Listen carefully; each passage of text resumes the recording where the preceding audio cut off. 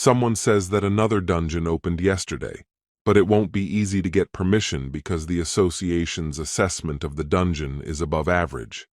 Some man nearby in the company of his assistant asks him if it's an S-ranked dungeon, and the other replies that it's A-ranked. The man curses unhappily and says that they're obviously not getting out of there alive, and the other man says that it wouldn't be nice if they didn't clean up the dungeon. The man says that it's understandable, because rank doesn't matter to people, and the other man says that all the credit will go to others. The man immediately blurts out that he doesn't really want to give the dungeon to some Ma Dong-wook, and the other man nervously says that's what he's saying.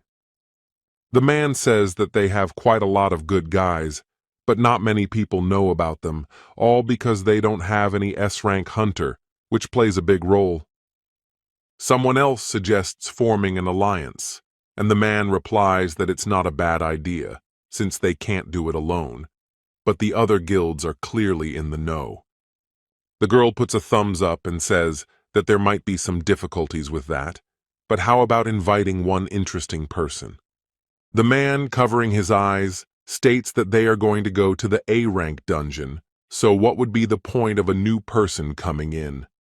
The girl starts to smile, asking if the man guessed about this person, and the man says that she means about the hunter Sung Jinwoo. The man says that with him all the crowd's attention will be on their guild, asking what Jinwoo has been up to, and he is told that the man has been mopping up the dungeon. The aide says that he'll find out someone else's contact information, and the man says that it doesn't make sense, since aren't these kinds of issues handled over the phone. The man suggests that they all go up to the floor above, while the city itself is in a pleasant working environment, when no monsters disturb them. The boy, sitting on the couch and folding his arms across his chest, asks with a serious expression about Ajin's name for the guild. Jinho seems to be trying not to show his nervous emotions by agreeing to the name, for as long as it's not called Solo. The boy says that they've made up their minds then, asking what's next on their list, and the other asks about Heiin, to which Jinwoo says that it won't work out with her. Jinho thinks the girl is quite strong and has a mesmerizing beauty, not realizing if Jinwoo is looking for someone stronger than her. The boy mentions that their partner must have a hunter's license, and also that he won't be interested in guild matters, but they'll be able to trust him. Jinho starts to say that he seems to have someone in mind under Jinwoo's description, who is distracted by sudden knocks on the door. The boy doesn't seem like he's going to wait long, asking who's there, wondering if Cha Hai-in is back in the office again. The boy opens the door leading to his office, and then is surprised to see several people in front of him, saying hello and introducing themselves as the Knights Guild. The boy doesn't seem in any way enthusiastic about his new visitors, while Jinho even looks a little shocked at these guests. After some amount of time, these people do seem to have entered the boy's office, but none of them are going to say anything yet. It seems that they put a laptop with some records in front of the boy. Someone shouts that this is not possible at all, because why is the entrance to the gate so huge? The man says that the size of the gate and the level of the dungeon do not always coincide, but it is the largest dungeon that could be seen. The boy thinks about Busan that maybe he should meet with Juhi, and the man says that the association refuses to give them permission to sweep. The man continues that that's why they decided that with Jinwoo's help, they could get a permit, but of course the man would give a good reward.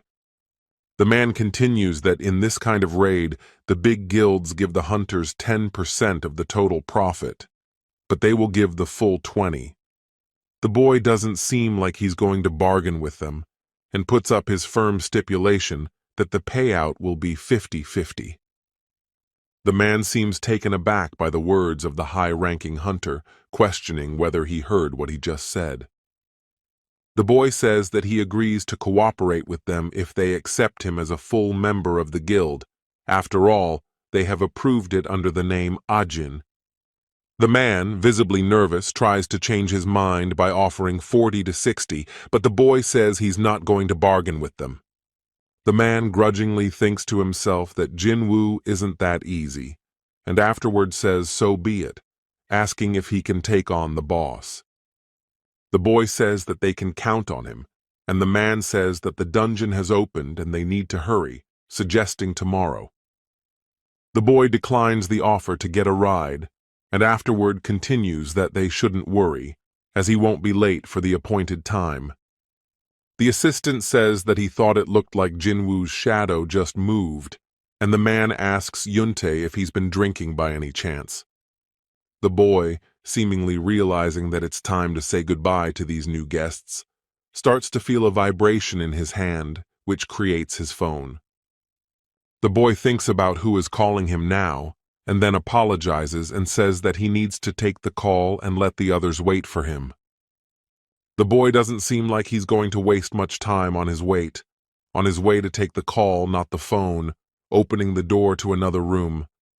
A woman's voice is heard on the end of the receiver. The boy immediately realizes it's his mother, who seems to have bought the phone and also missed him as well. The woman asks hopefully if she is distracting her son now, and he says that she is not, thinking that it was actually his mom who called him. The boy can't hold back his peaceful smile as he finally hears his mother's voice. What could he expect from an unknown number? The boy says that they should have dinner tonight, and the woman on the other end of the line says that she doesn't mind. Sometime later, the very next day, right in Busan and Kwanali, a large number of people pile up near the gate. A variety of high-ranked hunters are near this huge gate, seemingly waiting for something, or maybe someone. A man in his sturdy armor is holding a cell phone in his hand and talking about how he barely talked the boy into coming here, hoping he wouldn't be late. The man seems a little nervous as he looks at the time on his phone, because in 5 minutes, everyone will have to move out to the gate. The boy, stepping out into the fresh air, thinking that the weather isn't exactly nice, as well as remembering about Jin-Ah and whether or not she brought her umbrella with her. After a certain amount of time, the boy seems to start thinking that it's time for him to move out to this place using the shadow exchange. Some guys are walking around the hallway, someone stating that the weather isn't the best, not understanding why they have to do the art teacher's job. Someone comes to the door and asks how many statues they need to bring in. They are told 6, suggesting they bring in all the statues at once. The boys finally enter the room. Someone makes a comment about the dust, not realizing whether or not the place is cleaned at all. One of the young boys mentions that these statues have clearly not even been used all semester, grudgingly assessing the surroundings. It seems that one of the guys starts to see something not too far away from him, freezing in place for a while, as if gazing ahead. It seems to be the same young man who voices a suggestion as to whether or not it's a gateway in front of them, which is glowing with a bluish hue. Some guy asks why those are trembling so much, for while the gate is closed, there is no need to be afraid. Hunters can enter it, and no one can leave. Some lad asks another what he said about the whole semester there was no one here, for if he was just found, then... After some time, suddenly some boy starts to be clawed by a green hand that appeared, completely making him frightened. A nearby friend calls out to him by the name of Jun-Sok, watching in horror as his friend is dragged inside the gate itself, but there's obviously nothing he can do now. The boy, who finds himself in the dead grip of some monster with a green hand, asks for help immediately before he is inside the gate. The boys in the room look on in horror at what is happening in front of them, for they were in no way expecting such an action. Some terrifying monster looks out of the gate with its red eyes, seemingly having massacred one guy in a horrible way. All that's left of the one guy are bloody stains on the statues that appeared to be broken, and there's a terrifying atmosphere of spirit and fear all around. A powerful monster is breathing heavily, letting out steam from its mouth. In that world, there were predators that have extraordinary abilities. Some say that these predators had no intelligence, but their superior hunting habits allowed them to surpass man himself. A mighty predator emerges from the gate, standing on the ground, and some continue that the alien tart odor of blood and a body of human flesh excites them. Someone says that even though they came here as scouts, they had to suppress their true selves, for the errand is paramount. Someone goes on to say that it was after this that the hunters lurking in the shadows didn't need to look for prey that appeared on their own. The mighty predator stops in the middle of the room, looks somewhere up himself, and vocalizes that someone is right above him. The structure looks like a citadel. It seems that a large number of powerful hunters begin to gradually emerge from this place, and from this gate, one says that he will begin the hunt. One of the mighty predators says that after they put all these people down and take the citadel under siege, then the real hunt will begin. The mighty predator states that he will clear a path for them first, seeming to see some people ahead of him here. Some pretty girl approaches the boy and says that she bought him what he asked for, and the other in turn thanks her. The couple, who have secluded themselves from the others, suddenly notice something amazing in front of them. The boy asks what it is in front of them. The faces of the people in the area instantly change to shocked as they see a powerful predator jumping at them. A large number of people continue to stay near this huge gate, seemingly waiting for their time and permission to enter. The boy seems quite surprised at what he just sees in front of him, thinking about how they look even bigger in person than they do in that video. The boy begins to look at the people here, noticing the gathering team on the right, the extraction team on the left, and someone from the attackers. The boy is surprised to see so many A-ranked hunters here, though not surprising since this guild has the most A ranks. The boy starts looking at all the people here, thinking about something of his own, as he is suddenly distracted by someone's voice that apologizes. A large number of people start showering the boy with compliments, asking about the dark warriors and how he summoned them. Some girl seems to immediately ask if Jinwoo is going to lead today's raid, causing his face to change to a surprised one. Some girl cuts everyone off, asking them to stop for a while, and afterward states that they're making Hunter Jinwoo uncomfortable with their questions.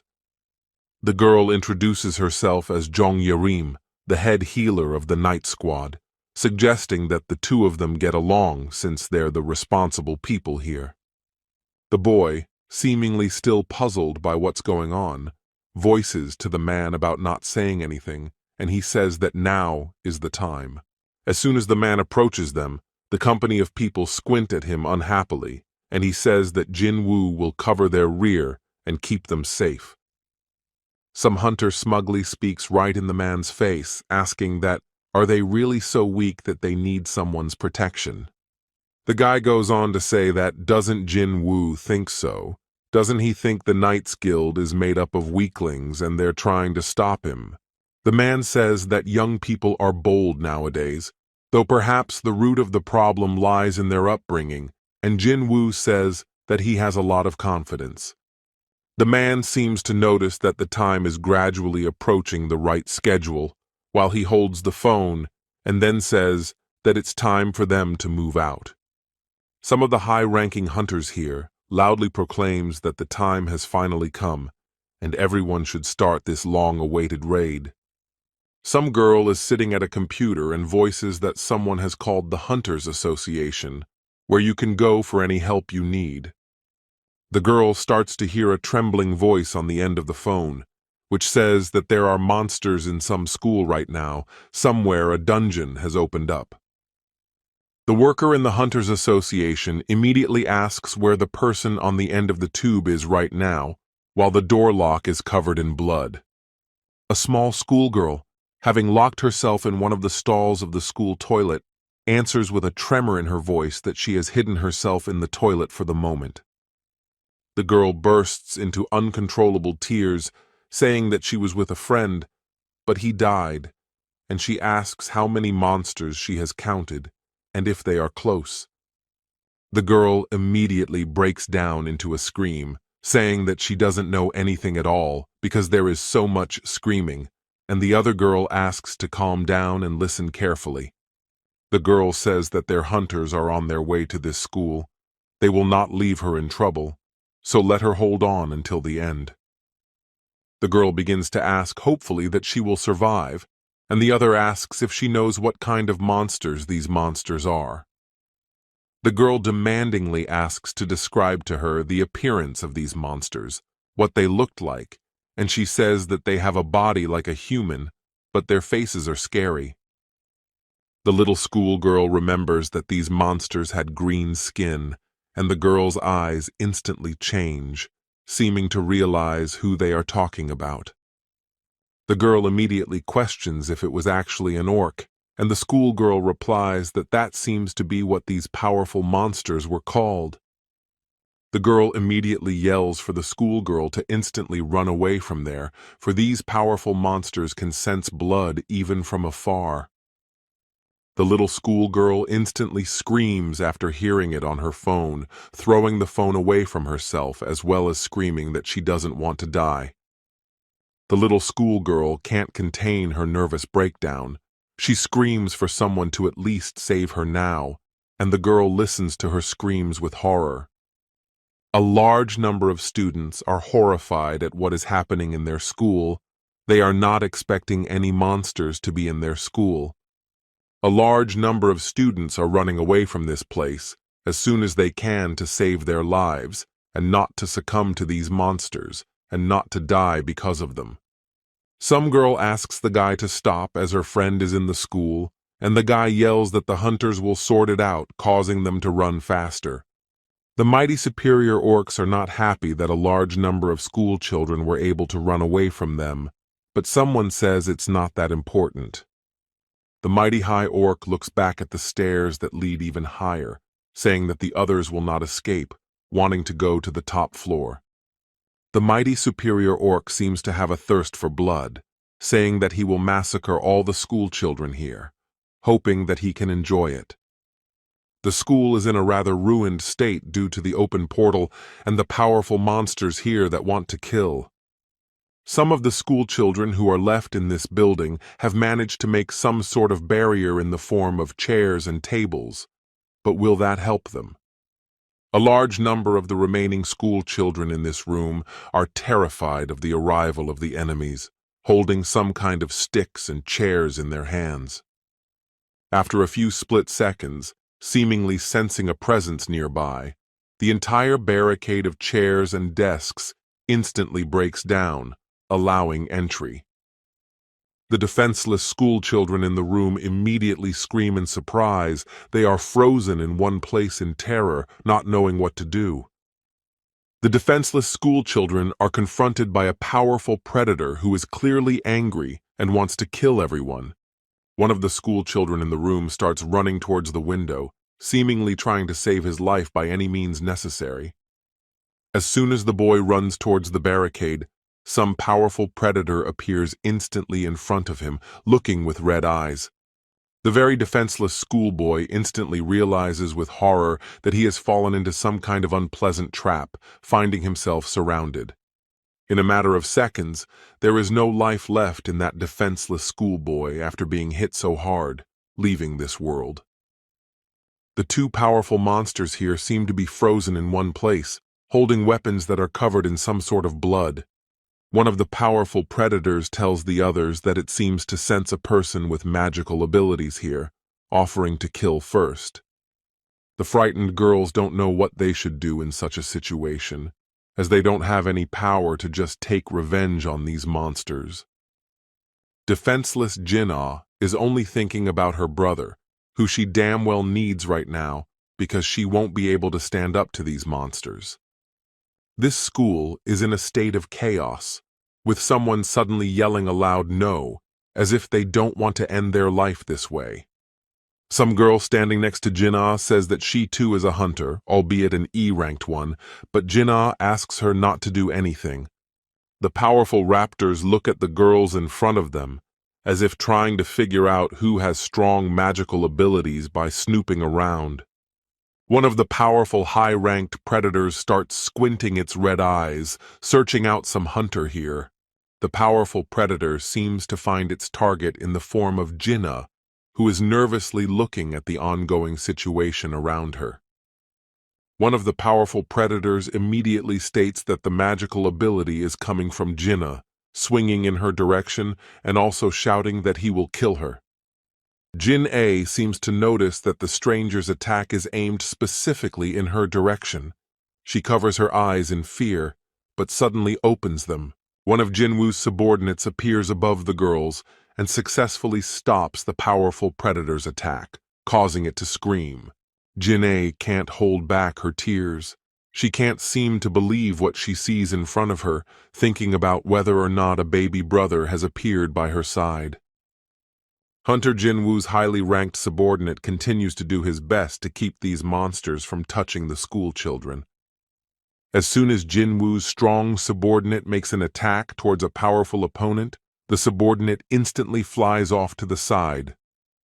Jinwoo's high-ranking subordinate has such great strength that the powerful predator instantly flies out, even from the school itself. The mighty predator observing the whole scene seems surprised, as it didn't expect to see enemies in any way. A large number of Jinwoo's subordinates begin to cover the school children behind them, promising themselves to save them. A notification arrives saying that someone has entered a new dungeon where the atmosphere is calm and even visibility is good. After some time, a man is heard shouting who seems to notice an enemy in front of him and realizes that it is an ogre. The man begins to take a closer look at the monster standing not far in front of all the hunters, which is a two-headed ogre. The man instantly gives the order for all the high-ranked hunters to focus on this opponent to fight him. The mighty ogre seems to notice the large number of hunters in front of him, immediately starts growling loudly, as if he is about to launch an attack. One of the highly ranked hunters seems to be waiting for the right moment for him to start using his magical abilities here. Some couple of countable seconds pass as some sort of impenetrable shield forms in front of the man, using it to protect everyone. The powerful high-ranked opponent starts to be the first to attack the hunters here, his weapons flying at high speed. The high-ranked hunter who uses the shield takes the entire blow, but thanks to this he gains some time to attack. The man who continues to keep his shield by his side immediately calls off Yuntae, who instantly yells out that he understands someone else's instructions. Yuntae yells out that he is going to attack this opponent, starting to run at high speed towards him. The highly ranked hunter Yuntae shouts for all the hunters in the area to rely on him, starting to attack the opponent with his sword. At the same time, taking advantage of the mighty opponent's weakness, a female hunter with a weapon starts running towards the other side with great speed. The powerful high-ranked opponent screams, seemingly due to the overwhelming pain, as the attack from the hunters does not stop. A large number of high-ranked hunters take advantage of their opponent's moment of weakness by continuing to attack harder. A certain number of mages, who are standing at a good enough distance from the battle, begin to use their abilities. After a certain amount of time, the powerful opponent instantly takes heavy damage to his side, seemingly unable to resist anymore. After the mighty foe falls to the ground, someone suggests looking around first, and then after resuming their long journey. The man, standing next to the hunter Jinwoo, says that the raid will not be an easy one, because from the very beginning they were caught by a two-headed ogre. The boy, shifting his gaze to the spread-out mighty ogre, turns to the man and asks him if he knows their destination. The boy, without making himself long, states that this monster is a guardian of graves, possessing great enough power to do so. The man states that it does, but if the one was the dungeon boss, it would be easy. But if you meet this monster at the entrance, then... The man hesitates for a while, and then states the obvious, that in this place, in this dungeon, there is an undead that has great power. One of the high-ranked hunters shouts out that here comes the undead in front of them, asking the Henim what they should do and whether they should attack. A large number of powerful monsters notice a fair number of high-ranked hunters in front of them, waiting for something. Some hunter asks what became of those, while another doesn't understand why the undead ran away after only seeing them. After all, don't they attack at once? The boy thinks in surprise that he obviously did not expect such an action from the undead. Being in this dungeon surprised more. After a certain amount of time, suddenly something starts to catch the boy's attention, as if something is near him. The boy instantly changes in his face, seeming to recall the very feeling, seeming to be familiar as hell to him, guessing. The boy suddenly says that he will leave them because he has urgent business to attend to, and the man asks in surprise what he is talking about. The man says that without Jinwoo, the team might just die, which the hunter must realize, forcing Jinwoo to stop for a while. The boy says that he knows, so now he will call his friend, who can also be relied on to take care of things. The man seems to understand what the boy is saying and says that Jinwoo wants to summon one of his subordinates. The man asks if it's not the same ant from Jeju Island, and the boy says that they obviously know and he doesn't need to explain more. The boy turns to the mighty Beru and tells him to protect people, but to deal with non-humans and do whatever his soul desires. At the same moment, the mighty bear lets out a loud squeal of pleasure, seemingly content with what his lord has told him. The high-ranking hunters present don't seem to be entirely impressed with what they've seen, and the girl says that he's a fool for not trusting the hunter Jinwoo. The boy, having summoned a certain number of shadow soldiers, says that this will be their backup, asking if those 20 helpers will be enough. The man seems puzzled as to what the boy is doing now, trying to stop him, and the girl asks if he would abandon them like that. The boy instantly changes in his look, stating that if that's the way they want it, he can call off his subordinates, but it's better than nothing. The high-ranking hunters in this dungeon realize that this is actually much better than nothing, agreeing with the boy. The boy thinks about how long he has now before his shadow exchange ability is rolled back, realizing that there is still plenty of time to wait.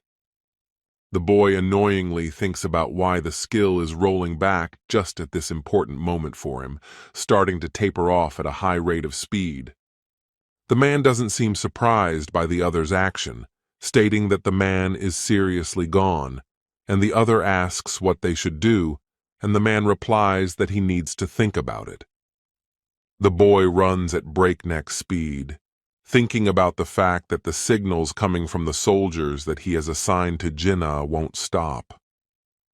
A large number of undead are ahead of the boy, blocking his path with their mere presence, which is very bad timing right now. The boy seems to be on the verge of rage and breakdown right now. He will not tolerate any more moments that will make him linger for a couple more minutes.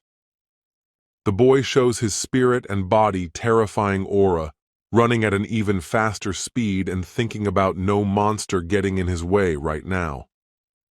At the same moment, as if hearing the mighty hunter's cry, all the undead drop to one knee in front of the boy who ran past.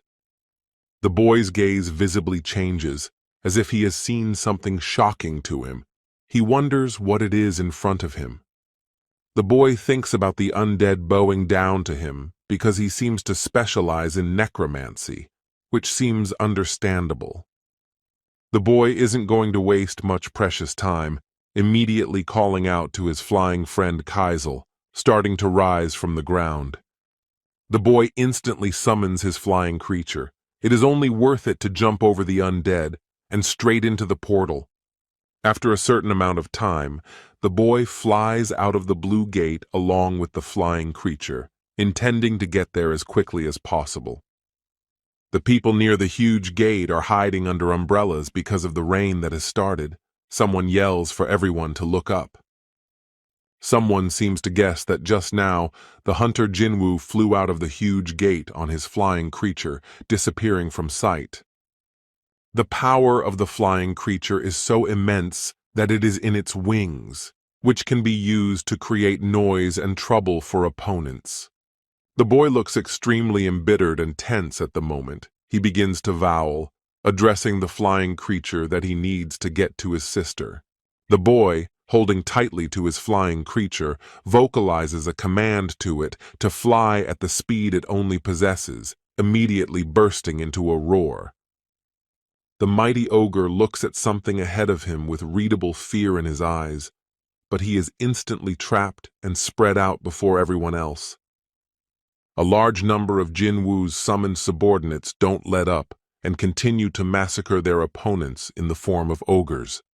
All the defenseless schoolchildren here can only watch in horror with their mouths hanging open in horror at the scene before them. One of Jinwoo's powerful subordinates is mercilessly clutching the head of one of his opponents, giving him no chance to resist. A special kind of Jinwoo's subordinate, who seems to be in the skin of a bear, appears in the sight of all the people and opponents here. Jinwoo's summoned powerful subordinates massacre these pawns, thus protecting the schoolchildren here. The defenseless schoolchildren here ask with surprise and fear in their eyes that did these creatures save them and will protect them. Jinnae, standing next to one of the summoned Jinwoo creatures, looks at him with a kind of fear, still also trying to find the person she needs now. Jinnae knows very well that these subordinates are shadow soldiers of a non-brother, so why is Jinwoo still by no means around? She calls out to him. The girl seems to be out of place. She doesn't know what she should do, maybe rush out to look for her brother, but the movement is blocked by one of the orcs. The girl raises her head, looking at the summoned Jinwoo creature in surprise, not understanding what he wants, and the other points his finger somewhere. Jinwoo's powerful subordinate is sort of showing his little sister that there's no need to go anywhere, because there are other opponents waiting there. Somewhere there is a powerful ogre that seems to be in charge, which says that the last barrier is finally broken. The mighty ogre says that now he, the great Groktar, the leader of the Red Knife tribe, can no longer be stopped by anyone. One of this mighty monster's subordinates reports that they have enemies in sight in the form of 3 orcs.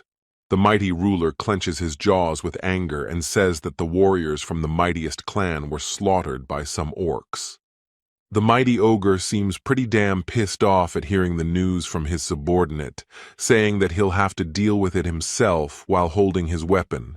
The mighty ogre is a rather ruthless opponent for everyone in this school. He says it's time for a real massacre. A large number of Jinwoo's summoned subordinates start crawling all over the dungeon, causing everyone here to freeze in one place in terror. Jinwoo's powerful subordinates have great strength. It won't be that hard for them to massacre their opponents by making a sound. The man looks at these Jinwoo subordinates in horror, thinking that it seems like they need to get out of here soon, otherwise if they pounce on them.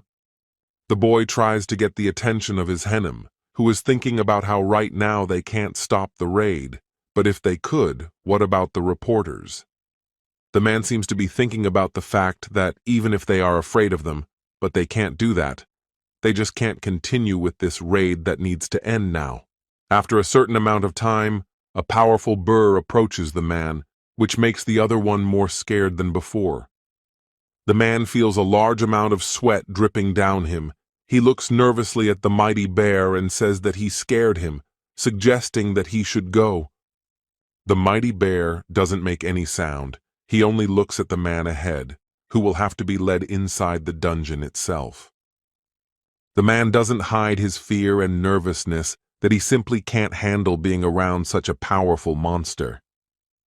The man asks with a tremor in his voice if the mighty bear wants to do this, as he suddenly jumps away from him, screaming that he scared him. Mighty Bear seems to think about catching the man to drag him away with all his might, but something stops him. Mighty Bear seems to notice something not too far away from him, immediately distracted from his taunting of the man, thinking to stop taunting him. After some amount of time, the mighty bear along with his army head off on some sort of journey inside the dungeon. The man continues to sit on the cold ground in terror. The hunters approach him and ask if he is all right, asking if they will follow them. A large number of highly ranked hunters seem to gather in a circle to see where their director is pointing. The man says for everyone to look at the Death Knight's head, which is exactly on the floor, continuing that the man massacred him with a single blow. The man thinks about how powerful the mighty bear is, asking about how much the top-grade crystals are worth. A large number of high-ranked hunters are already setting off. The boy asks the headmaster to go along with them and not stand around. There is quite a bloody battle going on inside the school's walls. Jinwoo's subordinates are doing their best to protect these school children. One of the powerful ogres is in front of one of Jinwoo's subordinates, seemingly trying to start his battle soon. A large number of Groktar's subordinates clamor for their ruler to massacre this Jinwoo subordinate, forming a support group. Groktar says that orc tattoos symbolize the number of their victories, which show how many enemies have fallen at their hands looking at their enemy.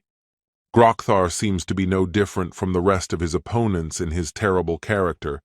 He says that his enemy has killed a fair amount, but is he only capable of doing so? The mighty Groktar cries out to be humored by the orcs themselves, seemingly starting his battle the very first, running towards them. After a certain amount of time, seemingly catching his opponents in a good moment, immediately begins swinging his weapon at the orcs. The mighty Groktar seems pretty damn angry with everything that is going on, saying that if his sword is stopped, so is he. Mighty Groktar shouts that this can't happen. He immediately starts attacking the opponents here in the form of orcs, which he kills. One of the subordinate orcs begins to slowly dissolve into thin air after receiving a deadly attack, revealing himself from a different perspective. Mighty Groktar begins to realize that it seems to be some kind of magic, for no matter how many blows he deals to his opponents, it is pointless. Mighty Groktar thinks about the fact that no matter how many countless times he kills his opponents, they will still come back again. Mighty Groktar suddenly holds his head, thinking about how the voice in his head is becoming more intrusive each time, worsening his condition.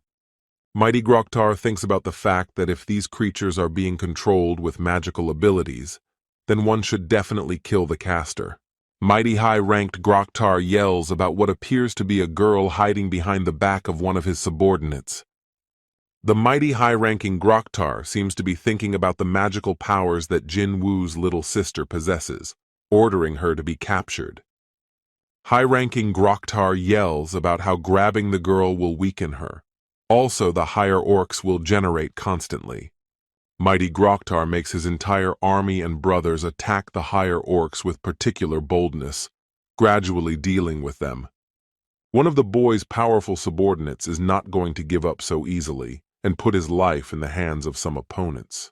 Jinwoo's powerful subordinate continues to attack the opponents advancing on him, dealing with them gradually.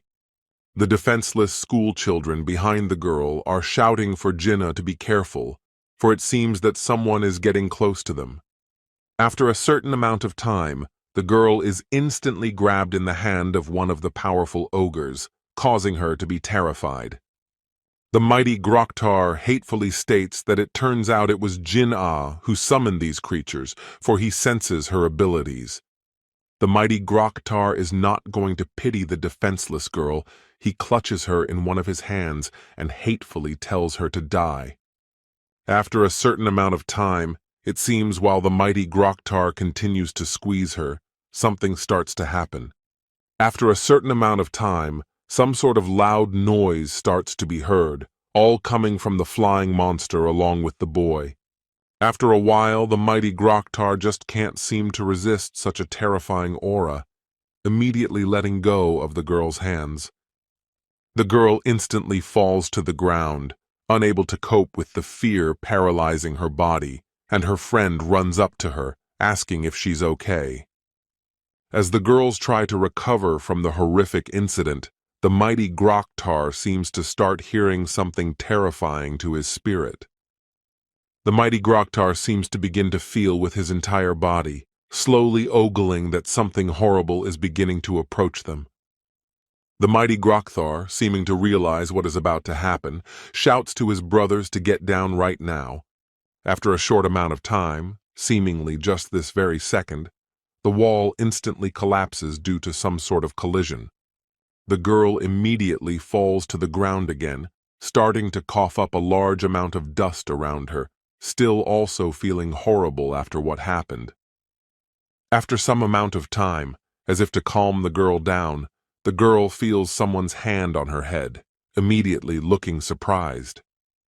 Next to the girl is her long-awaited brother, who affectionately states that now Jin-Ah is completely safe, everything should be fine. Due to the resulting dust around all the defenseless schoolchildren here, no one can see who actually came to them. The mighty Groktar seems to start feeling all the terrifying aura of this person. He keeps trying to gaze in horror at this dust. After a certain amount of time, a huge flying monster gradually begins to come into view, as well as a boy standing not too far away. All eyes shift to the new man in front of them, who possesses great magical abilities, making them wait in fear. The powerful Groktar states that he is the ruler of the Red Knives, seemingly trying to talk to the new man in front of him. The boy doesn't seem to be encouraged in any way, having only just begun to hear coming from the mighty Groktar's mouth, vocalizing for the mighty Groktar to shut up and wait for something, pointing his finger in his direction and not hiding his mighty power. The boy pulls his sister to him and states that she is safe now, apologizing for being a little late and making her very afraid. After a short amount of time, the boy turns to the defenseless school children, asking if they are okay, to which they say yes. The boy looks with his bluish-colored eyes, seemingly spotting someone familiar to her in the crowd in the form of Sonia and asking her personally. The girl says with a sort of nervous look that yes, she's fine, thinking about what a terrifying aura the boy now has, which he has no intention of hiding. The girl, who continues to snuggle up to her beloved brother, doesn't hide the tears falling from her eyes. She can't hold back her emotions. The boy, continuing to hold his sister tightly to him, begins to call for the majestic Igris, who is allowed to take care of Jinnah. The boy, summoning a large number of his shadow soldiers, addresses them to take care of the rest of the children. The powerful ogres seem to feel that they simply can't handle such a strong opponent and try to leave, but the boy spots them. The boy shows all of his terrifying aura, instantly looking in the direction of the powerful ogres leaving here, causing them to stop. After some amount of time, the boy watches as his flying creature gradually waits for the rest of the shadow soldiers and school children. The mighty ogre, observing all that is happening, voices the boy's summoning of all these warriors, asking how he understands their language. Mighty Groktar seems to realize that no answer is to be expected from this boy, waits for the right moment, and shouts the command to attack. A large number of powerful ogres immediately begin to run towards the boy at the command of their ruler. One of the powerful ogres seems to be already enjoying the fact that he is about to be able to slay this boy with just one of his powerful blows. The boy doesn't wait long. He immediately grabs the other's hand with his weapon with ease, and then begins to hold the ogre's fingers quite tightly. The powerful ogre who tried to suddenly attack the hunter, Jinwoo, immediately breaks out into a loud cry of pain, not holding back. It doesn't take long for the boy to realize it. He stares with chilling eyes at the enemy in front of him, and then starts swinging at him. After a short amount of time, the boy easily topples this mighty ogre right to the ground, showing his strength. The boy seems to be annoyed as hell at what is happening. He can't contain his anger that is literally emanating from his body. The boy drags the body of the mighty ogre across the cold floor for a while as he lets go, seeming to see something ahead. The boy is rushed by two powerful ogres at once, who seem to take advantage of this moment and try to make a surprise attack right at Jinwoo. What a shame that the boy has magical abilities and can control by putting two fingers forward, seemingly using skills. The boy activates the Lord Hand skill to start controlling the mighty ogres, hurling them straight up higher in the room. After a certain amount of time, once the mighty ogres have risen straight up into the air, the boy begins to squeeze his palm. Literally in the same second following the boy's movements, the mighty ogres begin to gradually shrink, unable to resist. The powerful orgs, watching what the boy is doing to their brothers, open their mouths in a loud and hateful scream. The powerful orgs begin to scream loudly, seemingly about to snap out of their seats to get revenge on the boy for what he has done. As soon as the powerful orgs snap out of their seats towards the boy to deal with him, they receive various blows. One powerful ogre gets a large number of wounds in his body without even getting contact with another's fist. The mighty ogre instantly falls straight to the ground without being able to counter, because there are simply no arms. The boy, thanks to his magical abilities, easily dispenses with all his opponents, going somewhere to the side. The mighty Grokthar seems to be watching this whole body-horrifying scene, immediately disbelievingly saying what it is. The boy doesn't even let the mighty Grokthar finish speaking, immediately using the Lord's Hand skill, instantly showing off his face. The boy's punch is so strong that it easily causes the mighty Groktar's back to start destroying the walls behind him. The boy, performing ruthless actions towards this mighty Groktar, shifts his gaze to the side. The boy seems to be able to see for the first time what is going on inside the destroyed school, how much blood and dead innocent school children there are. The boy continues to hold the stranger's face with great strength, and afterward begins to slowly vowl why the mighty ogres are so eager to kill people. The mighty Groktar, realizing that his life depends on the truth, says that he hears a voice in his head urging him to kill everyone. The boy looks an extremely terrifying person now, making the powerful Groktar fear more, hearing the question if he wants to kill him. The boy stares with his horrible and blazing blue fire eyes, making Groktar freeze in horror and beg for forgiveness. The boy continues to press the mighty Groktar in every way he can, asking if he can hear that voice while looking at Jinwoo, and the monster can no longer hold back his tears. The boy, after some time of trying to get an answer, states that he is definitely not human to these monsters. The boy looks like one hell of a terrifying monster to the mighty Groktar. The latter states not to expect to enjoy this process. The large number of hunters and workers near the huge portal are waiting, it seems, for the others to arrive. A girl holding something in her hands starts yelling to someone if they know how much her item is worth, seemingly not intending to give it back at all.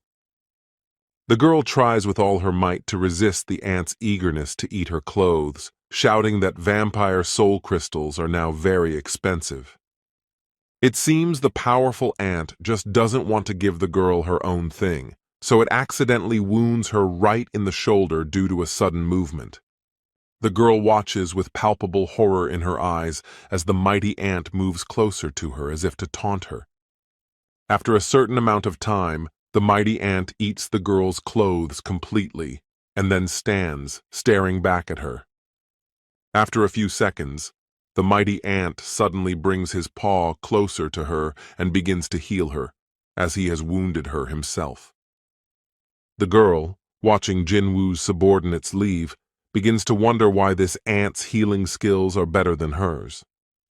Some undead appear in sight, seeming to be the most important boss in the dungeon here, staring ahead.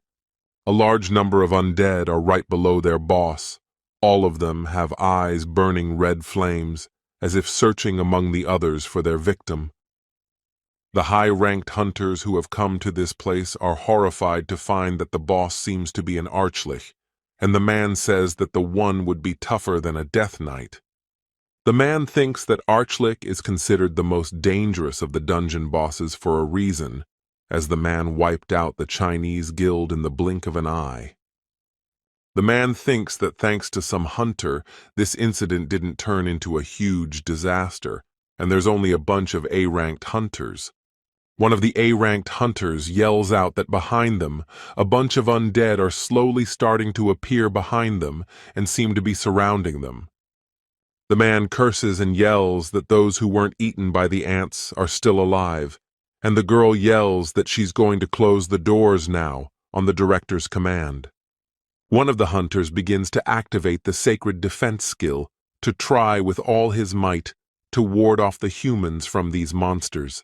The man thinks about the fact that they are in a nasty trap, because the man thought that without the hunter Jinwoo, they just can't do it alone. The girl next to the doors activated to protect the high-ranking hunters shouts that these gates will be able to hold for 5 minutes. The man visibly starts to get nervous. He thinks about how they really just can't do well against such strong opponents, especially without Jinwoo. Suddenly, the mighty bear comes into view with heavy footsteps, making everyone afraid with his mere presence.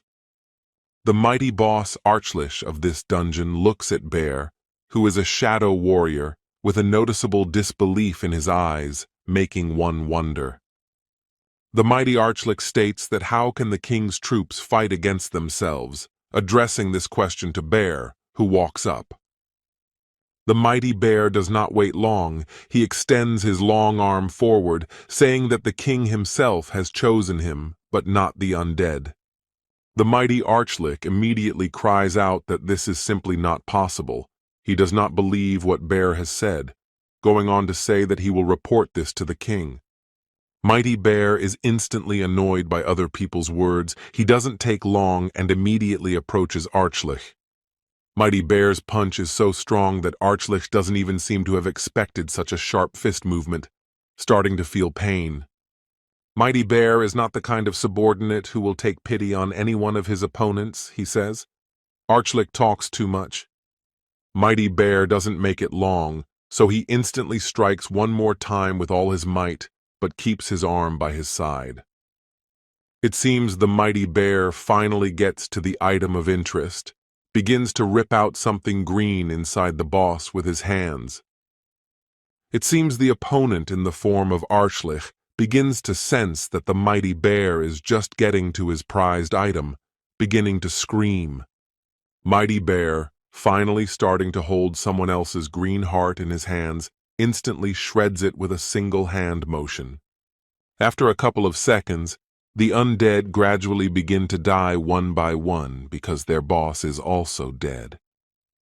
The high-ranking hunters in the dungeon look around in amazement as Burr has dealt with the archlich in one blow. The mighty bear, seemingly realizing that he was able to kill the real boss himself without putting in much effort, begins to scream. The man, looking at how excited the mighty bear is about the situation, says that he thought of another man's power, but for him to be that strong. One of the hunters says that with such an arsenal of shadows, Hunter Jinwoo doesn't even need to do anything. His warriors can clean up the dungeon themselves. The man thinks that the boy doesn't spend all his mana on summoning soldiers, but about half of it, so many of Jinwoo's guildmates are no match for him. Hunter asks his Henim to forget about the original plan, to better join Sun's guild, and the man doesn't even know what to say. The hunter says that he was just joking, as Sun's reaction makes him think that he doesn't need them, and the man replies that the law doesn't apply to him. Suddenly, the highly ranked hunter doesn't seem to quite get it, even apologizing to the director as if expecting more details. The man states that the rules are the same for everyone, as it takes a group of several people to start a raid, and everyone must abide by that rule. The hunter immediately states that the director is right, as they can give Jinwoo people, which is a win-win, to which the director laughs contentedly. The highly ranked hunter doesn't seem to want to look at all of this in the same fun way, saying, after all, if they succeed, what will others think of it? The man seems to start laughing nervously himself, and afterward gets to the point of telling them that they are a support for Jinwoo. A large number of people have gathered in some sort of sectioned-off area for the rest of the people here, and there's a pressurized atmosphere around. Someone starts to rush into the area, shouting that her son was also in the raid because she wants to see for herself. Some woman who was so eager to get into this place starts kneeling next to her bunk, breaking down into tears at the realization that her son is dead. Some high-ranking hunter asks the others who are slowly coming out of the ruined school if there are any still alive here, and those say there are not. Some man standing in the pouring rain can't hide his despair, for the poor kids were caught at the wrong time. They were just unlucky. The president of the Hunters Association lists how many students managed to escape from the school. 10 were rescued, but here are the rest. The president of the Hunters Association annoyingly states that if they had reacted instantly, maybe they would have been able to escape. The boy holds his phone in his hand while the president reads that Seoul has seen an increase in new dungeons in 6 months, and below are the statistics for the world. The president says that it's not the strangest thing that's happening right now, as there are more people who want to know the level of their awakened abilities. The president goes on to say that it's as if some system is trying to balance things out, and the boy thinks as if something is changing in their world. After some amount of time and silence, the boy seems to begin to comprehend something, shifting his gaze to the president. The president of the Hunters Association also looks at the boy and lists the countries, that these are the data of those countries who want to make contact with Jinwoo. The president of the Hunters Association states that he is clearly sure that among all these listed countries, there are those who have done so unofficially.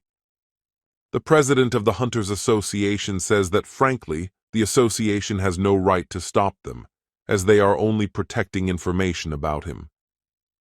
The president is well aware that everything depends on Jinwoo's own decision, but he fears that if he decides to leave the country, it will be difficult for them without him. After some time of silence, because Jinwoo hasn't answered anything to the president, they arrive at the hospital where his younger sister is. The boy, without making himself long, immediately gets out of the very car he came in, but the president of the association calls him off once more. The president of the Hunters Association, it seems, as soon as he notices that Jinwoo is listening to him, then states that they will try to provide him with everything he needs. The president of the Hunters Association seems as if he's asking the boy to stay in South Korea, causing Jinwoo to look surprised in his gaze. The president states that there are 10 S-ranked hunters registered in their country. 3 lost and 2 died, as one went to America. The president states that they can no longer stay away, asking to be allowed to play a part in someone else's fate, asking what that person desires. The boy seems to think about what the president of the Hunters Association should answer, but doesn't take long and slowly begins. The boy asks a straightforward question to the president about whether or not he would be allowed to go to the top-ranked dungeon alone in such a case. The president of the Hunters Association seems to understand the point of said question, asking that Jinwoo wishes to remove the restriction on the number of hunters. The boy doesn't take long to realize this, lowering his pensive gaze and stating that that's just the way it is. He wants to fight alone. The president says that the restriction was made for the safety of the hunters, as everyone can lose their lives during a raid. The president of the Hunters Association says that he still wants to be alone, seeming to think that Jinwoo isn't really creating a guild just because of that. The boy doesn't seem like he's not going to wait long for someone else's answer to his question, immediately asking if the president agrees to his request. The president of the Hunters Association thinks about having a one-man army, and afterward states that it's certainly difficult and not impossible. Some man looking at a purple-haired girl named Sukun compliments her, saying that the girl did a great job, and she thanks him back. Jinho seems to be doing his usual work, but is clearly having lunch and then calls afterward, asking some nun if she'll join the guild. Jinho says that instead of sitting in his father's guild without a care in the world, why don't she join Jinwoo's guild and enjoy the freedom? The girl wonders why Jinho started asking about this, inquiring about whether the boy knows that Jin-hee is coming back. Jinho says that of course he does, since she's his own sister, and the girl replies that he's not trying to lure her into an unregistered guild.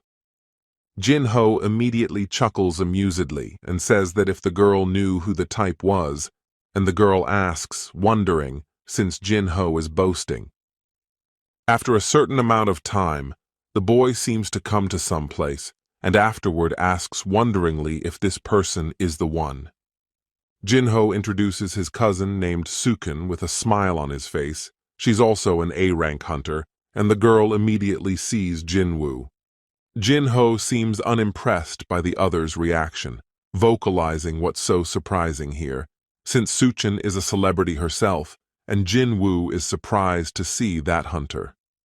Suchin says she can't believe she got to meet Jinwoo, who suddenly showed up at the press conference and left. The boy thinks about the fact that it seems that awakened abilities can somehow be passed on at a genetic level. The boy thinks about how there have been such cases among siblings, and Jinwoo asks if Jinho has initiated her into the details, and she agrees. The boy says that she won't be able to get rid of the attention around her after joining them, and she says that's okay, because it's better than the current situation. Jinho immediately tells the hunter that Yoo Jin-sung is his own brother, and the boy guesses that he's the one with the bad temper. After some amount of time, seemingly having thought of something of her own, the girl apologizes, seemingly about to offer Jinwoo something. The girl points her finger at her cell phone and says that maybe they would take a picture for her social media account to update the content. A torrential downpour begins in the habitually bright city, and someone's scream is heard in one of the huge buildings, saying it's mind-boggling.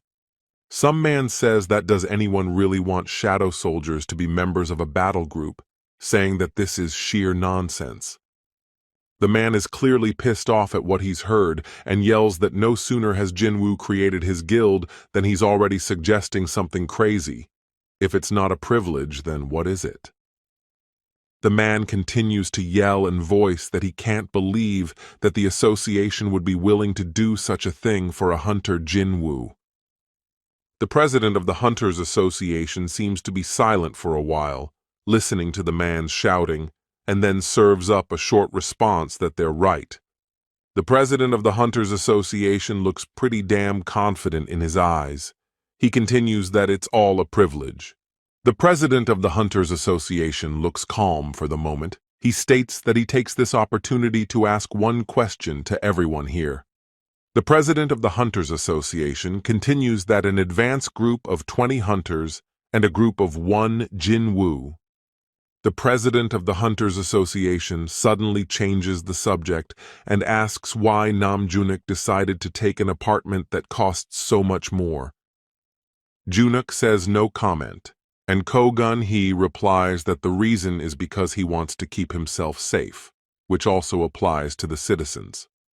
The president of the Hunters Association says that all the different countries are trying to get Jinwoo's attention if he stays in Korea. The president of the Hunters Association continues that whether Junuk wants to continue the situation with Hwang Dong-soo, who just flew to America. The president of the Hunters Association says that if the one thinks that this arrangement is unfair, then the one should know who will save them themselves. There seems to be a phone in someone's hand with a picture of the famous Sushin, who signs it that she's having her first day in the Ajin Guild.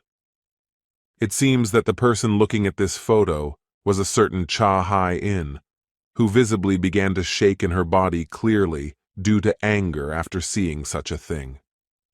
A certain number of high-ranked hunters here are separated from the rest of the people observing this area.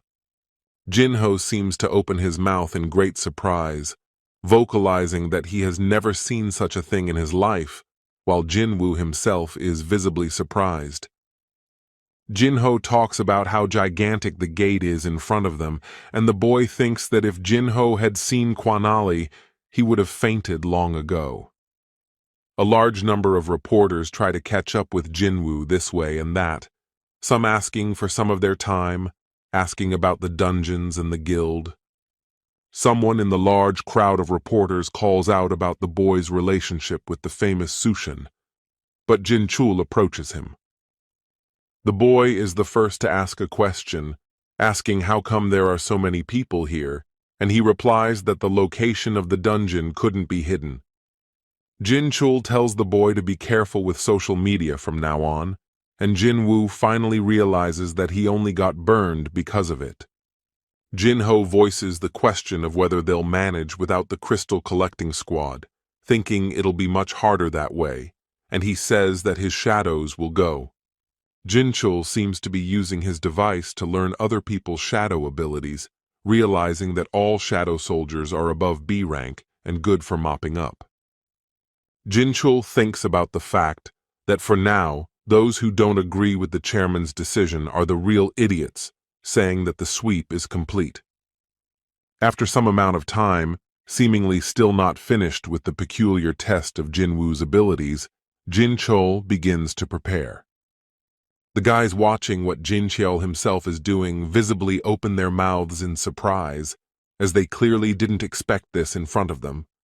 Jinchul, who's dressed in strong armor, says that the chairman asked him to personally supervise the dungeon cleanup. Jinchul shows himself in all his mighty glory in front of the guys he's going to clean up the dungeon with, asking if they're okay with it. The boy, looking at Jinchul with his usual expression, briefly replies that everything will be with someone else's permission. Some amount of time passes. Jinchul seems to misunderstand something on the boy's part, looking with a surprised look. Also, after a certain amount of time, Jinchul's facial expression noticeably changes to an extremely surprised, disbelieving one. A large number of the boy's shadowy soldiers begin to attack the A-Rang monster, with Jinchul himself watching. Into the mighty battle itself comes Iron himself, who, not intending to waste time for long, immediately starts attacking his opponent. Jinchul, watching everything that's going on, thinks about how even strong hunters sometimes have a hard time dealing with such monsters. Jinchul's face visibly changes to one that is frightened by the strength of Jinwoo's shadow warriors, saying that his subordinates never cease to amaze. Jinchul seems to notice among the rest of the shadow warriors a special kind that is really particularly good at their abilities. Jinchul thinks about the fact that an ordinary hunter requires a high level of magical ability to strike lightning fast. Each swing of the sword is accompanied by a powerful electric shock. In front of Jinchul, there is that powerful shock. Jinchul carefully observes the other's attacks, seemingly trying to figure out what rank the one is, thinking that the one is far above A rank. Jinchul, without taking his attentive eyes off of Jinwoo's special shadow warrior, thinks about the fact that he might be able to mop up the dungeon himself. In some other direction from the ongoing battle, one of Jinwoo's summoned ants is holding a large object in its clutches. Jinwoo, noticing this, kicks the ant with force, saying that he didn't allow the other monsters to be eaten, since those are worth the huge amount of money that those create. The boy starts loudly commanding the rest of the shadow soldiers, forcing them to move, for the crystals won't collect themselves. Jinchul says that it's pretty clear to him now why the president of the Hunters Association asked him to go along with Jinwoo. The very real boss of this high-ranking dungeon begins to appear in front of the boy, it seems, but Jinwoo is calm. The boy stands confidently in front of his opponent, and then gives a command to the system to cancel the summoning of all shadow soldiers except for the mining group. Some amount of time after the boy's words, a huge shadow begins to cover under his feet. Jinchul questions why the boy did this, since the other monsters could have handled this boss on their own. It doesn't take long for the boy to answer that if he relies on his loyal shadow soldiers too often, The boy fears that soon he will simply lose all his abilities, which he has been seeking for a large amount of time. After a certain amount of time, the boy launches his fast and powerful attack towards his opponent, running down his body with great speed. The boy's gaze noticeably shows his usual bluish color. He seems to rise high into the air to set up his attack. After a short amount of time, the boy, high in the air, literally massacres his boss in flight without any effort. Jin Cheol, who is watching the battle, can't hide his dumbfounded emotions as he opens his mouth in surprise. After a while, the big body of the powerful monster falls to the ground, and a notification says that Jinwoo has killed the boss. Some amount of time passes after the boy has dealt with his boss, and then countless alerts start appearing. The boy is quite thinking about the fact that all of his skills have increased, that he can't even believe it in any way. Now it seems that the shadow exchange rollback time will decrease. The boy is thinking about the rollback time decreasing by 1 hour per level increased. If he puts in the effort, he can do everything. Jinchul thinks about the fact that because of the strong scales, the Nagi can use it as a shield and as a weapon, but Jinwoo easily pierced it with his daggers. After some amount of time sorting out his skills, the boy walks over to the stricken opponent and gives him the command to rise. After a couple of moments, there is some reaction from the boss of this dungeon. He starts to see another man's arm coming out of his body. The boy thinks about the fact that this monster is in the same class along with Fang, and also their levels are almost similar, but The boy, as he examines his new subordinate, thinks about the fact that this monster has shrunk in size considerably, which is rather odd. The boy says that despite all this, there is a strong magic coming from the side of this boss, which seems to be somewhat similar to Fang's magic. The boy thinks about the fact that maybe this monster can also increase in size as long as this is his true appearance, realizing that he has strong guys on his team. After a certain amount of time, the boy receives an alert asking him to come up with a name for the monster, and Jinwoo chooses Jim. Watching the whole situation unfold, Jinho thinks about the fact that the boy is making his shadow soldiers out of such strong monsters. Something seems to be slowly starting to fall apart just inside the huge dungeon, which Jinho notices, realizing that it's time for them to go. Jinho, immediately turning toward his Hanim, tells the powerful hunter that it's time for them to move out, to which Jinwoo agrees.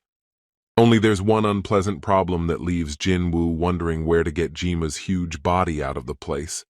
A large number of reporters seem to be considerably surprised by something in front of them, freezing in one place out of some kind of fear.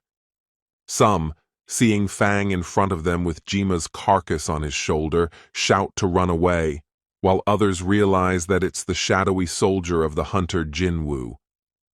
After some amount of time, seemingly realizing that this subordinate of Jinwoo won't do any harm to ordinary people, someone yells to dismount. Mighty Fang also seems to realize that these people are starting to film him, immediately smiling with all his teeth, showing himself to be cute. In the background, reporters can be heard yelling for the monster to smile, and Jinho says that the reporters only seem to have gotten even more. The boy, not paying any attention to Jin Chul standing nearby, says that their raid has attracted enough people, but he didn't expect such a thing. There's literally no face on Jin Chul. He doesn't even seem to believe that this raid is finally over, so he can exhale quietly. The president of the Hunters Association sits in his usual seat, seemingly looking forward somewhere, expecting something and from someone. The president of the Hunters Association voices to Jin Chul that this isn't his first raid, but apparently even that person is surprised by what's happened. Jin Cheol still can't seem to get over what he just recently saw when he was near the powerful Jinwoo, saying that it wasn't a raid. Jin Chul says that it was a massacre, seeming to keep remembering all those fragments in his mind's eye as the boy fought. The president of the Hunters Association understandably states for Jin Cheol to go rest now, and the other bows and agrees. After some time alone and in his empty office, the president goes to the window and starts thinking about what's going on. The president of the Hunters Association thinks about the fact that it is rather unfortunate to admit it, that it is only one man's battle, one man's guild. The president of the Hunters Association looks forward somewhere, seemingly starting to smile, thinking that Jin Woo is the guild. He wasn't wrong after all. Looking at everything from the other side and in a completely different country, something incredible seems to be happening right in Tokyo, in the city of Shinjuku. A noticeable strong wind begins to rise in the city. People walking down the street even stop to look up. A certain number of citizens of this country seem to be surprised by something in front of them. One of them asks what is going on. Someone states all the people, cyclists, drivers on the road, none of it compares to that very roar coming from that place. A large number of people stop in the street to look at something horrible above them. Seems to be some kind of magical thing. A large number of heads of huge Japanese guilds have gathered together to discuss a very serious matter that is happening in their country. After a certain amount of time, it seems as soon as the heads of their huge guilds get together, one of them yells out to look ahead. Someone yells, spotting the co-owner of the Guild of Bared Fangs, Sugimoto Reiji, with whom the rest of the high-ranking hunters are with. One of the men in a business suit loudly proclaims that he is the ultimate idiot. The Sugimoto Reiji thing is the head, not the co-owner. Someone states that Sugimoto Reiji was the chain dog of the head of the Matsumoto Association. They monopolized all S-rank hunters. Someone states that if things work out well enough for them, they will manage to become the best guild in Japan, which is surprising.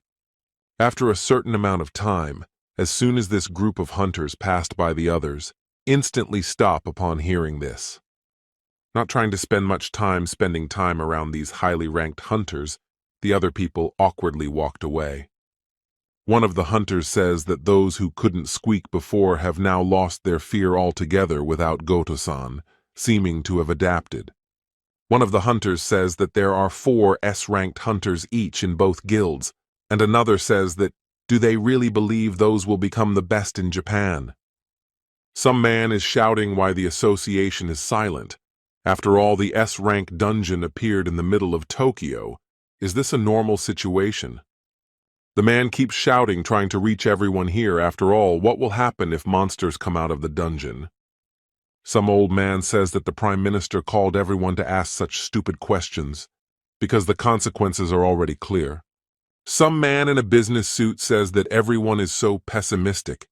Doesn't anyone have any plan why they won't find Thomas Andre? Another man with glasses says that don't they have enough funds, which is wrong, and the mercenaries can be counted on their fingers, which is unpleasant. The people gathered here seem to be in deep contemplation. Someone states whether they can gather hunters that will help them with the S-rank dungeon. One of the powerful hunters finally starts to say something, folding his hands in a lock, stating that there is one such hunter. But this hunter won't work for nothing. His name is Tank Yuri Orlov. The man thinks about hiring this hunter. The boy, sitting in his car, realizes that he now has 101st level. With each higher level, he starts to get something. The boy, distracted from the long drive and holding the dungeon key in his hand, thinks about what the 102nd level will be, wondering. The boy gets out of the car and thinks that Jin-ho should safely do everything himself, but he still needs to recruit a few participants. After a certain amount of time, it seems, after enough thought, something catches the boy's attention. It seems that a girl, who is dressed in rather bright clothing, realizes that she is starting to be noticed, immediately feeling the need to leave. The girl makes an attempt to get away from the place as quickly as possible, hoping that she may have never been noticed in the first place, just mistaken for someone else. After a certain amount of time, the boy gets to the girl very quickly and asks her why she is running away from him. The girl is momentarily startled, immediately hearing the question as to why on earth she is heading towards his office, and the girl starts waving her finger somewhere. The girl, seemingly having gotten over her fear, tries to say something about the car in the parking lot, and the boy realizes he couldn't get the car. After a certain amount of time, the boy is about to head towards the car and the girl suddenly says, "Could the boy pay attention to her?" The girl, trying to cope with her countless thoughts about what kind of girl was in the photo, why she was turned down and the other one wasn't, and afterwards she reads. The girl, seemingly gathering her thoughts, states that this dialogue is regarding the hunter Jinwoo's powers, causing him to be surprised. It seems this place doesn't quite turn out to be a good place for such important and serious conversations. The boy snaps and suggests they talk in the office. After a short amount of time, the young couple is in the office, and the girl asks if no one is here, and Jinwoo says that they are. The girl nervously thinks about being alone with Jinwoo in this place, and the latter asks what happened as Byung-gu gives her a message. Some amount of time passes. It seems the boy finishes making coffee and puts the mug on the table, and the girl begins her story. The girl shares her memories of one day she had a vision of someone grabbing her arm with a strong grip. The girl begins to remember the distinct look on Byung-gu's face, who visibly and anxiously asks her to tell Jinwoo to be careful. Byung-gu says that someone plucked him out of the endless darkness, but it wasn't him who came back, for he felt like a blind servant even while in his own body. Byung-gu says that it gave him indescribable joy and at the same time terrified him, because it's such an unknown, but Hae-in doesn't quite understand. Byung-gu slowly begins to dissolve and says that this force is very dangerous and powerful. Jinwoo should know about it too. The girl tries to take a closer look at Byung-gu, to listen to all of the stranger's words to the end, and he states that the real Hunter Jinwoo's army. Hunter Jinwoo's real army is his real army, causing the girl to fall into deep thought over the words she heard. The boy seems to have arranged some sort of break for himself, finding a free moment, immediately using it to grab a bite to eat. At the same time, the boy can't stop thinking about what Hae-in shared recently, his memories, wondering if it's true. The boy thinks about whether it's true or not, but he has a duty to know about the essence of his own power, because it's more important to get to the bottom of it. Jin-ho, watching and eating all this, says that it reminds him of S-Rang's descent into the dungeon, and he tells him to keep quiet. Jin-ho continues that whether or not Jinwoo's shadows can move on their own, it turns out he can trust them to do things when he can't do them himself, but that's not the way to do it. The boy thinks about the fact that the more distance between him and the shadows, the less points, saying that he has no idea what those are doing now. After a while, Jin-ho switches to another topic, asking about the boy's sister, because getting over that is hard. The boy says that she should rest for a while, but she has the strongest shadow warriors around her, so there's no need to worry. The boy seems to suddenly snap out of his deep thoughts, changing his gaze and remembering that he needs to do something. The boy seems to have just recently reminded himself that he should have looked at what his sister was doing while closing his eyes. The boy uses a level 2 effect, sense transmission.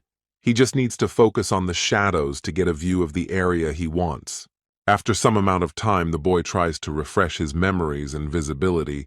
He sees someone addressing the Highness. The boy begins to gaze into his mighty bear, who is holding something in his hands, but is forbidden to do so.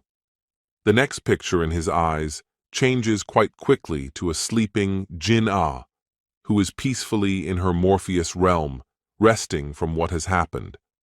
The boy is able to expand his horizons, now seeing the mighty Burr watching some show on the TV enthusiastically. The boy thinks about Jinna sleeping peacefully to himself, and Jinwoo is slightly displeased, finally realizing that Burr likes dramas. The boy continues to be with his eyes closed, uses his powers, and sees his birth mother, which is in the store. The next picture changes instantly and even very quickly. The boy sees the foreman along with Choi Jung-in habitually cursing to himself. The picture also quickly changes to a completely different picture, causing the boy to notice the water leaking out of the shower, seemingly not quite understanding what this is referring to. A few moments pass before the boy can see the hot showering huntress Cha-Hai-in, who has her eyes covered. Jinho immediately asks if the boy has dozed off, who suddenly opens his eyes and visibly blushes at what he's seen.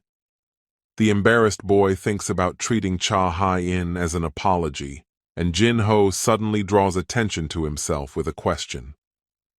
Jinho says of the S-rank gate, which has only recently appeared in Japan, they say there's no more than 3 days left before the breakup. The boy thinks about how it's really been that long since they appeared, and Jinwoo says that he has urgent things to do for now. He doesn't know if he should go yet. The boy continues to hold the key that the magical power emanates from in his hands, wondering what the big deal is behind the system's invitation. The boy continues to sit in the same spot, having had a delicious lunch a long time ago, as he suddenly thinks about what's wrong with him. Enough talking. The boy thinks about the fact that there's only 1 day left, after which he can find out the truth, and afterward says for Jinho to go with him if he's finished. The man sitting in the chair says that he is Yuri Orlov, and as everyone here knows, he is the best tank among hunters. The man continues to drink something from the bottle and says that he has read everything that has been sent to him, continuing to answer intermittently that evacuating people is a wise decision. The man continues to voice that is it really true that only 6 S-rank hunters can be mobilized in Japan, to which they reply yes. Another man states that to handle the A-rank dungeons they need at least 1 S-rank hunter, their guild sent 3. The man seems to visibly start to get drunk. He wipes the liquid from his lips and states that it's terrible how they will defend their country. The mighty tank continues to hold the bottle of hard liquor in his hand, after some amount of time announcing the price per year. The man begins to elaborate that it is about 10 million in 1 day, so he will block the gate for as long as the country needs it. One of the men, upon hearing the announced price from the mighty tank, immediately grudgingly cries out about the 10 million. The man says that for that money they can save the whole country, because compared to Thomas Andre, his requests are quite small. One of the hunters asks what the drunkard is saying, and the other replies that she has no idea, but thinks nothing good will come of it. The man says, asking if they will pay him 10 million a day, thereby saving their country, or abandon it to its fate. The man smiles confidently and says that the other hunters are in no position to seek a choice, and even if they fall at his feet with pleas, he will not blink an eye. The male who has been dialoguing with this mighty tank from the beginning states that the other seems to be very confident. The man says that of course he is, because it's better than hiring 100 losers like the 2 that are now behind the other. One of the hunters says that it seemed to him, or this tank is laughing at them, and the girl answers that it is clear without words. Some couple of countable seconds pass as some sort of huge barrier appears around these 2 highly ranked hunters. The man, stretching his arm forward, with a smile on his face, says that those 2 should not even move from their place. They will not step aside without his permission.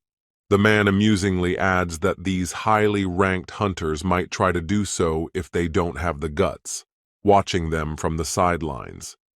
One of the high-ranking hunters is visibly surprised and nervously thinks about how that tank was able to immobilize them, while the other thinks she can't move. The man states that he will sweep their dungeon, but as a bonus, he will slaughter all the monsters, asking if they agree at that rate. The man states that they have done a thorough analysis of the tank's abilities, but he is unsure if the government would allocate such a budget.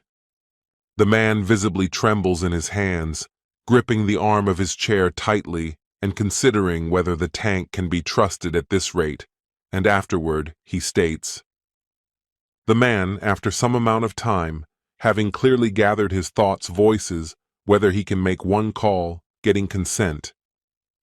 The boy, seemingly about to embark on some good journey, laces up his sneakers and, despite his own mother, vocalizes that he is now leaving. The boy is already rising from his position, about to open the door and head out as the woman stops him with a question asking if he is doing well. The boy immediately smiles, covers his eyes and says that he is fine, just some business came up that will need to be taken care of. The boy, not intending to waste much time, immediately heads towards the door, which he opens and says that they will meet soon. After a certain amount of time, as soon as the boy leaves his home, the very same key begins to glow brightly in his hand. In the field of vision appears some ruined building, which is also cut off from all people interested in such situations. Someone says that 2 gates have opened at once in this place. Some man says that, fortunately, the school has been closed, but school children are still wandering around. A man seems to be guarding the area, sees someone walking purposefully towards the school, and says that this is a forbidden place to enter.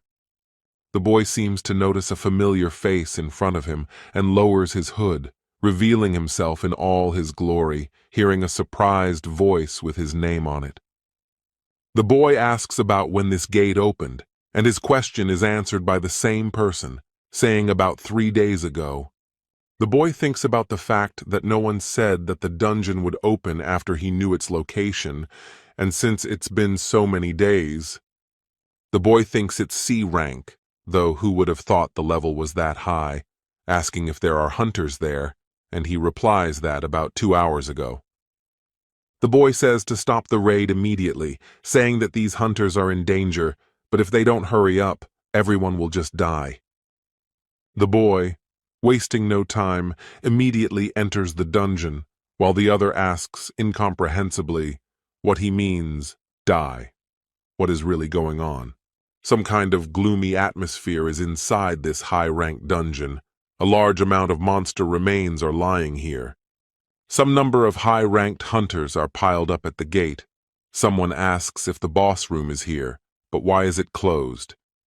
After some amount of time, a boy appears in the sight of all the hunters here, calmly stating that this is a trap, scaring the others. The high-ranking hunters here ask with a noticeable tremor in their voices who the man in front of them is.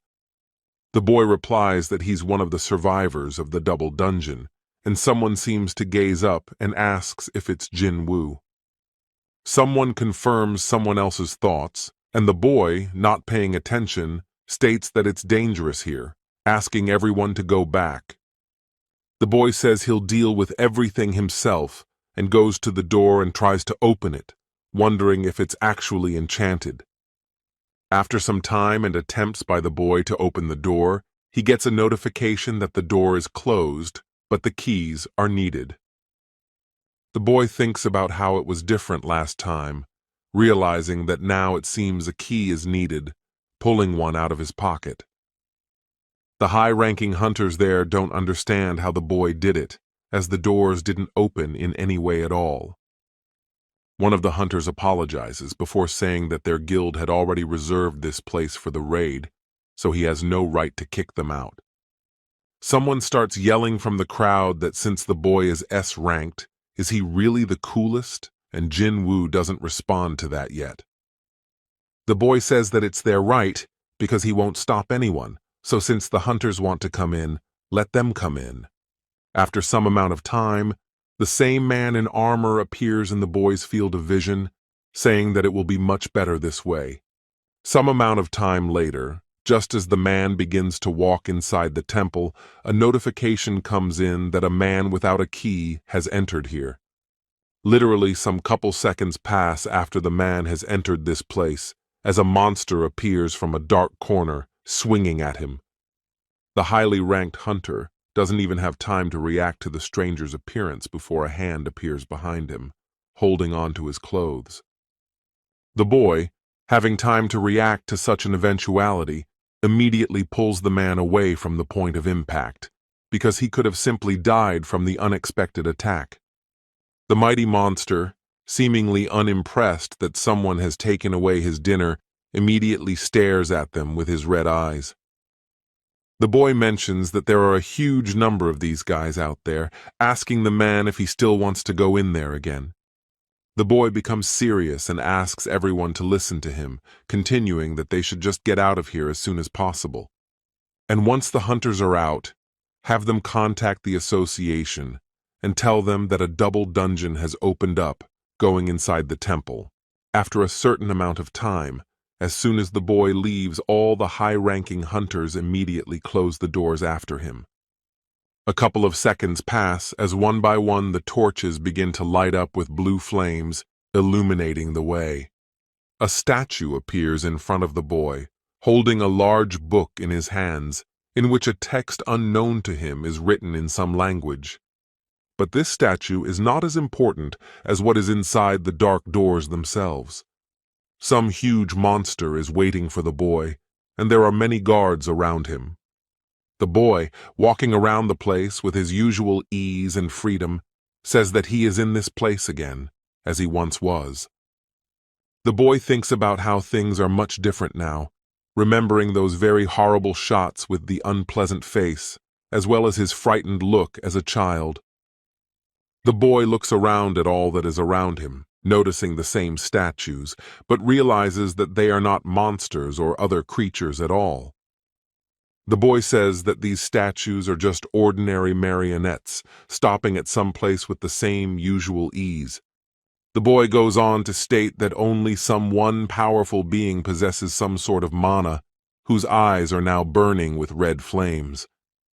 The boy, looking with his eyes, which show a bluish color, looks forward somewhere confidently, saying that it is the one who possesses the mana. The boy, continuing to stand in front of some place, says that this creature will continue to hide, keeping its mouth shut. The boy stops at the same statue he saw a short time ago, seems to gaze into it, starting to feel something. After a short amount of time, an ugly image of a smile and red eyes immediately appears, telling him that Jinwoo has finally arrived. Yuri Orlov appears in the field of view in all his glory and attractive smile. Someone yells for him to look into their camera. One of the reporters closest to him asks him if Yuri plans to block the gate, and he says with a smile that it's business as usual. The man says that he will draw a magic circle around the gate, and then the gate will be blocked, after which no one will be able to get out of there. Someone shouts that he can't really deal with an S-rank gate by himself, asking for more comments, but the man says that his magic alone won't be enough. The man continues that he can absorb the magical energy of surrounding objects, but he would just activate the spell and the barrier would become solid. The man says with a smile that he will save all the people in Tokyo with that action, smiling his smile and saying to make sure everyone remembers it. The president of the Hunters Association says that he doesn't know if Orlov can pull it off, but he's afraid to imagine what will happen if he doesn't. The president of the Hunters Association asks how Hunter Jinwoo is doing, and Jin Cheol statistically says that he's mopping up the dungeon. Jin Chul provides a list of dungeons that Ajin's guild has requested access to, but there might be a disagreement because of this. The president of the Hunters Association says that a small one-man guild can become on par with strong guilds. The president of the Hunters Association says that there won't be a problem with tracking the gate area, and Jin Chul says that he needs to step back. The president of the Hunters Association rises from his chair, glaring that he has an appointment that will cause him to go too, and Jin Chul realizes. Jin Cheol is on the phone, hearing words that they've received an urgent message from a raid site that requires his personal presence. Someone asks if he remembers about the school, and Jin Cheol agrees, while another continues that there's nothing wrong at first glance, but they say that a double dungeon has opened up in the gym of that very school, causing Jin Chul's face to change instantly. Someone on the other end of the receiver didn't seem to have finished their speech yet, saying that there was something else, making Jin Chul's nerves flare up. The interlocutor on the other end of the tube says that a hunter named Jinwoo has descended into the double dungeon, who may already be fighting there at the moment. After a short amount of time, the former calm atmosphere gradually fades away, changing to a horrible atmosphere as the statue begins to crumble. Some monster screams in its horrifying voice that finally Jinwoo has come to him after such a long time. The boy thinks that the same stone slab he just cracked, and afterwards says that those rules didn't seem to make any sense at all. The mighty adversary smiles and says that it wasn't like that at all, it's just that now, after so much time, those rules aren't needed at all. The boy, watching with his bluish-colored eyes, asks if he is the one who called him to this double dungeon, watching carefully. The powerful opponent does not hide his smile, but because of the same shadow his face cannot be seen, he briefly says that it was him. The boy is not going to stand on ceremony and asks with a palpable coldness who the opponent is and if he is a monster, but he says that the question is wrong. The mighty adversary says that instead of asking who he really is, it is better to let the boy ask who he himself is. The mighty adversary says that it's time for the final test to begin, and if the boy passes it, he will tell him everything. The mighty adversary ends his speech with the words that here is a parting gift for him, in the form of a large number of knights. The boy, noticing the approaching attack in his direction, immediately does not intend to waste time and gives the command to rise. At the snap of one finger, this monster states that they are in an exam, so it blocks all of the boy's class skills, making the situation worse. The monster states that this test is just for him. He is not interested in his submissions. The boy watches in surprise as everything is blocked. A notification comes in that the boy will not be able to get out of this double dungeon until the exam is over, making the boy wonder. The boy, watching things get nasty, thinks that the trump card he has been hiding so carefully is becoming useless. The boy thinks about the fact that the inventory is still on him, so he will be able to break through from here on his own.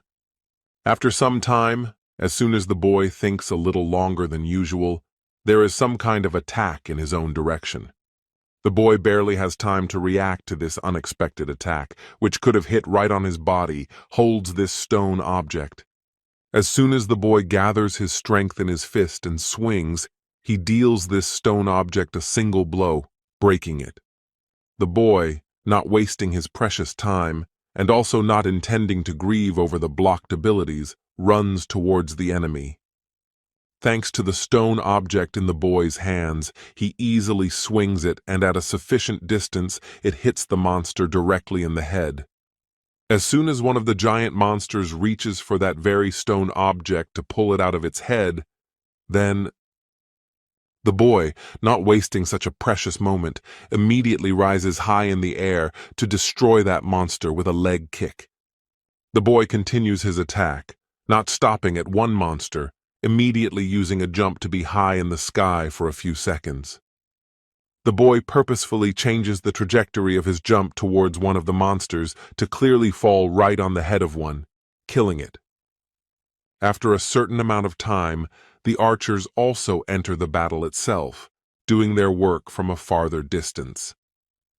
While the boy is on the head of one of the monsters and notices those arrows, he immediately drops down, causing those objects to collide.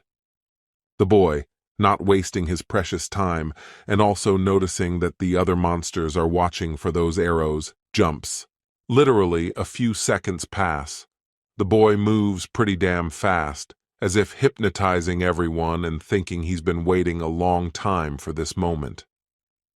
The boy thinks he's been waiting so long for this moment, as if he's been living for it all along, taking out two opponents in one blow. The monster watching the battle says that it's an incredible sight that the boy has evolved to this point, saying that Jinwoo really is. The monster says that Jinwoo has indeed grown stronger, watching the battle from the very top so as not to interfere with anyone else's fighting. The boy thinks that now he can clearly see all the movements of the statues, which were impossible to catch before. They are strong, but Jinwoo will be able to defeat them. The monster continues to watch the battle, saying that the boy has indeed grown incredibly, but this battle is still not over. After a certain amount of time, it seems, after the command indicated by the enemy, someone gradually begins to approach, quite tall. If one gazes into the face of Jinwoo's new opponent, one would be horrified by the expression on his face, the kind of smile he has, and the kind of eyes he has. Watching the whole battle, the boy's main boss says that it's time to sing to God, smiling a nasty smile through all his teeth. A certain number of people in business suits are in a lighted area, seemingly discussing something amongst themselves, perhaps some kind of problem. Someone is holding some documents under their arm and says that it is a memorandum, which states that they are giving up the crystals from Jeju Island. The president of the Hunters Association doesn't seem to quite understand what his guest in South Korea is trying to tell him by asking about it. The man who appears in the field of vision states that this would be in return for the fact that they would have taken Hunter Jinwoo for themselves, saying this with complete seriousness. The interpreter next to the president of the Hunters Association reports everything exactly backwards, allowing him to get the gist of it. After a while, once the president of the Hunters Association listens to the translation, he laughs slightly, saying that it doesn't belong to them.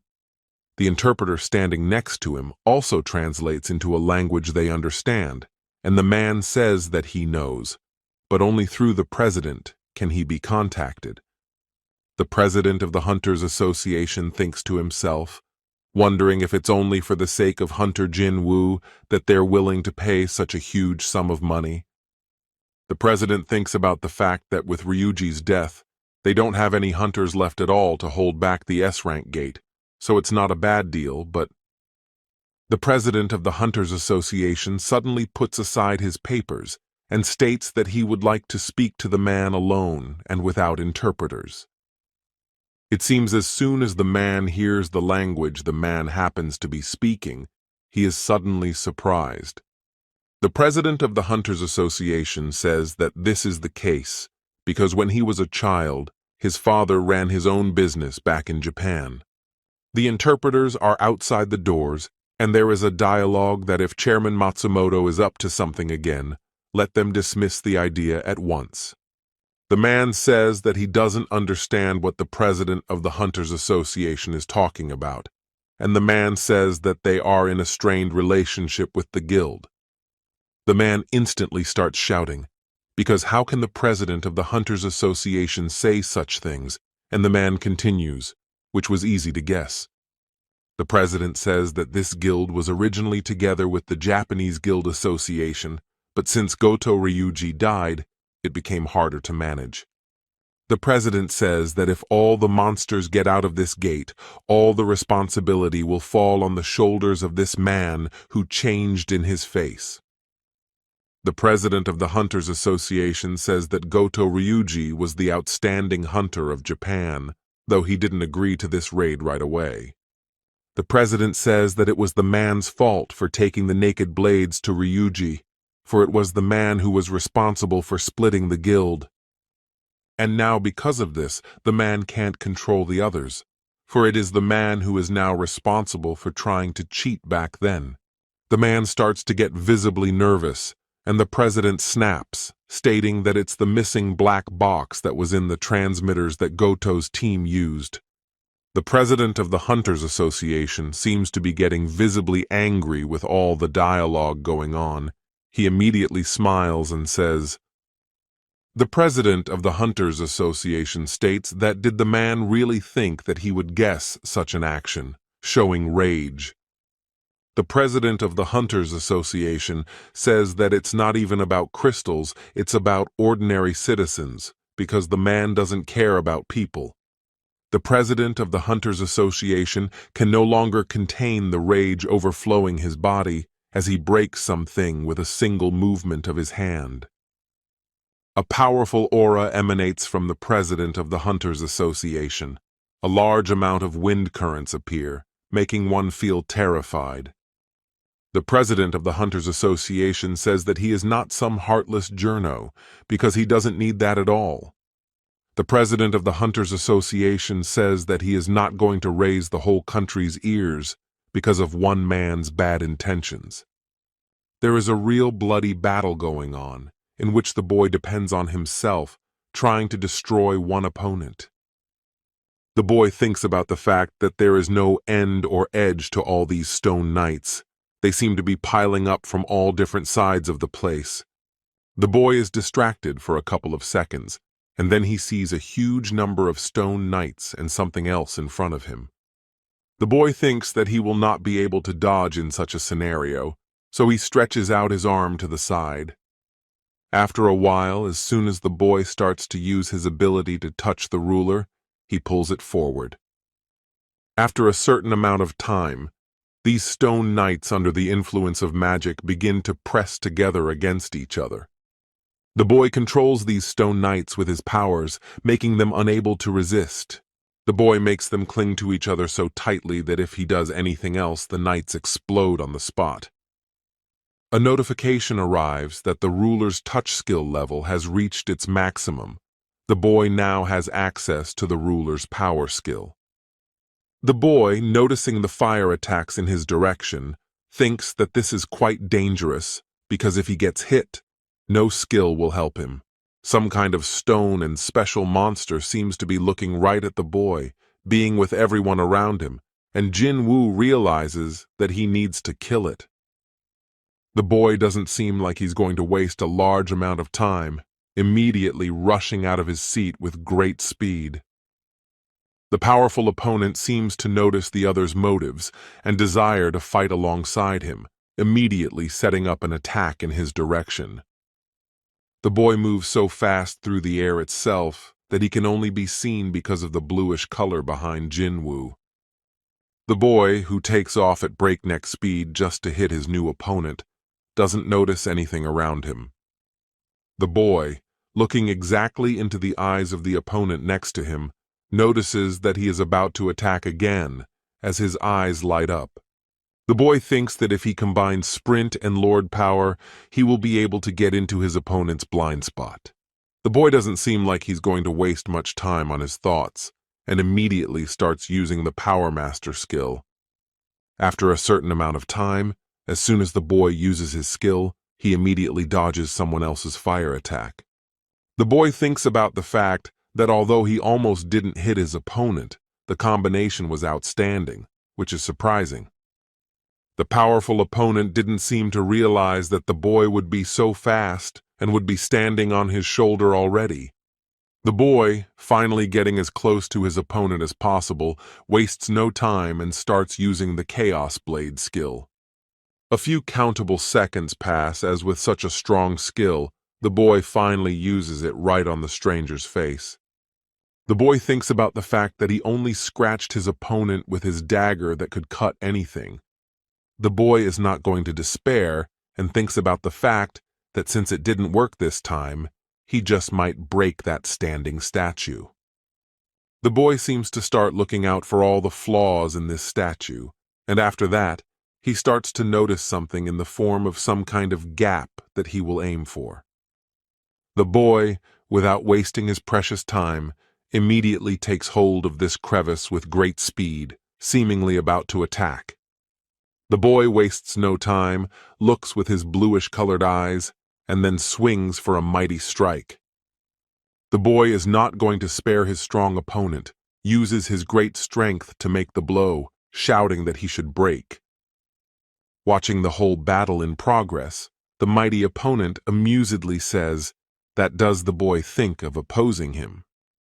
The boy's blow turns out to be so powerful that his opponent in the form of a stone statue simply cannot stand in one place, collapsing. The boy does not spare his opponent and thinks that he will definitely show him the power of 103rd level swinging again. After a couple of moments of crushing his opponent, he simply falls to the ground, shattering.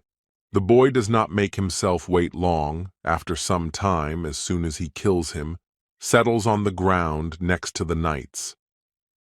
At the same moment, the knights nearby are immediately going to attack the boy, heading in his direction with great speed. But the boy is not going to give up or give any more weakness. He extends his arm using the ruler power skill. After a certain amount of time, once the boy used his power skill, the knights fall to the ground at the same moment.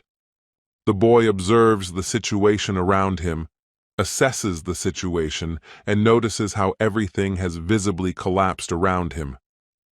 The boy, holding an object in his hands, immediately clutches it, thinking that he has become even stronger by being in this place.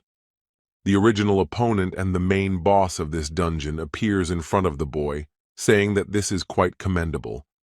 The boy, watching this monster approaching him, says to tell all the things he has been hiding this time. Suddenly, the powerful adversary begins to laugh unpleasantly at the boy's words, vocalizing that the exam is still not over. The mighty adversary continues to laugh and amusingly asks if the boy has managed to forget about it, seeing that an emergency quest has appeared. The mighty adversary shows all of his horrible self, stating what is Jinwoo's final test. He has 10 minutes. The boy seems to be trying not to give in to some sort of panic. He asks his question to the adversary, asking who the adversary really is.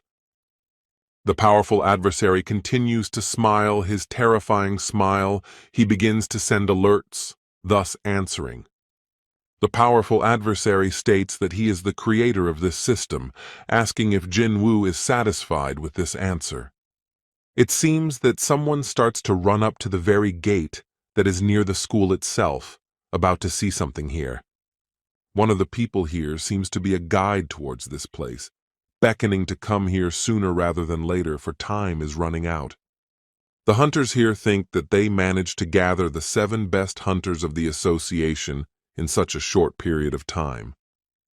Jinchul thinks that it's unlikely that they'll be able to help Jinwoo in this way, but it's just a safety net. Jinchul starts to walk confidently toward this gate to enter the double dungeon as he suddenly stops very close to the gate.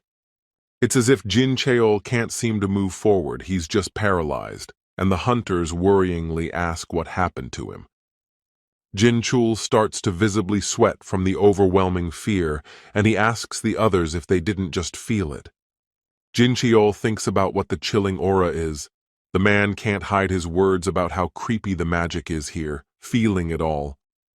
Jin Cheol states if anyone is conducting a raid near them, someone replies that they are, and specifically lists those hunters. Jinchul tells them to send them an urgent message to come here immediately, and that person wonders what Hunter Jinwoo is doing. A truly horrible event takes place inside the double dungeon, as the very creator of the system begins to use his skills. The boy watches from the side as the hands of that very statue begin to twist around itself, creating streams of air. After a certain amount of time, this system creator appears ahead of the boy, seeming to stop its movements for a while. The boy, expecting a slower attack from the stranger's side, changes in his face as he begins to sense this monster nearby.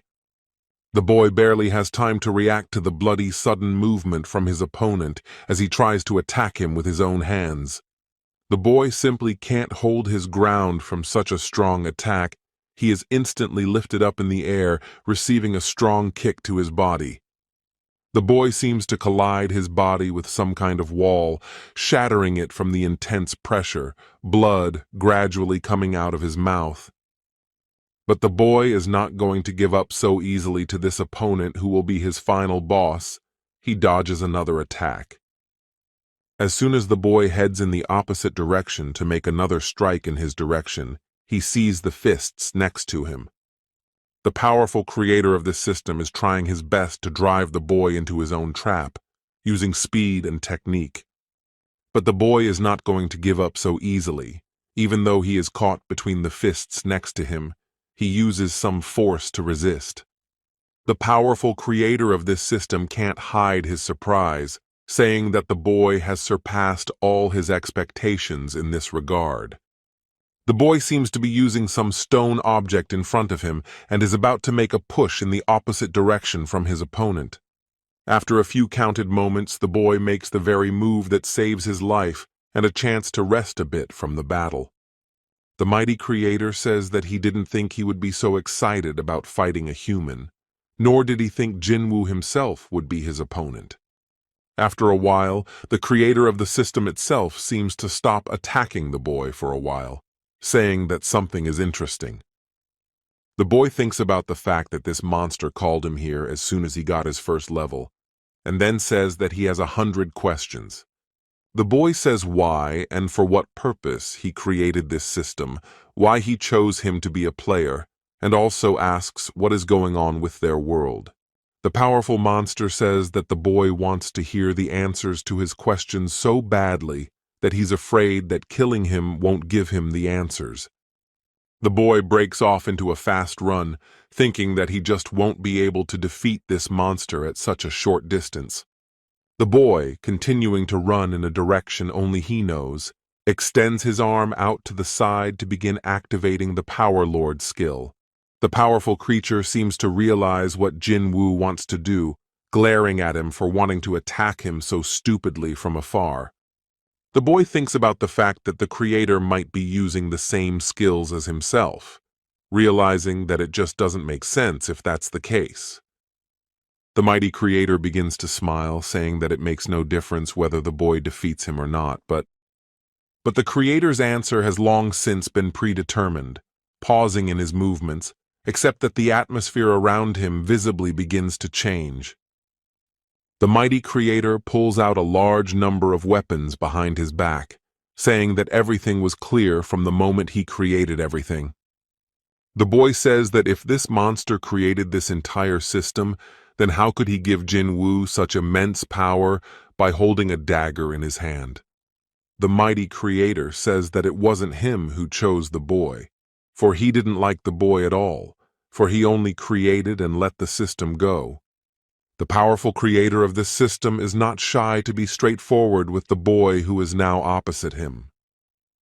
The mighty creator is talking about how he made this perfect project himself, and the boy is thinking about the fact that time is getting short.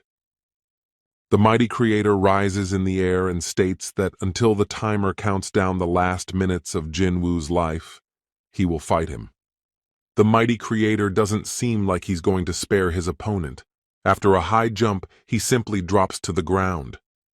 The mighty creator, as he gets closer to the boy, begins to attack with his weapons in all different directions while he is near. After a certain amount of time, the boy begins to notice some kind of bluish light, thinking that he can't possibly feel. The boy changes his gaze to the familiar bluish color, and afterwards realizes that he can finally use his power.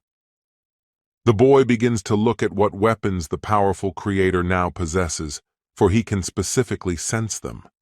The boy looks closely at what kind of equipment his powerful opponent is using, what kind of weapons he has in his hands now. The boy thinks about the fact that he can now feel every move that this monster makes to dodge his next attack. The mighty creator visibly changes his face to one of surprise, wondering if the boy dodged when he hit with all his might. The mighty creator notices that the boy has noticeably quickened his movements, causing him to tense up more than usual. The mighty creator seems to be able to feel the blows, saying that even though it is a fake body, it can clearly feel the pain.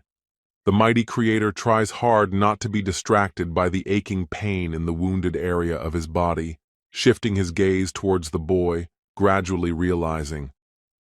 The mighty creator finally notices the reason why the boy was chosen, looking at the stranger's horrifying appearance, watching carefully.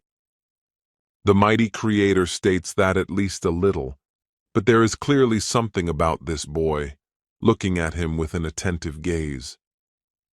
The mighty creator doesn't seem to hide his emotions, calling out that the boy is an ordinary person. So what kind of audacity does he have? After a certain amount of time, even the rest of the stone knights begin to gradually come to their senses, seemingly deciding to join the fight. The boy starts to get visibly nervous, but tries not to show it, because time is literally going by so damn fast every second counts. A large number of monsters are at the bottom of everything going on. The boy seems to be rising above the ordinary. Without wasting his precious time, the boy extends his arm forward and begins to use the Power Lord skill. A couple of seconds pass, the boy waits for the right moment and then jumps from a great height, crushing everyone. The boy realizes that he has very little time left, about 3 minutes, so he just breaks into a run, going to crush everyone. The boy, despite the large number of different monsters behind him, begins to attack one of the monsters ahead of him. The boy only needs a few seconds to defeat one of the stone knights, who is already falling to the floor from powerlessness. Now the boy needs to fight one of the powerful stone knights, who is holding a strong shield made of stone. The boy thinks about the fact that again in front of him appeared this unpleasant guy, on whom you can spend a little more time allowed. But the boy turns out to be much smarter than any stone knight, so he jumps high into the sky and kills this knight with a punch. Once the boy kills this stone knight, he turns his full attention to the creator of the system, who is afraid. The boy doesn't have to put too much effort into chopping up a few of his opponent's stone arms. After a certain amount of time, the boy immediately begins to put his mighty weapon right to the head of his opponent, which surrenders. The mighty opponent can no longer move in his position. He is inside some sort of recess, saying that the exam is over. The powerful creator of this system can extend his finger forward as if to point somewhere straight ahead, saying that all the answers are inside Jinwoo. The boy doesn't quite understand what his adversary means by interjecting, but he notices some new alert ahead of him. The mighty creator says that the boy's choice is now right in front of him in the form of an alert, asking if he wishes to receive data collection. The boy continues to stare at that very same alert in front of him for a while, thinking that this is the moment he has been wishing for. The boy is not going to waste much time.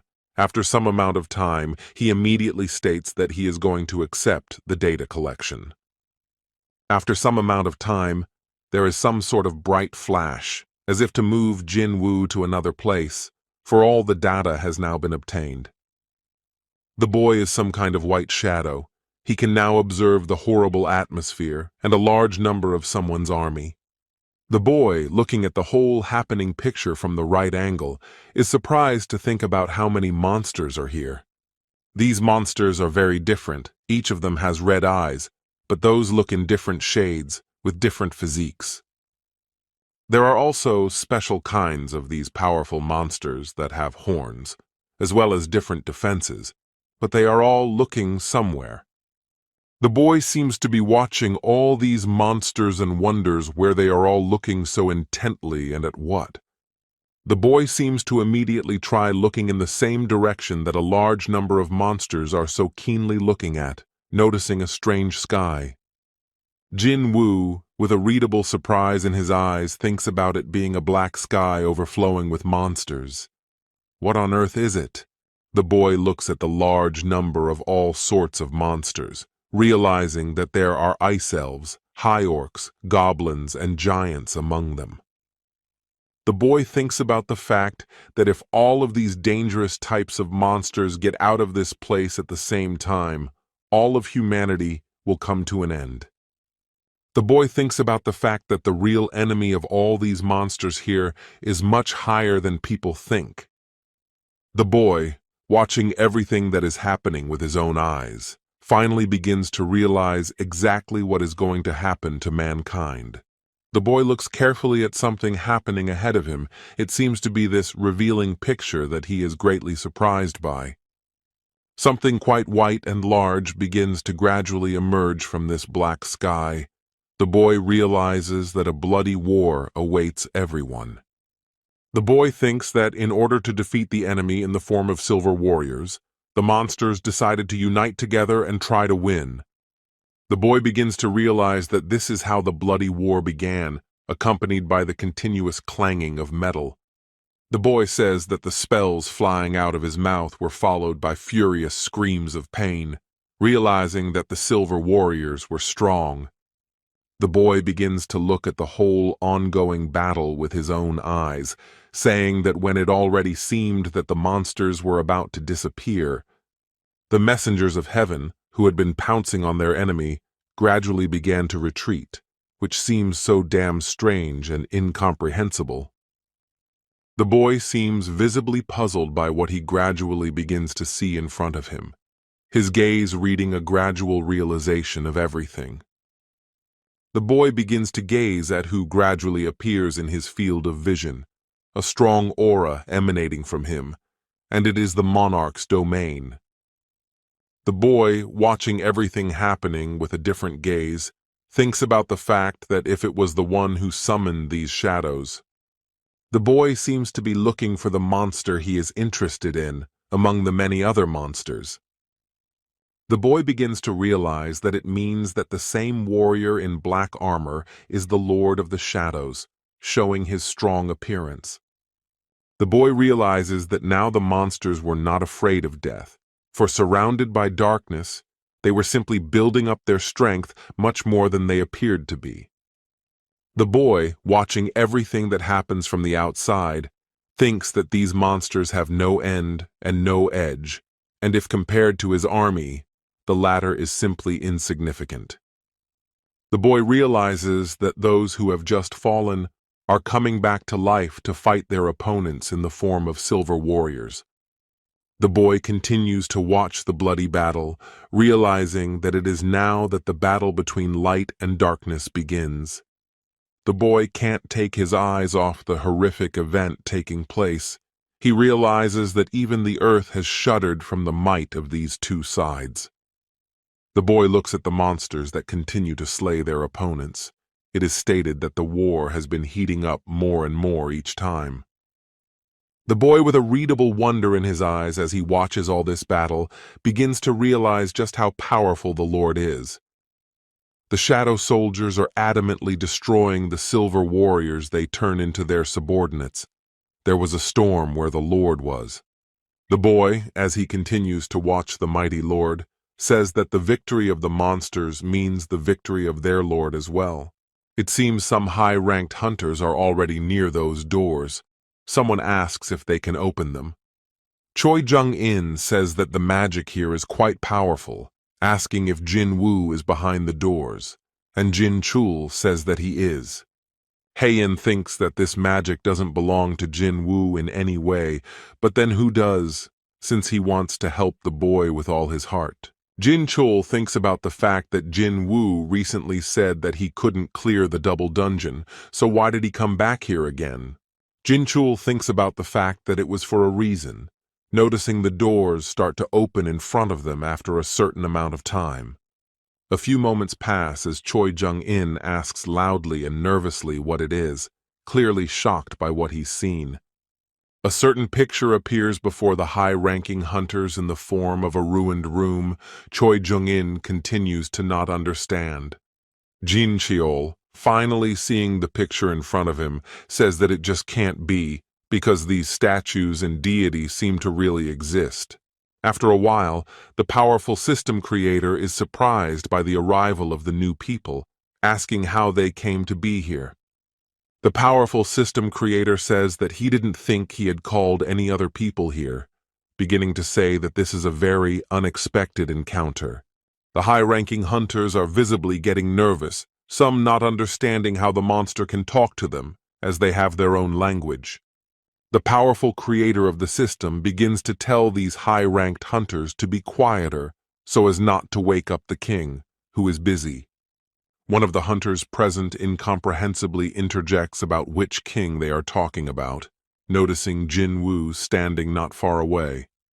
One of the high-ranking hunters notices Jinwoo's hunter and asks in a confused manner what is going on with him and why he is standing like that. After a few seconds, the powerful system creator manages to kill several hunters with a single blow. Noticing such an action on the part of the powerful system creator, Hae-yin is visibly nervous, seemingly not quite realizing the situation. The powerful creator states that he doesn't want weaklings in this place, as he needs someone as a sacrifice for his king. The boy starts looking and listing all the guilds, starting with Rakado, Pethoth, Lokan, Ingris, and ending with some Radis where Essel lives. After some amount of time, a certain white wolf with its red eyes appears in front of the boy that is about to attack. Noticing their new opponent in the form of a white wolf, the monsters start making loud noises as if they are ready to rush into the fight. The mighty white wolf doesn't seem to be in the least bit afraid of those around it now, as it towers over the others in quite a huge size. One of the high-ranked hunters is in an extremely dangerous state right now. Someone is screaming to be treated as soon as possible. Choi Jung-in gives the command to beef up the defenses as well as get the wounded out of here faster. Someone shouts that they will heal this hunter. Someone yells that the enemies are starting to advance again, who are gradually approaching the hunters, about to fight them. After a certain amount of time, one of the enemy's voices who will be able to stand after a battle with his real puppets. This speech is continued by the powerful creator of the system, saying that he will give him a rare opportunity to see the birth of a king. The mighty creator continues that if, of course, any of the high-ranking hunters survive here, for the warrior is about to attack. After some amount of time, seemingly noticing something amiss, the mighty Choi Jong-in yells for everyone to retreat. Literally, at the same second there is a fire attack from the tall warrior, the mighty hunters try to escape. Choi Jong-in seems to have some kind of plan in his head to overcome this powerful monster that uses the fire attack. Choi Jong-in can't waste much time to think about all his future actions. He immediately starts using his skills. Choi Jong-in breaks away from the rest of the powerful high-ranked hunters and shouts to them that he will take care of this monster while the others take care of the rest. Jin-chul seems to start fighting against some opponent at this time. He extends his fist forward, which has a lot of power in it. Jin-chul tries not to waste much time. He continues to run around one powerful warrior, seemingly using his attack on him. But Jin-chul, while trying to fight this powerful warrior, realizes that the one is strong enough that he doesn't even collapse after being hit. Choi Jong-in calls out that these warriors have some damn unusual defenses, continuing to voice that all high-ranking hunters should be on guard. Choi Jong-in seems to be trying to slay one of the warriors, but thinks about the fact that it seems like even magic power just isn't being used on him. One of the hunters shouts to Mr. Choi that provocation doesn't work on monsters, and Hae-in continues that it doesn't work with magic either. Choi Jong-in starts to get visibly nervous. He's thinking about what to do because they don't seem to have any way to defeat the warriors. Choi Jung-in finds nothing better to do except that he needs to urgently wake up Jinwoo, who seems to be in some sort of trance right now. Choi Jung-in thinks about the fact that maybe this hunter is in a trance right now, but it doesn't matter, because the important thing is to wake Jinwoo up by sending an attack in his direction. Choi Jung-in doesn't waste much time, his fire attack quickly shortening the distance between him and the boy, almost hitting him directly. But after a certain amount of time, seemingly reacting very timely to this action on Choi's part, the opponent, defends Jinwoo. A couple of seconds pass as the creator of the entire system begins to loom over Choi Jung-in, saying how dare he disturb the king's peace. Choi Jong-in seems to realize that he has made too hasty an action, as the powerful creator is already nearby. Some high-ranking hunters on the other side of the battle try to counter the power of their opponent. Jinchul, turning to the hunter Hae-in, yells out that they'll delay these warriors, so have her try to wake up Jinwoo. The girl, seemingly not wasting a second of her time, shortens the distance between her and the boy, already almost getting closer to him. The girl seems to already be able to make out the boy's face, which is considerably stained in someone else's or her own blood, thinking to wake him up. The boy, seemingly being on the battlefield as an observer, is rather dumbfounded by what he can now see in front of him. A large number of shadow soldiers are fighting against these monsters. Even the ruler himself is in this battle, fighting one monster. The boy thinks about the fact that this ruler already has so many warriors, but he continues to replenish his army, realizing that he would lack mana if it were him. The boy watches one of the high-ranking monsters massacre this ruler's shadow warrior, but there is no end in sight to this power. The boy says that the monsters that came here, that were once on opposite sides, are now fighting against the same enemy.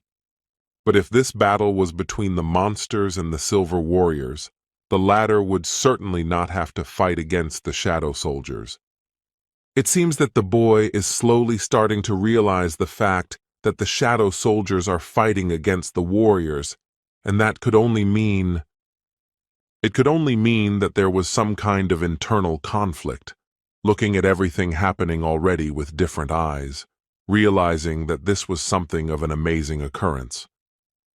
The large number of weapons thrust into the bodies of the monsters show the flag of one of the sides above, and here the shadow soldiers clearly have the advantage. The Overlord slowly begins to approach the last survivor of this battle, the warrior who is the main opponent. The Lord says that they have finally been able to put an end to this bloody war, bluntly asking the other why he betrayed him. The powerful opponent seems to realize that he no longer has any chance at life, vocalizing that he wanted to kill him so badly. The mighty Lord insists on his question. He wants to hear a sincere answer and last words from the lips of this adversary. But the opponent sitting at his feet begins to seemingly recite some sort of spell, causing the Lord to tense up more than usual and make a single movement. It doesn't take much effort for the Lord to lift his opponent by the neck right up in the air with that one movement. After a certain amount of time, as soon as the Lord continues to hold his opponent by the neck, the other one's gaze noticeably changes. The other's opponent seems dumbfounded at what he can see in front of him, which is clearly happening to him for the very first time in his life at all.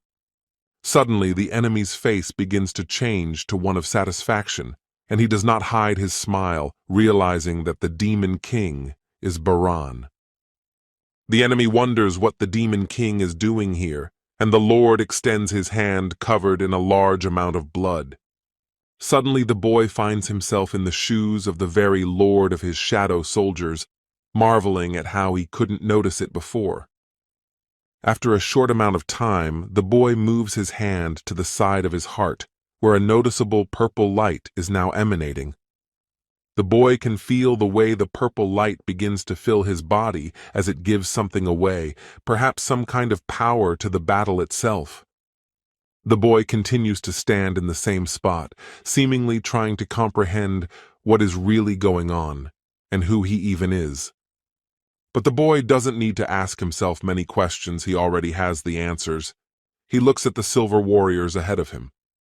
After a certain amount of time, once all the bloody battle is over, the boy gets a notification that the data download is complete. After some amount of time, a powerful creator of the system comes into view and states that Hai Yin is ridiculous. The powerful creator doesn't seem to be afraid of his opponents at all, even mocking them and asking them to show him what they can do. Hai Yin, on the other hand, is very serious about this battle, She looks with her bright eyes and uses her sword dance skill. After a certain amount of time, as soon as the girl voices her use of the skill, the creator of this system himself starts attacking her. The creator of the system can't stop laughing as he easily wounds this girl right in the shoulder, and the girl visibly cries out in pain. The mighty creator voices the fact that is it all on her part, realizing that the one is just as boring and uninteresting as the rest of the people. The mighty ruler states that the high-ranking hunters are following a clear-cut script that he came up with. The powerful creator of the system can easily sense all the panic that the hunters are experiencing, saying that they will not be able to stop him.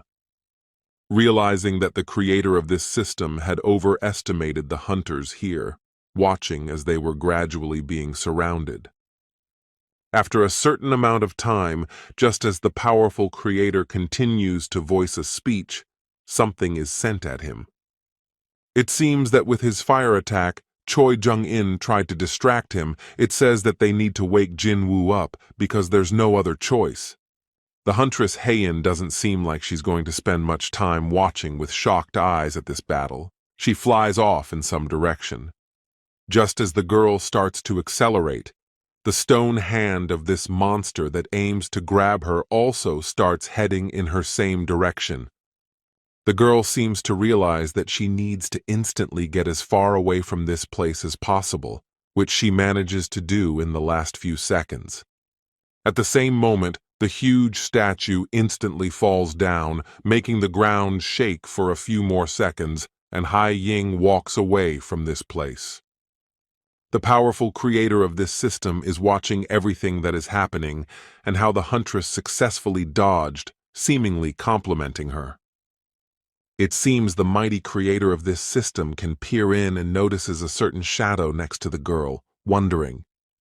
The powerful creator asks about her relationship with Jinwoo, since the latter has one of his shadow soldiers assigned to her. The girl, feeling the pain in her forearm, says that she's just friends with Jinwoo like everyone else, since they came to save him. The mighty creator continues to smile and realizes that these hunters are here of their own free will, giving just her another chance. The mighty creator says that the king's birth will take place in these chambers today, and he will let her see it all with her own eyes. The powerful creator makes the girl shift her attention to her allies, saying that as far as the rest of them are concerned, all these high-ranking hunters would be of no use to them. The mighty creator would deal with them personally, just to keep them out of the way. The mighty creator seems to be distracted from his arrogant speech, hearing the question of who said such a thing in the first place and who decided so. Literally at that very second, just as the mighty creator turns his gaze to the side, Jinwoo appears, destroying his face with a single punch. The boy seems to have just come out of a deep trance. He can't help but stop breathing confusedly, looking exactly at his opponent. There is a murderous aura emanating from the boy at this very moment. He is asking his creator with a readable anger in his eyes what he has done to him. Jin Cheol, who is watching the whole battle taking place, can't hide his surprise, and also his mouth just opens. On the other side of the battle, Choi Jung-in seems to be able to breathe out calmly and relieved because the boy has finally come to his senses. The girl observing the whole scene can't help but stop watching this battle. She looks at everything with readable amazement. There is a tangible killing aura coming from the boy. All the hunters here can feel the power of Jinwoo at this moment. The boy can make the mighty creator of this system gradually start falling right in the air with a single strike. The mighty creator of this system falls straight to the ground, destroying the ground around it and leaving dents. It says that Jinwoo is not a king. The mighty creator of this system questions why the boy in front of him now and not the king, why the one is alive after all.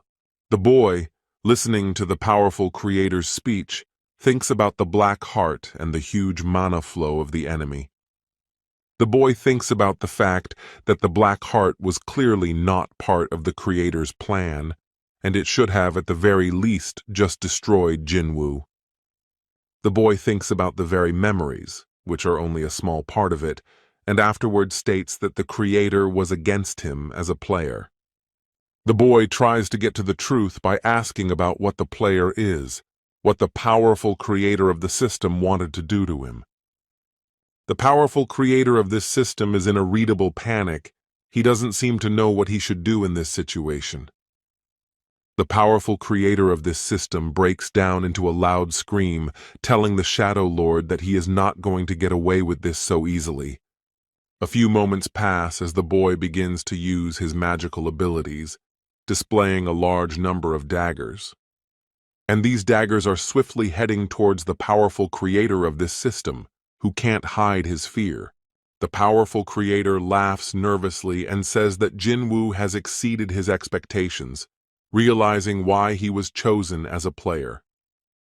A certain number of high-ranked hunters, who have been observing everything that has been going on, begin to notice some sort of movement from the direction of the statues.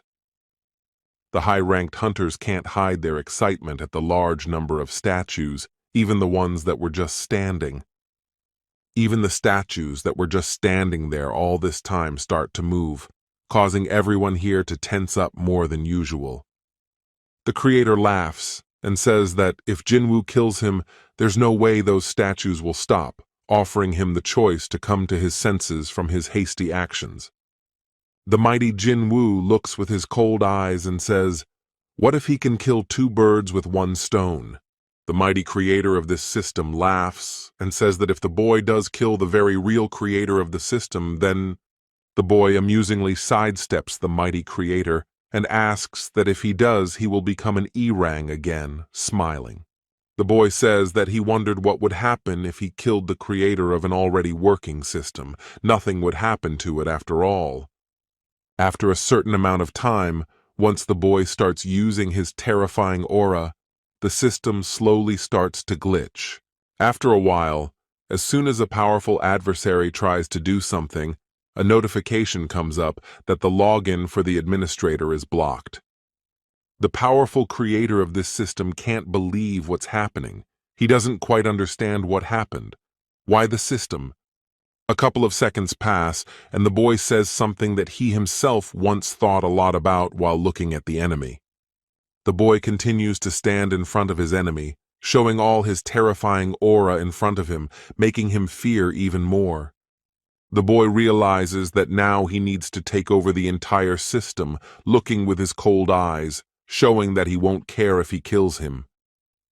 The boy voices that it seems the powerful creator's system isn't so perfect, causing his opponent to scream loudly. The boy only needs to take a few blows to defeat his own opponent, causing him to just gradually disintegrate before his eyes. The powerful creator of this system, though already in a dying state, still has something to say to the boy. He says that when the pillars of fire appear and rise up into the sky, the boy will surely be overtaken by a long-awaited death. The boy, with his back to his defeated opponent, does not feel any fear after his words, saying that it will be as it pleases him. The hunters outside say that it's been an hour since the guild members entered the place, but if they go in, they'll obviously be in trouble. After a certain amount of time, it seems that a large number of those very high-ranked hunters gradually begin to be seen. All of the high-ranked hunters are visibly shabby in their appearance. Some are in trouble and appear to be injured. Some hunters are thinking about the fact that their country's top guild members are in such a terrible state, not realizing what happened there. Someone asks about whether they are members of the Bravo Guild, asking for help to help carry the bodies of the dead out of the dungeon. The boy thinks about the fact that it wasn't the real body of the creator, the one clearly in another place, since he never got answers to his questions. Jinchul says that about 20 top-ranked hunters died. It would be scary if those monsters came out. Would Jinwoo confront them himself again? Jinwoo thinks that although he asked the Bravo Guild to send a message to the association, but still, So many hunters died. Jinchul says that their department is monitoring all the actions of S-rank hunters, but he's the one who decided to seek help from another guild. Jin Cheol looks at the large number of corpses that are covered in a white cloth that is gradually turning red. Jin Chul turns to the hunter Jin Woo to ask how he knew about the double dungeon opening, looking at the boy. The boy, turning away from Jin Chul, tells him that the double dungeon itself drew him here, as if it were calling to him. Jin Woo says that he received a message that he needed to come here, but he can't show it to him, because it was all just in his head. Jin Chul thinks to himself that it's unlikely Jin Woo would joke about this, since so many people have died, but this hunter is so hard to understand. After a while, the hunter Hei-in herself comes up to the boy, excitedly asking him how he's feeling. The boy, noticing the stranger's presence beside him, turns his head slightly to the side, slowly beginning to say that he might be a little tired, but the boy can barely stand on his own 2 feet after such a bloody battle, showing some weakness. Some few countable seconds pass. Before the boy can even finish speaking, he immediately falls to the ground from helplessness as they run up to him. A large number of cars loaded with the highest grade crystals drive off in their own direction. Some amount of time passes as these loaded cars unload the entire load in a place set apart from the others. Some man says that about 200,000 tons of magic crystals have arrived, thinking that this should be enough for them. The man says that they will first channel the energy of the magic crystals into the barrier, and then the barrier will suck out as much mana as it needs. But something seems strange to the man, and the other man asks what it is, to which the man says that the barrier is in perfect condition, but someone seems to be watching them. The man shifts his gaze in some direction. From somewhere he senses something amiss, clearly someone else's presence. Another man in a business suit doesn't quite understand what the man is talking about, and the same man, in turn, starts yelling and asking him to show himself. The man looks in some direction and abruptly stops talking, and the other man asks in amazement if there is anyone else here. The man begins to smile his wide smile, glaring at who could be sure it was some very ordinary person, causing one to wonder. The man finds himself with his back to some shadow that is high up on one of the multi-story buildings, which seriously makes for some kind of tracking. This shadow says that the man has a well-developed sense of smell, but considering how the man got his power, there's nothing strange about it. The man looks at everything going on below himself, continuing to voice that it's not that important anyway, because the show is starting. The man looks up at the sky, which is creating some sort of hellish spin along with some sort of glow inside, saying that everything is going clearly according to the script.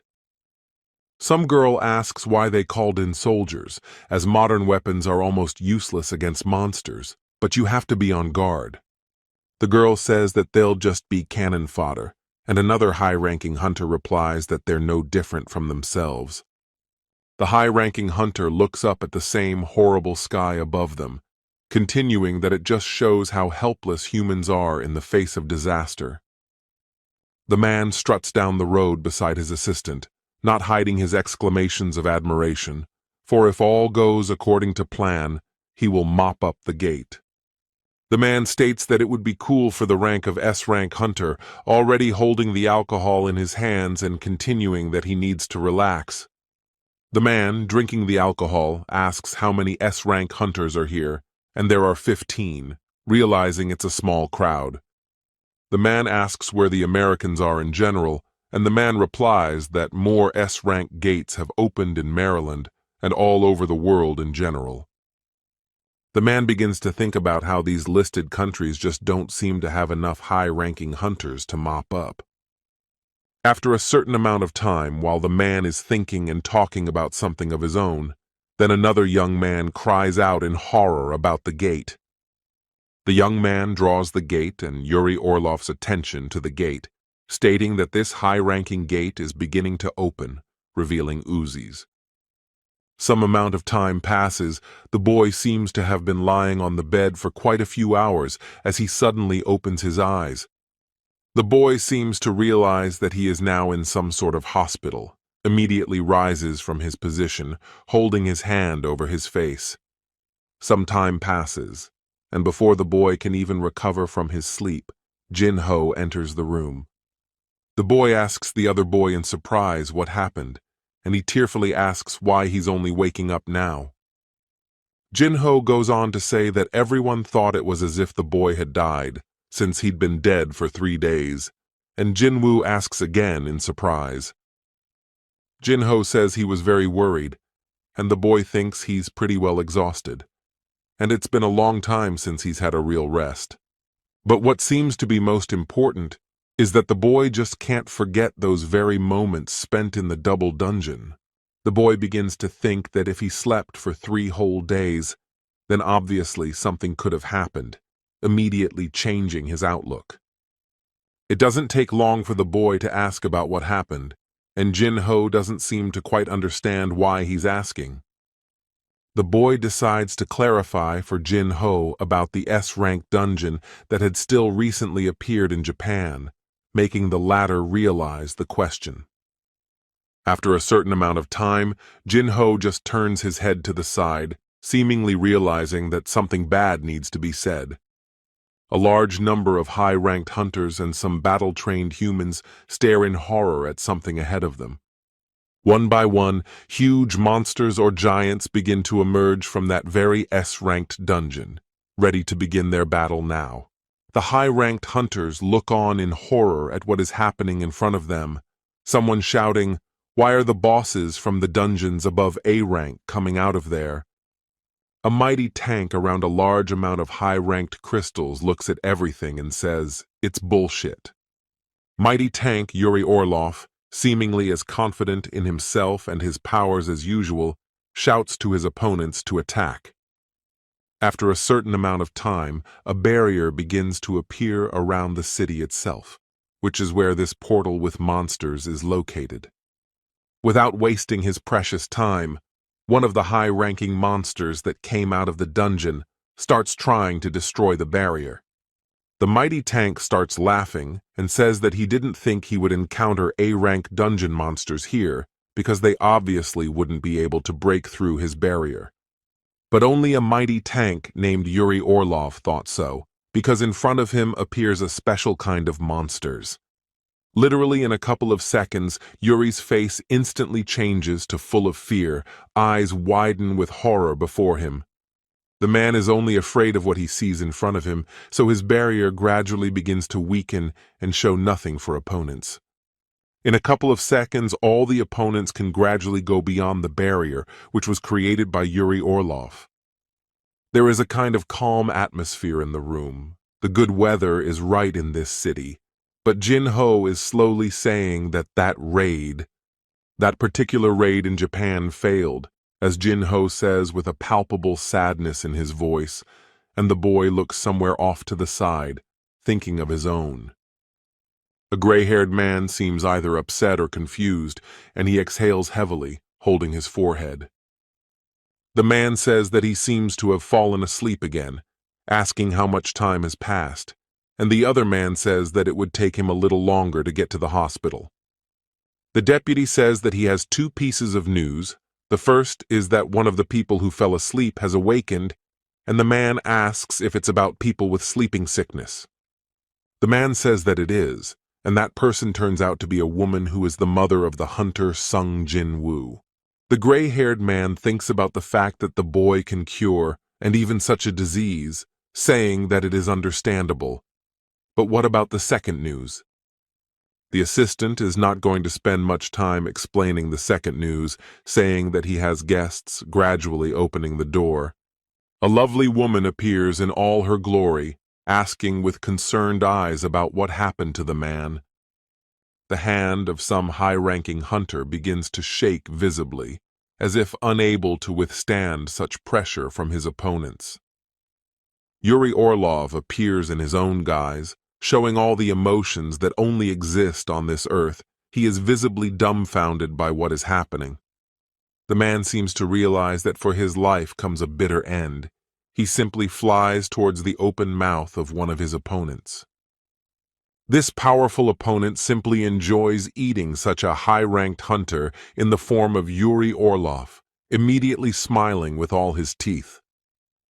A large number of very different tanks begin to shoot at their target in the form of huge opponents who do not stop attacking them. These tanks and structures seem to have tremendous firepower, and they relentlessly attack at their opponents who attack like this. Something bloody battle is going on in this city. People are in utter confusion and fear of what is happening here. Some hunter says that these weapons are useless against the magical monsters, asking what are they waiting for? After all, it is time to deal with them. After a certain amount of time, once one of the hunters states that it's time to attack, the rest of the hunters come out for their hunt. Some high-ranked huntress looks at her opponent with a cold stare, thinking about the fact that she needs to take away his sight. The huntress doesn't take long. After a certain amount of time, she immediately flies high up and begins her attack. The girl thinks with some horror that for the size of this monster he moves too well and also fast, being a strong opponent. Some voice comes from above, saying that they are broadcasting from Tokyo. Even from this height you can see the horrible sight below everything.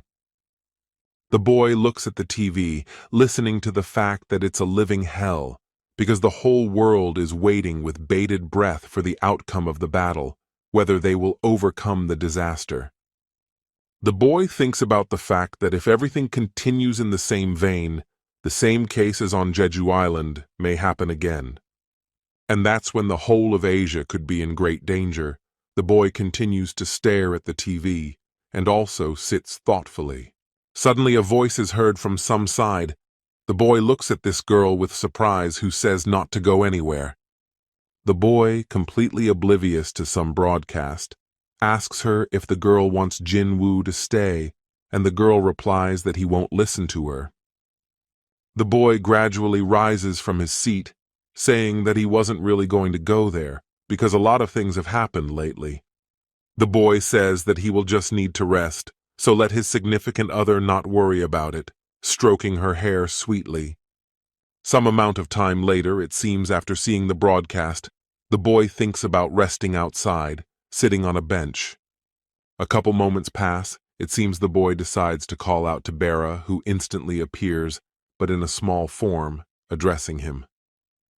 The boy amusingly states that did the mighty Burr rewatch Korean doramas while watching over his sister, causing the latter to become embarrassed. The boy, not making him wait long for his question, asks him about Jinna, and he says that she continues to sleep a lot in her room. The boy thinks about how it seems like his sister was pretty traumatized by that situation, but in all the 4 years, that one wasn't going to stop him. The boy thinks about what he should do now in such a situation, looks around himself thoughtfully, and goes his own way. Some time passes, as suddenly behind the boy begins to drive a car, and then completely stops next to him. It seems that the boy is already in some place, going to talk to someone about something, asking them what they want him to do. The boy turns to Yu Han, a giant of the construction industry, and the man introduces himself in a polite manner to this hunter. The man doesn't seem like he's going to waste much of the boy's time, immediately starting to hold out something in his direction in the form of a sheet of some kind. The man states that he doesn't piously believe in the case where money can buy anything, much less a hunter like Jinwoo. The man covers his eyes and says with a calm expression that this is why all his thoughts are pure, and he hopes Jinwoo will understand him. The boy thinks about the fact that it seems like their conversation should stay just between the two of them, not quite understanding what the man wants from him. The man begins to say that he has the same disease that Jinwoo's mother had, beginning to outline the purpose of the meeting from afar. The boy immediately asks if Jinho knows about it, and the man says that only the 3 people around him know about the disease. The boy amusedly states that he probably knows about the other's disease now too, though it's some unpleasant news for Jin-ho. The man calmly agrees with the stranger's words, saying that the man is absolutely right, expressing his smile, seemingly trying to be calm. From afar, the man begins to say that while they were all looking for a cure for this disease together, there was a man who was able to cure himself of it. The man says that he's honestly not quite sure if it could be a matter of luck here, because that person turned out to be the hunter Jinwoo's mother. The man says that Jinwoo is therefore right and that he needs something from the hunter. But if the man helps him, the chapter will never forget his kindness. The boy begins to wonder about his surroundings. What is going on today? Thinking that today the boy will have to make important choices about everything that is going on, it seems, to figure out who is best to help and who is not. Some man shouts that monsters are tearing down buildings and uprooting trees as if they want to wipe out all humanity from the earth. Someone fearfully says that means they are too, and the man says that there is no need to panic, because as long as they don't touch them, the monsters won't touch them back. The man says that it's that giant that's the problem, because while the other monsters are tearing everything down, this one is standing there protecting that gate. It's like it's waiting for someone or something. Everything seems pretty damn weird, but this monster is especially awesome and clearly capable of any attack. The cameraman says it's his personal guess, but it seems as if that monster isn't alive. Even though it's breathing, it's as if it's been programmed. The man says that if it were that simple, then it would have gone down from a single hit from an ordinary projectile, realizing that it has been 2 days since he left the gate. The man says with horror, how long can they hold off these powerful monsters? Really, until their city is reduced to rubble. Jinho seems to be having a conversation with someone about a topic that is very important to him, suddenly cringing at the question of whether his interlocutor is going to go to Japan. Jinho says with horror that Jinwoo doesn't watch the news at all, because there's so much horror going on, and he hasn't fought so many monsters. The boy calmly says that he knows about everything, but if he succeeds this time, their guild will become famous. But Jinho isn't sure. The boy thinks about how strange this is, because even Jinho, who has always supported him, starts to doubt as he hears other people's words. After a certain amount of time, it seems like as soon as Jinho starts thinking about his own, he immediately shouts confidently that he'll definitely go with Jinwoo. Jinho says that all the incidents that have happened even more recently are clearly united by something, and the boy wonders what.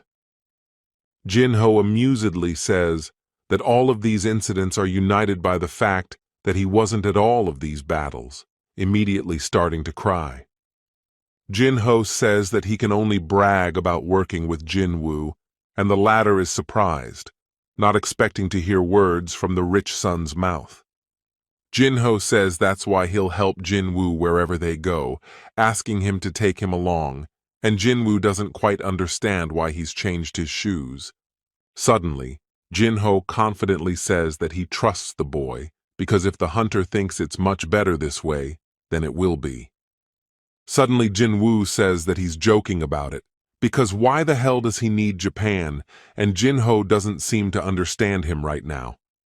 The boy turns away from his assistant, already opening the door and saying that all this work will be enough for today, saying goodbye. The boy thinks about the fact that he couldn't use his shadow soldiers then, since the creator had about the same level as him. The boy begins to realize that there are clearly those left in this world who can still easily compete with him. The boy thinks that the world is big enough, and that somewhere there will be someone who can defeat the hunter Jinwoo. The boy thinks that it is time for him to accept the fact that he can't cope with problems alone when he meets his mother. The woman asks her son if he's going to have dinner, also asking about Jinna, and he says that she just doesn't have an appetite. After a certain amount of time, the boy seems to think about the stranger's words for a bit, and afterward he says that he can't help him. The man asks the boy with noticeable uneasiness to at least tell the boy how his own mother was able to cure herself of the disease. The boy, lowering his head and sternly addressing the chairman, says that he would not have kept silent in his place if he had known the answer to his question. The boy doesn't make himself long. He simply rises from his seat, hearing a chagrined, "I see," from the man, and Jinwoo says goodbye. The boy leaves the stranger's office after a short amount of time, and afterward faces his back against the wall, exhaling heavily. The boy says with his eyes closed that it's still his dear man's father in the person of Jin-ho, which is very sad. The boy thinks about the fact that he doesn't know what kind of man he is and what kind of goals he pursues, because maybe he isn't sick at all. The boy thinks that the amount of the holy water of life is very limited, so he must spend it all wisely. The boy thinks that the offer was unexpected, but unfortunately he is not interested in it, and since he has to make a choice, then the boy decides to enjoy the taste of the food his beloved mother has prepared, covers his eyes, and after a while calls out to her. The boy tells the woman that he will definitely be back soon, seemingly finishing up with this delicious meal that the woman has arranged for him.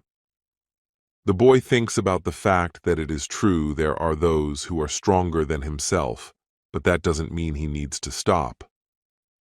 The woman, standing with her back to her son, tells his son that if something happened, his dad always ran headlong to the call, even while eating. The woman voices to her son that she will help him pack for what seems to be a long and unplanned trip while the room is quiet. In the barely lit room lies Jinna, seemingly in some sort of bad shape or just lacking some sort of strength. After some amount of time, Jinwoo enters the room, offering his little sister something to talk about, and she briefly says that she wants to sleep. The boy, despite other people's words that the girl would like to continue her sleep, settles down on her bed and thinks about where to start. Some amount of time passes, as the boy is really thinking about the upcoming dialogue, as she suddenly says that she almost died recently. The boy seems to realize that he has said some crap and not at all what should have been appropriate for this conversation, immediately looking back at her. The boy nervously says that he didn't mean it, because it's a common thing for him, but this time it was quite dangerous, because he almost actually died. The boy calms down and says that he was able to survive, and he is grateful to his fate that he can still go home. The boy assures the girl that he will definitely return home safe and sound this time too, stroking his sister's hair.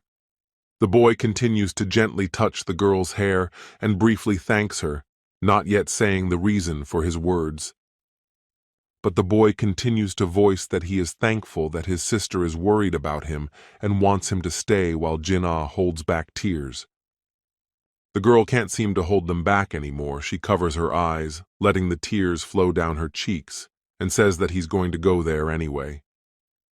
The boy says with his usual calmness that he is, but he will definitely come home safe and sound, making her believe him. The boy goes on to tell her not to cry on this occasion, because he will always watch over her wherever he is. The president of the Hunters Association seems to look a little nervous before some speech he has obviously prepared for the people in front. A large number of reporters and assorted journalists are waiting for some sort of conference to begin, starting to write something down in their notebooks. Some amount of time passes. It seems that the president of the Hunters Association does not yet notice the presence of others around him. A few countable seconds pass as a boy in his businesslike and tidy appearance stands behind the counter, noticing a large number of flashes. Without making the two wait for each other for long, the president of the Hunters Association shakes hands with his usual smile to the highly ranked hunter. Among the large number of people here, one can notice Jin-ho, who is carrying something on his back, seemingly a large load.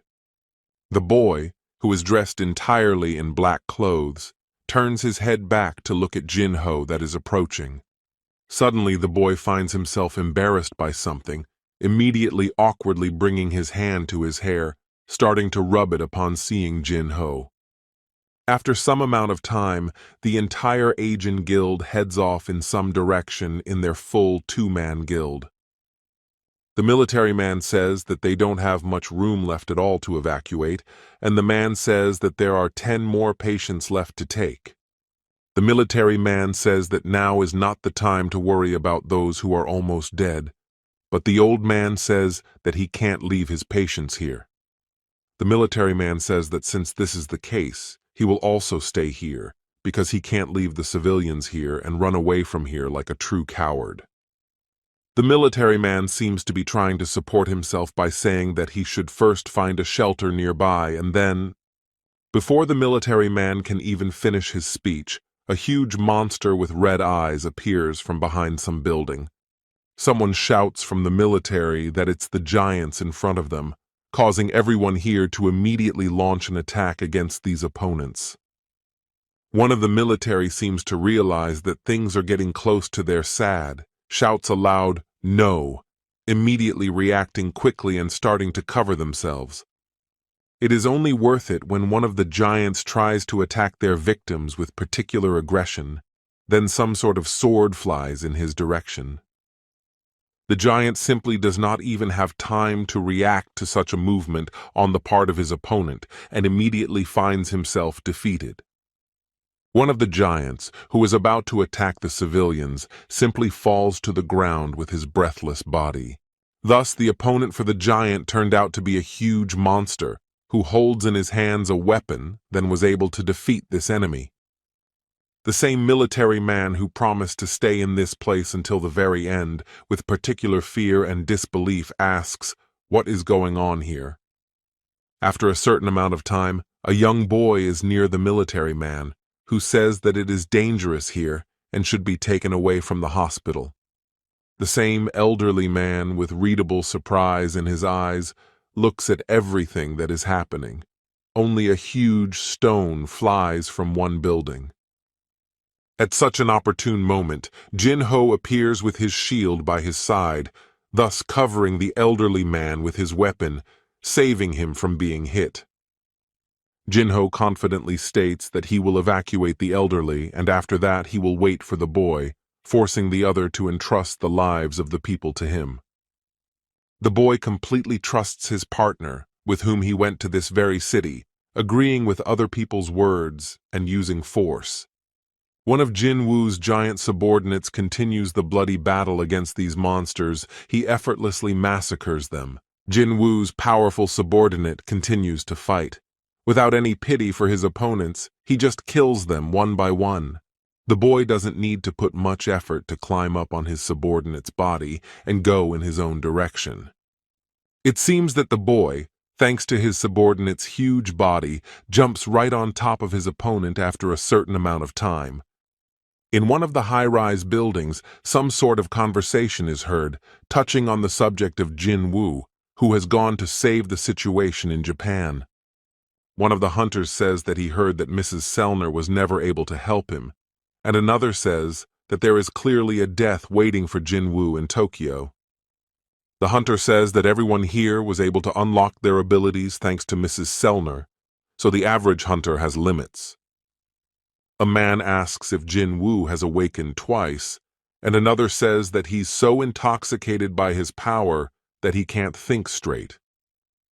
The man says that the man thinks that ants and giants are the same thing, because who knew that the raid on Jeju Island would be Jin-woo's last? A man says he's betting his boat that Jin-woo will die on the first day, and another says he's betting his house that he'll die 2 days later. A man with blonde hair sitting not too far away from the rest of the high-ranking hunters enters the dialogue, vocalizing what he should bet. The man continues that he would then bet the entire guild building that Hunter Jin-woo would definitely come back alive, starting to smile. The man says that he'd better focus on the S-rank gate if he were the others, after all. Those should already open tomorrow, so who can survive? Another hunter thinks that man knows how to ruin the mood, and another also maintains that it's better to ignore him. The man mentions that Japan seems to be having a lot more fun than America right now, starting to look out the panoramic windows with a smile. A man voices the fact that this country seems like it should be as much fun as Japan itself by tomorrow, noticing some infernal circle in the sky. Some cameraman shouts, addressing his viewers with words to the effect that can anyone believe all this is happening? The cameraman excitedly states that the summoned creatures and shadow soldiers of Hunter Jinwoo are attacking that giant. The man comments that right now the monster is in a bad situation, as the ants are starting to devour it alive. Someone of the powerful monsters is trying to chase down a defenseless girl who is running away from this foe as fast as she can. It seems that the girl has just a little bit to go, as suddenly the mighty Igris catches her deftly, and at the same moment removes the monster's alien arm. The mighty opponent doesn't seem in any way encouraged by the fact that his prey has been so brazenly taken right out of his hands, not noticing what's happening behind him. A few split seconds pass as the powerful monster is dealt with by the suddenly appearing shadow soldier Jinwoo. Jinwoo's shadow soldier massacres his opponent without any regret or pity, making sure that he never gets back on his feet again. The majestic Igris, watching everything happening from the sidelines, holds the little girl tightly in his arms, grudgingly glaring at the monster. Mighty Iron, not hiding his shout of pleasure at having dealt with such an opponent, stands on the breathless body. Mighty Iron does not hide his satisfied smile, looking at the scene in front of him, for he was the one who dealt with the monster. The majestic Igris doesn't seem in any way impressed by what the mighty Iron has just done, only stroking the little girl, calming her down. The boy thinks about how Iron, after raising his own level, is starting to cut loose, enjoying the process. The boy thinks about the fact that even so, it doesn't stop the mighty Iron from doing his job, noticing the military man. The suddenly appearing soldier doesn't hide his gratitude in front of such a highly ranked hunter as he suddenly sees the hand in front of him. Before the military man can even finish his speech of gratitude, the boy interrupts, starting to say something in another language. The military man seems to be even more surprised than before, for could it be that the highly ranked hunter is not only good at fighting, but also speaks another language perfectly? Jinwoo speaks to Jinho about getting the military man out of here and finally ending this evacuation, and the latter agrees. A certain amount of time passes, and afterward, Jinho begins to escort a certain military man behind him to send him to safety. Once the boy finally finds himself all alone in this dim place, he slowly voices the fact that now the real show begins, immediately slowly using his magical abilities as he continues to stand. The boy doesn't take long. He looks with his violet eyes at everything going on around him and gives the command to rise. Some worker seems to achieve the result he wants, and afterward shouts out some nagoyashi stating that the return was successful. There is some commotion in the visitation. Someone is saying that the corpse of some giant has been discovered. Someone is shouting that the return has been successful. The man in the room, where there is quite a loud noise, is surprised to hear that Goto was right. The man goes on to say that it was the same look he saw at the airport, remembering the boy and his violet eyes. The man says that he's met countless hunters, but there's a lot to see in Jinwoo's hunter's gaze. A man with some fear and nervous demeanor meets Jinwoo and states that since this is an urgent matter, they need to get started now. The man says that the giants are now heading towards Osaka, continuing that they are asking Jinwoo to take care of Osaka's defense. The boy goes on his own way, seemingly not even listening to what the man next to him is telling him, thinking about his own things. The man thinks that no matter how strong Jinwoo is, he won't be able to stand up to these giants, finding some merit in it for himself. Some time passes, it seems that the boy does not make himself long to wait, and with his usual cold-bloodedness, says that he does not want to. The man instantly changes his face and says what the boy will do in this position, because everything is very dangerous. The man thinks about whether Jinwoo is really serious about going alone against these monsters, but what he's doing now. One of the boy's subordinates seems to be waiting expectantly for any command from his shadow lord. The boy stands pensively in the same spot, holding his chin with his hand as he continues to ponder on all sorts of things. Suddenly, some idea pops into the boy's head that he will number his shadow soldiers, and Burr says that they have eliminated another enemy. But it's as if the boy doesn't react to the words from the mighty bear. He continues to ponder how he should number the others. The boy thinks about how he should immediately use the exchange and start building an army, telling Jin-ho to get ready. The boy thinks that everything has been easy enough so far, but the most important and interesting things will start now. The boy says that the shadow soldiers he has now sent all over Japan have helped the hunters destroy the giants. The boy realizes that this is a win-win strategy when he has a lot of mana in his bank. The boy says that the giants who were able to use up their strength could not stand up to the shadow soldiers. The boy says that it is enough that at the same time other gates are opening, so he has to both fight and evacuate people. The boy looks at what is happening in front of him, what a ruined city on the 7th day after the dungeon rupture. The boy calmly struts around the ruined city, looking around himself along with Jin-ho, who is nearby. It seems that after a certain amount of time, they come to some sort of ruin. Jin-ho says that it is the truest ruins, to which the latter agrees. After some amount of time, while the boys are thinking about something of their own and looking at the horrible atmosphere, someone suddenly distracts them. The boy asks about Mrs. Hanakawa if there are any other hunters here, and the girl says that there are almost no other hunters in Tokyo. The girl goes on to say that it's impossible to even calculate the damage to the city right now, and the monsters have scattered around the world.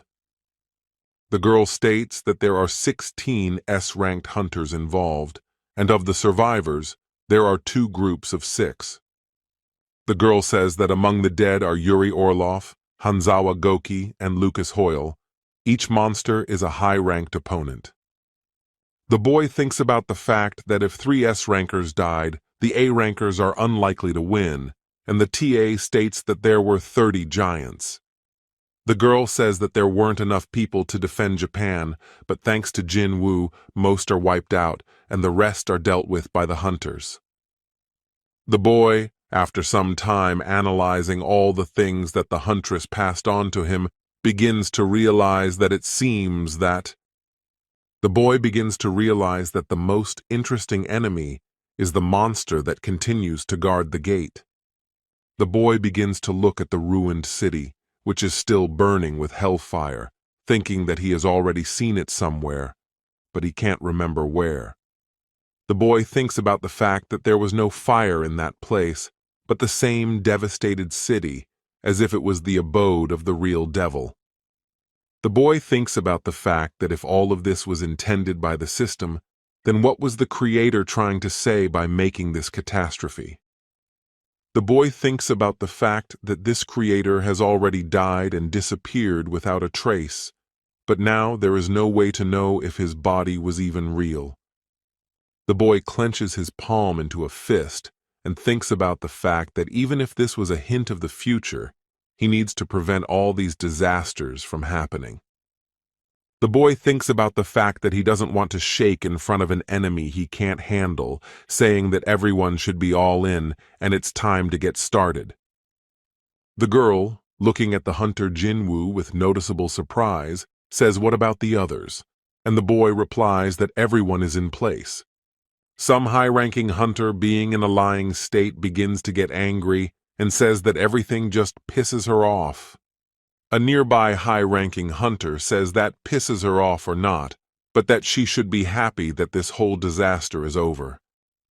The girl blurts out that she knows it herself, but she's not happy that she wasn't left with any monsters to fight in Tokyo. The girl can't handle her overflowing anger in her body. She punches her tattooed arm straight on the ground, making different sounds.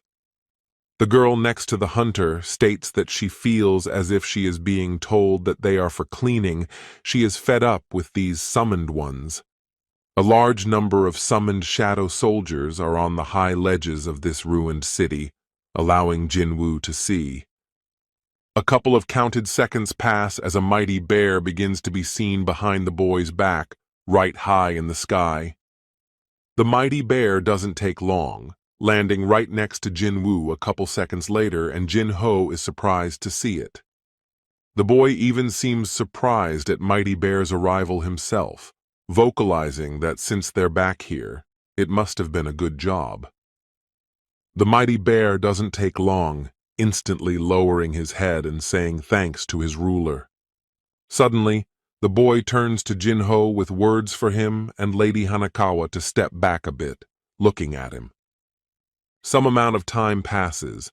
Once the boy gets the fact that these people have moved farther away, then he starts to use the command. You don't have to wait that long for the system to react to the new shadow soldiers that are slowly coming into view.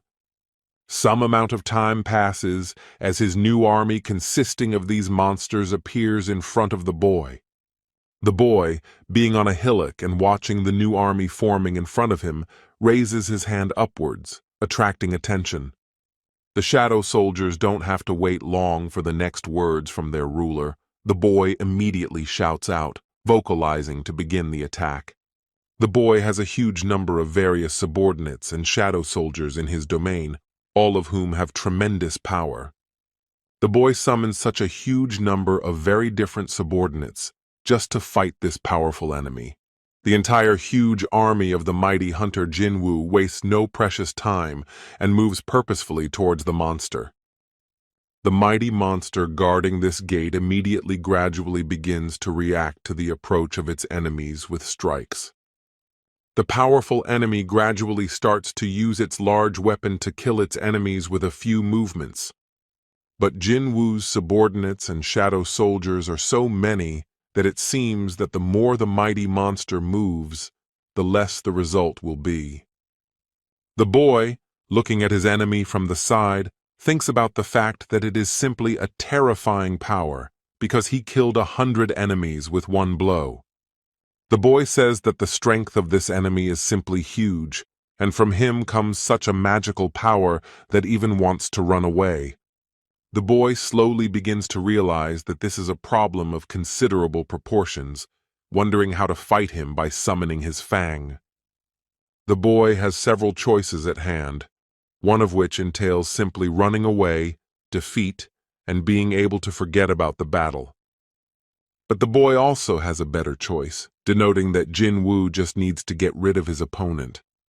After a certain amount of time, literally the same huge size, a soldier appears next to this powerful monster. As soon as Jinwoo's shadow soldier tries to hit his opponent in any way, the mighty monster is faster. The mighty monster doesn't need to put too much effort into dealing with the shadow soldier with a single sword strike. As the mighty monster continues to fight those who are preventing him from guarding the gate in peace, the others begin to crawl up his leg. But the mighty monster seems to prove to be much smarter than all of his opponents, starting to simply stomp on his opponents. Watching the whole battle going on, the mighty bird just can't contain himself, wanting to leave to fight at once. But the boy stops his strong subordinate in time, telling him that it is not yet the right time to attack. The boy thinks about how things have been predictable so far, but he needs to hold on to his mana to find his opponent's weak spot. The boy watches intently at the ongoing battle and the mighty monster's attempts to slay all the small shadow soldiers with his fist. The boy does not take his eyes off the ongoing battle. He also keeps an eye on his mana, which is slowly starting to drain. It seems that after a certain amount of time, the powerful enemy is gradually getting angry, acting aggressively. The boy thinks about the fact that the magic of that monster surrounds him like an iron wall. That's why he doesn't bother with any defense. The boy thinks that the powerful opponent is why he's so confident, but Jinwoo knows that he did block once.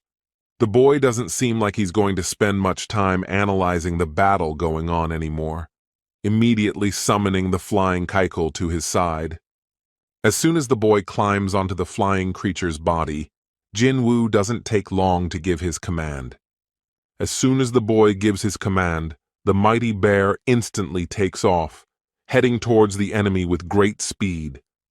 Mighty Bear turns out to be such a strong and fast shadow soldier that even the monster can't keep up with someone else's speed. The boy, while on the body of the flying creature, along with the majestic Igris, head in some direction of the monster. It seems that the mighty bear turns out to be such a fast and strong shadow soldier that he makes the one fall down with one move. The boy, watching the whole scene, can't seem to hide his surprised emotions because of how strong Bear is as a soldier. Some time after the attack on the monster, the majestic Igris enters the battle. The mighty monster seems to be in some surprise at what is happening, clearly not ready for such strong opponents. The boy, watching the battle from the sidelines, can't hide his satisfied smile because everything is going just as he thought. On the other side of the ongoing battle, and the mighty Burr uses his skills, clawing the enemy to make them fall faster. The boy, not intending to waste much time with all this fighting, appears in a terrifying guise and begins to use the monarch's power. It seems that the attack from the Jinwoo hunter is so strong that huge flashes of lightning and strikes can be seen from a great distance. The hunters watching the battle from the side can't seem to hide their surprise, because it doesn't seem like a hunter fighting a monster. The girl, clearly puzzled by what she can now see in front of her, says that it's more like a battle between two monsters. Jinho can't seem to hide his pride in the Henim, who is doing a great job with his though so strong opponent. The mighty monster seems to be slowly starting to lose his great strength already, as flashes of lightning come out of his red eye. The boy appears in his powerful form in front of the enemy, not hiding all his motives to deal with the monster quickly. Some amount of time passes, seemingly a few counted seconds, as the boy shouts to his subordinate, calling for an attack. The mighty bear doesn't seem to take long. He instantly reacts to the other's command, saying that everything will be executed. A few split seconds pass as the mighty bear immediately flies straight into one of that monster's eyes with great speed.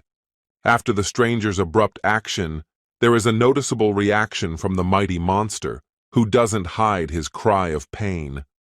The boy activates the Chaos Blade skill, looks at his opponent with a cold stare, and begins to deliver swift blows. The mighty monster seems to be unable to resist its opponent anymore, spitting blood and gradually falling to the ground. Some time passes before an alert from the system appears, stating that the boy's level has been noticeably increased. The boy thinks about the fact that the enemy has been defeated, seemingly even faster than usual, and at the bottom of what's happening, Jinho calls out. Jinho starts running toward the boy, saying that such a brilliant battle was expected of Jinwoo because he won the battle. The boy thinks about the fact that the system's message didn't say that the dungeon boss was defeated, which could mean that the raid isn't over yet. The boy thinks about the fact that the black aura still hasn't gone away, and he just can't extract the alien shadow as expected from the system itself. As Jinho scoots closer to the boy with all his might, Jinwoo seems to extend his palm out to the side as if trying to tune in. The boy stares intently at the breathless body of the mighty monster as the voice of his shadowy soldier is suddenly heard. The mighty bear appears before the boy in all his usual guise, glaring that it was him, making Jinwoo realize the whole point. The boy, looking at his shadow soldier, finally realizes that it was Bear, thinking about the fact that even if Bear is dead, it's hard to feel his magic. After a certain amount of time, the sky begins to turn a bright white color, seemingly emitting some sort of powerful reaction. The boy seems to begin to feel some incredible wave of magic, his gaze noticeably changing, looking carefully ahead of himself. The boy seems to suddenly come to his senses about Jin-Ho. After all, this guy had just been by Jin-Woo's side, immediately fearing for someone else's fate.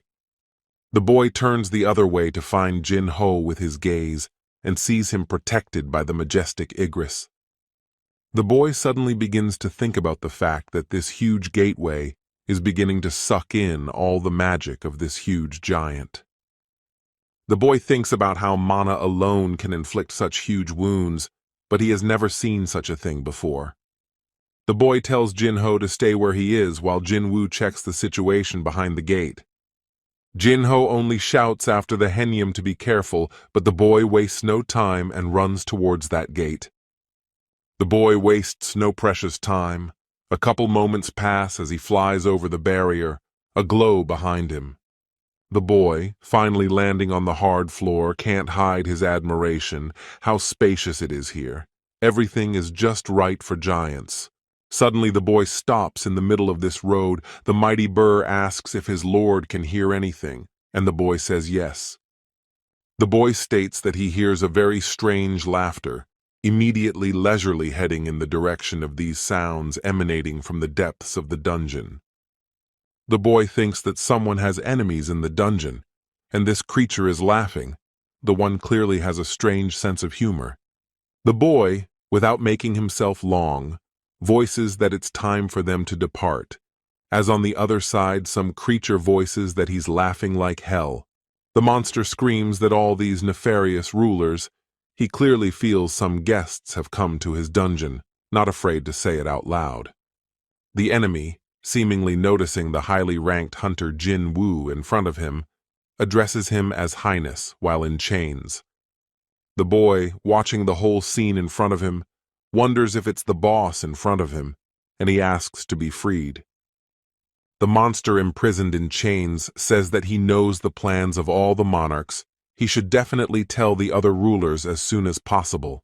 It seems the powerful monster, who can't move his limbs at the moment, can finally see Jin-Woo's face. The powerful monster immediately changes his face to a hateful one. He states that the boy is not the one he knows. The boy, as he continues to stand in front of this monster, questioning if those monarchs did such an action towards the monster. The boy thinks about the fact that of course he has tried to dialogue with monsters before, but none of them could explain where they came from. The boy is not ceremonious and asks the monster about the monarchs, and the monster says that they are the long-time enemies of the rulers, looking at Jin-Woo. The boy digests the information and thinks that since they are the enemies of the rulers, they are also his enemies, and then asks the monster about the monster's stiffness. The powerful monster completely agrees with the words of the hunter Jin-Woo, saying that he is also the ruler, looking at him carefully. The mighty ruler says that perhaps the monarchs and other rulers are already coming for Jin-Woo, but the boy doesn't have the strength to resist them. The mighty ruler says that Jin-Woo will need more power to win them over, and then asks him to release him because he will help. The boy says who is going to help whom, if the monster will help the man, asking if the monster offers to take his word for it. The mighty ruler begins to smile with all his teeth and says that it seems that he will have to make the boy believe. After some amount of time after the ruler's spoken words, it is as if this monster begins to read a spell. A large number of alerts come up saying that the ruler is using the skill oath of loyalty, after which they will not be able to lie to each other. The boy begins to scrutinize and read the text that is stated inside the alert, thinking that the one is the king of giants. The boy seems to stand like that for a while, contemplating all sorts of actions, but finds nothing better to do other than agree to the proposal. The powerful ruler begins to ask the boy to release him, for he will help the hunter, and the boy agrees, but is hard of speech. The boy begins to realize how this whole system and oath actually works. He can't even utter the slightest lie to this ruler. The boy tries to formulate his thought into a speech and states that how is it that a monster can freely conduct his dialogue, unlike other monsters? The mighty ruler doesn't seem to quite understand, interjecting, and Jinwoo states that it's the monsters that come out of the gate. The mighty ruler realizes that the boy is talking about the chaos dwellers, and after continuing that, he too has a question. How can the boy put him and the chaos dwellers on the same level? It seems that such a question offended the ruler a bit. He says that those who get out of the dungeon are the soldiers of the defeated army, caught by the ruler's army. The powerful ruler continues that it is only natural that the inhabitants of chaos have defects after so many years under their influence. The monster states that he is the king, for unlike them, he was able to keep his sanity, he kept calm for years, and then Jinwoo appeared. The boy says about the army of lords, whether they are the same knights in white armor and with huge wings behind their backs. The mighty ruler briefly announces that they are the very same.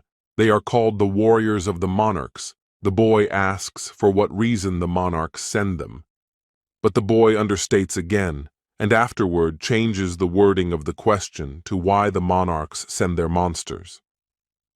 The powerful ruler says that didn't he tell the boy that they are preparing for war, because they are going to turn the planet into a battlefield. The boy says he doesn't really understand, because aren't they sending monsters to this place to turn the earth into a battlefield? The mighty ruler says that the reason for this is simple, and it is that the monarchs want to breathe magic into the human world. The mighty ruler states that if the monsters coming out of the gate is a disaster, then the release of magic will be a better event, which is what everyone thought so. The mighty ruler continues to list, stating soul crystals, mana stones, items that are filled with magic. The mighty ruler says that the spilled blood of those with magic in them is the best way to bring power where there was none to begin with. And for this the monarchs have decided to use the prisoners. The ruler continues that the concentration of magic on this planet is growing because of their blood. The ruler says that magic has strengthened this planet, but the plan of the monarchs is to create a world that will not collapse under the onslaught of their power. The mighty ruler says that this war is considered the second war between the rulers and the monarchs, a fierce and bloody war. The mighty ruler confidently states that the human world will soon become the ultimate hell, causing Jinwoo's eyes to change. The mighty ruler briefly states that they have no time at all, for once word of their meeting becomes known, the others will not stand idly by. The boy says that the ruler had it in his mind before that Jinwoo was their target, but doesn't understand why, and the boy replies that Jinwoo really doesn't know anything. The powerful ruler says that the power that Jinwoo has is not his, but the fact that he has that power means that the original master of the power betrayed the ruler. So the boy has become an enemy to the monarchs and the ruler. The ruler continues that he swears, because he will fight Jinwoo, but will the hunter be able to help him? The boy states that when he wants to win someone over to his side, he simply turns them into his shadow soldier as usual. Mighty ruler says that monarchs and rulers gain immortal bodies, because even if you kill him, you can't extract his soul from his body. The mighty ruler says that even so, he can become his soldier, asking if that's reason enough for Jinwoo to free him. The boy thinks about the fact that he's figured out this situation, but for some reason he feels somehow uneasy, as if he's missing something serious. It seems that the powerful ruler can't wait to free himself from these chains. He asks the boy to do something. But the boy doesn't seem to be in a hurry. He asks him if the mighty ruler will be on his side, and he says he will. The mighty ruler says that if the boy helps him, he will be sure to repay the high-ranking hunter in the same coin. After all, this is the deal that is binding between rulers. Jinwoo thinks for a second. This monster is blocked out by some kind of shadow. Perhaps it's some kind of illusion, but the boy begins to gradually approach the chain-locked monster, seemingly about to ask something else. The boy shows the seriousness of his question, turns to the ruler and says that he is on the side of the people. But for some reason, the powerful ruler doesn't answer Jinwoo's question, sensing something amiss on the other side. The boy doesn't show an ounce of regret for this powerful ruler, asking if the one is silent because of this oath. The boy says that the stone on the stranger's neck is very strange. Perhaps the one hears the monarch's voice that makes him kill people. The boy does not give in to any of his emotions. He says that perhaps it is better to pretend that their deal never existed in the first place. A few moments pass as the boy wounds the ruler with his weapon, saying that it would be very dangerous to let him live. The boy continues to stare at this powerful ruler with his icy eyes, saying that this is what could turn into a disaster. Some time passes as the mighty ruler says with gravity that Jinwoo was wrong, for the catastrophe is the hunter. As soon as the boy turns the other way, the wounded mighty ruler opens his mouth, seemingly trying to attack. The mighty ruler flails from side to side, seemingly from the pain overwhelming his body, while Jinwoo moves around easily enough. It doesn't take the boy long. Some amount of time passes as he once again begins to throw a few punches at the monster. The monster bends in half and says that the fiercer the battle between the humans and the inhabitants of chaos, the more the world will be a battlefield.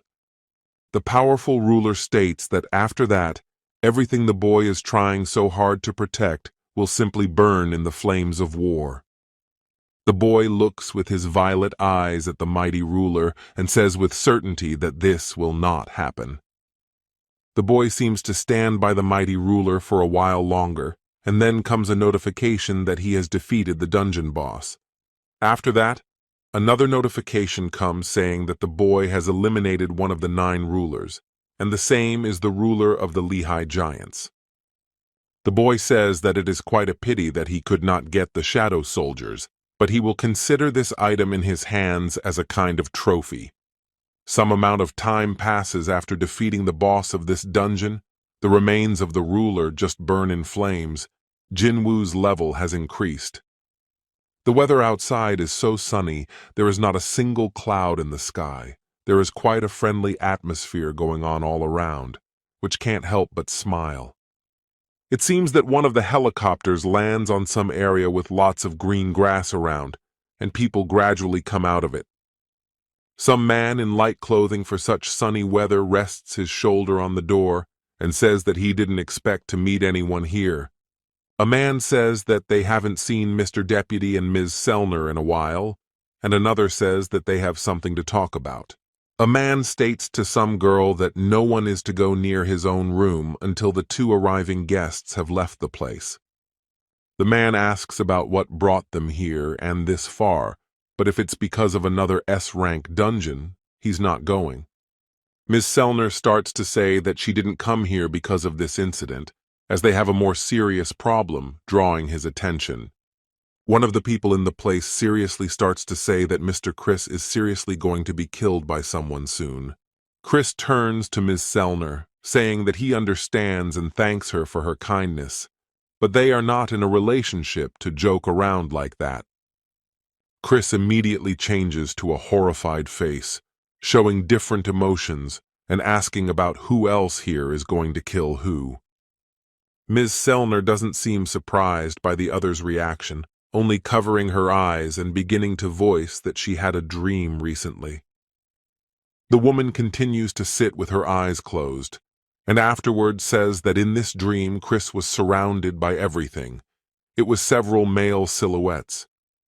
Chris immediately reacts angrily, telling the woman to take her time because she didn't come to tell all this nonsense because of some dream. Chris says that there is no need for him to be fooled, because there have been many rumors about Miss Sellner, why her abilities are so different from others.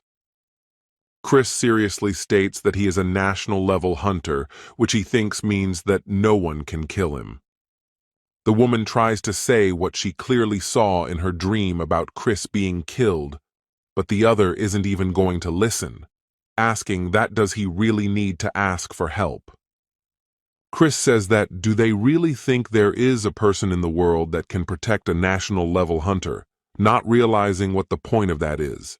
After a certain amount of time, the woman seems to reflect on other people's words, and afterward glosses over the fact that there is one such person.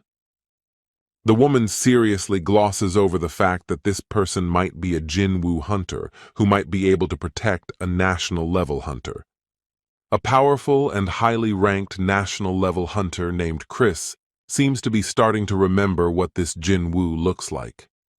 Moving to some other place where there is some sort of circling going on, and also a glow is seen in the distance. Something strange is going on here. The boy thinks about the fact that he made the right choice when he killed the king, because there was a suffocating aura emanating from him even when he was shackled. The boy says that if such a monster had gotten out, it would not have been a good thing, but it is good that he realized it in time. The boy begins to remember the events he was able to learn about thanks to the creator of the system, thinking that he needs to be even stronger. Someone says that the news saying that all the giants were exterminated quickly spread around the world with good events. And on social media, the discussion about the national-level hunter began to rage, but this topic has not only affected Koreans themselves. Someone says that one of the giants that tried to cross the sea was defeated thanks to Liu Zhigang in China. Also, the head of the Matsumoto Association voluntarily surrendered to the authorities, but no one knows if he tried to take responsibility for what happened on himself. And on the other side of the earth, somewhere in the United States, the American hunters that successfully completed the raid into the S-rank dungeon are having a buffet. Some man says that the government threw a nice buffet in honor of the raid's completion, while another man says that the raid was bullshit. After some amount of time, it seems as soon as the men finish talking, they are cut off by another man saying he was looking for the others. The man with the blonde hair and sunglasses doesn't stop smiling, stating if the others remember their very argument. The man begins to list that one hunter had bet a yacht on that bet, while another had bet his house, and a third didn't seem to have bet anything. The man seems to cut the other hunter short, abruptly begins to tower over him and ask about the tie, while the other begins to get visibly nervous. The man amusingly asks how he likes his tie, and the girl replies that his tie is quite expensive, but it doesn't match his Hawaiian shirt at all. The man replies that he thought so, at the same moment tossing his tie aside, and the girl says that they have bigger problems. The girl says that the hunter management has sent a list of guilds that are invited to the International Guild Conference, but among them is the Jinwoo Guild. The powerful hunter seems happy enough about this news, because it means that the boy will soon be coming to America. Jinho shouts somewhere off to the side, saying that his hennem are so cool, and Jinwoo says that except that giant has added to his fighting power. The military men on the sidelines don't hide their surprise at what's happening. They open their mouths and don't understand how this can be possible, if this is Jinwoo's ability. Jinho rather thinks that, naturally, those who have never seen Jinwoo's ability will be shocked to the point that their mouths will drop open. After a certain amount of time, it seems that just as Jinho begins to ponder, he is distracted by the very same girl addressing him.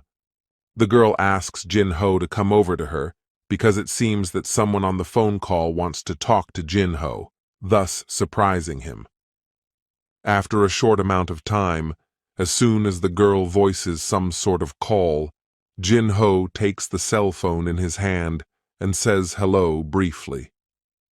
Jinho suddenly sees a boy walking by and apologizes, saying that he needs to go back to Korea, and Jinwoo asks if everything's okay.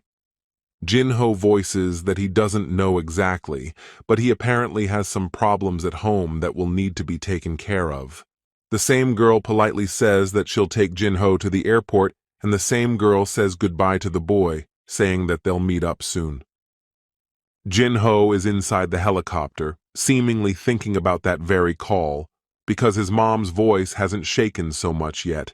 Apparently, something's wrong. Jinho tries to calm himself down and tries not to think about that phone call, because it's probably nothing serious, which is hard to believe. After some amount of time, it seems like even a few hours, Jinho finally finds himself at the international airport. Jinho, while inside the airport, hears the voice of one of the men saying that a car is already waiting for them, asking them to follow him. The man says that in such a difficult hour, Jinho should hold on and be strong, since he'll explain all the details on the way, but the guy doesn't quite understand. Jinho asks about what it could mean, and the man replies that it's too hard to explain in 2 words. They need some time. The man says that Mr. Yu Menhan, who is also Jinho's father, is now in the last stage of this disease. Jinho, seeing through the huge glass the way his father is lying on the bed, immediately becomes nervous, and the man tries to calm him down by saying that it's not allowed there. The man says with sadness in his voice that hunters who can't control their magic shouldn't be allowed near Menhan. Jinho can't seem to cope with the grief that gradually fills his gut. He says that he is a useless son after all. After some amount of time, the boy is handed some kind of folder. He asks what it is, and the man says that the chairman was working on it before his coma. The man says that he thought that maybe this folder was something the chairman would look for once he wakes up, but it seems more necessary than Jinho right now. Jinho thinks about the fact that it seems to be exactly what was passed down to him from his father, the very clippings of articles he liked. The man sadly says that these are the contests and competitions that Jinho participated in, as well as his brother and sister, the chairman who collected it all. The man goes on to say that the chairman even collected Jinho's latest accomplishments, allowing the man to see the new photos. The man glosses over the fact that the chairman never said anything that Jinho didn't like, causing the other to gradually shed tears. The man seems to find nothing better than to suggest that Jinho go to a quieter place, their ancestral home. Jinho seems to be about to head towards home together with the man, as he suddenly starts to feel something behind him.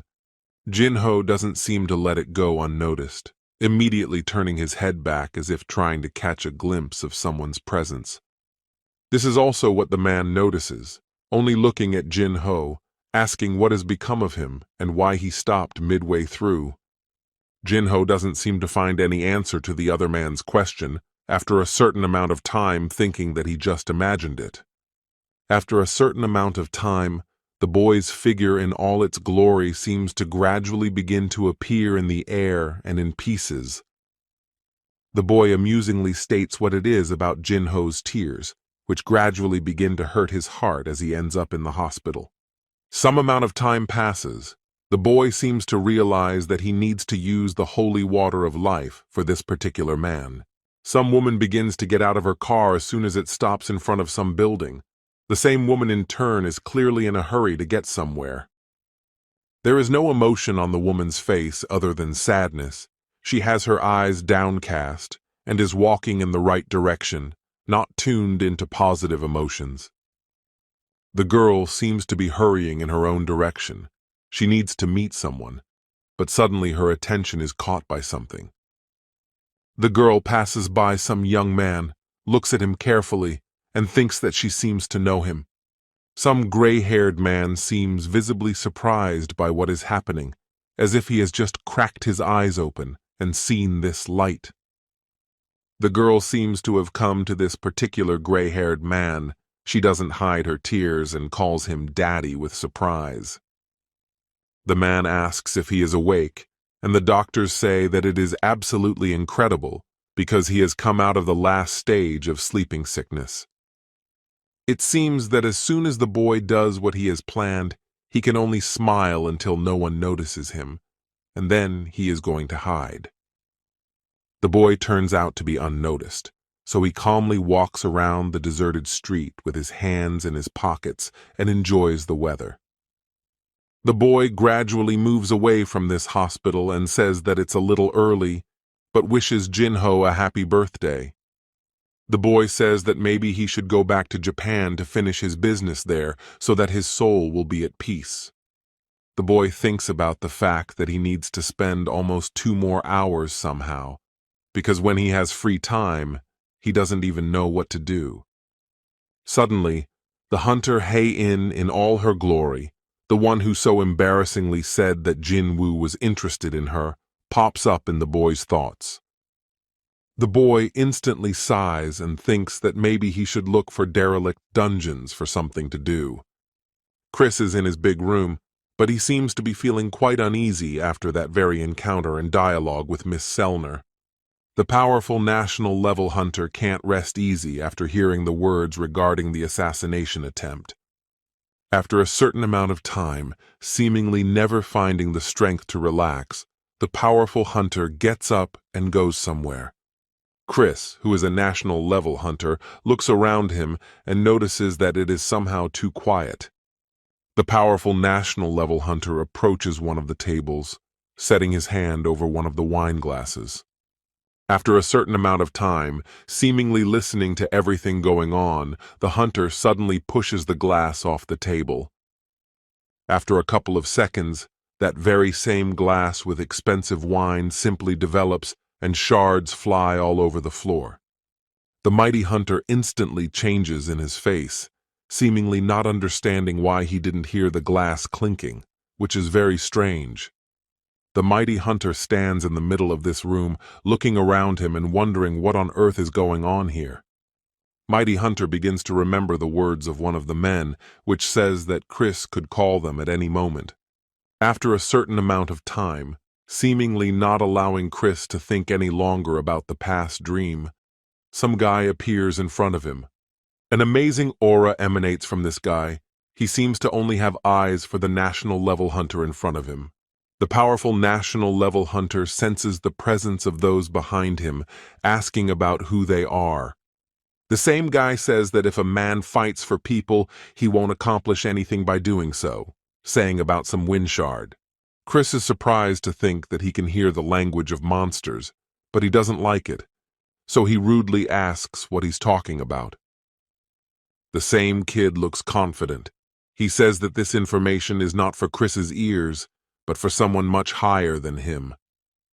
The powerful national-level hunter doesn't seem like he's going to tolerate being treated this way. He asks if those who are laughing at him are laughing at him. Something incredible happens in some place. It seems to be some kind of battle. Some powerful monster appears in its horrible form. This mighty monster is saying that at least but one of the opponents he will definitely be able to finish off with such power. The high-ranked hunters watching all this happening wonder if this is an immortal fire that is controlled by a human. This powerful monster is shouting with its loud voice that all its opponents who stand in its way should simply die a brutal death. The boy seems to be going on some kind of journey, but wherever he goes there will be a large number of fans around him. Some say that all these people are here to see Hunter Jinwoo in person, realizing that it's his last day in Japan. Behind the boy, Burr appears, saying that these people are here to show him gratitude, but that he'd rather greet them. The boy voices the likelihood of meeting a familiar face right in the next airplane crest, seemingly unsurprised.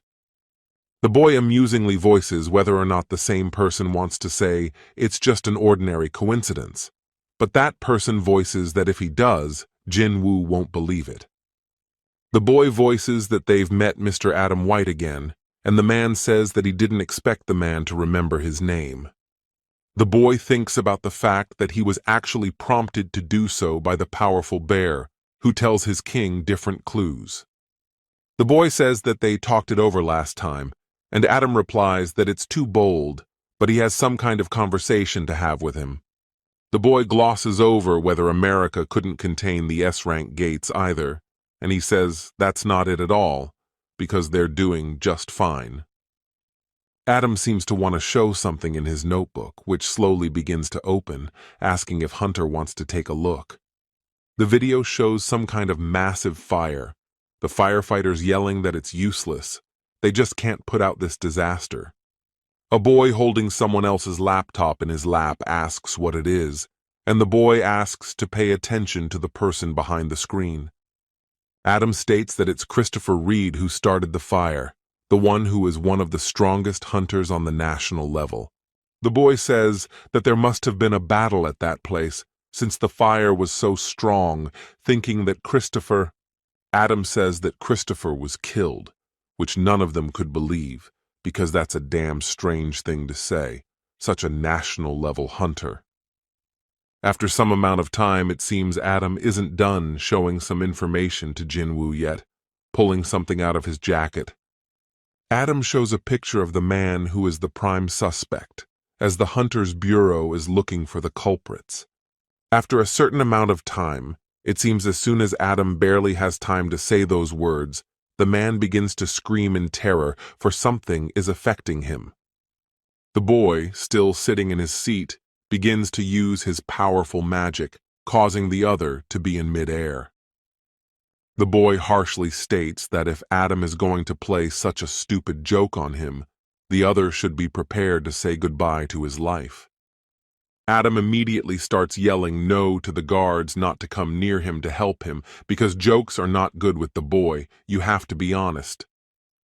Adam says that the creature in the photo came out of the dungeon. It may not be who the hunter Jinwoo might have suddenly thought it was. The powerful hunter listens intently to the one he is now using his magical power on, asking for more details. Adam states that he couldn't be distinguished from the monster by his magical energy, asking if the man remembers the explosion at the Bureau a few months ago. The boy seems to slowly begin to realize what Adam has been talking about all this time. He begins to clarify if it was because of his father. The boy seems to stop using his magical power on Adam after a certain amount of time, causing him to collapse.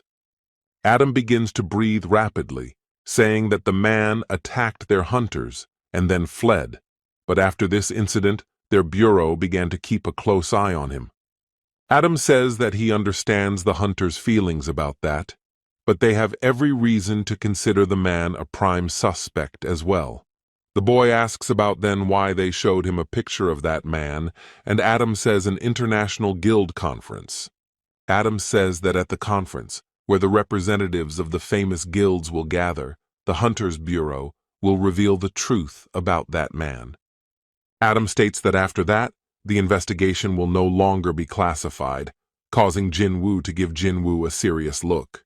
Adam states that the American government has lost a valuable national-level hunter.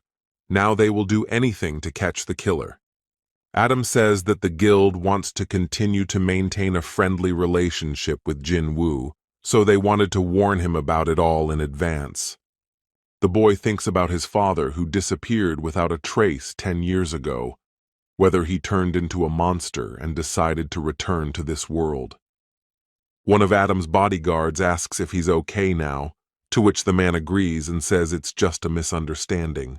Adam thinks about the fact that this technique is completely different from what mages use to move objects, wondering more. Adam thinks about the fact that Jinwoo is the 6th national-level hunter, which needs to be reported to the deputy head of the department. Someone mentions the International Guild Conference, as all the guild representatives are discussing the future of their hunters. Someone says that after a few days, the official list of guilds invited to this conference was released. As the representative of South Korea is Ajin Guild, which only has the only high-ranked hunter Jinwoo. However, the fact that one hunter was able to single-handedly straighten out the other guilds was the main argument in Ajin's favor. Some man says that there are now heated discussions that the Hunter Guild will be replaced by the Ajin Guild, as Choi Jung-in comments on this. A hunter says that it's a perfectly reasonable decision, and another asks what that means, which means that he's not just accepting it, but agreeing to it.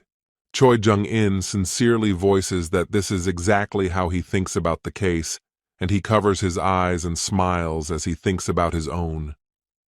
The man mentions that Ajin's guild is literally made up of one person. Doesn't that confuse the hunter? Choi Jung-in responds by asking if that hunter isn't Jinwoo himself, since he's powerful enough as it is.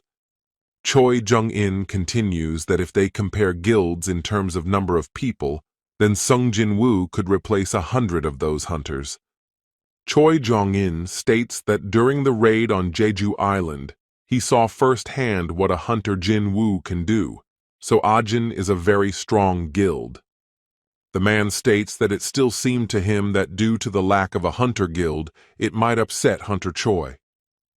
The man says that it certainly upset him, but his sense of pride in Jinwoo overpowers all of his regrets, since it was that hunter who saved them on Jeju Island.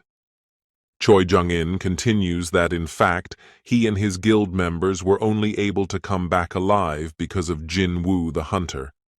Some man says that they've booked a dungeon that appeared in the Suzo area today. It's A-ranked, but not very dangerous.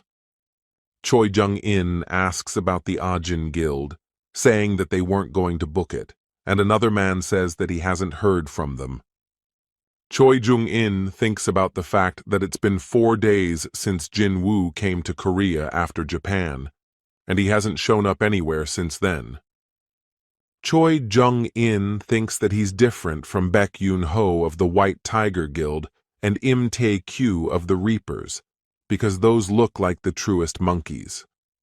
The man says that since the Ajin Guild has calmed down, their sales have increased by 40%, and Choi Jung-in realizes that he's another monkey. Choi Jung-in thinks that a person who recently single-handedly defeated S-rank dungeon monsters can't lay low so quickly. The weather outside is so sunny, some dialogue can be heard in one of the buildings saying that there's a request from China about Jinwoo. The president of the Hunters Association clarifies if it's about Jinwoo's personal information, and Jin Cheol says that no, not at all. Jin Cheol says that they're asking for official raid data and news articles, and the president says that's right, because they won't give extensive information about him.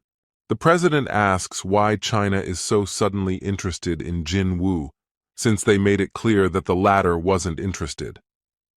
Jin Cheol says that it wasn't the Chinese government that requested the information on Jinwoo, but it was a personal request, which the president interjects. Jin Cheol states that it seems that Jinwoo's hunter was interested in the Chinese 7-star level hunter Liu Zhigang. Jin Cheol states that China has its own system for evaluating hunters' abilities, because clearly it's a different country. Jin Cheol says that the highest level is marked with 5 stars, only Liu Zhigang's ability is rated at 7 stars. The president asks if Liu Zhigang is interested in Jinwoo the hunter. Jin Cheol asks if they didn't fight together against giants. The president thinks about how it seems like some sort of strongman acquaintance, and afterward says to tell him no, you can write something superficial. The girl seems to report to some man ahead of her that the powerful hunter Sung Jinwoo will arrive tomorrow. A man with blonde hair looking out the panoramic windows asks about the fact that is it really going to happen so soon, as if time has flown by. After some time seemingly cutting off the man's thoughts, a voice is heard somewhere in the doorway, asking if he was called here. The man turns around at the voice coming from behind him, wondering what people in Hollywood are like, which, by the way, the man's arrival is right on time. The man turns to face his guest and says that he has an urgent conversation to have with this arriving man. The man, who is dressed in as much summer clothing as possible and is also wearing light slippers at the moment, states that he will be brief. The man shows himself in a sort of terrifying aura, looks intently at his interlocutor, and says not to touch Sung Jinwoo. The man seems to whisper the name of his interlocutor, who is called Mr. Hwan, who has no face on him, as if he's visibly frightened. The man states that he knows that something happened between Jinwoo and his brother. The man doubts and at the same time wants the truth. Mr. Huang seems unimpressed by the dialogue going on. He instantly changes his gaze as he tries to get a word in. As soon as Mr. Huang opens his mouth, in an attempt to say something, the man immediately thrusts his hand forward, cutting him off. The man smiles through his teeth and says that he doesn't remember letting Mr. Huang say anything. The girl, standing and watching the whole squabble between the men, seems to be begging the other to stand still and do what the other does. The girl thinks about the fact that there aren't many people out there who are capable of threatening national-level hunters, but among them is the dangerous Thomas. The girl thinks about the fact that, in fact, Hwang Dong-soo is just as obsessed with hunting as Thomas is, watching the men from the sidelines. The man voices that Mr. Huang should by no means touch Sung Jinwoo, suggesting that the other should go on vacation during the conference. The man starts to smile his wide smile and asks if Mr. Huang can obey him this time and not make a mistake. The man seems to scoff as much as he can, taking advantage of his high ranking and calling out to Mr. Huang again, who says that of course he will comply with the request. Once the high-ranking hunter gets the desired response from Master Huang, he allows the other to leave in the desired direction. The girl approaches the man and asks if the man will really listen to him, and the hunter states that he is not foolish enough to believe Mr. Huang's words. The man addresses Lola, saying that until Jinwoo leaves America, let her keep an eye on Mr. Huang, watching closely. The girl asks about whether Mr. Huang would like that, and the man says that whether he likes it or not, it's better than dying. Some guy asks why there are so many reporters here, and someone says that it seems that the hunter is coming to America.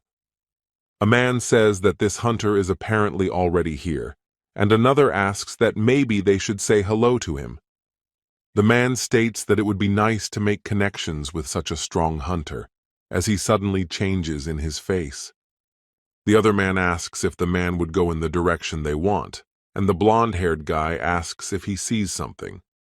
The white-haired man seems shocked at what's happening and what he sees in front of him, wondering if Jinwoo isn't calling servants from somewhere else.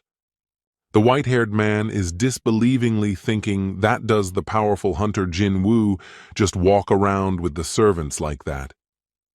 The white-haired man thinks that with so many, it's easy to believe why Jinwoo is going to go to war on the States. Jinho asks the boy if he sees any familiar faces here, and he says he doesn't, but one foreigner keeps staring at him. Jinho says that maybe that person just wanted his autograph, and then says that why would Chief Woojin be here? Suddenly Jinchul comes into view, who seems to be feeling bad and slowly voices that he's been assigned to guard the hunter. Jinho scoffs in every way possible and interjects what he said, since he didn't realize who he was going to guard or what purpose he was here for. The boy suddenly draws the attention of the others by coughing and saying that he thinks someone has come to greet them. After some amount of time, as soon as the boy speaks in regards to some people, one man appears in front of them. The boy says that he thought he heard that the man was in charge of Asia, and White says that until recently that's how it was, but now he's in charge of Jinwoo as well. White says that they'll send everyone but him to the hotel, and the boy addresses Jinho about going first. After a certain amount of time, seeming to get the boy's attention, the boy cautiously asks if he could go with them. The boy seems to start wondering for what purpose the man is addressing him with such a suggestion, wondering if it's about his father. The man awkwardly says that this conversation won't hurt Hunter Jinwoo in any way. Didn't he tell him about the things that are being said about him in the United States? The boy bluntly asks if what they're going to talk about is classified, and the man says that some items are classified. The boy, already in the car, asks about where they are going, and the man replies that to the building in charge of hunters. The man says that they are running out of time. Since Christopher is dead, they need to strengthen America's fighting power. The man states that the details of Mr. Christopher's death are unofficial. They are working hard to find a worthy replacement. The boy briefly asks if he is one of the contenders for the position, to which the man agrees with a nod of his head.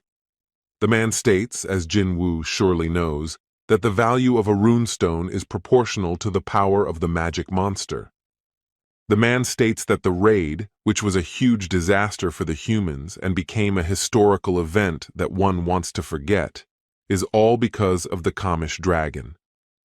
The man goes on to talk about the rune stone that was pulled out of this dragon. They want to find the master of this powerful stone. After some amount of time, once the man finishes his story about the stone and the dragon, asks about the offer. Suddenly the boy starts talking about the photo, asking him to zoom in, for he wants to see the first picture, demanding the man. The man seems to start guessing about the photo the boy is asking for, asking if Jinwoo is talking about Kamish's body. The boy, looking at the photo closely, asks if Kamish's body has been preserved in the US, and the man says that it has. The boy asks where this body is, as they need to go there urgently, as he has given them his time, so let him get at least this in return. The man says that this is information that has been authorized from above, but he doesn't know where the body is. The man says that if Jinwoo asks, the authorities from above will obviously agree, but Adam needs to provide a report, so it will have to wait. Some middle-aged man seems unemotional or even tired, asking if Jinwoo has arrived. The man asks about the rune stone, if there's any information about it, and another says that while they were traveling, the man didn't say anything. The man starts rubbing his chin, stating that the only purpose Jinwoo has is to see the dragon's body. The man says to talk to the deputy head of the building and tells the other that he can go his own way. The man states what makes Jinwoo want to see Kamish's body, and the other replies that he doesn't even know why, but the hunter is clearly not a tourist here. The man states that the value of Jinwoo's skills are immense. High-level hunters don't save money on the rune stones they need. The man continues that the lives of hunters are directly dependent on their own skills, meaning that being able to see Kamish's body will give Jinwoo a lot. Another man, however, says that aren't Jinwoo's abilities limited to the magical monsters he once defeated. After a certain amount of time, it seems that once the man in the business suit realizes what he heard the main man say, he understands something. The man holds his hand to his forehead and thinks about what if Jinwoo could make a monster that died long ago as his servant.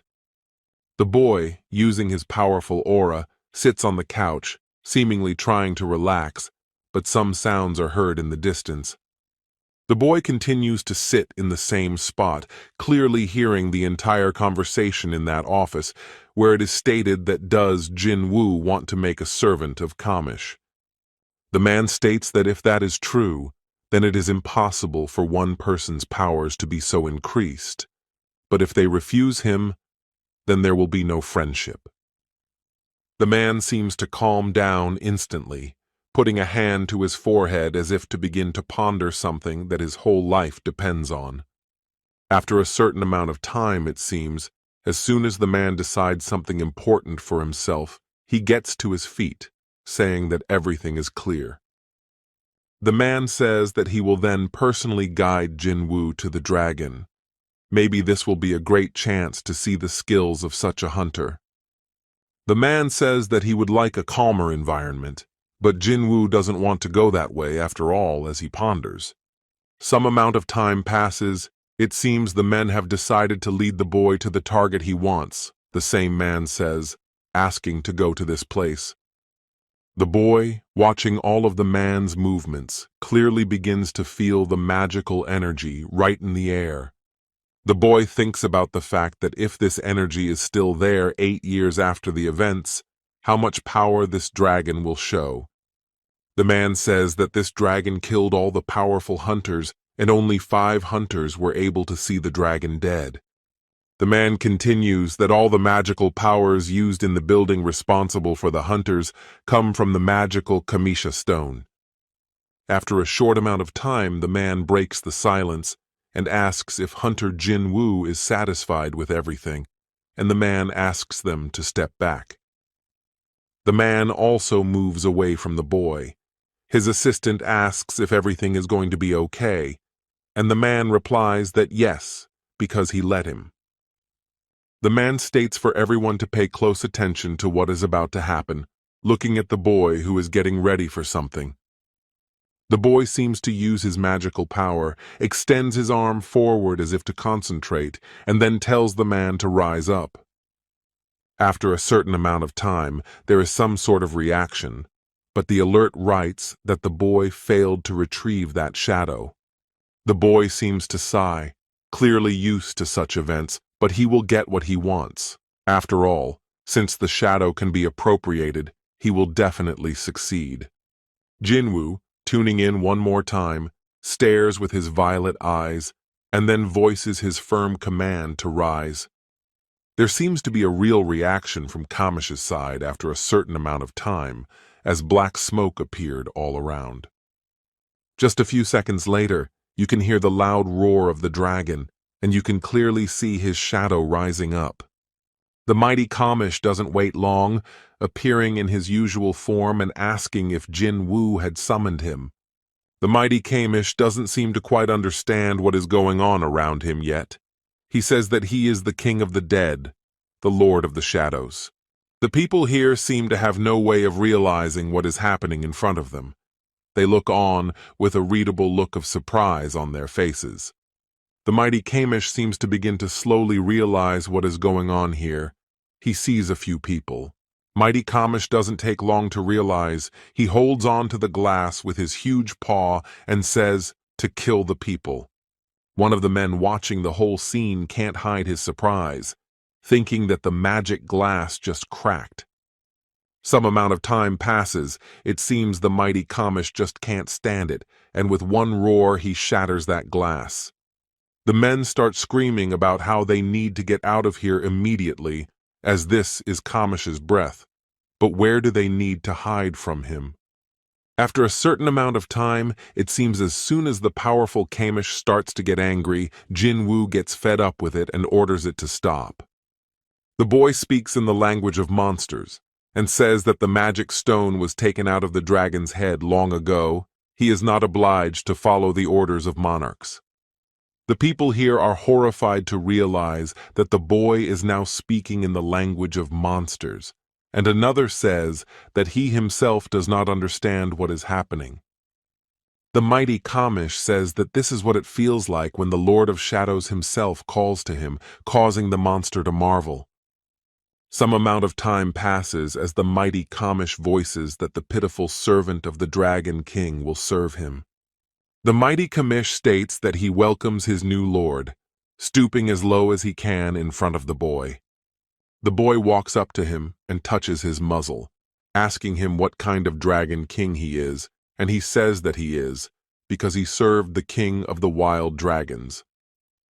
The boy thinks about how much rage comes from this mighty dragon, because he is on a whole other level than the others. The mighty hunter thinks that the dragon Kamish is truly an incredible creature, and he starts wagging his tail. The people here seem to fall out of the real world completely. Someone asks if the dragon is really wagging its tail. The mighty Kamish continues to be in this position in front of his ruler, showing him all his subservience. The boy thinks about whether this dragon is one of the 9 rulers the system has shown him. As some time passes, suddenly the mighty Kamish tells his ruler that he will have to say goodbye to him. The mighty dragon says that they met too late, so he slowly begins to disappear into thin air. The boy thinks about how even with the power of a Shadow Lord he can't get around these 8 years, screaming about the system. The mighty dragon bows his head to the Lord, vocalizing that he is damn jealous of those warriors who serve him. The mighty dragon tells his lord that there are 4 other people who have borrowed power from the monarchs that he needs to watch out for. The mighty dragon seems to begin to speak his last words about how it was an honor to meet the new king. Some amount of time passes, and the very former shadow of the mighty dragon simply vanishes into thin air, leaving behind a body. The boy sees a notification that the shadow has been returned to oblivion, and further attempts to retrieve the shadow will be pointless. The man approaches Mr. White to relay his apology to the department head, and he will provide assistance to the place. It seems that even though some amount of time passes, the people here cannot hide their very surprised looks. The powerful hunter seems to be unable to put down what happened to this dragon in any way, slamming his fist on the wall without holding back. Jinchul seems concerned about what's going on with the high-ranking hunter, asking him why he hasn't been answering his phone. The boy, habitually shoving his hands into his coat pockets, glosses over the fact that he'd just been where there was no network for a while. Jin Cheol asks about the fact that the boy apparently saw Yu Jinho, since the latter said he'd come out to answer his call. Jin Chul says that Jin Ho said that the boy was waiting for him at the office, and Jin Woo says that he just came from there, which he says he's carrying. Adam enters the dialogue saying that Mr. Yu Jinho isn't on the guest list, and Jin Chul says that the vulture hunter personally promised to see him off. Adam states that the vulture hunters have a close relationship with the management, but they aren't authorized to act on someone else's behalf. Adam says that the best thing to do is to contact the vultures directly, and the boy thinks about the fact that he has a completely bad feeling about it. Some girl at the computer says that some vultures have taken Ajin's guild deputy, which is odd. The girl asks if Jinwoo knows anything about it, and Adam says that he doesn't, because while the hunter was in control, someone introduced himself by his name. The girl looks serious, for the case is actually not a simple one, and afterward replies that they'll try to find out as soon as possible. Adam suddenly cries out, glaring to Mr. Jinwoo that the vultures said they will find out everything. They just need to wait for news. Adam seems to have been on the phone for so long that the former faces around him just disappeared as if they had never existed at all. The boy seems to be in a big hurry to get somewhere, and thanks to his powers, he is moving around the building in great leaps and bounds. The boy thinks that this is his mistake, because he used the shadow exchange to protect Chairman Menhan, but didn't put guards at Jinho's side. The boy thinks with horror that if something terrible happens again, like it did with his little sister and the unexpected monsters at school, then it seems that the boy has no time at all. He, without wasting a single second, makes his subordinates rise up, giving them his command. In just a few counted seconds, dark smoke begins to appear around the boy, showing that his shadow soldiers are here. The boy, not wasting his precious time, immediately gives a short command to his subordinates to find the right person. Literally, not much time passes as a huge number of shadow soldiers begin to spread across this country. That same blonde-haired man, with a large number of bodyguards by his side, is looking forward somewhere. The mighty hunter, gradually taking off his sunglasses, states that eventually some man has made a mess of things. The mighty hunter can't seem to contain the rage that is gradually overflowing his body, vocalizing about Hwang Dong-soo. The mighty hunter orders that they find him before Jinwoo gets to him, no matter what it costs everyone here. The mighty hunter says to be sure to find Hunter Hwang Dong-soo, while some kid gradually loses strength from his body. The boy is perched atop one of the many buildings, seemingly looking somewhere ahead as if searching for the right person. The boy can easily hear any dialogue coming from nearby, but it doesn't fit him. All this talk is for nothing. The boy wonders if this man has left the city, but Jin-ho is a D-rank hunter, and ordinary people would hardly overpower him. The boy thinks about how the most important thing is that the kidnapper left him one clue about the scavenger guild. The boy realizes that if this type belongs to the scavengers, it's none other than Hwang Dong-soo. but to find out the truth about his brother's death. After all, it was in that raid that only Hunter Jinwoo and that same Jinho survived. The boy remembers someone's face in a rage. The boy thinks about the fact that exactly what Woo Jin-chul once warned about happened, remembering all those very past fragments. The boy thinks that he doesn't regret what he did back then, but if he had left another soldier by his side, it wouldn't have happened. The boy thinks about what he should do in this dangerous situation. Things are getting extremely bad, because if something happens to Jin-ho, some amount of time passes after saying the order to the powerful hunter. The man asks if they found him, but gets a denial. The man thinks about how Dong-su has had enough of life. Even though he's an S-rank hunter, he must realize that he's still a long way from Jinwoo. The man keeps thinking that since Mr. Huang was going to do this from the beginning, he obviously knew that the hunter would get involved. The man thinks about whether he's been too soft on hunters lately, and then starts calling Laura, asking about the situation. The girl, being on the road, says that she managed to track all of Mr. Huang's movements for the last month. The girl finds some suspicious place, and the man says to immediately send all the guys there as well, and the girl agrees. Suddenly the man's look changes, and he asks his question to the girl about how she managed to convince the people from the bureau to cooperate with them. The girl says that if they don't find Dong-suk, they'll probably run into Jin-woo, whereupon all the members of the scavenger guild become active. The man suddenly asks about the fact that isn't directly everyone, and the other says that they even canceled the raid and the hunters went to one point. The man thinks about the fact that since the scavenger guild has come forward, it means that Thomas is behind them, so they got a tough job. Some kind of horrible atmosphere is in the dark room. Somewhere in the distance there are a number of people who are bullying someone. One of the men is looking at some defenseless kid who doesn't even show signs of life, asking if everything is going to be okay. The man, from whom a horrible aura emanates, says that everything will be fine since they won't kill him, but he wants to find out something. The man thinks that Thomas asked him not to touch Jinwoo, but he wasn't going to mess with him from the beginning, because there's still a man to answer the question.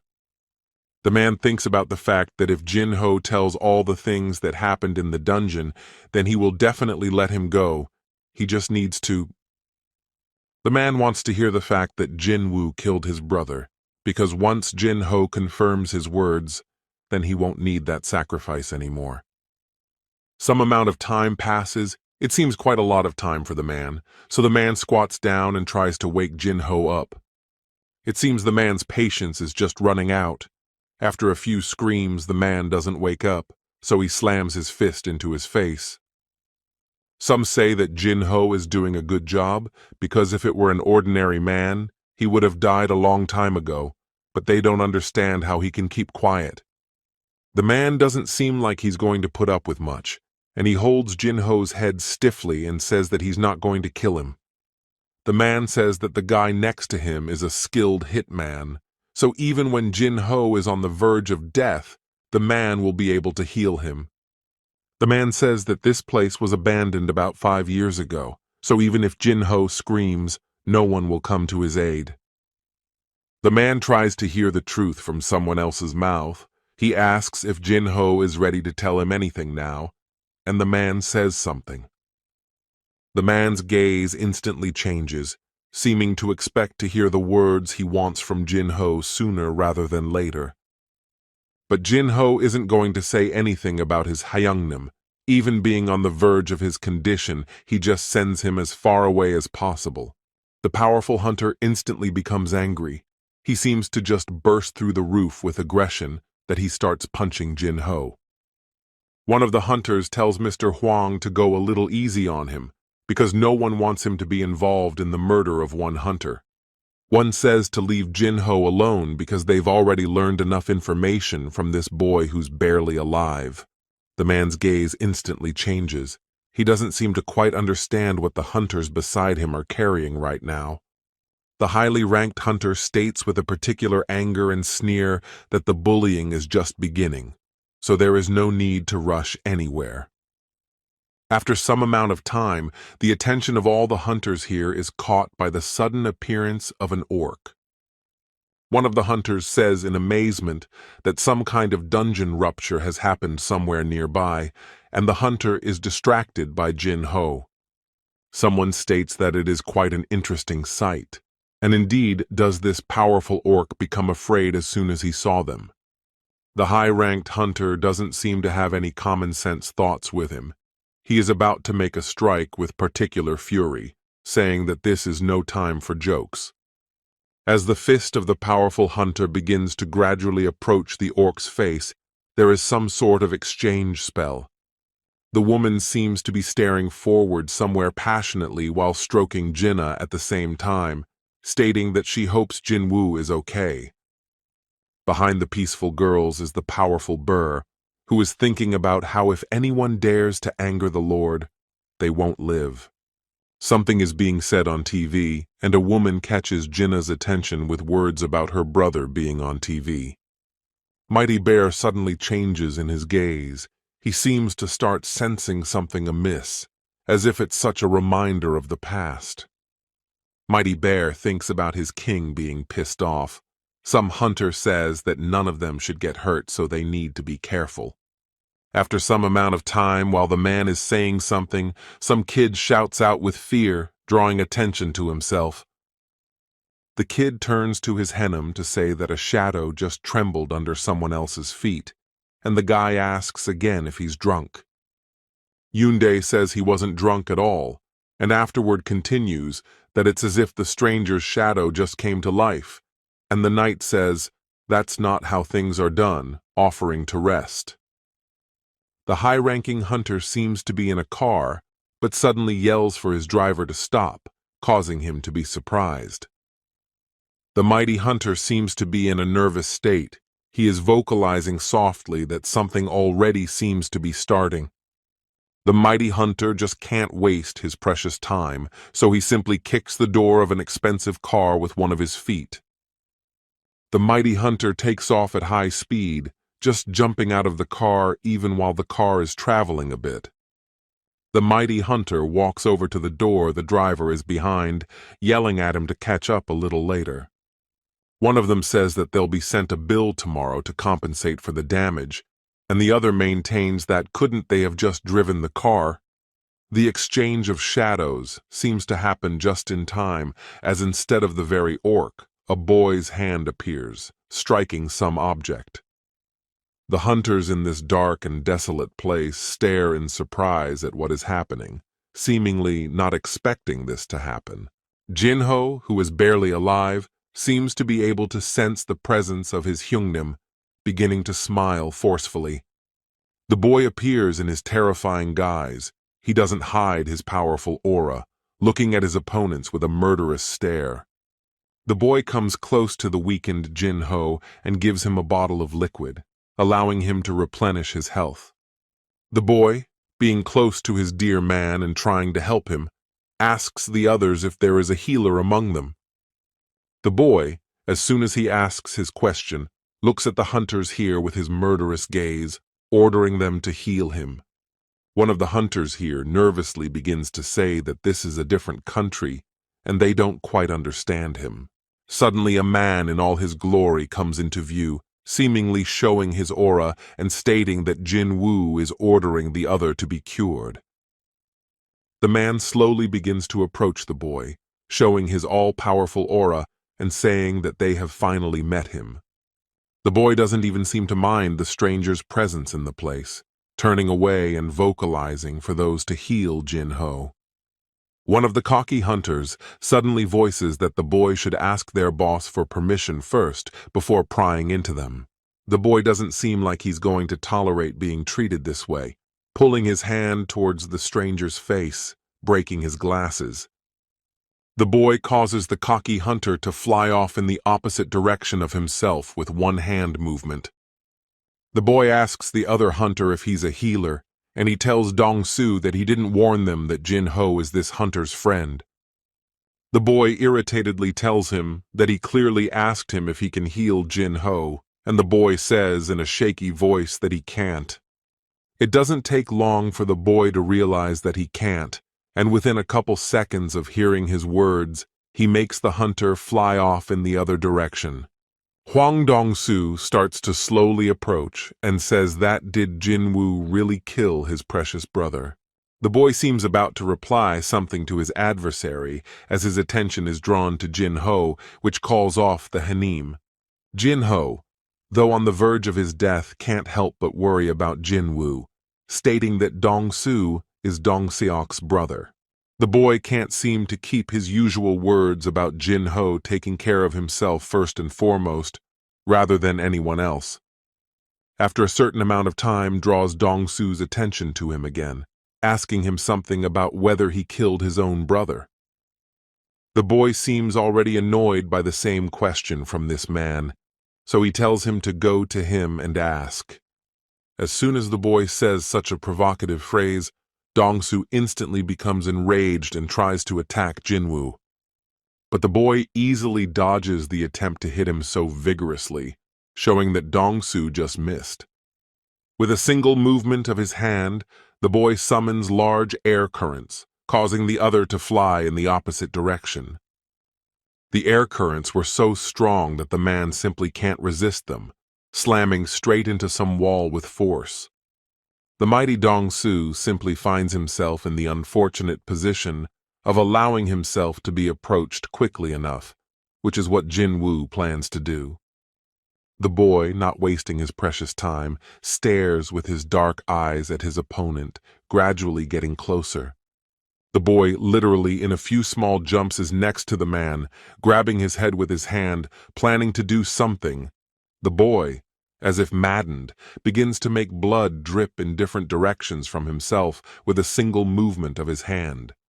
Suddenly, the same blonde-haired man comes into view, who is quickly there and asks him to wait. The man states that he warned Dong-soo not to mess with Jinwoo, asking if the man is still alive. The boy briefly states that the man is still alive, and the man continues that their conversation will be short, offering to let the man go. The boy says briefly, asking the man what and if he is in any way unhappy with this turn of events, taking his mind off his business. The man confidently says that, in that case, their conversation will be over, showing the seriousness of his words, as if to make him think. The boy briefly says that as he pleases and then, without making himself wait long, makes Dong-soo just fly off in the air. It seems as soon as the powerful Dong-soo is in the opposite direction of the others, thinking that everything is fine. The man thinks about the fact that now all Thomas has to do is get revenge for everything that's going on, as if asking to rip Jinwoo to hell. The boy calmly approaches the highly ranked hunter, who says that apparently Jinwoo doesn't know who is in front of him right now. The boy stares with his angry eyes at the intruder of his peace, saying that he doesn't care who he is. The mighty hunter thinks that he understands the boy, for if he had known him better, he would not have rushed headlong into battle. Someone says that Thomas Andre grew up in a poor immigrant family, so many people treated him with contempt. Someone goes on to say the story about Thomas that despite all this, the heavens gifted him with a superior talent that everyone dreamed of. Thomas always demonstrated his innate abilities in battles and saw his strength change from his opponent. It was as if Thomas was the epitome of strength, power, and authority. He lorded over men, and when a different kind of power appeared in the world, he established himself as king.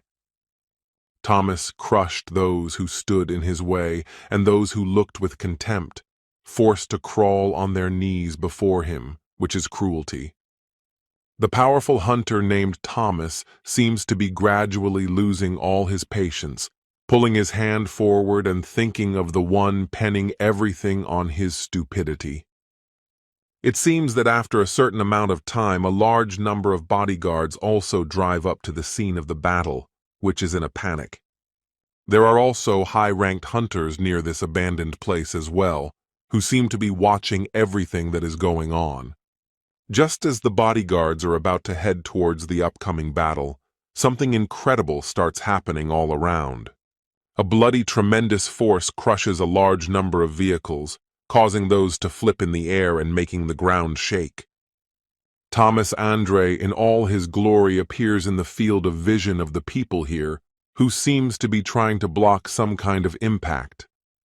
The regular humans and high-ranking hunters here begin to inquire as to whether or not Thomas is okay right now. But Thomas, apparently in no mood to dialogue with these people right now, walks past the bodyguards, which is panicked. The boy turns to his majestic egress to tell him to take Jinho to the hospital, and the doctors are obligated to save his life. Some amount of time passes as after the words are said, Jinwoo sends the majestic egress with Jinho to Kaizeli. After some amount of time, as soon as the mighty hunter has stepped outside the building, there is an army behind him. The boy doesn't take long either, as after summoning a large number of subordinates that stand behind him. Mighty Thomas can't hide his crazy smile. He says, what better than a good battle? The man thinks about how he doesn't care about Dongsu's ambitions right now, because at this moment, there is only one way to restore honor. The powerful high-ranking hunter tells the boy that if he admits his own mistake, he will spare him. It doesn't take long for the boy to do so. Literally a couple seconds later, he shows his middle finger with his tired appearance. The mighty hunter can't hide his rage at being treated this way. He sneers insults through his teeth because he is stubborn. The mighty hunter starts to show his aura and then says that he will make Jinwoo regret everything that has happened. The boy differs from this powerful hunter by his calmness, briefly telling him to come closer, but he reacts aggressively. Some time passes, when suddenly the mighty hunter shouts a command to the others to raise their shields. Behind the boy there is also one of his strongest subordinates, whom he calls Fang, who is waiting for someone else's orders. The powerful hunter looks at all of the boy's subordinates and says that they will not have a chance to win. Some amount of time passes, it seems.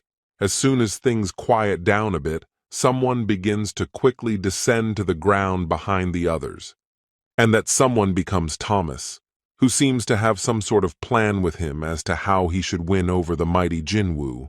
A large number of Jinwoo's subordinates easily massacre the mighty Thomas's army, showing their strength. The boy looks at what is going on around him with calmness and his usual coldness, as if he did not expect anything different from his allies. Some amount of time passes as suddenly a powerful hunter appears in sight, flying at a great speed. It seems to stop this mighty hunter. One of Jinwoo's subordinates starts to get out in front of him to interfere.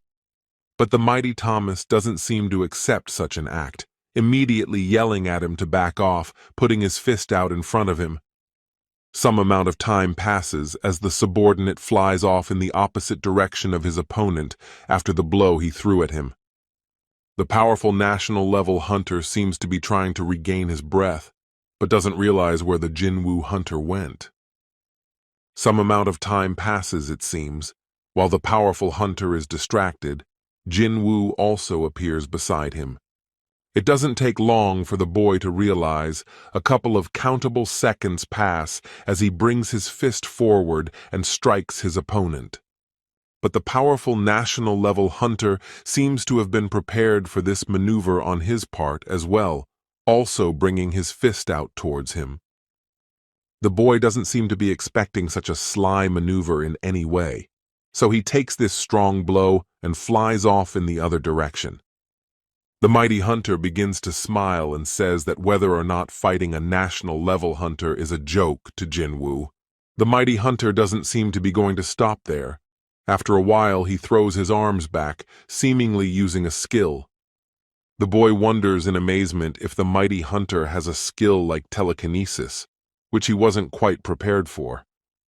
The mighty hunter doesn't take long, continuing to use telekinesis and saying, "Let Jinwoo feel the difference in strength." But the boy doesn't panic. He is habitually in a calm position, looking confident and putting his arm out in front. It seems that just by the boy using his skill, the mighty hunter completely succumbs to the other's attack. The mighty hunter wonders in amazement if Jinwoo is going to break him in a way that is out of bounds. The mighty hunter sees the boy heading in his direction and also thinks about the fact that he just can't move the other way. The boy turns out to be pretty darn fast. He doesn't take long and simply attacks his enemy right in the face. The mighty hunter just doesn't seem to be able to withstand such a powerful blow to his body, flying off in a completely different direction. The mighty hunter seems to have no way of understanding what just happened to him, seemingly slowly trying to comprehend what is happening. But the mighty hunter comes to his senses rather quickly, stands on his feet and wonders if he's bleeding. The boy doesn't take long to realize that he is bleeding, and afterwards he says with a chuckle that the man told him to feel the difference in their strength. The boy simply doesn't give the man a chance to dodge his many attacks, constantly hitting the other man's body, making him squirm in pain. The mighty hunter seems to raise his head after a certain amount of time and kisses that he's going to have to stop underestimating Jinwoo. Some amount of time passes. The mighty hunter seems to think about what he should do as he begins to use the reinforcement.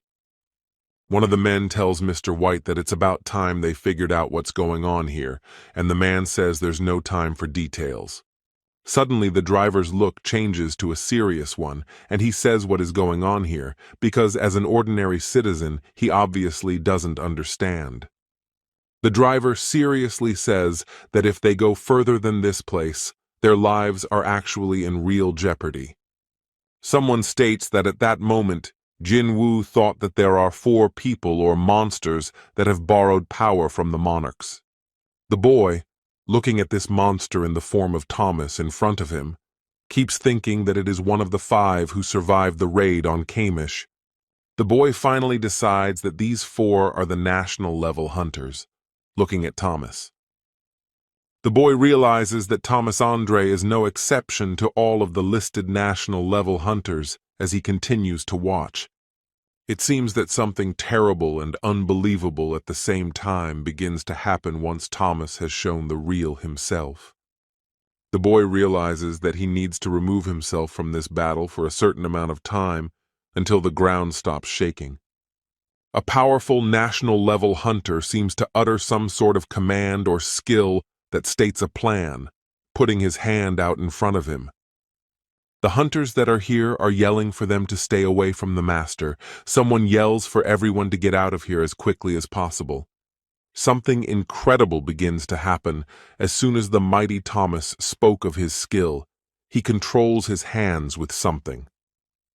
The boy watching everything thinks about how its incredible power is like a black hole, but he would have been sucked in a long time ago if he didn't have the skill. It seems the boy isn't going to waste much time, so he decides not to be in that building and goes up to the top point. Once the boy is higher than usual, he notices a hunter below him around the ruined place. The powerful hunter named Thomas says that he will definitely not miss this time, seemingly referring to the Jinwoo hunter. The boy continues to watch this monster from the highest point, seemingly trying to be unnoticed this time. There is some kind of commotion going on. Someone is yelling about getting the wounded out of here, as well as themselves, and getting away from this place as fast as possible. Some hunter seems to be watching the powerful national-level Thomas, that is preparing to do something right now.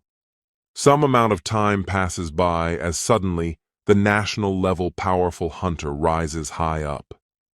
From the looks of it, the powerful hunter is heading towards the boy, seemingly being damn close to him, trying to hit him. But the boy, surprising not only everyone around him, but the mighty hunter himself, stops him with one of his legs. It doesn't take the boy long. It all happens in a matter of seconds as he recoils, resting his feet on the stranger's head. It seems as soon as the boy gets enough distance away from his opponent, he begins to utilize the grappling skill. It doesn't take long for the boy to do so. For now, he doesn't have much time to use the ruler's hand skill. The mighty hunter thinks about whether Jinwoo wants to pull him in and then accelerate afterward, or just go for a frontal attack. The powerful national-level hunter seems to be resigned to this and thinks about taking any hit to the ground using the reinforcement. Literally, some amount of time passes as two powerful hunters just collide their fists with each other. There is an incredible force going on between these mighty hunters that is growing even more across the area with each passing second. It seems that one of the mighty hunters just can't stand such a force taken on his side, flying far away. And that most powerful hunter is Thomas, who, finding himself in a terrible position, begins to scream in overwhelming pain. The boy does not waste his precious time. He literally, in a couple of seconds, is next to his opponent. The powerful national-level hunter clearly didn't expect such a strong knee strike to his face, which crushes him. The place, which is more or less quiet, is filled with a large number of workers and their vehicles, which is what they arrived in. Some men in business suits seem to notice something ahead of them, one of them stating with horror what kind of monsters are fighting there. A man seems to be visibly tense. As streams of air appear from many different directions, he tells the other to be careful. One of them asks what on earth is going on, and the other replies that Thomas Andre himself just flew in front of them. The man asks Mr. White what they should do, and he says that of course they should stop someone, but he doesn't understand who. The men watch in horror as the boy begins to beat up the powerful hunter, whom he has managed to catch, with a special fury. It seems that the boy can no longer control his common sense or himself as he continues to specifically beat the other. The mighty hunter is horrified to think about how Jinwoo, who specializes in magic, can deliver such powerful blows. The national-level powerful hunter thinks about whether this is the end for himself as he continues to stare at Jinwoo.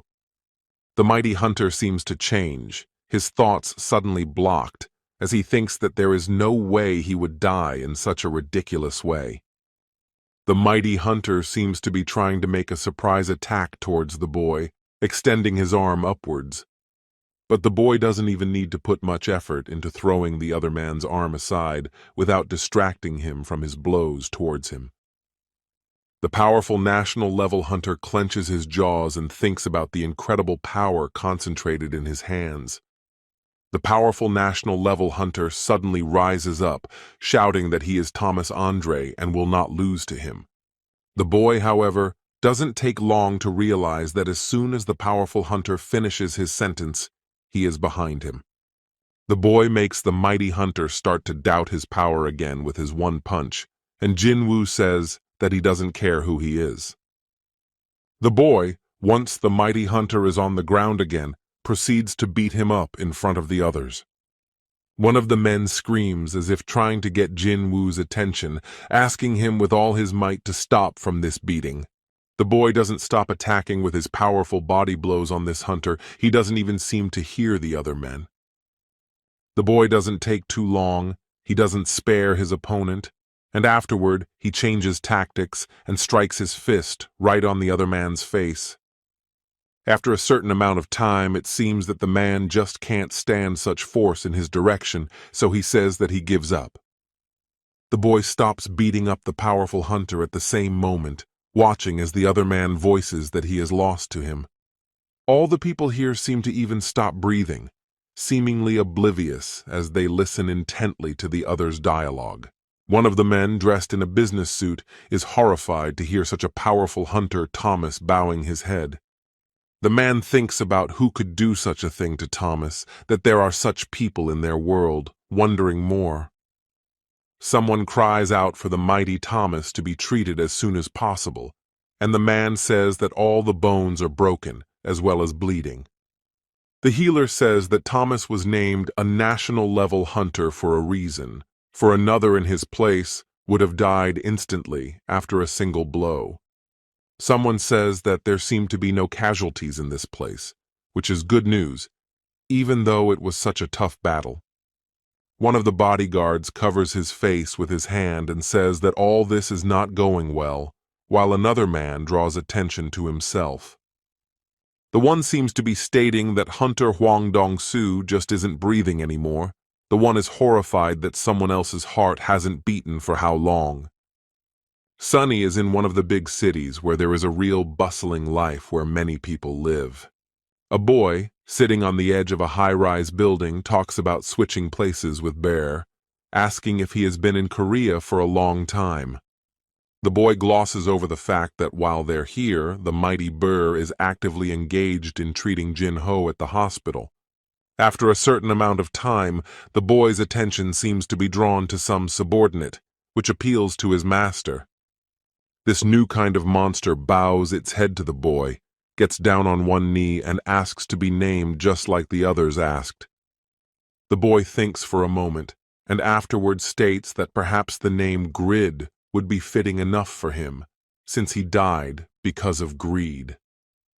The boy finally looks at his new subordinate, and afterward asks him about whether he likes his new name. The boy briefly turns to Hwang Dong-soo, who just happens to be his new shadow soldier, who's willing to run errands. The boy pokes fun at his new shadow soldier as he gets consent, then makes him fall face down again as if to punish him. The weather outside is quite sunny, which can't help but please anyone passing by, and there is an international guild conference going on. A boy, being in the company of some people, says that there are a lot of reporters here, and someone says that apparently everyone already knows everything. The man next to the hunter, Jinwoo, says that they're unlikely to get away from those reporters today, but he doesn't say anything. The man thinks that Jinwoo has completely wiped out the vultures, and afterwards says that they'll provide witness protection in the case with Hwang Dong-soo. The boy thinks to himself that he doesn't want any trouble with Hunter Hwang Dong-soo, because he came here for one purpose, to return home afterward. After a while, the boy is distracted by another man who hands him a headset in his palm, saying he'll translate. Some time passes. The boy, having received the headphones he needs, walks calmly through the open doors, looking forward. A large conference room appears in front of the boy, with many stately people turning in his direction. A large number of men in business suits stare intently at the intruder of this silence, seeming to realize that the hunter is in front of them. One thinks that this is the same Asian hunter who beat Thomas Andre to a pulp, who is also a powerful hunter. One thinks about the fact that this guy even managed to nail the head of the vultures, only showing his power more strongly. The boy does not make himself wait long, calmly reaches the place he wants and sits down on it, ignoring the glances in his direction. After a certain amount of time, all the attention of the people here is taken away by a man who appears, which is Dr. Belzer. The man says that everyone is obviously aware that the intensity of the gate has increased dramatically, followed by the level of monsters living there. The doctor goes on to say that not everyone here is aware that unusual activity has been detected in the sky recently. The doctor says that the concentration of magical energy has also increased, but that such an occurrence has never been seen before in the history of existence.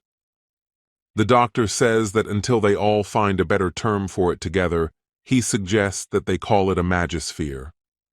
The doctor goes on to say that the magisphere is currently concentrated in the atmosphere over several nations. The doctor says that a total of 9 places have been discovered where such a phenomenon has appeared, and that the greatest concentration of power The doctor says that the greatest concentration of power has been concentrated in Seoul, South Korea, where the red dot burns. The men of power here begin to whisper, as if surprised by such information, looking at it more closely. All the eyes of the men here instantly shift to the powerful hunter Jinwoo, who is sitting quietly in place. The doctor tells everyone not to look at Mr. Song like that, because no hunter can control such a powerful force. The boy starts to think, because the information is very important, and then he remembers about the 9 places that may be connected with the number of lords.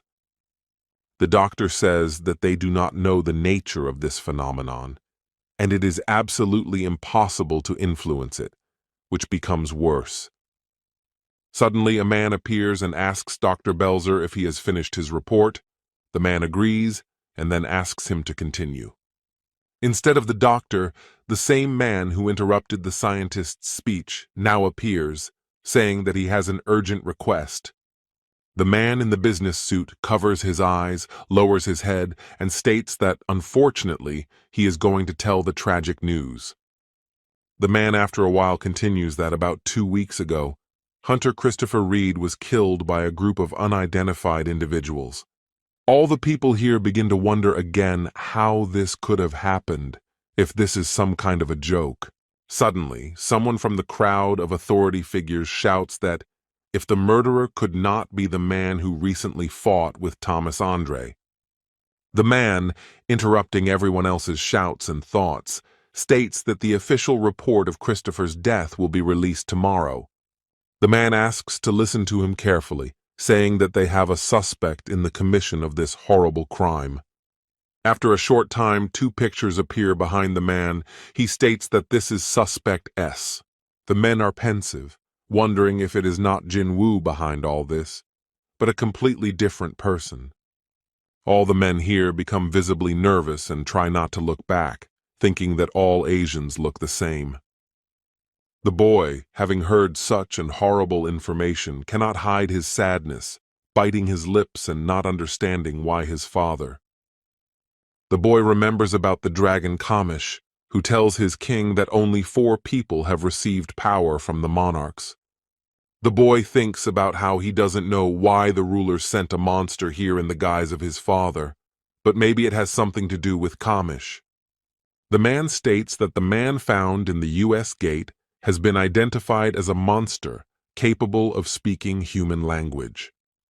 The man states that during interrogation, this monster knocked out a Dong-Su hunter and also turned the Hunters Association into fiery ruins. The man says that the suspect was able to flee the scene, and there is also a possibility that he attacked Christopher Reed. The boy seems to be starting to remember all the fragments of that incident when the father of the mighty Jinwoo was still involved. The boy seems to be trying to remember especially the very moment when this prisoner towered over the hunter Dong-Su. The boy can clearly hear the prisoner's dialogue as he addresses the barely alive hunter Dong-Su, whom he had no mercy on. It is as if the boy mentally repeats the words spoken by this man about how otherwise there will be no rest for the other, even after death. The boy seems to be able to remember the entire dialogue only because of Grid, who confirms the other's thoughts and notions. The boy now realizes that this person is his father, and afterwards he hears the man say that they want to request help from all over the world. Someone asks about how they realized that this monster is not human. The man states that the stranger's energy matches the monster's energy. Another man says that this monster is pretending to be a man lost in a dungeon, and another man says that there was actually such a man. Someone asks why they don't reveal the identity of this hunter, and the man says that the man is related to one of the hunters present here. This is the only reason why the man agreed not to divulge such information, seemingly finished with these questions, slowly walking away from the counter. Suddenly, someone raises a hand and states that would it not be more appropriate to reveal the identity of this man in order to make it easier to find him. This very troublemaker is some kid who has his hand up in the air, attracting the attention of the people here. The kid asks the chief if he thinks so, and the one who asks this question is the 7-star hunter, Liu Jigen. This Chinese hunter doesn't seem to be shy about asking such direct questions, asking what this monster has to do with Jinwoo. The man says that if this hunter wants to know, he simply has no choice, so he replies that during the interrogation, the monster referred to himself as Jinwoo's father. A large number of people seem to start asking how the hunter Jinwoo himself would act in such a case, since this monster is his father. The boy says that it is already clear that the main perspective of hunters is to destroy monsters, so if this man turns out to be like that, he will kill him. The seven-star hunter watches Jinwoo carefully, who states that if this monster turns out to be his father after all. The boy continues after a short amount of time that anyone who so much as touches his father with a finger will be brutally destroyed. The boy doesn't hide his powerful aura. He states that in this case, no matter what, he will stand up in defense of his family. It seems that just as the conference is coming to an end, some man asks if that's really what Jinwoo would do, to which he agrees. The man says that to say such a thing in front of 500 of the strongest hunters, there are probably only 2 people in the world who could say such a thing.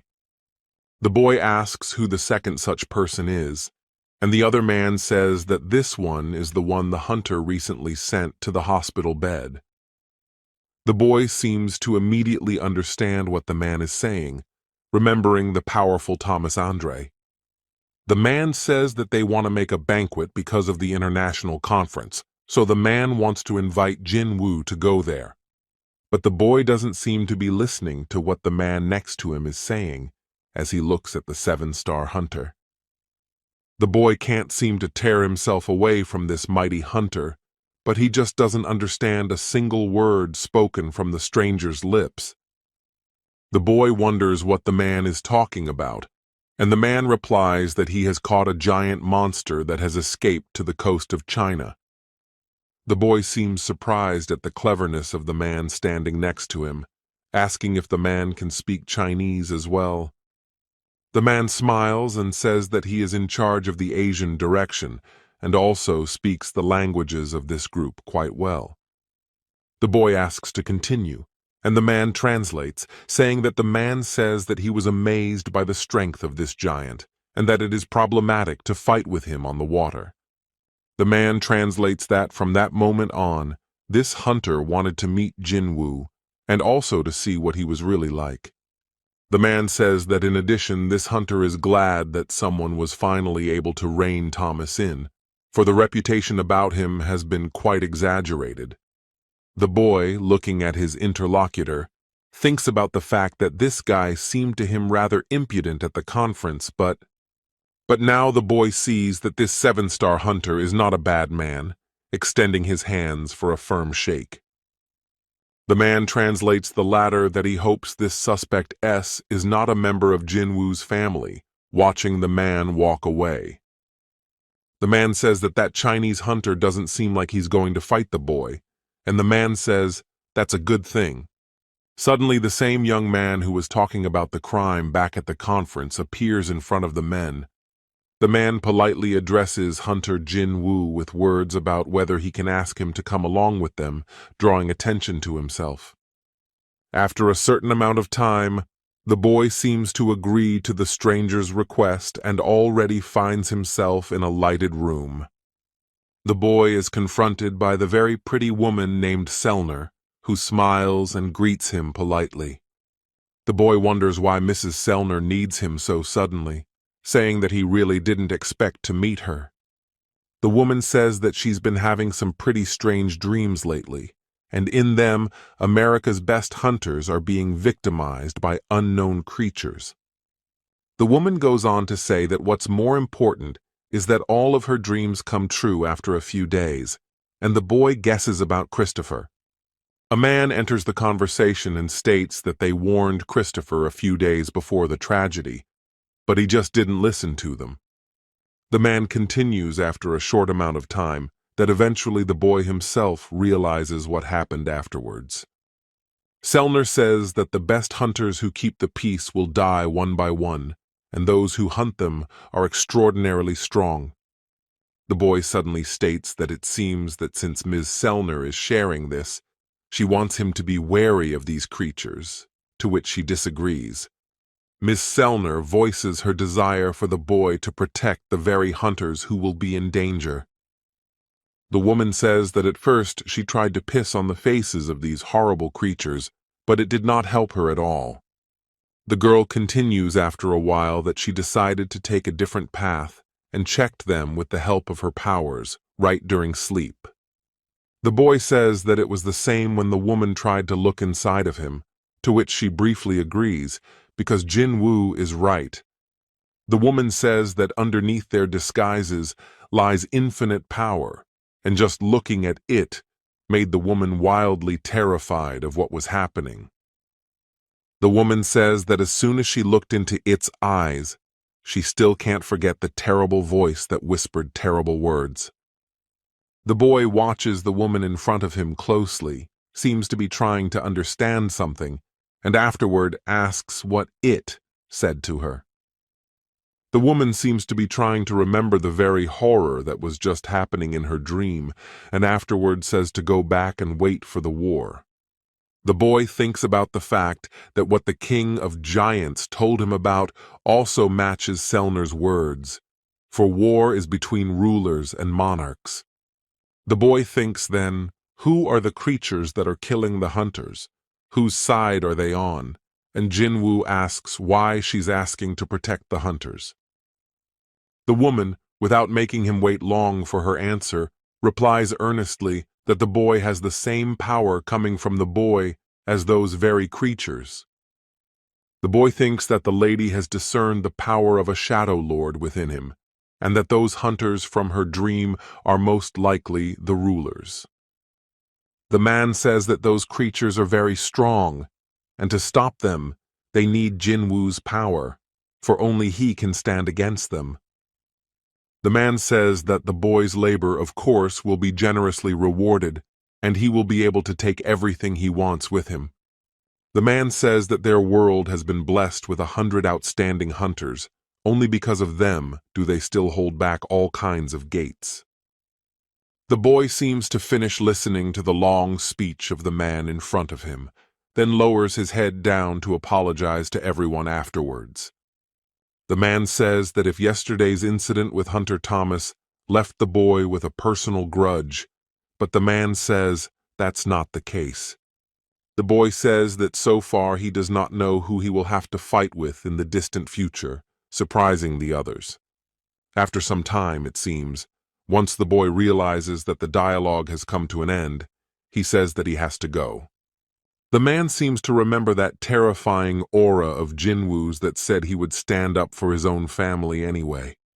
As soon as the boy rises from his seat and turns his back to everyone, he suddenly stops, exhaling.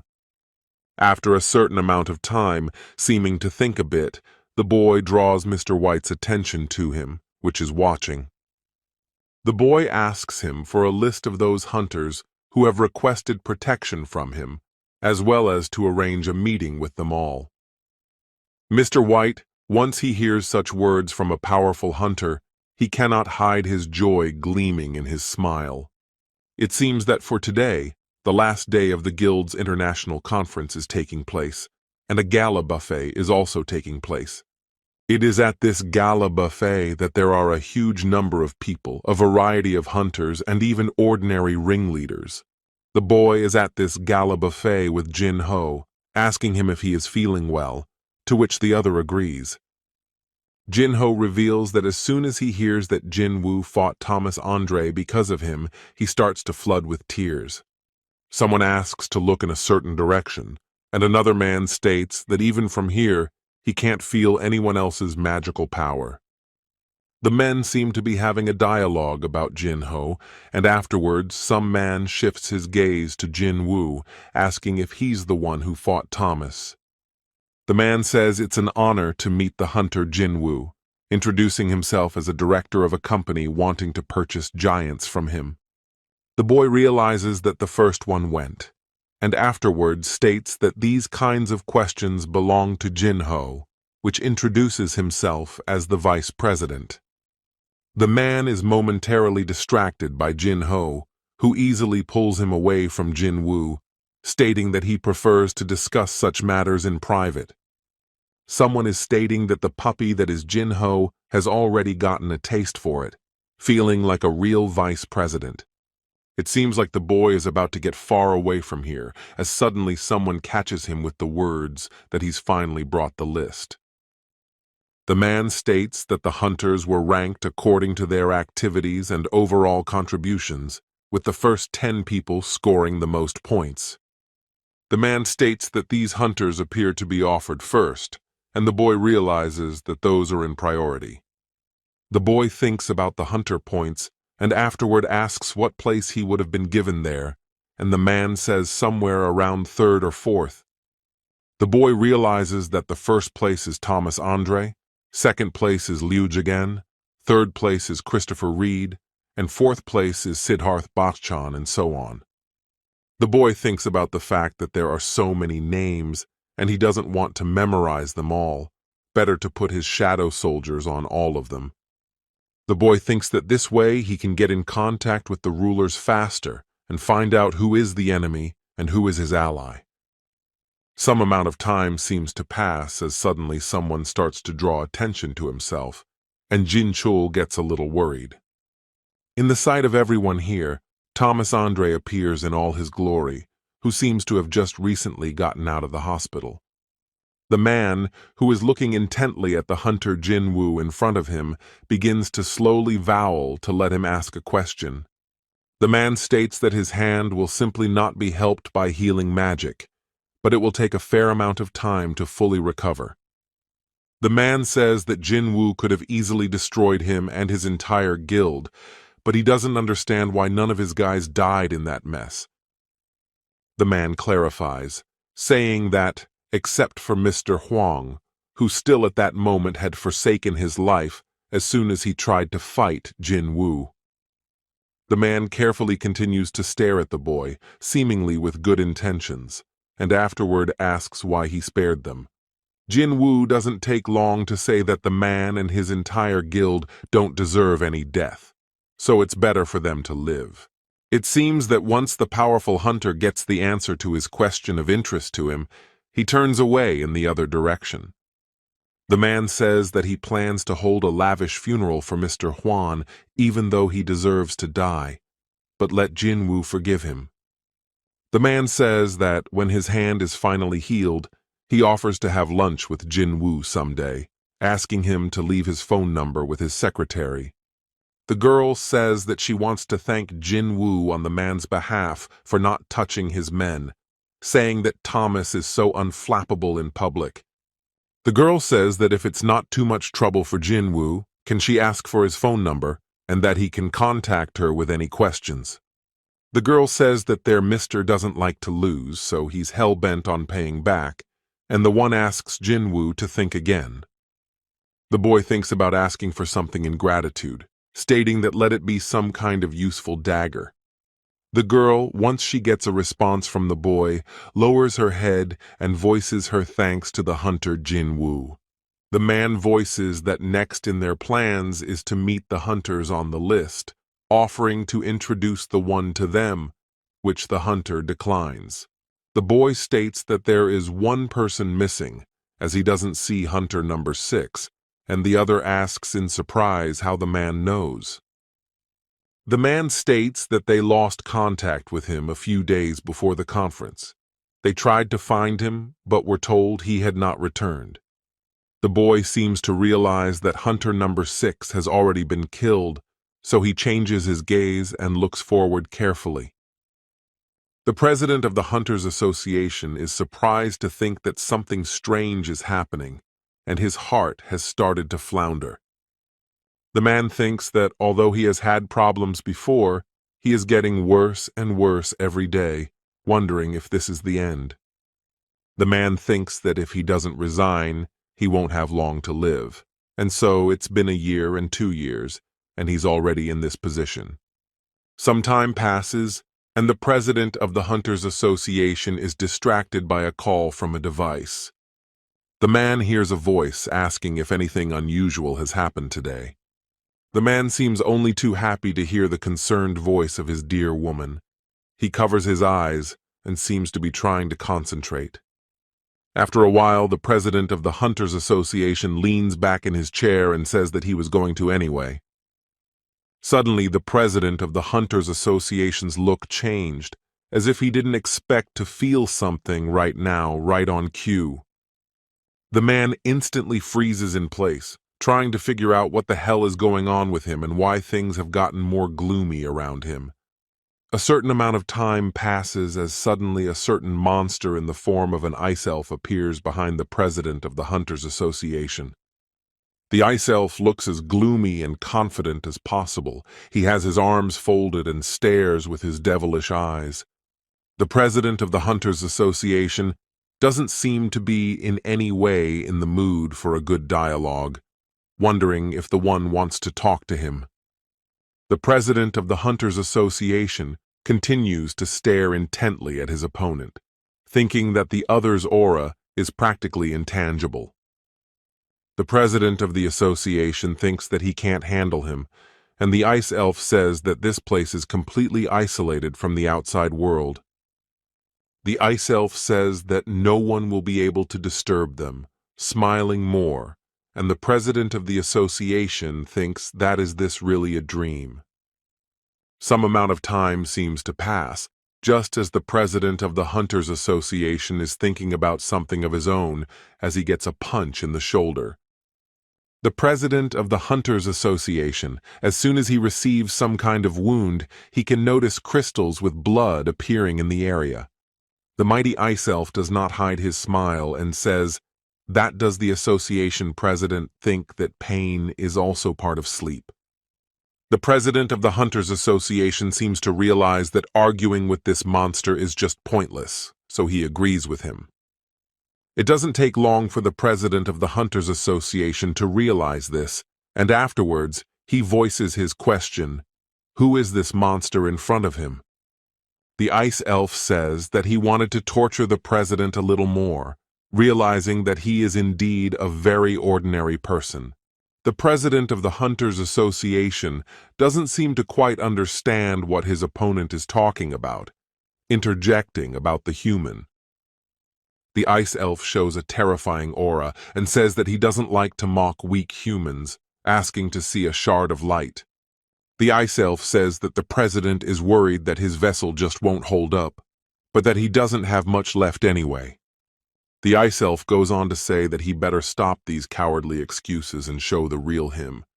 As soon as the powerful ice elf sends a magic ball towards the president, something starts to happen on the other side. The ice elf, as soon as he starts to notice what the president of the Hunters Association is doing, says that have they really met? The president of the Hunters Association doesn't take long to show his aura as the currents of air begin to swirl around. It seems that the president of the Hunters Association used his powerful ability so strong that even the glass behind him shattered and left a hole. The president of the Hunters Association uses his powerful aura, glaring that he had completely isolated them from the world. The ice elf says that he was already desperate and thought he wouldn't find the president, but it turns out he was hiding in this place the whole time. The ice elf says that they had already located the rest of the shards and 2 of them had already been destroyed. The ice elf says how he longed to see such a confused face of the president. Now he will gladly destroy someone else's vessel. The president of the Hunters Association is in a kind of rage. He shouts at him to try and do such a thing. The ice elf says that he is not going to challenge him, but the other's body is a temporary shell. A terrifying aura emanates from the president of the Hunters Association, and the ice elf is as good as the other in the same, both spreading their abilities. Literally, a couple of counting seconds pass as a large amount of crystals begin to emanate from the ice elf directly towards the president. The president of the Hunters Association, seeming to notice such an action from the side, immediately manages to dodge this attack. The president of the Hunters Association tries to confront his opponent so strong that he wants to kill him. Suddenly, a block of ice appears from somewhere near the president of the Hunters Association, which he didn't quite expect to see. After some amount of time, the ice elf shows his hand as if trying to guide that very block of ice. But the president of the Hunters Association is not going to give up so quickly, especially to such an opponent that was able to kill his hunters. Some amount of time passes before the president of the Hunters Association was able to break that block of ice with a single movement of his hand. The president of the Hunters Association seems to realize that the ice elf wants to attack him, so he moves farther away. The president of the Hunters Association is breathing heavily, looking with his evil gaze, and the elf thinks that as long as this man's body can move, though the ice elf needs to finish off the president of the Hunters Association as soon as possible, hearing someone else's loud scream. After a certain amount of time, the president of the Hunters Association seems to snap out of his thoughts and sit down on one of his knees. After a couple of moments, the president of the Hunters Association seems to be surprised and thinks to himself, wondering if this person's body is already at its limit. The ice elf who is observing all this happening notices that the president's vessel seems to be completely worn out. The ice elf can't hide his smug smile as he looks at the president and remarks about what a worthless shard of light he is. The president of the Hunters Association can't seem to move at all and get up from his position as the enemy approaches him. Some couple of seconds pass by as suddenly the ice elf delivers his strong blow, causing the president to feel a great deal of pain.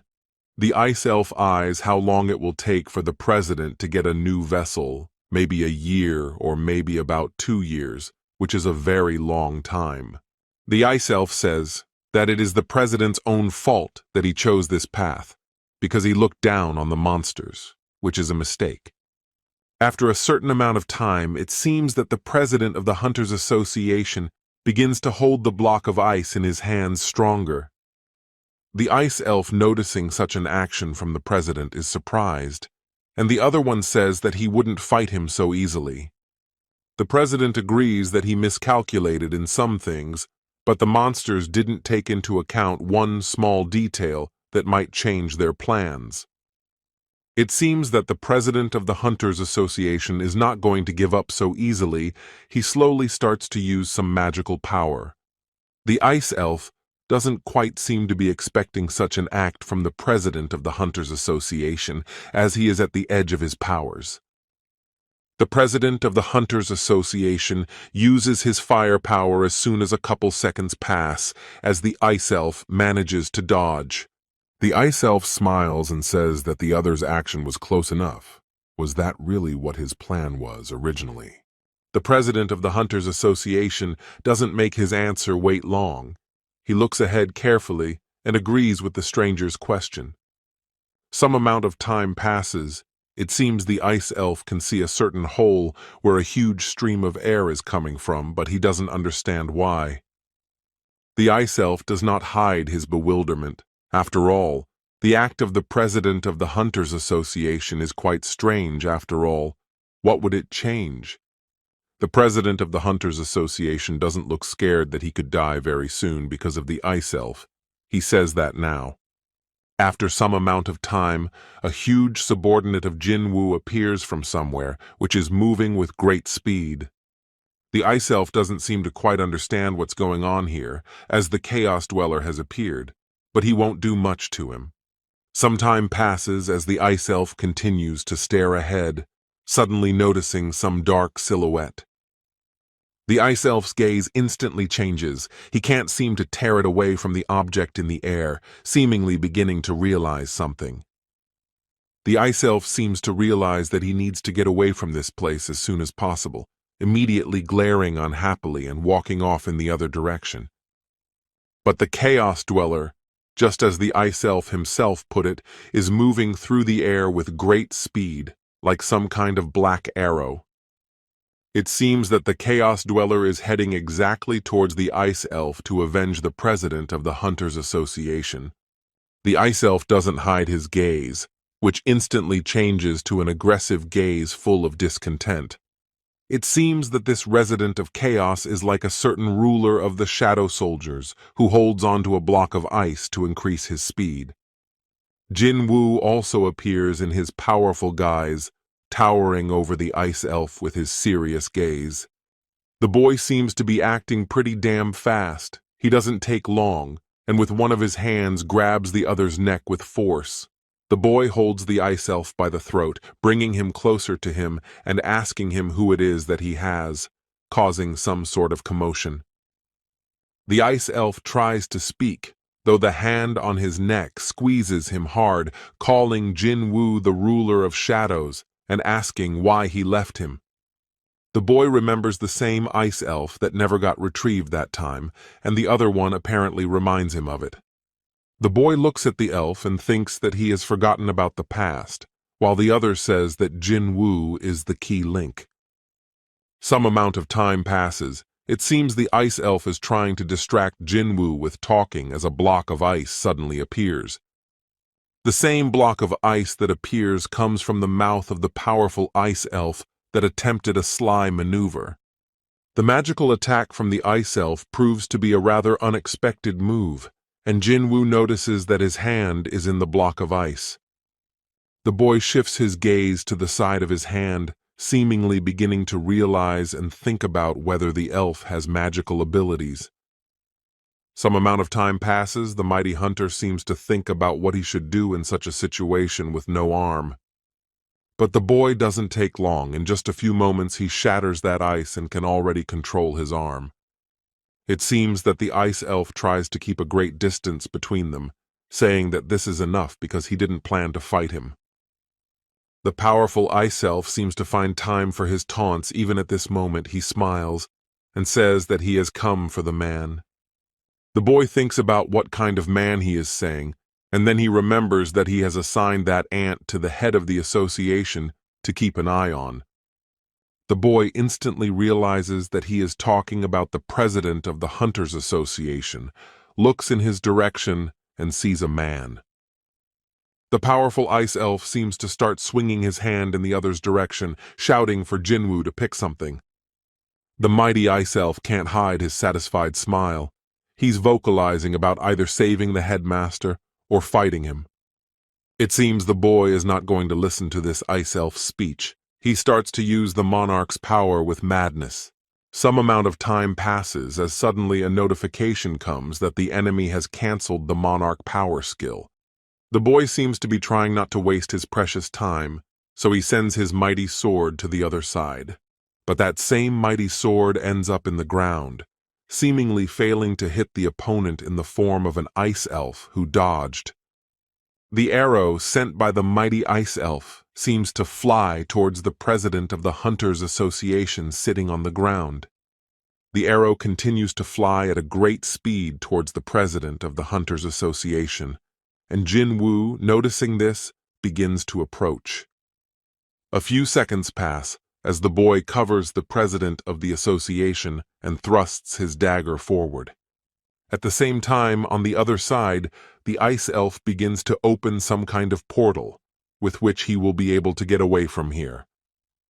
But the powerful hunter Jinwoo doesn't seem to let such an action pass his eyes, immediately using a large number of daggers. The boy thinks about using his hail dagger skill while looking at the ice elf who is trying to escape.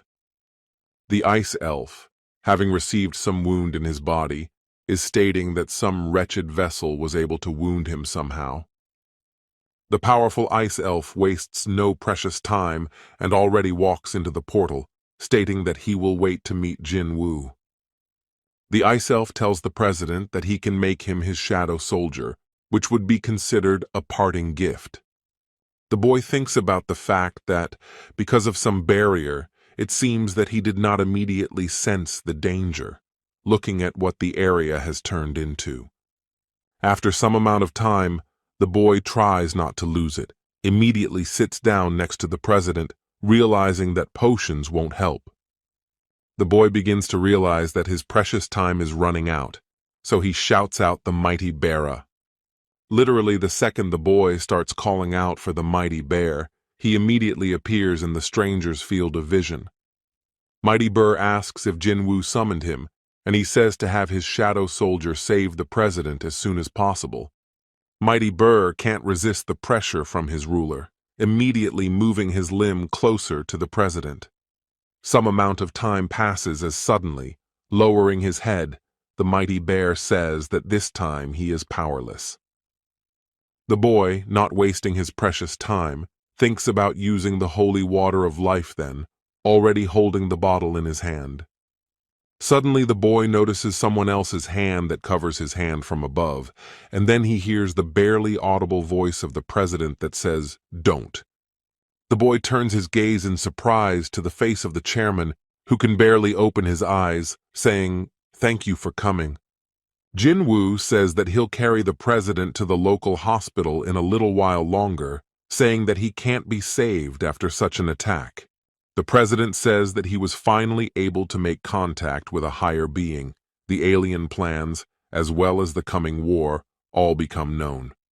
The boy immediately calls out to the president with fear as he sees the man start coughing up blood and voices that it's a good thing they have Jinwoo. The president can barely speak, but he tries and says that Jinwoo has been rewarded with incredible strength, thanking the Almighty for such a gift. The president of the association states that the gates and dungeons were not for others, but were created to protect the common people, their troubled world. The president says that one day the boy will have to make a very important choice, holding someone else's palms in his trembling hands. The president of the Hunters Association states that at that moment he asks that Jinwoo stay on the side of the humans, starting to let a tear fall. The president of the Hunters Association says that he wanted to fight Jinwoo side by side so badly, but his body is no longer fit to fight. The president of the association says that he has no more regrets, because he has a generation of hunters like Jinwoo behind him. The president of the Hunters Association begins to slowly lose strength from his body, barely looking at the boy in front of him. The president of the Hunters Association thinks about what he thinks it was meant to be, and he is also happy to meet together with the boy. The president of the Hunters Association can't hold back any longer, letting his lonely tears flow and closing his eyes. Someone, looking at the sad weather, says that the cold fall days have been filled with the heavy sound of heavy rains. As it was bound to happen, the breaking news of the death of the president of the Hunters Association crushed the headlines of all the media.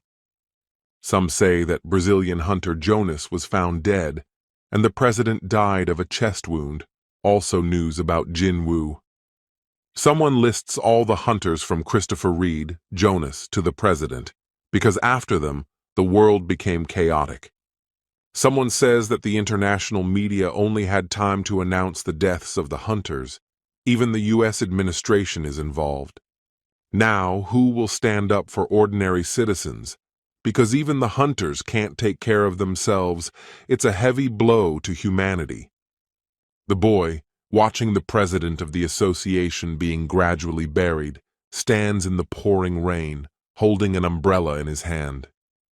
Jinwoo, seemingly as soon as he notices the stranger's presence near him, asks Jin-chul if he's okay right now. The same aide looks at Jinwoo through his glasses and apologizes to him, since he's been able to think soberly lately. The aide, not far away from Jinwoo, asks if even he couldn't defeat the enemy, and the aide says that the president has already been. The aide, putting his head back down, states that he still can't believe these shocking events, seemingly unwilling to even accept. The man says that the president asked him to narrate all the events at the conference, tells him to return to Korea as soon as possible. The man, after telling and sharing his heartache, thanks the boy for Jinwoo being with the president until the end. The boy says that he will destroy that monster, that he will surely kill the monster who dared to take the president's life. Some amount of time passes and the man voices that he will eventually thank the boy if he accomplishes what he said. The boy can't seem to deal with his emotions, tears flowing from his eyes mixing with water, and Jinwoo asks for reporters. Someone says that although after the death of the president of the Hunters Association, but all the reporters have gathered for a press conference. The boy will act as a speaker. He is already standing behind the counter, trying to concentrate on his thoughts and his speech. Jinwoo is talking about a group of highly evolved monsters that have targeted the higher-ranked hunters, that those are very strong and ruthless. One of the men tells Jinwoo that he said it was a group of certain monsters, which means that the head of the association was killed by several monsters. The boy says that before they strike, they isolate the victim from the rest of the world, so everyone should try to stay close to those who will protect them. The boy begins to remember that very last moment of meeting this ice elf, realizing that he called himself the Ice Ruler. The boy thinks about how it was exactly like the ruler of giants, the ruler of shadows, remembering the stranger's face and attempts to get closer. The boy thinks about the fact that it's clear enough that no hunter can handle these monsters, and the one saying that if suddenly there are no such people. The boy, it seems, once he's gotten his thoughts together, confidently voices that he'll be approached through the Korean Hunters Association. It seems that in some sullen and very even dark place, there are a large number of different creatures that stand tall lunges. In this dark and gloomy place, there are a large number of monsters that have powerful magical powers. It seems that one of the powerful monsters begins to announce the news that the ruler of shadows is right on the ground.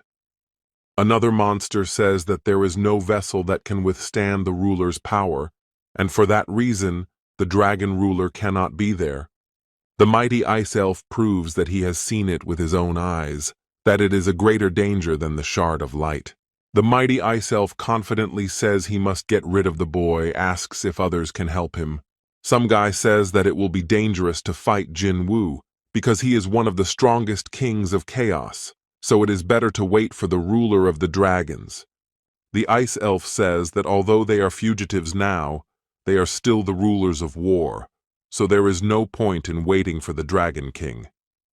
The ice elf says that if they are going to get rid of the boy, now is the best time, so the boy is still asking for help. A monster in the guise of a human refuses to help, while another one says that he doesn't want to follow the dragon ruler's example either.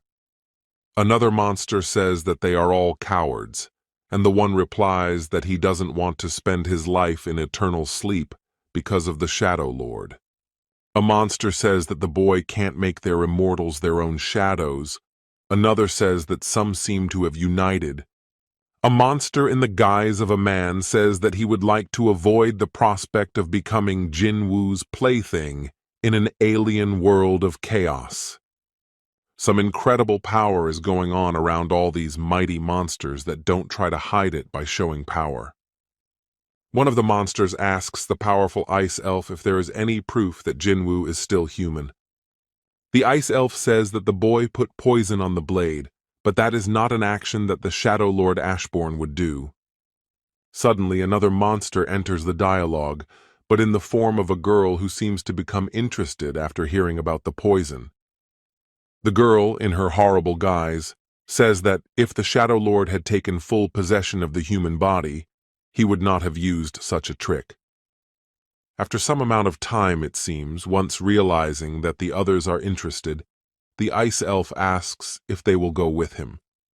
The very girl, who is a powerful monster, doesn't hide her sly smile and says that they will help him. The monster, who had agreed to the idea from the very beginning, also enters the conversation, saying that they will kill the Shadow Lord. There is some commotion. Someone says that no matter how much money they pay, they won't be able to escape from this horror. Someone says that while watching the broadcast with Jinwoo, the president says that his dream has come true and he can close his eyes in peace. The boy is standing in the pouring rain with his hands in the pockets of his pants, seemingly looking intently at the surrounding city. The boy thinks about the fact that the magic of that very creature was not felt. It doesn't seem to help him much in the future or in battle. The boy thinks back to the very moment when the ice elf was retreating, and he thinks about how the monster had no shadow, showing its immortality. The boy recalls the words of the very same ruler who said that other rulers and monarchs are immortal, and their souls cannot be extracted. The boy thinks by the same logic that if monsters don't have shadows, then they can't be tracked either, which would be hard. The boy, looking at the city spread out beneath him, thinks about the fact that as long as he is a hunter, there is no way he will miss his prey. Someone says that it's been a week since the head of the association has been vacant, and everyone needs to choose someone to take the place. Someone says that the association that controlled the 5 major guilds has lost its backbone, so who will be able to control them? Someone asks if they need to hire another S-ranked hunter, but after all, even if those are strong, they need to be careful. Some amount of time passes since the negotiations. Some man says that after a lot of decisions, they agree to offer for this place. The man continues that Woo Jinchul can stand for that seat, pointing his palm in the other person's direction, thus making him wonder. Jinchul doesn't understand why him, and the others say that the one closest to the head and has gotten a lot of experience, as well as having leadership abilities. The man continues that Jinchul has a lot of influence among the hunters, so to put it another way, they believe in him. Jinchul, lowering his eyes, says that he lacks many qualities for the position, for there are many superior people. Besides, he is quite young. Jinchul also says about the position of deputy head, there are many great people, but he doesn't understand why he should be the one to sit in the head seat. The man says that none of them have enough power to rule Korea, but Jinchul has that power. The man says that Jinchul has ties to the main guilds and also has a connection to Jinwoo, but the man says that he doesn't quite think the hunter believes him. The man says that they can't force Jinchul to stand where he doesn't want to, but they suggest that they think hard about it. Some amount of time passes. Jinchul seems to think about many possible situations, lowers his gaze and begins to slowly voice that It seems that the national-level hunter finally appears in the place. He says he hasn't been here for a long time due to an injury. At the appearance of the national-level hunter, his subordinates are visibly surprised, but he tells them not to make so much noise. Some amount of time passes. The man seems to head in the direction he wants to go, and then presses a button with his finger. The girl asks the man if he's sure he wants to give this, and the man replies that isn't this gift worth the lives of his untouched guild members. The man even seems to be very confident in his decision for a gift to honor Jinwoo's act, and the girl says that he doesn't mean it. The man can't seem to hide his satisfied smile as he looks forward, and also states that isn't Jinwoo strong enough to do this. The national-level hunter can't hide his smile, continues to look through his dark glasses, and vocalizes that this is a true beauty. The girl still can't seem to be completely sure that it's the right thing to do, saying that there are only 2 of them in the world, and it will always be like this.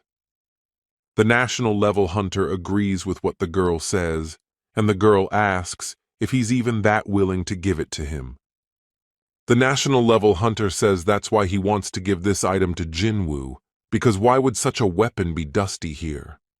It is in this place, in the vault at the national-level hunter's place, that there is a rather powerful weapon with a strong aura. It seems that someone is looking at the new news that says the new chairman Woo Jinchul will be the head of the Hunters Association.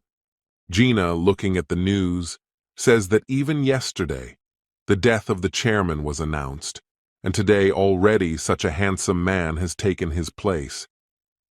The girl, looking out of the window, says that the situation in the country has become very unstable, as well as in the world itself, which is very strange. Gina seems to feel a rush of affection and pesters her mother, and Da states that if she has nothing better to do, maybe she'll take out the trash. Gina seems to lash out at the woman for a reason, but with some sort of offer to move out of the place, causing the other to change in her face. The woman seems to interject if Gina wants to move out of here and afterward states that she really likes their current home. The woman smiles, causing her eyes to shift, and afterward states that she loves this house a lot, which has a lot of stories in it. The woman smiles and asks her daughter to get the laundry out of the washing machine, and she pouts and says that her mom is always doing that to her. Gina seems to head in the direction she wants to go to get the laundry out of the washer as she suddenly stops and is surprised. A few moments pass after the girl sees something in front of her, causing her to drop the basket and run towards the woman. A large number of people are crowded around some building, seemingly discussing something among themselves, apparently because of the recent news. Someone asks if some people are really in the Ajin Guild office right now, seemingly not believing what's happening, because it's very surprising. Someone says that a national-level hunter named Thomas Andre himself has appeared in the guild of the powerful hunter Jinwoo. It seems that such an arrival from such an influential person, Jinho is very even nervous and tries to smile affably. Jinho continues to smile and thinks about how things are very surprising, as Thomas Andre himself has flown in from America directly to their office.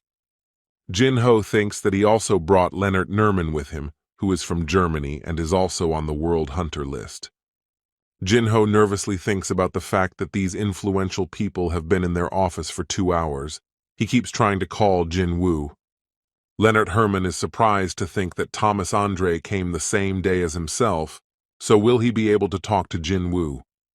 The girl says to Thomas Andre that is Jinwoo on the raid now, for he doesn't seem to drop by his office often, passing on what Jinwoo said.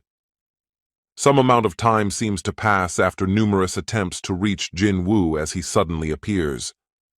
The vast number of workers in that office immediately greet their long-awaited person with palpable joy. Jinwoo thinks about the sheer number of reporters piled up in front of his building. Apparently, it's because of Thomas, though he sensed his aura a long time ago. Jinho tearfully asks his Hyungnim why it took him so long to pick up the phone, and Jinwoo says he was a little busy back then. Jinho says about the clothes, and Jinwoo replies that the gate appearances have been increasing, so he can't sit idle for so long. Jinwoo thinks he also needs to level up the mighty Bara as Thomas approaches him, saying it's been a while. Jinho hopes the two won't fight here, and Thomas voices that he promised to have lunch together once his arm heals. After a while, Thomas says that he's also brought along a simply bombastic gift from America, which can't help but intrigue him. Jinwoo is surprised by the news, and Thomas says that he is already excited, suggesting that they move to another place. Jinwoo wonders what kind of dangerous object this is, if it's some kind of bomb, and Jinho tries to tell him not to believe him with a look, but the other turns to the new guest. Leonard Nerman presents himself to the boy in all his glory, as if expecting a long-awaited meeting with this man.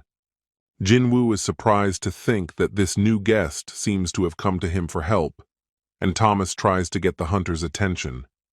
Thomas states where this Leonard has come for them, and the man replies that he has been waiting here for 2 hours, so he has a claim to meet Jinwoo.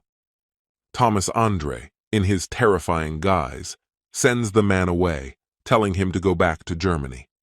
Leonard thinks that he has never been treated so rudely before, and Thomas, having already broken away from the other man, calls Jinwoo after him. Once the men are left in a quieter place away from prying eyes, Thomas voices that he's been waiting a hell of a long time for this meeting. Some amount of time passes. The men are seated at a table as suddenly some sort of suitcase with interesting contents is placed on the same subject. Thomas Andre smugly asks the boy if he can feel the power that is slowly beginning to emanate from that very suitcase.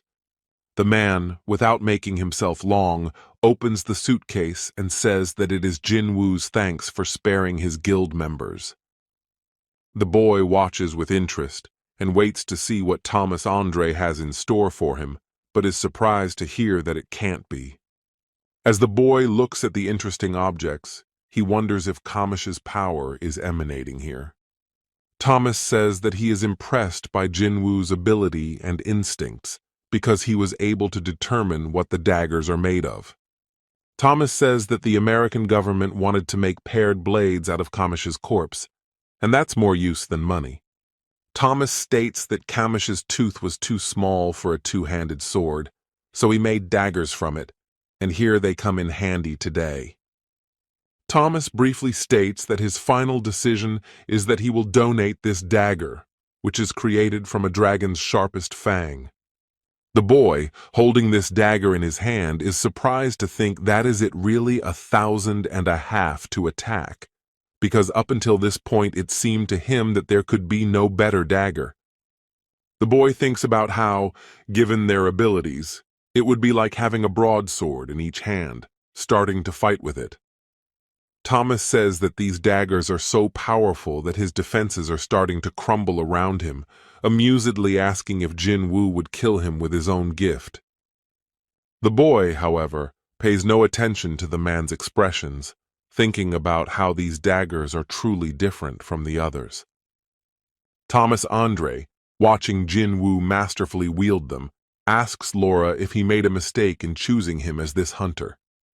Laura, however, cannot confront or argue with her boss in any way.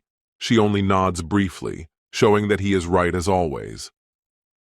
Thomas asks if Jinwoo likes his gift, and the other replies that would he really give him those daggers for free, to which he agrees.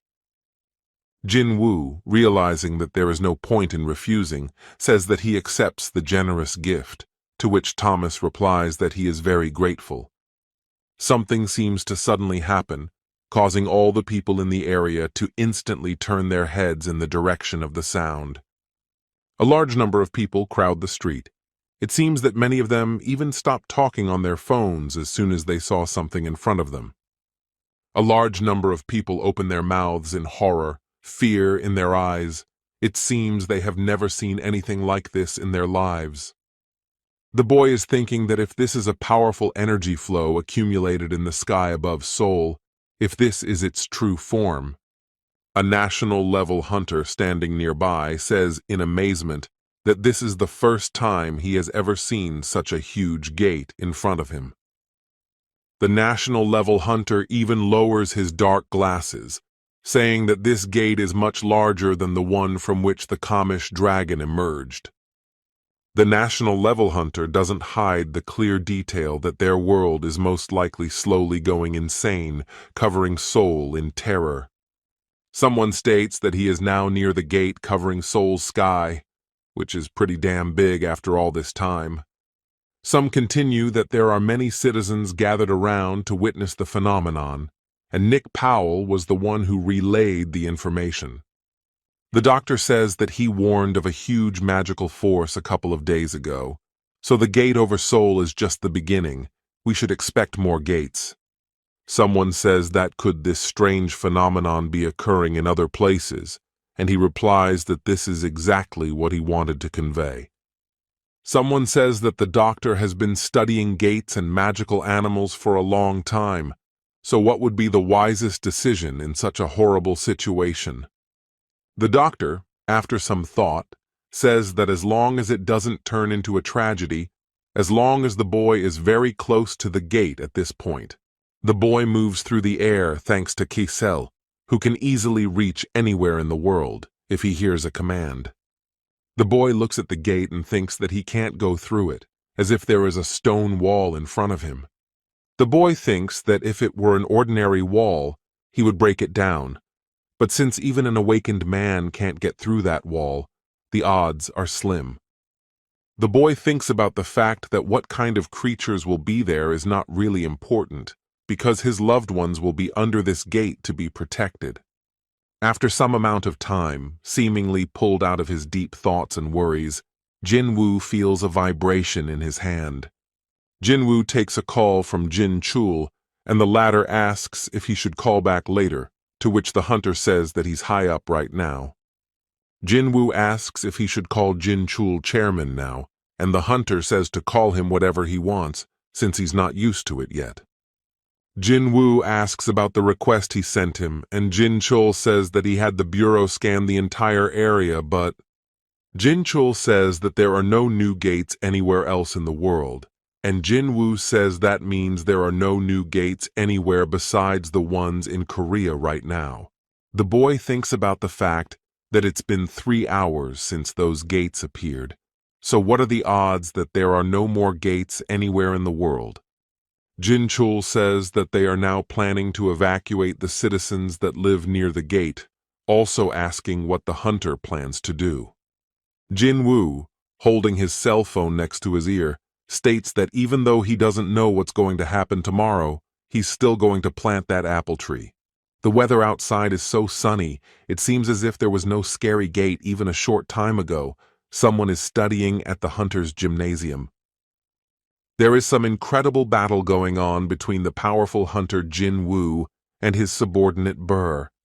It seems the boy can easily read all of his subordinates' intentions before where he can strike without letting himself get caught.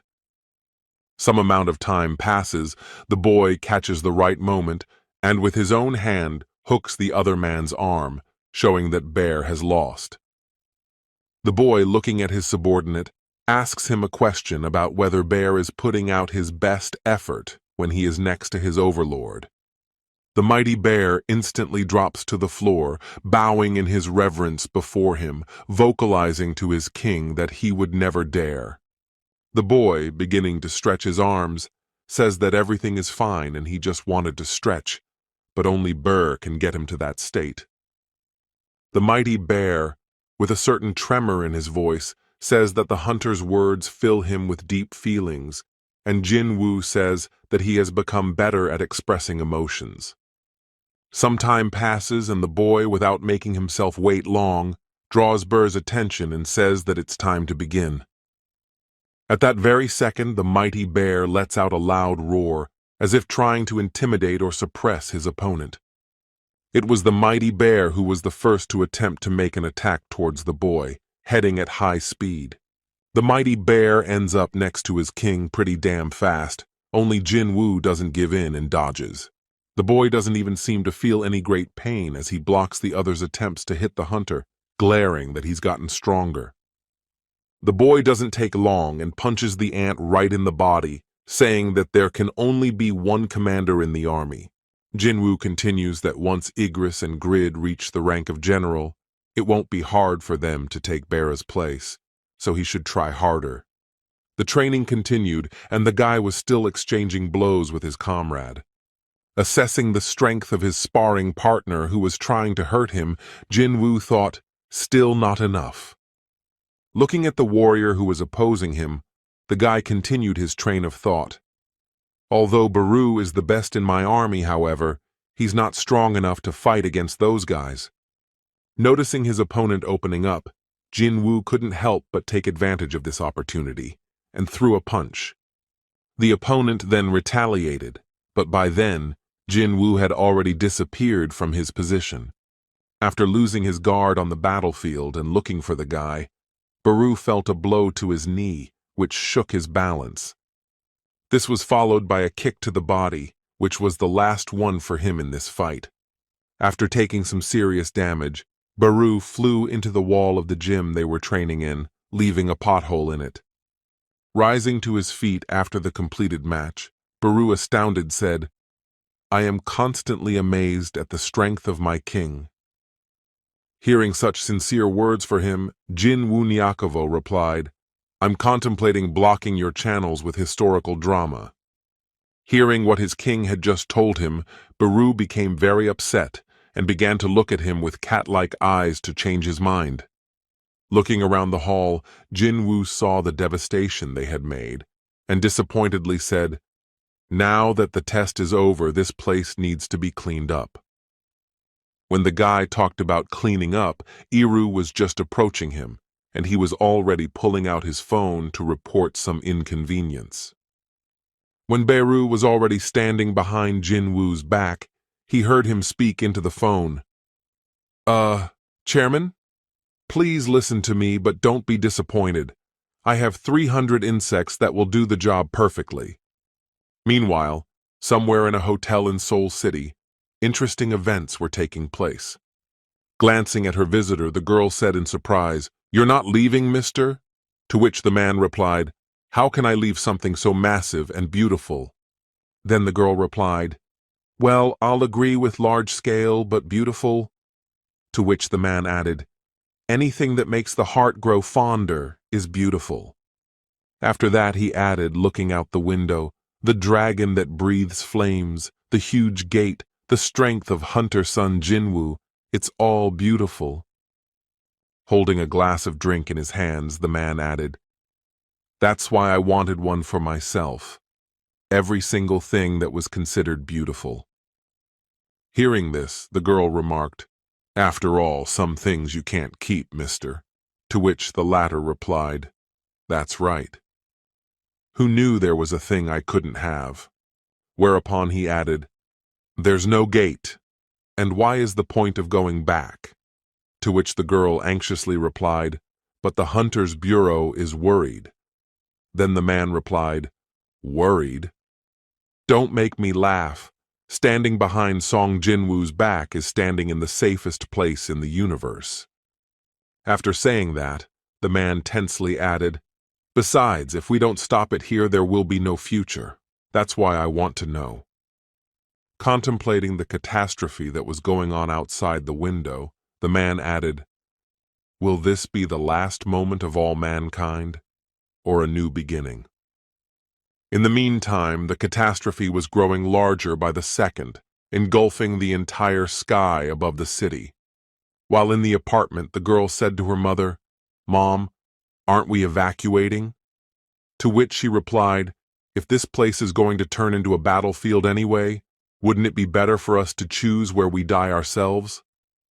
Besides, our house is not in the evacuation zone." Hearing such words from her mom, the girl irritably muttered, "I'm going to college next year. I'll drink whenever I want and enjoy college life. My life has just begun, but I don't plan to die." Hearing this, the mother said encouragingly, "Jinwoo will protect us, just like your father once did." Meanwhile, Jinwoo was watching the city and pondered, "The atmosphere is only getting hotter, and I still can't sense them. Where are they hiding?" Looking up into the sky, the boy added, "And that gate. I have to stop it myself. Even if I manage it, I'm not sure it'll be without casualties. I have so much to protect." Taking out his phone and starting to flip through the phone book in it, Yu Jinwoo thoughtfully muttered, "Who would I spend the last seconds of my life with?" At the same time, somewhere in the kendo building, someone's voice rang out and said, "Stop!"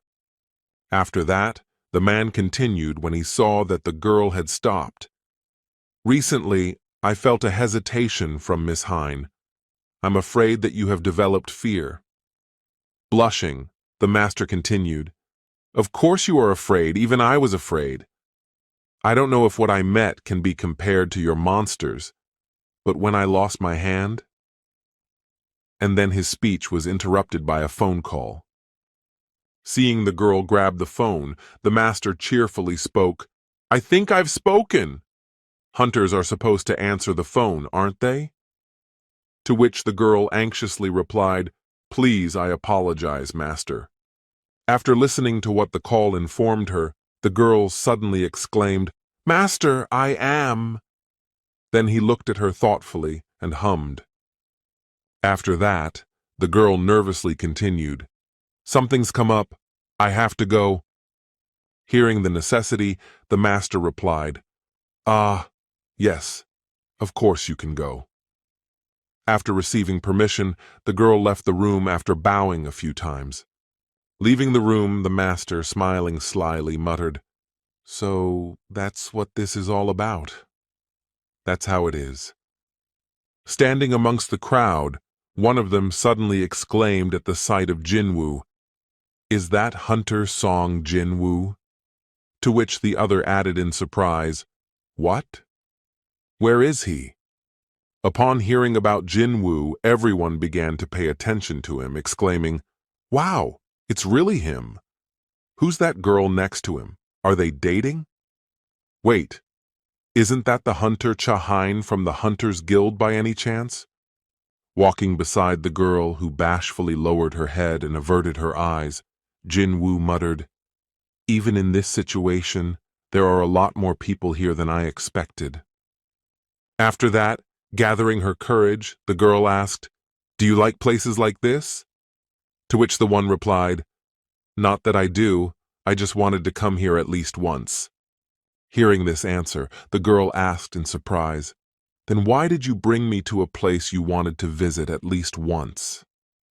Looking at the girl, Jinwoo gently replied, It's all because you're my only friend, Ms. Hying. Hearing the answer, the girl looked at him in surprise. Then Jinwoo added, You know, across from that strange statue? Ignoring Jinwoo's words, the girl embarrassedly thought, Friend? I'm his friend. I'm here to rescue Hunter Sung Jinwoo. Confused at what she heard, the girl anxiously asked, Did you hear that? To which the guy replied, Yes, I have no problem hearing. Then the girl asked, Then what's up with that strange dungeon? To which Jinwoo replied, I'll tell you when I think about it again. Right now, I'm not sure what kind of dungeon it is. Hearing such a reply and glancing towards you, the girl thoughtfully spoke out. I see, but... Looking at the crowd who were exclaiming, Oh my God, look at this. I'm a big fan of yours. The girl added worriedly, Didn't you think it would attract the attention of passers-by even more? To which Jinwoo replied, If you don't pay attention, you forget about it. To such a reply, the girl only sighed heavily. Walking along with her boyfriend, Cha-hein thought, Now that I think about it, it's been 2 years since I became a hunter. Going out with such lightness on my heart. When was the last time that happened? Looking at Jinwoo, the girl added in thought, I feel different when he's around, and I can smell the unique fragrance. Then the guy said, pointing his finger at the ride, Do you want to ride there? To which she happily agreed. Jinwoo then asked, speaking to the other, And there? To which he also got agreement and added, And on the one behind, standing behind? To which he heard in reply, It is also agreeable. Then Jinwoo asked, Do you want to ride everywhere? To which the girl replied in a happy voice, Yes, that's for sure. Seeing that Chi-hein was very happy about such a ride, Jinwoo thought, Apparently, I'm not the only one who wanted to visit this place. Then he said, Then we'll ride everywhere. After that, they visited the roller coaster, but unlike everyone else, they didn't scream in fear. The same situation also happened on the catapult ride, where again they sat with stone faces. And lastly, the room of fear, which they also passed without even the slightest chance to be scared. After visiting quite a few rides, the couple came to a cafe. Jinwoo then asked Chi-hein, Aren't you having fun here? Sipping a Coke, the girl confusedly replied, No, what are you? Of course it's fun. Then the guy asked, But why didn't you scream once? After his own question, Jinwoo hesitated. I guess those slides are too slow for an S-rank hunter. Then asked, Weren't they too slow? To which he received a reply, Huh? Well, yeah. Realizing that these rides weren't for them, Jinwoo proposed a solution. Shouldn't we ride somewhere where it's really fun? Hearing such a suggestion, the girl was surprised. After a while, they were already flying in the sky on one of Jinwoo's warriors, which was traveling at an incredible speed. After gaining enough altitude, it began to hover above the clouds, carrying Jinwoo and Cha-hein. Bringing the girl to the real S-rank attraction, Jinwoo asked interestedly, What do you think? Splitting the horizon with her boyfriend, the girl, amazed by the view, said, Cool and fast. After that, the girl surprisingly asked, Mr. Sleep, why did you take me to an amusement park when you have such a thing? Hearing such a question, Jinwoo thoughtfully said, That amusement park was built on the gate where my father disappeared. Noticing the girl's gaze fixed on him, the guy continued, That's why I wanted to visit there at least once in my life. Hearing such a touching account of the reason, the girl said heavily, Thank you. After leaning against Sung Jin, Cha-hein added, Yeah, Wanted to say goodbye properly, because you've always been generous to me." Hearing such warm words from the girl, Jinwoo added, "I have something else to show you." After that, they stayed together to look at the starry sky. However, the girl was more curious about it than the stars. Meanwhile, somewhere near the Hunters Association of Korea, when the entire crowd of hunters gathered near the association, one of them was pondering, "In a few days, will this gate that looks like the devil himself open?" Walking away from the association, the man continued his musings. "I'm a viranga now. I can't just stay away." Heading about his business and pondering his own thoughts, the man accidentally bumped someone with his shoulder. Missing the passerby, the B-class hunter couldn't forgive such insolence towards himself, and looked around and angrily exclaimed, "Hey, what are you doing?" After this phrase, the person who had hit him looked back to him. He looked would be hostile and sinister. Seeing the conflict between the two hunters, someone from the crowd started shouting out, "What? Is someone fighting over there? Wah! That person's body is just powerful. He will surely defeat Ma Donuk." "Isn't he a hunter?" Right now, there's no one but hunters in Seoul. Noticing Ma Donuk yelling at the giant, someone said, "Is this man completely stupid? Doesn't he realize he's going to be taken away by ambulance?" Meanwhile, Ma Donuk shouted, "Hey, if you hit a man, you should apologize." Standing still, the guy continued to express his dissatisfaction. "Do you think it will be over if you stand here and stare at me? When one makes a mistake, one should admit it and ask for—" The next moment, that giant simply swallowed him. Seeing this, someone in the crowd frightenedly exclaimed, "He ate him! He ate the man!" While everyone still didn't realize what had happened, the giant jumped into the roadway and blew the shockwave from the landing all around. Some of the hunters even got stuck in the wall from such a powerful blast wave. After that, the giant threw the car at the guy who was in the building, finishing him off. After finishing off the one who was causing a ruckus outside, the giant angrily exclaimed, "Listen to me, you miserable little men." Smiling sinisterly and chasing everyone in a row, the giant exclaimed, "Now it's my time to hunt you." Approaching his victims, he added, "My teeth, yes claws, will tear and rag your thin meat, yes skin." Suddenly stopping in the middle of the street and beginning to gather strength within himself, the giant exclaimed, "I am the king of beasts, the monarch of the clique."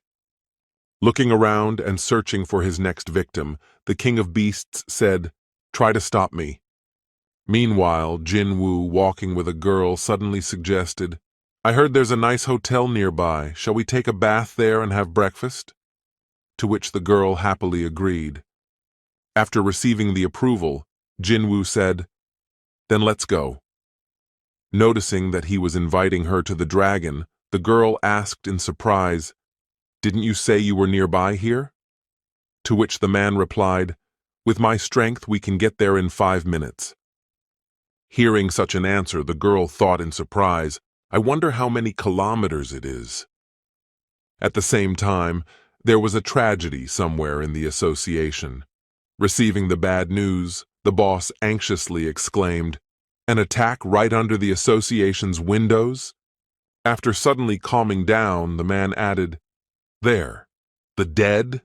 To which the subject replied, "It's hard to count so far since it's happening right now." Grasping his head, the boss thought, "But there's still time before the gate appears. The mere appearance of this dungeon has brought with it so many problems. Where did this monster even come from?" Remembering the best hunter, the boss asked, "What about the hunter Sung Jinwoo?" To which he replied, "He's not in contact." Then the boss thought, "That's unfortunate." A few seconds later, a subordinate urgently reported, "Chairman, a hunter has appeared and started fighting the monster." The boss then asked in surprise, "What? Hunter Song has arrived?" To which he received a reply, No, but it said that a world-level hunter who was nearby has arrived. Facing the enemy, the world-level hunter thought, will I be able to? Won't my life end right here?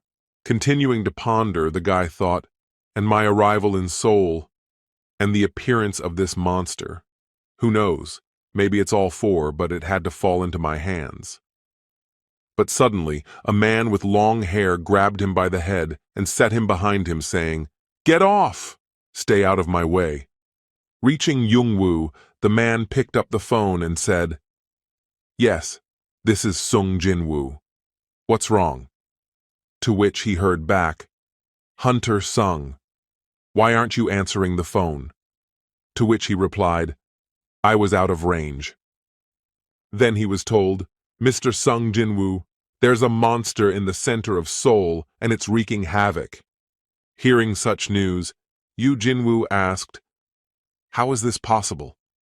There are still a few days left until the dungeon opens." To which he heard a twitch of his head. "But it's true."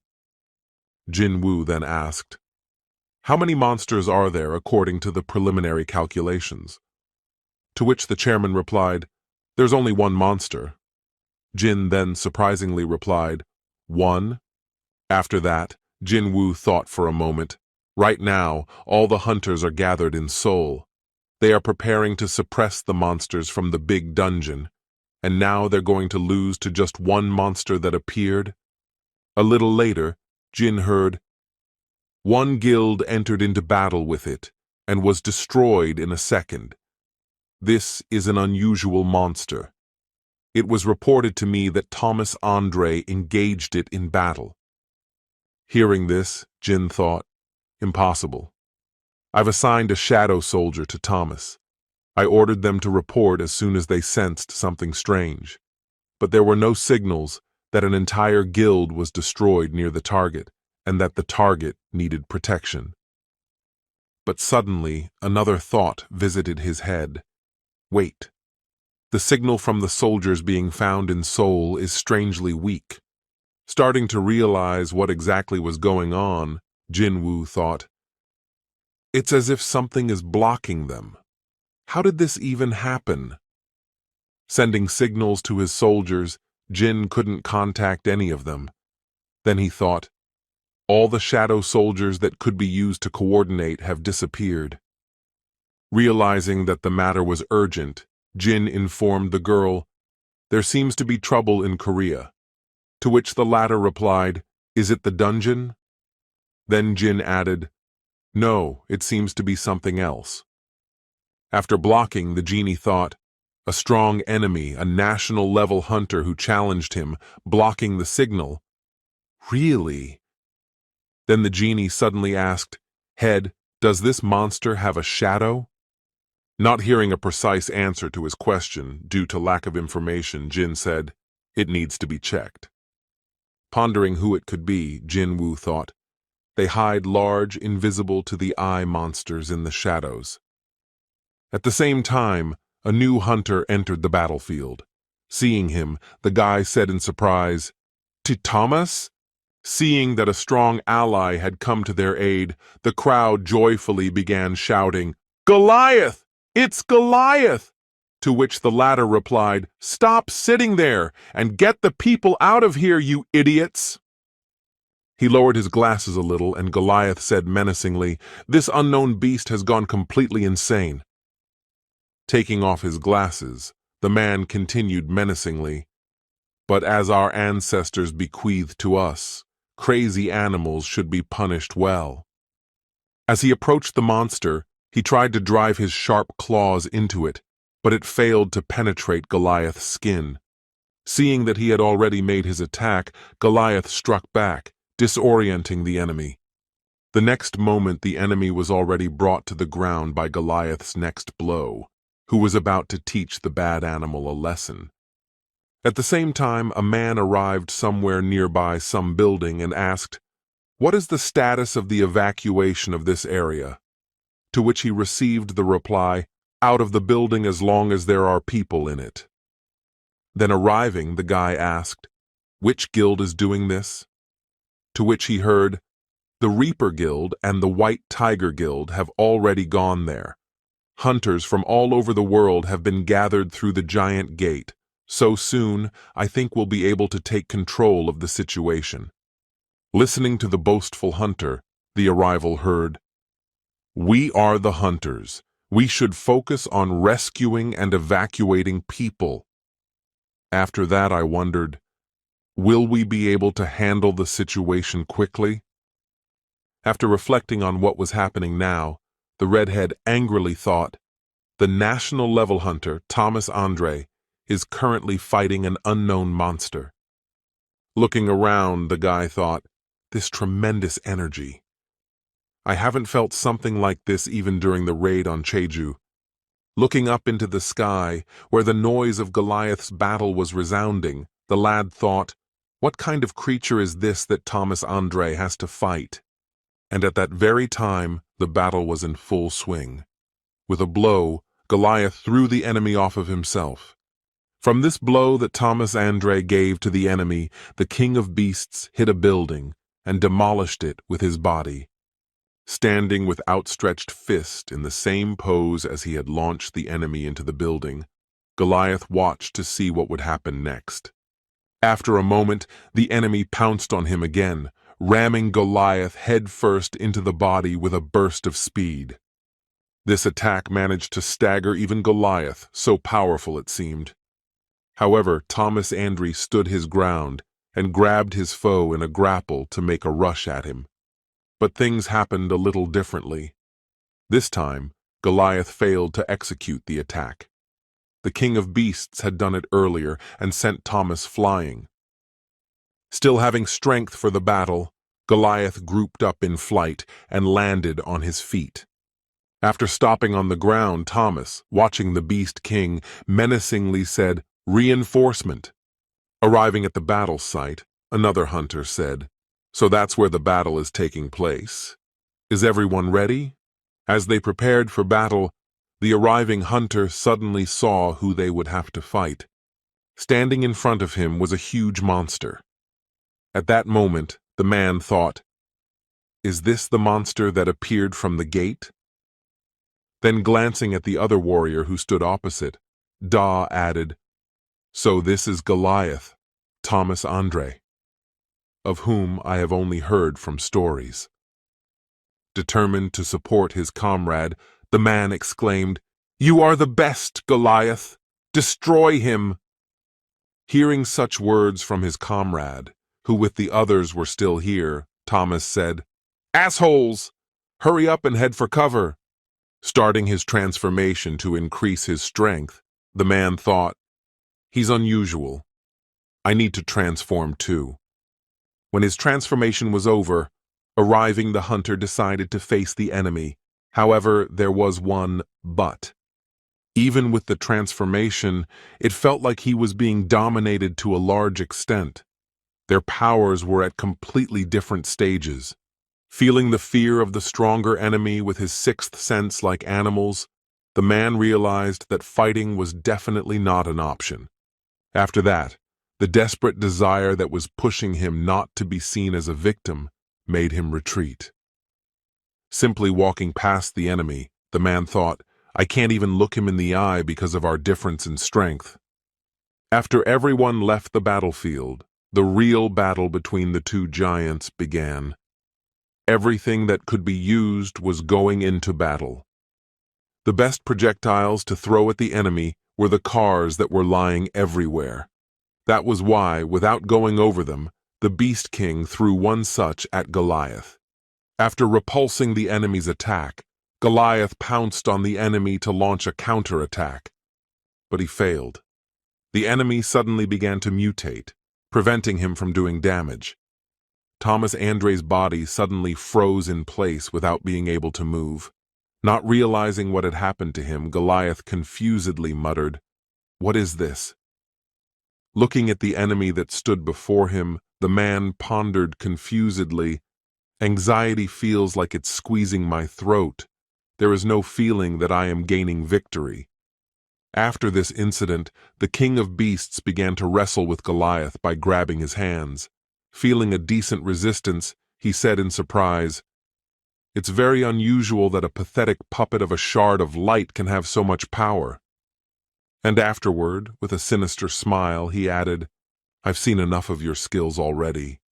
Suddenly increasing in size, the Beast King looked down on him and said, Is it scary?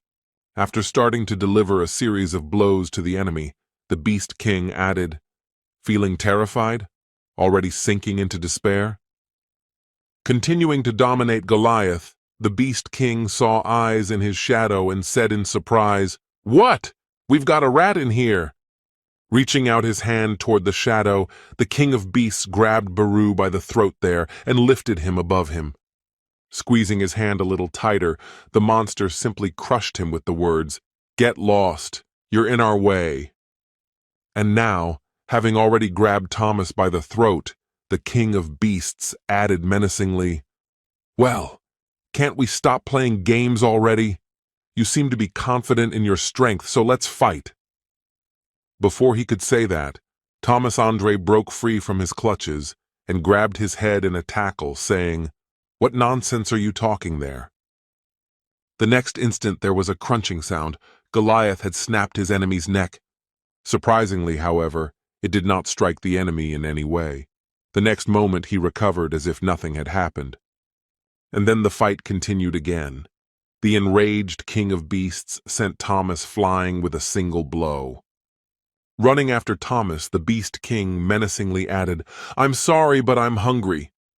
Just as he was about to eat Thomas, a magical orb flew at him, which he couldn't ignore in any way. Glancing to the side, he saw some kid who decided to challenge him. Standing beside Goliath, who was lying on the ground, the boy exclaimed menacingly, I can't let you do whatever you want. After these words, glancing towards the enemy he had recklessly attacked, the boy anxiously muttered, Damn it, even the mere sight of him already gives me goosebumps. Rising again, Goliath, cutting off his words, said, Tikai, otherwise, you'll die. To which the lad replied, You don't have to remind me, I understand perfectly well myself, but my hunter's pride doesn't allow me to walk away so easily. Applying his skill, the lad thought, This is my choice, and I regret nothing. Even if I was destined to die here, I would still choose this end. It's better to die in battle than to be an errand boy all my life. While uttering such proud phrases, the boy, once again looking at the enemy who had become even scarier, thought, I made the right choice. Realizing that he might soon say goodbye to his life for his pride, continued, I did. Looking into the eyes of approaching death, he added, You're not wrong, are you? When the enemy was about to attack, he was suddenly grabbed by a dragon. Although that monster had saved the guy from death, however, the King of Beasts instantly dispatched him. But that didn't matter. On that dragon, Jinwoo arrived. Jumping down from his dragon, he immediately aimed at the Beast King and did a tremendous amount of damage, causing a huge crater to appear at the point of impact. A little later, bouncing back, Jinwoo found himself beside a guy who couldn't pick up words from his surprise. Jinwoo then asked him, Excuse me, but could you move Thomas Andre to a safer place as well? After recovering from Jinwoo's sudden attack, the Beast King astonishedly muttered, That's for sure, the old man didn't lie. This person truly reeks of Shadow Freak. Looking at the newly arrived Jinwoo, the Beast King angrily exclaimed, Hey, human! But Jinwoo was thinking of evacuating at the time, and after a few seconds, he heard behind him, You don't have to worry. We're fine. Standing in front of the formidable enemy, Jinwoo sadly muttered, There's so much going on in my life lately. I don't even have time to rest. Besides, ... Looking at the enemy who had changed his appearance again, Jin thought, He's not alone here. The Beast King then asked him, Here I am curious to know, how did you manage to pump yourself up to this level? Squaring his shoulders and appearing before Jinwoo in all his glory, the king continued, The architect must have helped. I mean, he made a deal with the shadow rulers. Suddenly, someone's voice sounded behind Jinwoo and said, "Ah, are you going to let me eat his corpse?" Taking her final form, the girl added, "I've always wanted to taste what a Shadow Lord tastes like."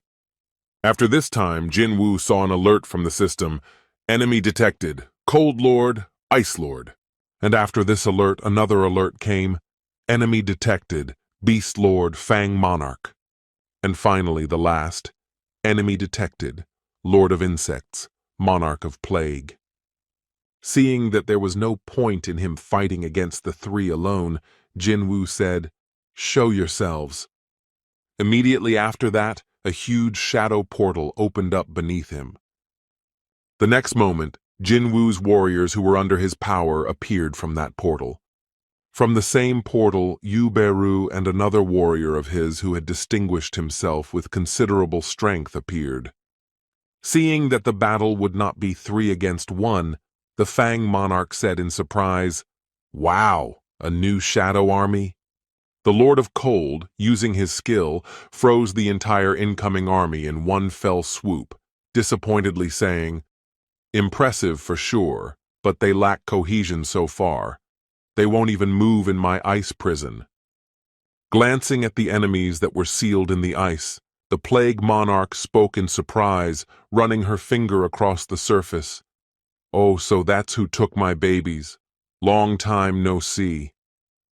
Shifting his gaze to Jinwoo, the ice monarch exclaimed angrily, "Dropping such a small thing on us? What a ridiculous move." And afterward, he thoughtfully muttered, "It seems like he thinks we are weaklings. Moreover, from the looks of it, this person hasn't fully mastered the power of a Shadow Lord yet." Directing his power at Jinwoo, the ice monarch began to gradually freeze him, starting with his arm, and spoke, "But he was once the strongest among us. You shouldn't be so reckless as to ignore the power of other monarchs." Immediately after that, the cold monarch's ice began to crack, and after a moment, it all crumbled. When the Cold Lord saw that Jinwoo had freed himself, he surprisingly muttered, "You—" Then Jinwoo, pointing his dagger that he was holding at his enemy, said menacingly, "You, I will finish you first." Summoning her army of monsters, the plague monarch joyfully asked, "Hey people, can I join you?" Without even waiting for an answer, the girl gave an order, and her army of minions pounced on Jinwoo. Fighting off the weak enemies who were just getting in the way, Jinwoo embarrassingly thought, "Damn, these corpses." After dealing with the little things, Jinwoo also shattered the chains of ice that imprisoned his subjects. Immediately afterward, 2 of his subjects who had broken free from the ice captivity appeared beside him. Seeing what he had done, the Cold Lord barely restrained his anger and simply watched the battle his comrade was waging. Picking a good opportunity, the Fang monarch decided to try and overcome Jinwoo himself and began to walk towards him. Smiling sinisterly, the Beast Lord mockingly muttered, "Huh, how naive. You think some piece of metal can hurt me?" Cutting off the wolf llama, Jinwoo replied, "Well, if that were the case, I really wouldn't be able to hurt you." Seeing that he had lost a limb, the Fang monarch exclaimed in amazement, "Is he really?" While each of the monarchs tried to face Jinwoo alone, the others summoned their armies. While the plague monarch was creating her minions, the animal lord, seeing his chance, grabbed his hand and stepped back to put it back in place. When the preparations were completed, Jinwoo saw the huge army in front of him that he would have to deal with. But suddenly, there was some strange crackling of ice in front of Jinwoo. Searching with his eyes to see where it was coming from, Jinwoo began to twist his head around. The next moment, Beru freed his head from the ice trap and exclaimed, "My king!" Not holding back his emotions, Beru angrily exclaimed, "Pathetic female beetle! How dare you touch my king, sovereign!" Seeing that the soldier had destroyed his ice prison, the Cold Lord angrily said, "What?" An ordinary soldier broke the ice shackles. How on earth could he create such a creature? To which the monarch replied with his fangs, "Does the strength of his soldiers directly depend on the rank they are endowed with?" Hearing such words to his former subject, the plague monk angrily uttered, "We need to punish a cub who didn't even recognize his own mother." Pointing one of her hands at Baru, the monarch was about to teach him a lesson, who was walking directly in front of her. Easily tearing one of the very hands that was pointing at him, Baru angrily exclaimed, "What a bitch!" Hearing such words from her former cub, the monarch angrily said, "What did you just say?"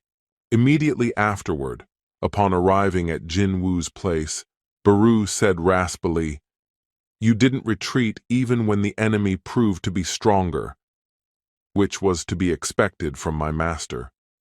"Your pathetic slave was so worried about you." While Baru was confessing his worries, a crowd of the plague monarch's minions were approaching them. Seeing the enemies, Baru, along with his master, very grouped, were able to massacre everyone in an instant. However, something was not right there. Jinwoo found himself on the ground amidst the rubble of the destroyed building. Only when he looked up did he notice a huge number of ice spears flying at him. Using his strength, Jinwoo was able to deftly fend off all the projectiles that were flying at him, but, looking at Jinwoo's agility, the ice monarch condescendingly muttered, "I wonder how long you'll last." However, his arrogant speech was suddenly interrupted by the fact that he felt his entire body suddenly being gripped by pain. The dagger flew close to his heart. Jinwoo then replied to him, "What are you talking about? I told you that I would kill you." Gathering all his strength, the ice monarch angrily exclaimed as he drew his sword, "You little bug! Who gave you the right to speak to me like that?" Staring at his enemy with a menacing gaze, Jinwoo thought, "We should aim for his heart. I'm sure they have a weak spot there as well." Just as he was about to go on the attack, a Fang monarch that had sneaked up unnoticed appeared behind Jinwoo. After waiting for the best possible moment, the animal lord began to pull out a sword from his vault. The next moment, when Jinwoo was focused on the cold monarch and completely forgot about the rear, the animal lord stabbed him in the back. Feeling the sudden pain in his back, Jinwoo started spitting blood from the injury. Hearing the moaning the lord, Baru realized that he was in danger, and turning to him he anxiously exclaimed, "King!" Losing his vigilance on the battle floor and opening his rear, Baru suddenly heard behind him, "I, Querisha, am the monarch of the plague, mother of all insects." After that, the plague monarch grabbed Baru with her paws and said, "Come on, son, come to me, mother wants to hug you." To which the latter replied, "No, let me go." Standing over Jinwoo, who was seriously injured, the Beast Lord looked down on him and said, "It's over." And at that time, while in the clutches of Qureshi, Baru angrily exclaimed, "Wretched servants! How long will you be idle? Help our lord at once." Hearing their commander's exclamation, all the warriors who were encased in ice began to wake up, exclaiming, "I will tear to pieces." Breaking the ice prison, the high-ranked monster added, "Anyone who dares to stand in my way." Looking back, the animal lord embarrassedly muttered, "Looks like this warrior had a high rank in his lifetime." To which the ice lord replied, "Yes, the high-ranked ones have started to rise." And right after that, all the high-ranked monsters started waking up and getting out of their ice prisons. Standing over Jinwoo, the ice monarch looked down on him and said, "However, with this injury, you won't be able to fight anymore. The game is over." Looking at his opponent who was looking down at him from above, Jinwoo slyly muttered, "Oh, you mean this wound?" After that, rising to his feet, Jinwoo muttered, "Status restoration." And then an incredible aura of healing enveloped him. Meanwhile, at the same time, there was a live broadcast of Jinwoo's confrontation against the monarchs all over the world. In New York. In London, everyone in London was also glued to their gadget screens. And especially in Shanghai, everyone was glued to their screens, watching to see how their fate would turn out.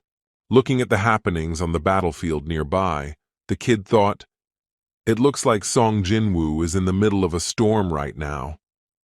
Lying on the ground while he was being healed, Thomas spoke heavily. What's going on out there?" To which he received a reply, It's like the end of the world." Frightenedly looking at what was happening nearby him, the man thought, "Is this really the Sung Jinwoo I know?"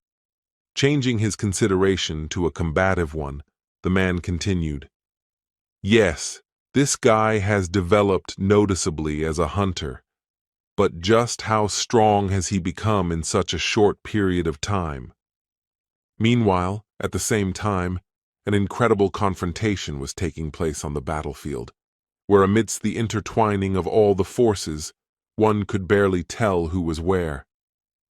Realizing that it couldn't go on like this, Baru was able to escape his former mother's clutches on his own by cutting her fingers. Seeing what he had just done to her, the plague monarch angrily exclaimed, extending her hand towards him, "You puppy!"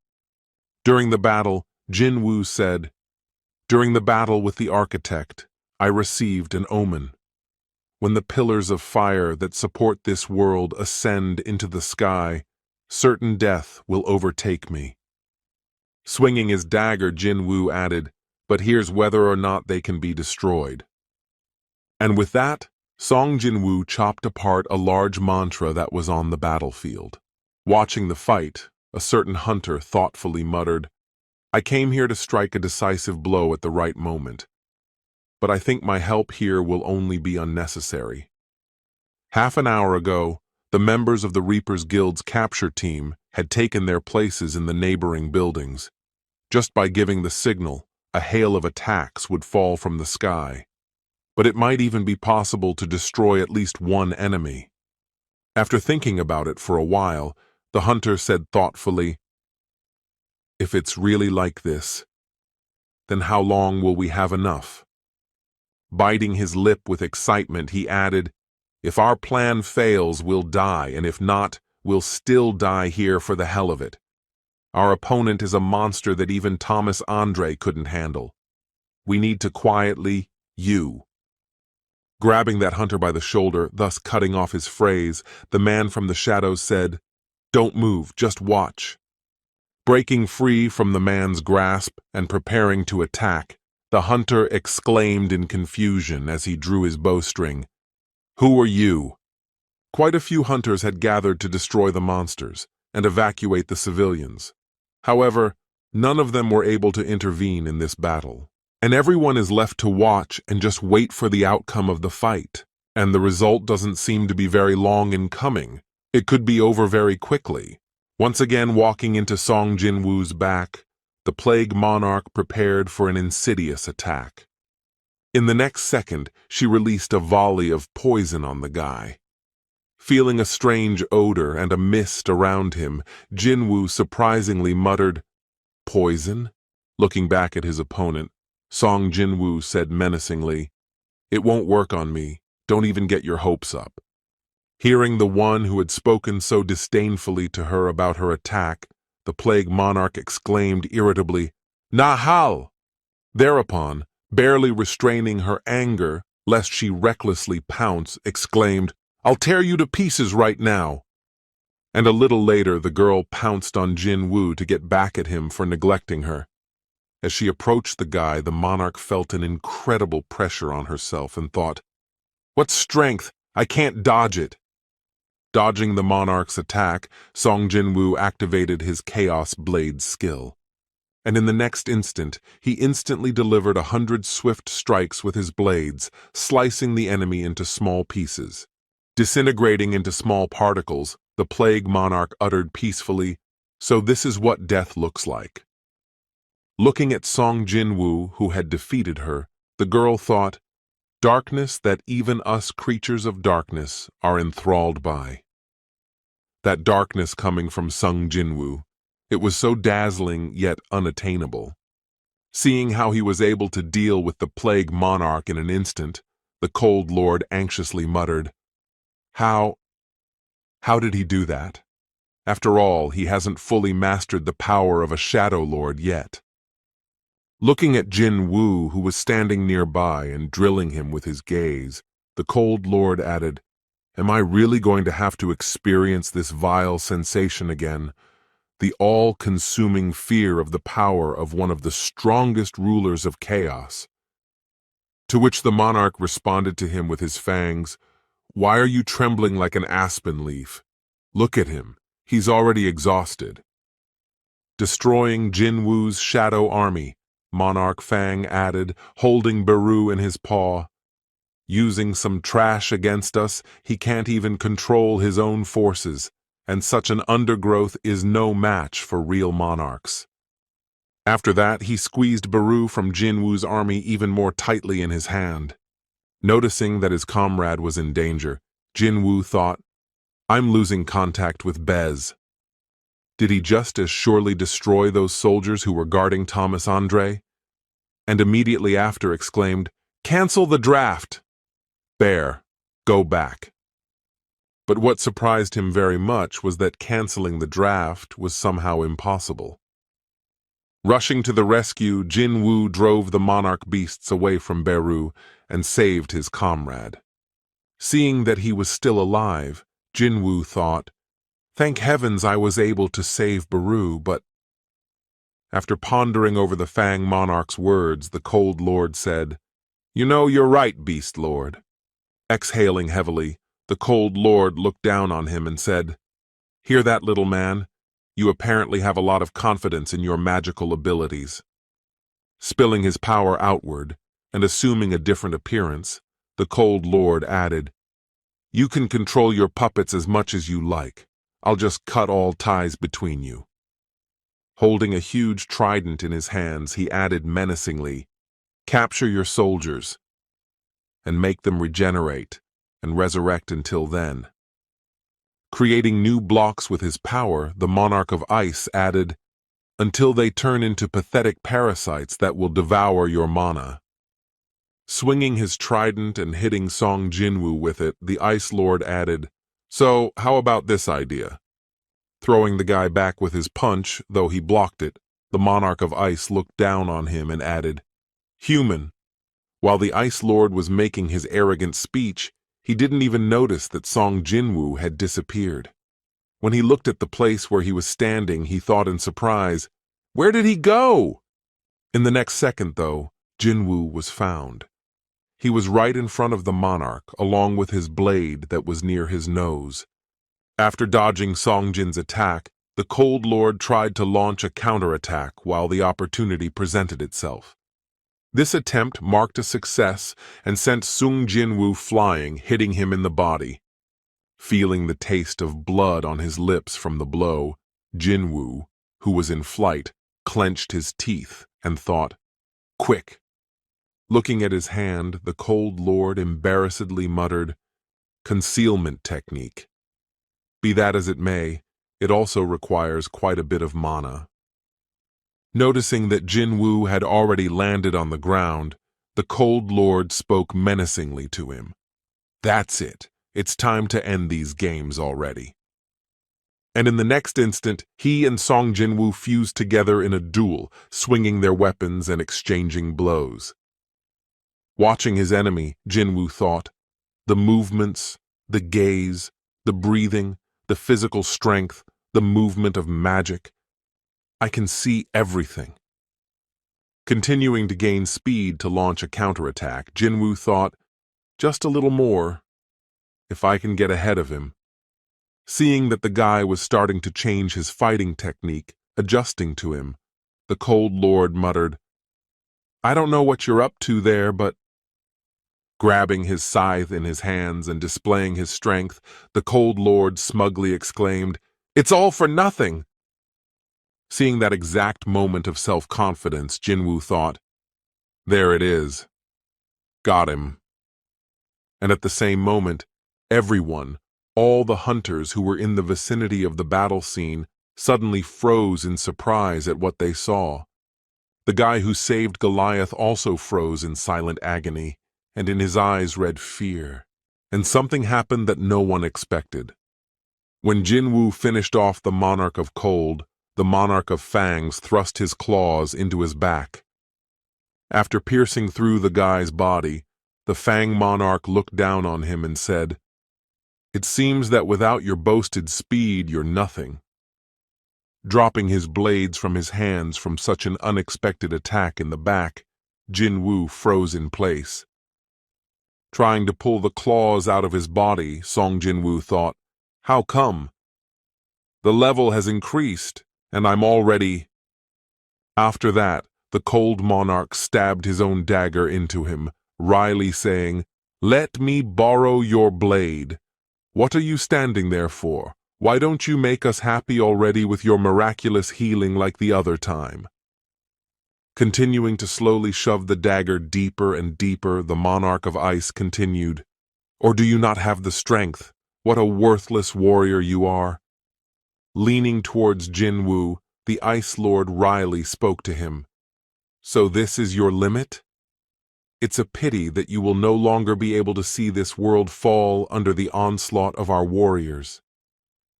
Remembering Sung Jinwoo's home, the Cold Lord looked down on him and added, "However, don't worry, your homeland will suffer a different fate." Remembering all of his near and dear ones, the Ice Monarch added, "I promise every inhabitant of this country will forever be frozen in ice of endless torment." Recounting his horrific speech, the Lord of Cold added, "And balancing on the brink of life and death, they will never again be able to realize what is happening to them." Looking at the bloody son Jinwoo, the monarch added, "So die and let your heart burn with fierce hatred for me, for that is the best reward for me." Covered in a layer of ice, Sung Jinwoo puffed up tiredly. "I'm still just a little bit more." With each passing second, his body became more and more covered in ice. When the coverage rate almost peaked, Jinwoo thought, "Just a little bit more." The next moment, the guy's eyes went dark, and inscriptions appeared in the darkness. "The player's physical strength level has dropped to 0. Player is dead." After that, another notice appeared. "All conditions for the passive skill unknown have been met." When the passive skill was applied, Sung Jinwoo opened his eyes once again. After that, he abruptly stood up, and as it turned out, he was lying in a hospital room, hooked up to an IV. Grasping his chest where the wound was, Sung Jinwoo started breathing heavily and pouring cold sweat. Remembering the very moment when the claws of the Fang Monarch had stuck into him, saying, "Looks like you're nothing without your speed." Also, immediately in his mind was the memory of when the Ice Monarch stuck a dagger into him and said, "Let me borrow your blade." What are you standing there for? Why don't you regale us with your miraculous healing already, just like that time? Wondering if this was all real and why he was here, Jinwoo thoughtfully said, "A dream? Was it a dream?" After saying that, the guy started looking around and stopped at the window. Then he added in surprise, "What, a hospital?" Grasping his heart, Jinwoo anxiously thought, "An ice blade stabbed right into my heart, but I survived?" Suddenly after that, the door to the chamber opened, and the chairman walked in, surprisingly saying, "Oh, you're awake?" Seeing such an honorable visitor, Sung Jinwoo exclaimed in surprise, "Chairman of the association, Woo Jin-chul?" After that, he asked embarrassedly, "Monarchs? You mean those monsters? What's wrong with them? And how did I manage to survive?" Hearing such strange words from Jinwoo, Woo Jin-chul thoughtfully muttered, "Well, I have 3 things to tell you." Then he added, "First, I am not the chairman of the association, but an ordinary prosecutor, and I have the investigation bureau under me. Secondly, I myself would like to know what happened to those animated statues. Pausing briefly before announcing the latter, Woo Jin-chul added, well, and thirdly. After that, Woo Jin-chul said thoughtfully, how do you know me? Do we know each other? Hearing such a strange question from the prosecutor from the investigation bureau, Sung Jinwoo said in surprise, what? After that, after pondering Jin-chul's words for a bit, Jinwoo exclaimed in surprise, wait a minute, revived statues? Taking a seat on the couch in the chamber, Woo muttered, as soon as the survivors told us what happened, we immediately traveled to the scene with the White Tiger Guild and found there. At that time, Jinwoo interrupted him, saying, no, that's not what I mean. Taken aback, Jinwoo pondered, really? Come on, there's no way that could be. I was also wondering why the ward looked so familiar. Thinking back to that very day, Jinwoo thought, I remember I was here for 2 whole weeks. At that time, Woo Jin-chul said, by the way, Hunter Sung Jinwoo, you look different in the photo.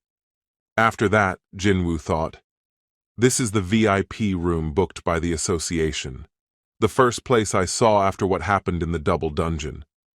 Seeing the guy's unwell appearance, Woo asked embarrassedly, is everything all right? To which Jin replied, yeah, I just want to be alone for a while. Getting out of bed and changing into his normal clothes, Jin-woo looked at himself and was surprised to think, looks and characteristics haven't changed at all. Opening his inventory to look at what was there, Jin added in surprise, and everything I've collected has remained intact, even the reed's fury. After saying that, he suddenly heard the door open, and a voice came from there. Brother, what are you up to? A moment later, a girl entered the chamber who continued, I hope there's nothing wrong with your head. Looking at the guy who was in the ward, the girl exclaimed confusedly, eh? Did I get the wrong ward? Who are you? Seeing the girl's confusion, Yoo-jin thought, oh, right, I didn't become like this right away, so she doesn't recognize me. Then he said, what? You don't recognize your own brother already? Waving the guy away, the sister said, are you sure you're my brother? I think there's something different about you. If you've gotten older, or if you've gained some muscles. Then Jin awkwardly replied, you think so? Seeing his sister, Jin headed towards the exit, saying, sorry, I have to go to the association right away. To which he heard, what? Why? Then he replied, to give up my position as a hunter. Hearing this explanation, the sister asked in surprise, really? To which the man replied, and yes, I'm aware that you ran away from class, so quickly returned to school. Looking back, Jinwoo also added in a serious tone, Hansen you too. And by the way, hating school is no reason to become a hunter, so throw those thoughts away. Hearing these words from Jinwoo, the girl who was standing outside the chamber said in surprise, what? Then she thought, how does he know my name? Pulling his hood over his head, Jinwoo thought, I don't have any shadow warriors left, however. They can be gathered again. Heading towards the exit of the hospital, Yoo Jin-woo thought, still, how did this happen? And most importantly, why? Stepping outside and looking around, Jin-woo thought, why did I go back in time? Arriving at the association, manager anxiously thought, it's like 2 years have passed since that moment, Mada. A guy who wasn't paid attention to suddenly became an S-rank hunter. Then he said, I'm sorry, Hunter Sung Jinwoo. I'm afraid we don't have a way to measure your strength yet. Then Jin replied, I know. I came here with another matter. I need to meet with the chairman of the association. Hearing this, the manager embarrassedly exclaimed, What, you with the chairman? Then I'll tell him that you— To which Jin replied while stepping forward, You don't have to tell me, I know the way myself. Looking at Sung Jinwoo's back, the manager thought confusedly, And how does he know the location of the head? Looking up from the elevator, one of the hunters pondered, What kind of story would I make up today? With a sly smile, he continued, We'll have to find a couple of excuses, except that it's dangerous to do such things behind the back of Woo Jinchol, the head of Woo Jinchol's department. Lowering his head so that he wouldn't be recognized, Jinwoo sauntered over to the boy. You have a concealment skill, but you hid this fact from the others. Hearing such information about himself from an unknown person, the guy nervously muttered, How are you? Jin then continued, A high-ranked hunter who is completely unable to control himself. Taking out daggers from the guy's sheath, Jinwoo added, There will be a man coming to you soon, asking for retribution for abusing his daughter. I don't care what happens to the criminals. Holding the boy's weapon in his hand, Jin continued, However, if even one innocent person gets hurt during the mission, I will personally finish you off. Hearing such threats from the unknown guy, the hunter reached for his daggers, but they weren't there. Then he was more than a little frightened. In the end, Sung Jinwoo added, Remember this once and for all, I won't warn you again. Hearing such threats against him, the guy frightenedly asked, Wait, who are you anyway? When the man ignored him and just walked out of the elevator, the guy worriedly muttered, What's wrong with that guy? It's like he's some kind of ghost. Arriving at the association chairman's room, Jinwoo sensed some strange atmosphere.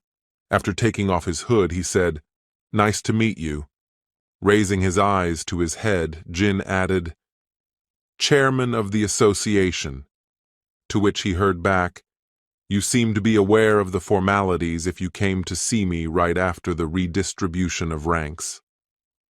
Looking at the guy, the chairman asked in surprise, Is something wrong? To which Jin calmly replied, No, everything is fine. Hearing that everything was normal, the chairman said, Well then, I'm listening to you. After that, Jin said, I have a business proposal for you. After receiving such a reply, the chairman thoughtfully asked, Business proposal means? Sitting in front of the chairman, Jinwoo thought, I need to go to Jeju to gather my army. After that, he muttered, Please remove the limit on the number of hunters to sweep the dungeon. Then I can get rid of all the ants on Jeju Island. Hearing such a request, the leader threateningly replied, What are you talking about? Do you even know how many raids have been conducted there, and how many of them ended in failure? However, after that, his fury subsided as soon as he saw Jinwoo's aura and thought, Wow, what power!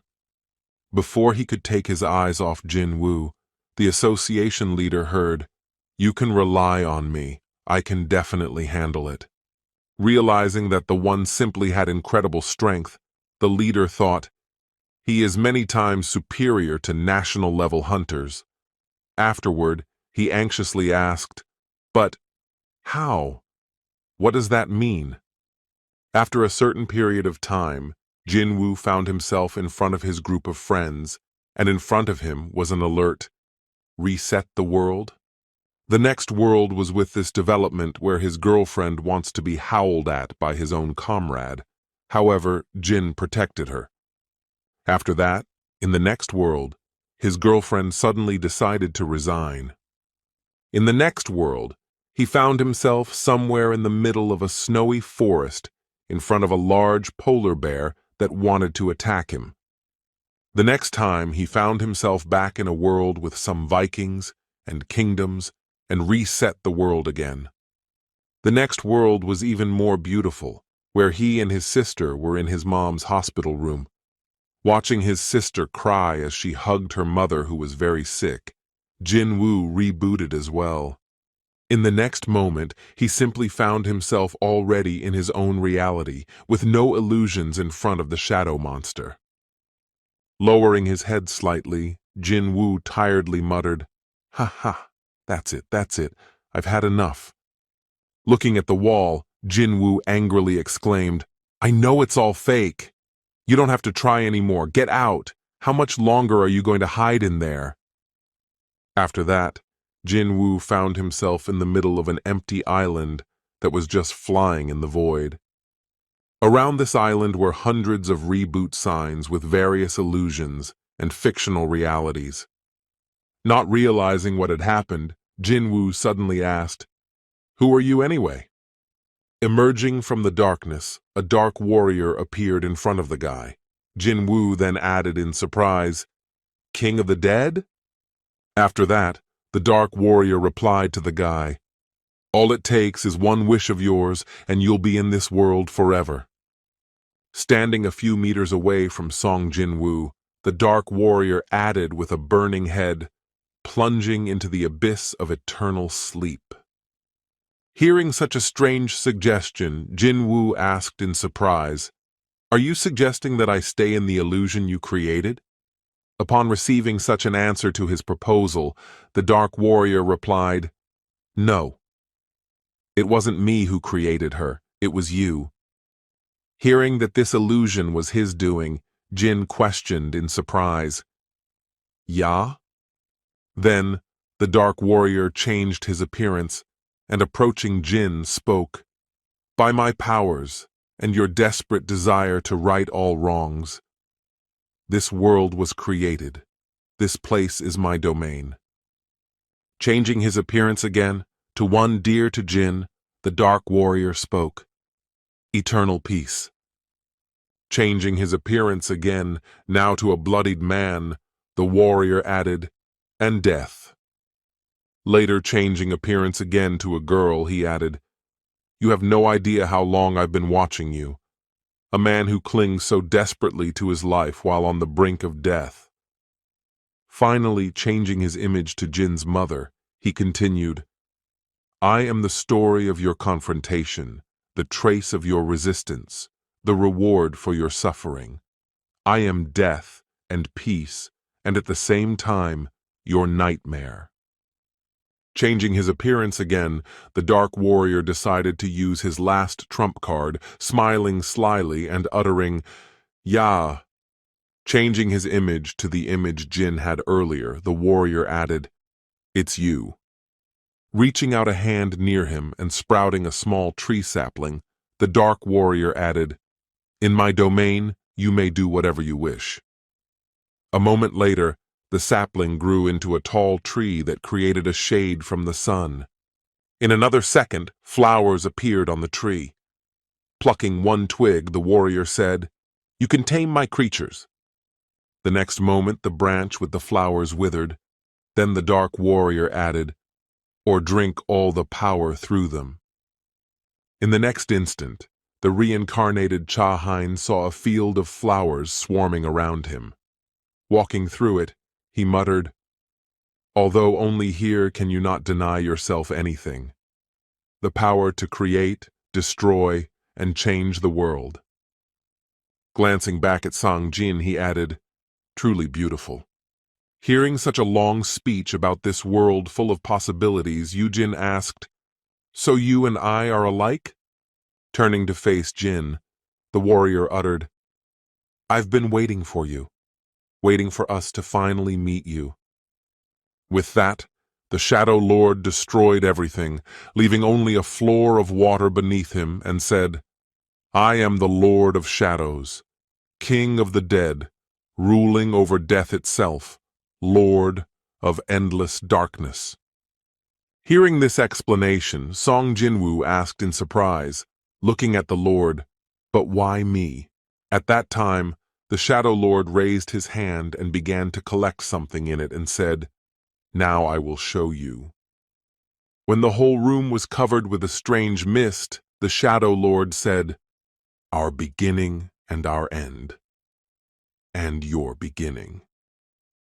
Looking at the frozen Sungjin, the Fang monarch spoke thoughtfully, He doesn't seem to be breathing. This is the end. After returning to reality became visible, surprised, asked, "Hey, what's going on? Why can't I feel Hunter Sona?" Just now there was, to which he heard back, "P just." At the same time, the tiger reincarnation hunter exclaimed in embarrassment, "Impossible. He was our only hope." At the same time, somewhere on the roof of the building, the hunter-archer thought, "Damn, and why did I only listen to that man? Now I don't even know if we can beat them." Then he suddenly added, "What am I saying? We have to. If the national level hunters can't stand up to these freaks, then who else should be able to defend against them?" After which he shouted, "Get ready. Attack on the signal." After which he added, "Our target is the white monster." After that, the cold monarch casually noticed that something was happening to Sung Jin's body and exclaimed in surprise, "What? But how is that possible?" As his mind began to speculate what it was related to, he anxiously added, "Is it really?" Realizing that they needed to destroy the ice block with the body, both monarchs rushed towards Jin, thinking, "Now that the fake king is dead, we need to kill the real one." However, they were prevented from doing so. Halfway through their journey, suddenly the Fang monarch felt a blow that came to his head. This blow was so strong that it was able to send both monarchs into sweat at once. After receiving the damage, both monsters flew somewhere to the side, leaving a shockwave behind them, and crashed into the ground. Protecting the block of ice that Jinwoo was sealed into, the man who had saved him stood in front of it to protect it further.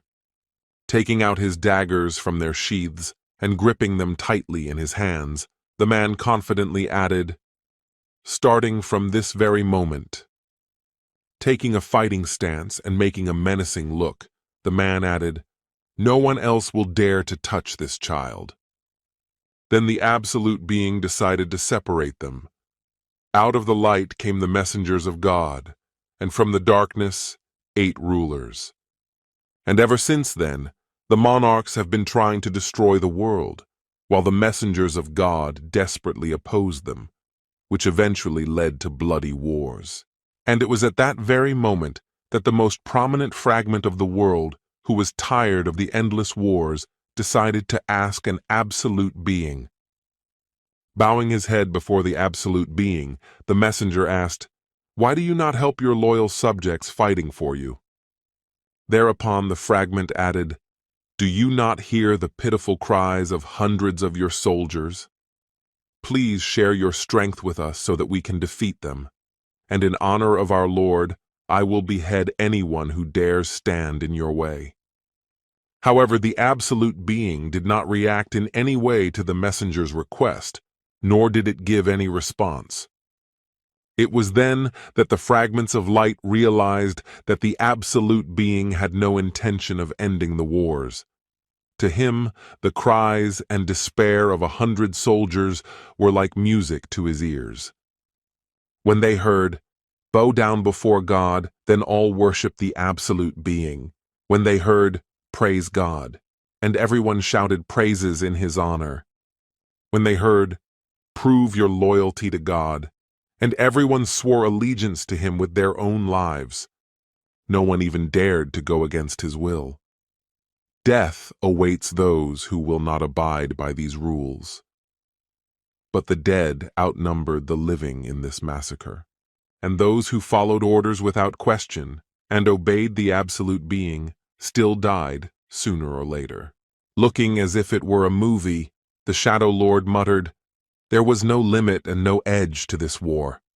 And then, raising their sword, God's messengers decided to put an end to these endless wars. Showing this story of the creation of the world to Jin, the King of Darkness added, "And it was then that the rebellion began." Pointing to one of the warriors who was in the ranks of the soldiers, he stated, "Over there, that's me back in the day." Standing in front of all the rebels, the Lord of Darkness added, "Only I didn't like all this. I was against the rebellion." Remembering how that battle ended, the Shadow Lord sadly said, "But my army was negligible, and we were defeated in the battle against the messengers of God." Kneeling with dozens of spears in his back at the time, the Lord added, "That's exactly what I thought." Shifting the picture, the Overlord continued, "But as I opened my eyes in the darkness, I realized what power the Absolute Being had bestowed upon me then, placing it at my disposal. Feeling a surge of strength and figuring out how to use it, the Shadow Lord called out to his soldiers, 'Rise!' And after that, his appearance suddenly changed to that of a Dark Lord. The wounds healed, and the weapons that were in his body fell out. And it was at that moment, having a new army, that he was able to gather thanks to the power he had received. The Shadow Lord headed to the battlefield once again. However, at the conclusion of the battle with the rebels who decided to go against the god, when the Shadow Lord returned back to the Absolute Being at the end of the battle, everything came to an end. Then, the particles of light that survived the war killed the Absolute Being and proclaimed themselves as the new gods, and now they were called rulers. Having obtained weapons that concealed the power of the Absolute Being, they began to pursue the monarchs to end the endless battle between light and darkness. And after the wow moment, their first victim was the king of the giants, Legia, whom the rulers then imprisoned. Then the balance of power was shaken. Then the Lord said, "The monarchs realized the gravity of the situation, and then, seizing the moment, I decided to lend them a helping hand." Finding themselves in such a bad situation, they reluctantly accepted the offer. Just like that, I, the Shadow Lord, became the 9th monarch. And already as a Shadow Lord, fragment of light and messenger of God were a thing of the past, I began the fight against the rulers. After that, my army grew to an incredible size, as all those who died in this war were immediately turned into shadow soldiers. And at the same time, when I reached the power of a dragon lord who was leading an army of destruction, the rulers and even the monarchs themselves began to fear me. And at that very moment of the peak of the Darkness Lord's power, 2 monarchs who were blinded by fear decided to betray him. After that battle, the Shadow Lord's army was practically annihilated. That was the price for such a powerful Absolute Being's power. However, there was another side to everything. So the Beastmaster, the Fang Monarch, tucked his tail and fled the battlefield, leaving his army to fend for themselves, while the Demon Lord, the White Flame Monarch, the Baran, paid in full for his betrayal. And after that, appearing over the defeated enemy, something unexpected happened. Fragments of light descended from the sky and became the Lord's.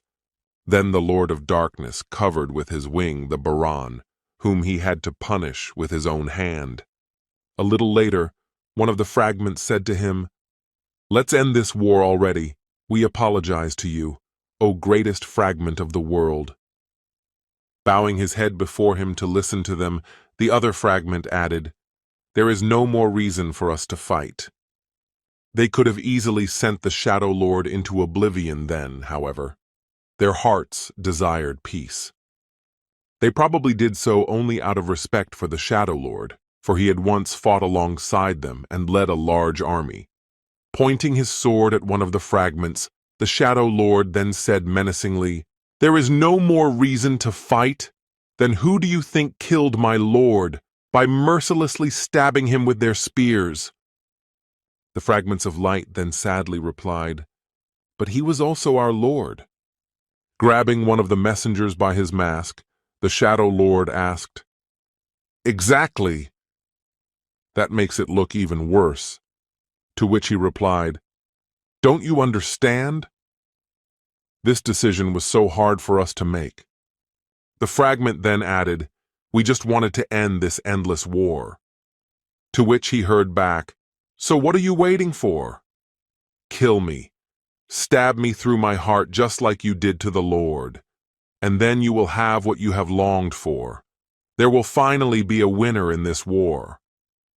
The fragment then anxiously muttered, "What are you saying?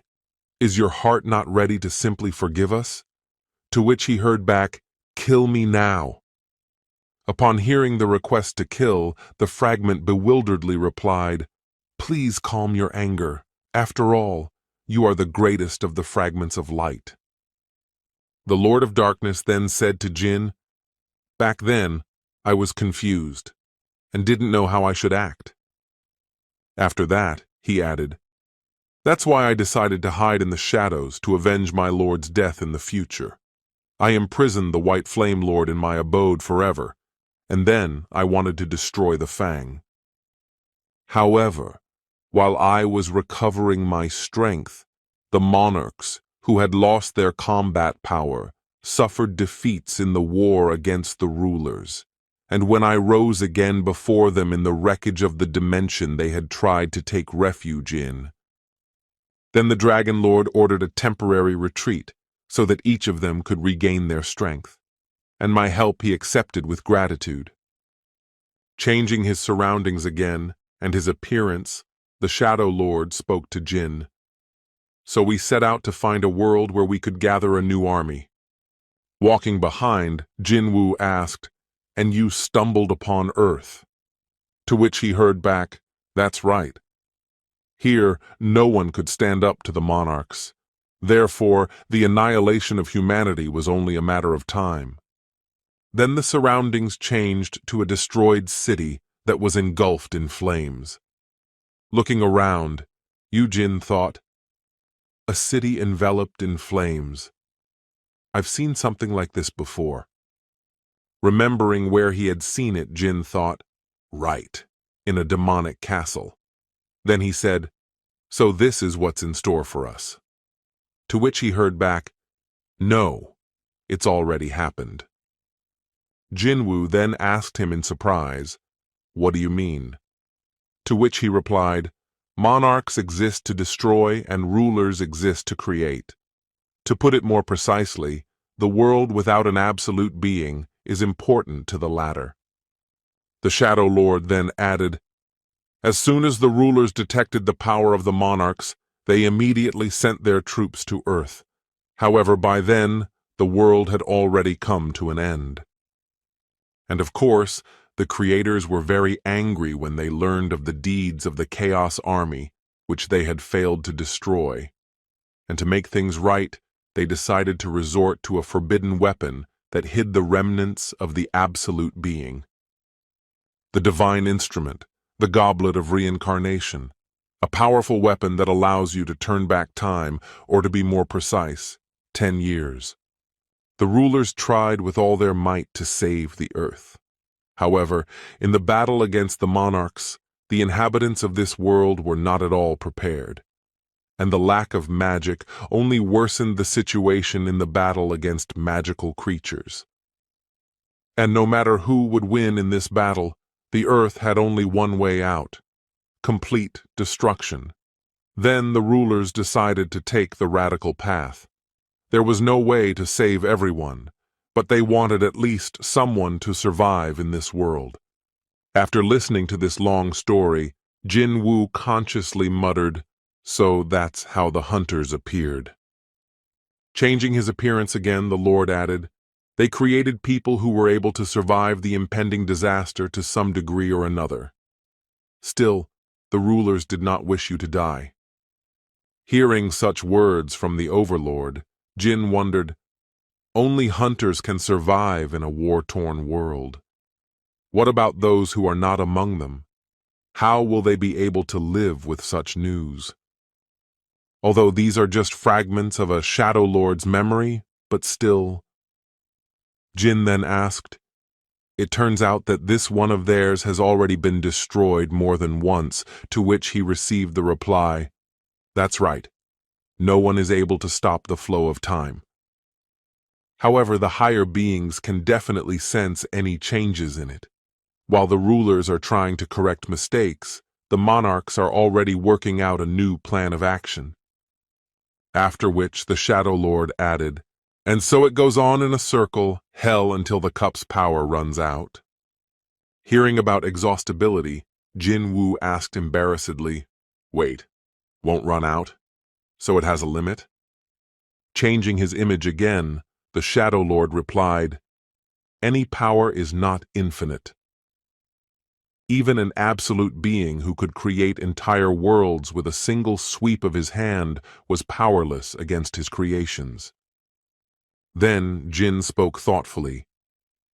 "If fragments of light were able to destroy their creator?" To which the Overlord replied, "Not really. It's just that we are no different from ordinary humans who perish under the rubble of their own creations. The Overlord gave us the power to fight. That's what caused his death. The idea of saving the people of this world greatly inspired the monarchs, and they decided to use it for their own purposes. If the rulers gave people their power to kill monsters to keep the peace..." Drawing such conclusions, the Lord added, "Then the monarchs, on the contrary, used human bodies as a shell to destroy it. The monarch's army has been waiting for a good opportunity to start a battle for a very long time. It's just that the rulers don't realize it yet.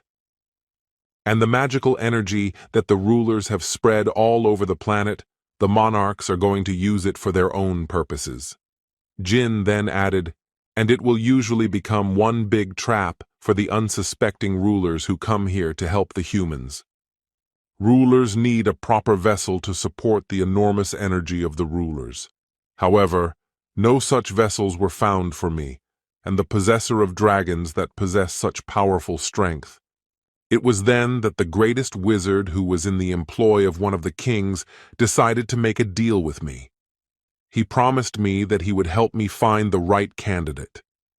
But in return for this help, that wizard, and his name was Architect, demanded to find a man whose body could withstand my magic. And no matter how hard we tried, unfortunately no living thing could overpower death itself. The architect continued his search using the system he had created.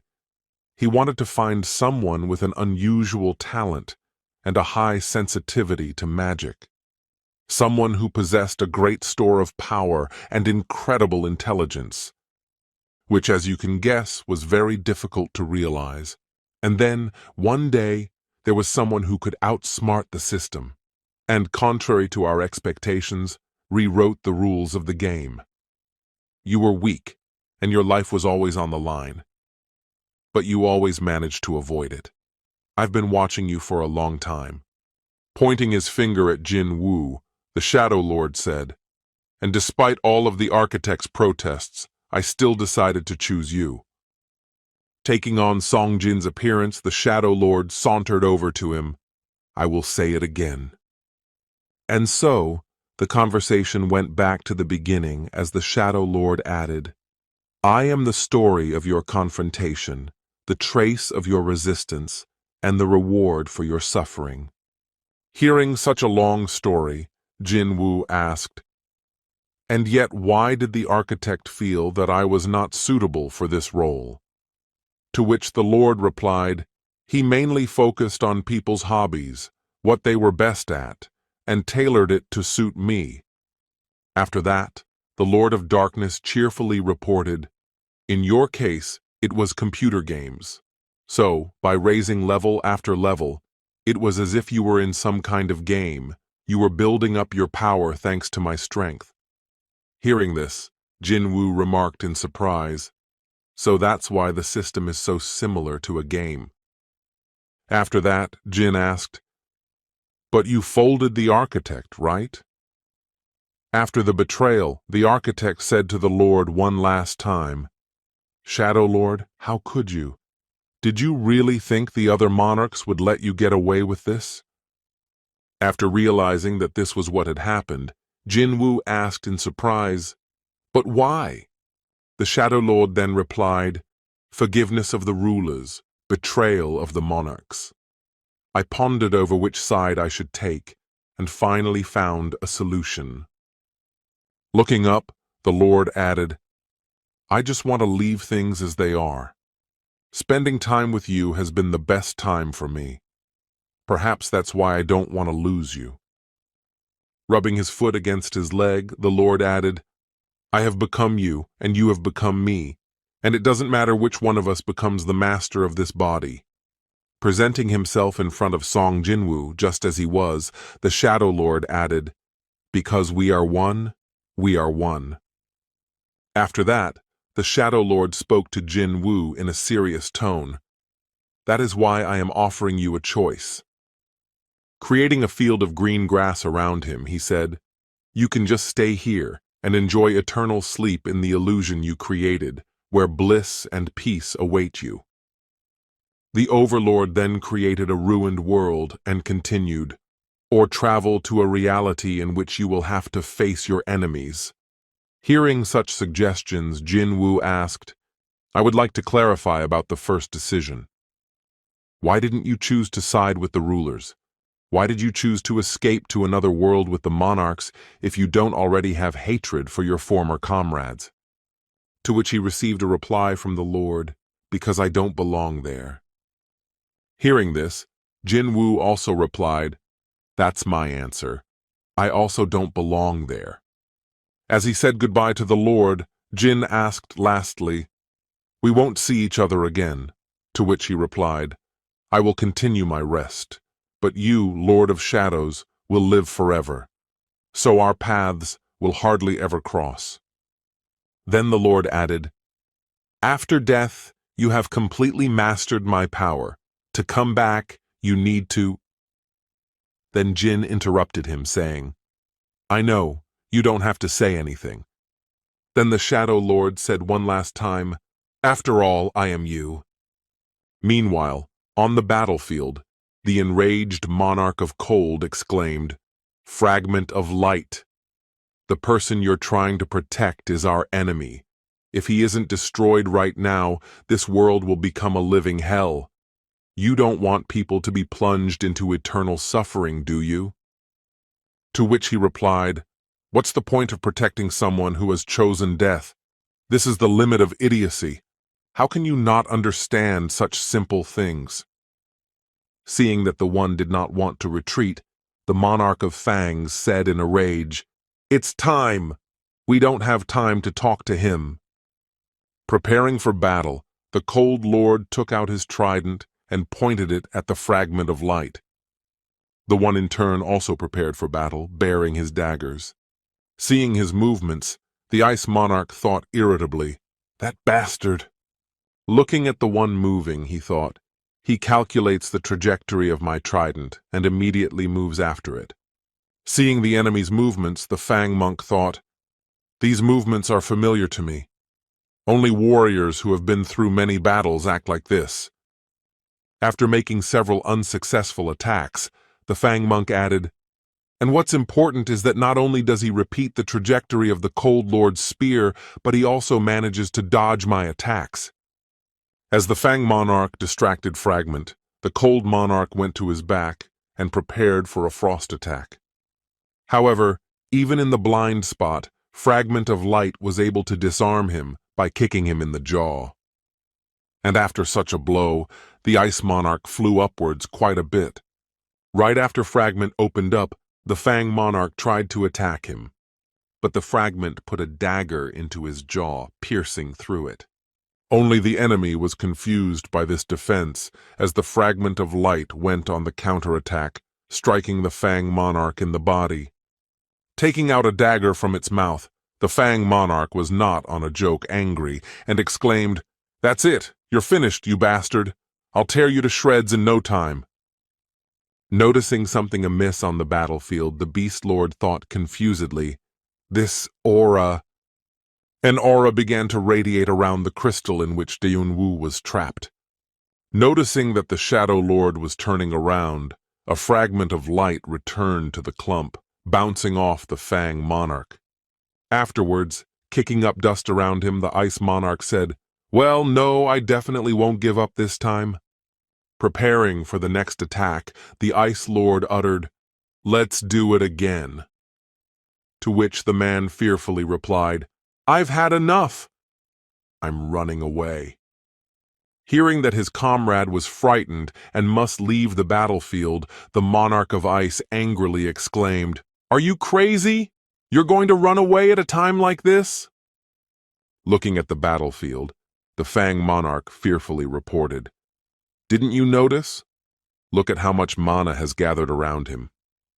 Looking at the ice block that had an incredible amount of mana around it, the Fang monarch fearfully added, "This is where the Shadow Lord returns." Leaving his position, the Beast Lord uttered, "I'm gone." To which he heard back, "You miserable coward. Didn't you promise to help me defeat him?" To which the man frightenedly replied, "Well, you know, I promised to help if he was in human form, and now the Shadow Lord himself is coming to us. I have nothing more to do here."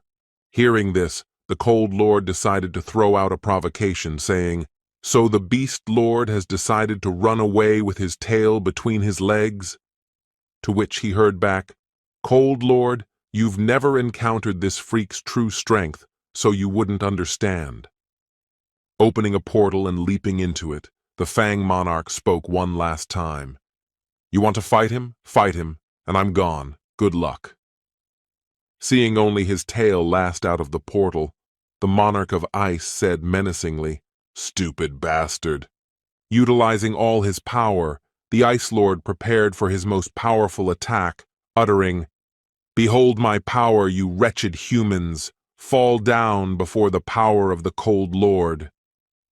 Following that, the Cold Lord created a large blizzard that created ice tridents within itself. It grew larger with every passing second, scattering the tridents in all directions. Noticing this, one of the hunters reported, "Watch out! Make sure you don't get hit! Retreat! All of you, abandon your positions!" Meanwhile, the fragment of light was trying its best to protect the block of ice that Jinwoo was in. Enraged at being abandoned and beaten up like this, the Cold Lord cried out menacingly, "How dare you attack me?" Creating a large snow globe, the Cold Lord said, "I'll freeze you all, and I'll take the Shadow Lord with me." Hearing these words, the fragment of light gritted its teeth and thought, "Is he determined to destroy everything here?" Creating an ice block of decent size, the Cold Lord hurled it at the block with Jinwoo, but his ice block was destroyed while still in flight by one of the Shadow Lord's warriors. After his powerful one was shattered so easily, one of the warriors of the Shadow Lord's army muttered, "Lord of Cold." Stabbing his sword into the ground, the warrior added, "With such pathetic abilities, you are not worthy of the title of king." Seeing his block shattered into pieces, the Cold Lord thought in surprise, "He broke my spell? Has his army returned to its previous state?" Angry at being interrupted again, the Cold Lord muttered, "So..." Stepping out of the block of ice, Jinwoo cheerfully muttered, "Well, if I were you." Taking the first step to meet the Cold Lord, Jinwoo confidently added, "I would also be shocked." Presenting himself in front of his subjects, Sung Jinwoo surprisingly muttered, "Where did the beast go? Did it escape again?" With a look and the eyes of the Cold Lord who had recently sworn that he would finish everyone off, Jinwoo menacingly muttered, "I don't recall something." Showing his true strength that directly pressured the enemy, Jinwoo added, "To let him leave the battlefield." Feeling Song Jin's aura, the Cold Lord frightenedly thought, "Is there really such a big difference in strength between us?" After that, Song Jinwoo used his search skill to find the fugitive. With each passing second, the sphere grew larger and larger, and already its size had reached the entire battlefield. But in the end, this sphere covered the entire ground to find this beast. Sensing the beast's presence on the planet, Song Jinwoo said, "Found it." And then the Cold King realized the Shadow Lord wasn't paying attention to him at all. The perfect chance to kill this arrogant freak, for there might not be a second chance. Taking his trident in his hands, the Cold Lord thought, You think that if I'm so weak I can be ignored? It's your own fault for turning your back on me. Now you're going to die imminently.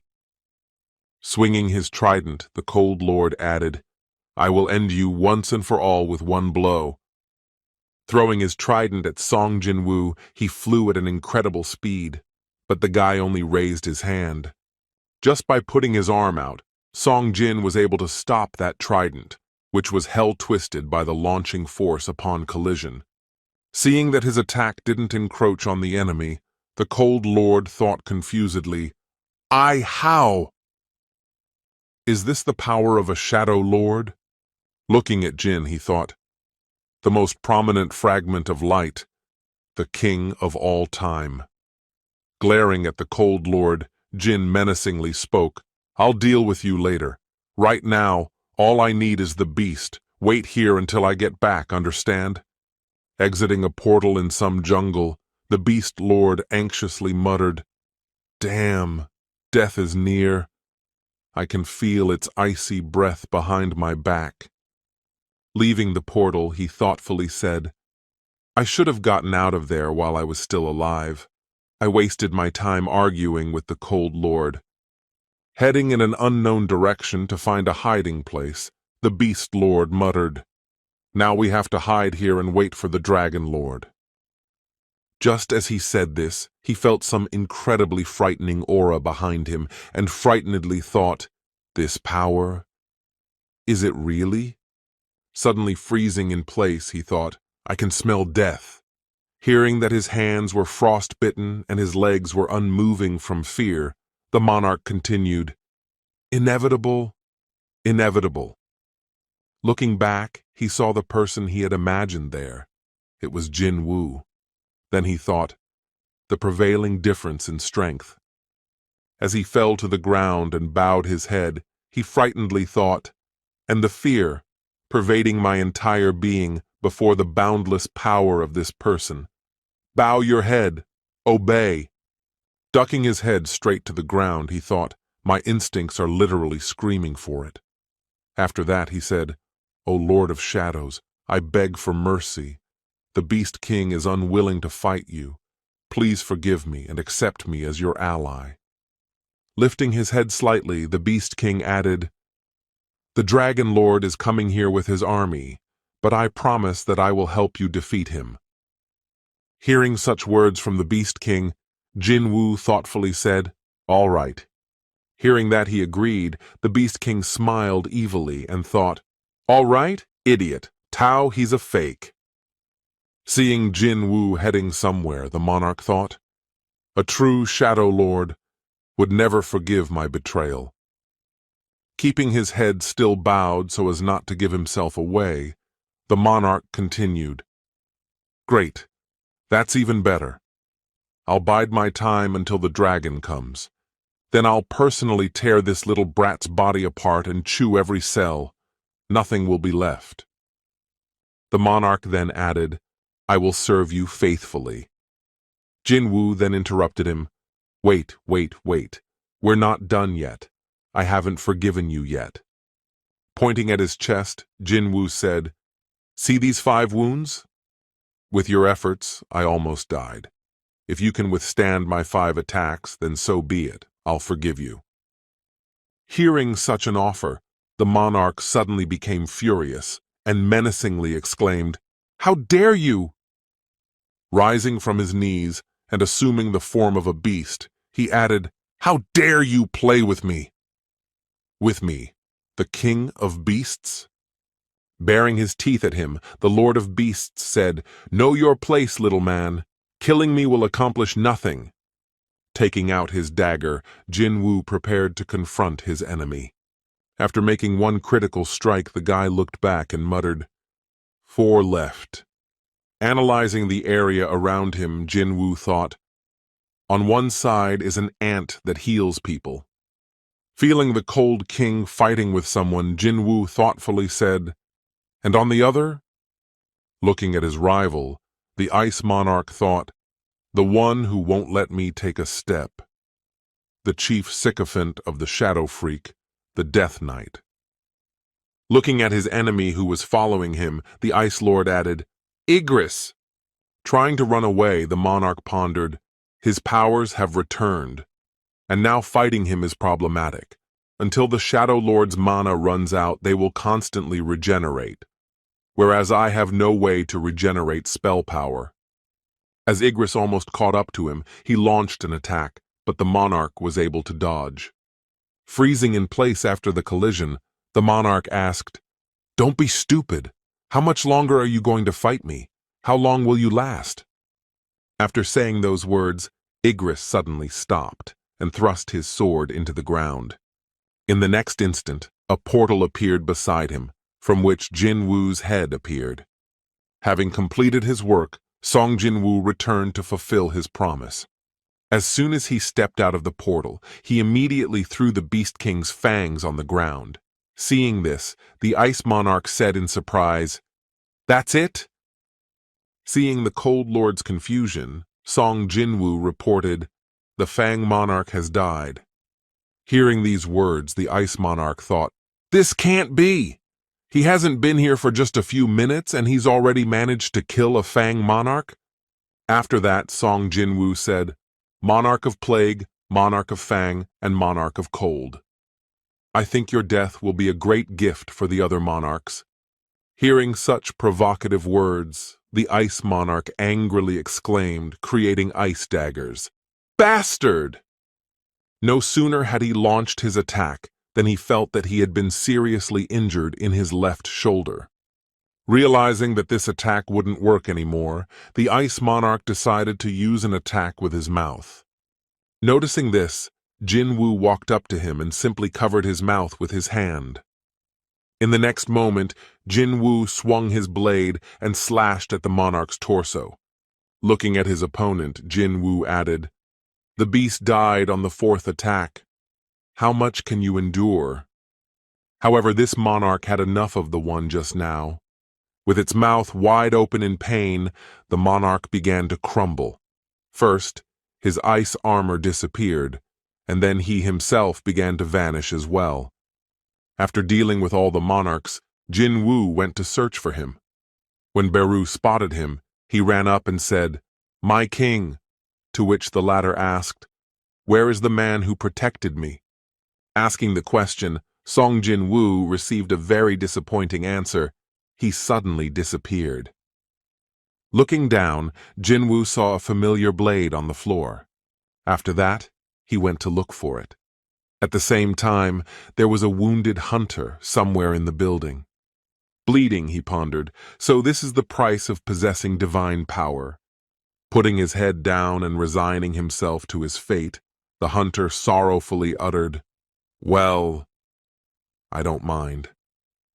As soon as his head lowered, the man saw in front of him the dagger he had lost. Raising his head, he saw Jinwoo in front of him, who said, "Did you really think that I wouldn't understand anything?"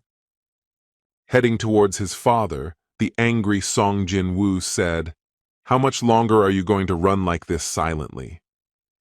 After that, Sung Jinwoo, holding back his emotions to keep from letting a tear fall, said excitedly, "Father, Gate, a portal that connects the human world to the chaos world where demonic monsters reside. According to a well-known rule, after defeating the boss, hunters are required to leave the dungeon within an hour. But I was too late. After that, the rulers, who appeared from nowhere, suddenly offered me their power. I just had to kill all the monarchs, including the Shadow Lord, who only needed to be reborn in this world." Lowering his head down, Song Jin's father sadly muttered, "The hope of salvation has long since faded in my heart." That was why he agreed to the deal, and returned to Earth as a divine messenger to fulfill the will of the rulers. However, due to circumstances, his father was unable to fulfill the mission entrusted to him. Noticing that his son had the power of a Shadow Lord, the father backed off, seeing that the worst nightmare of all mankind was living in his son's body. The father gave up and watched from the sidelines. By the way, The rulers, who until that day had tried to prevent the Shadow Lord from appearing, gradually began to change their minds. And finally, the brightest shard of light gave Father a new order: protect the Shadow Lord. Then the Father said, no one but he could stop the Dragon Emperor and his army of destruction that was about to arrive in this world to the heavenly soldiers. They risked everything, for no one knew who the Shadow Lord would choose, humans or monarchs. However, everything was decided very quickly, and as the Father said, the answer didn't take long to come. Sitting in front of his son, practically dying, Dad added, "That's why I helped you." Trying to hide from his son, the Father said sadly, "But I didn't want you to see me like this." Looking at his father, who had to come such a long way, Jinwoo, shedding tears, said raspily, "Dad." Then, looking at his son, the father joyfully asked, "Did you hate me?" Hearing such a question from his father, who was about to die, Jinwoo sadly replied, "Yes, sometimes." Putting his head down for making him think badly of himself, Father said one last time, "I'm sorry." After that, Father continued, "When my life was hanging in the balance, when I had to go out of my way to see my mom and Genie, then the genie said, 'Your image always popped up in my mind.'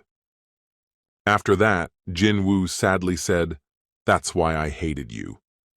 Seeing that his father was very upset, Jin also added, "But I also really missed you."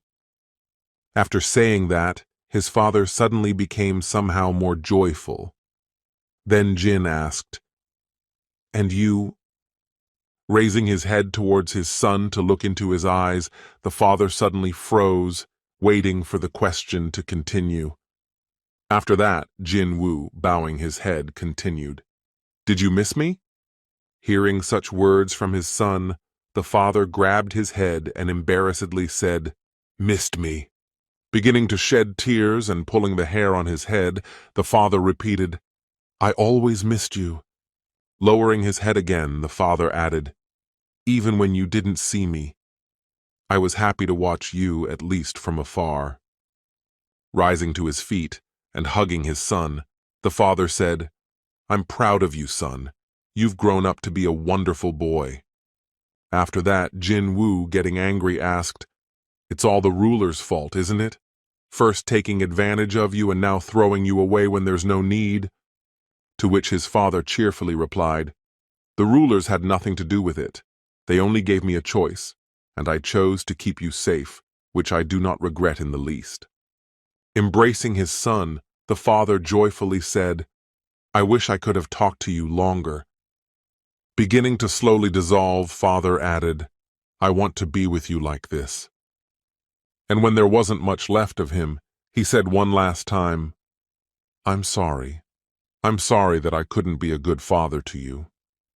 After that, Sung Jinwoo's father fluttered through the air right before his eyes.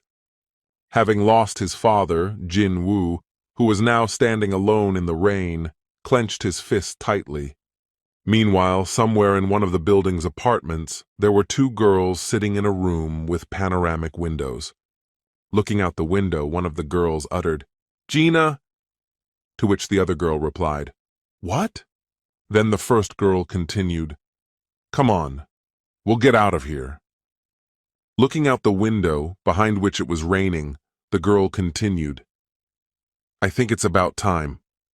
At the same time, Jinwoo, who had lost his father, cried out to the sky, "Hear me, monarchs." Looking up at the sky and the aftermath of the battle, Jinwoo continued, "I promise you will pay for all your atrocities. Do you hear me?" And on the day that the Shadow Lord's desperate cry deafened the world, the curtain rose on the inevitable war. Thomas Andre is fine. His life is not in danger. Ambulances pass beneath us, transporting the wounded to hospitals. All the monsters have been destroyed. All that's left of them now is ash. Walking through the ruins, the guy turned to the head. "Guildmaster Beck, you don't look well. Are you all right?" To which he replied, What about yourself? I'm sweating profusely. Then the guy said, Why don't I give you a sedative? You seem fine to me, though. Watching on the big screen, the head of the association said, I think this is the end. Then he thought, demonic beast, plague woman, and cold elf. After saying that, the association head suddenly recalled some words. I will destroy this freak. By my own hand, I will wipe the monster who dares to take the life of a head into powder. In that case, I will thank you for it. After such thoughts, the association leader spoke out. I see. So that monster was a cold elf. Leaning on the table, the head of the Hunter Association said with relief, Thank you, Hunter Sung Jinwoo.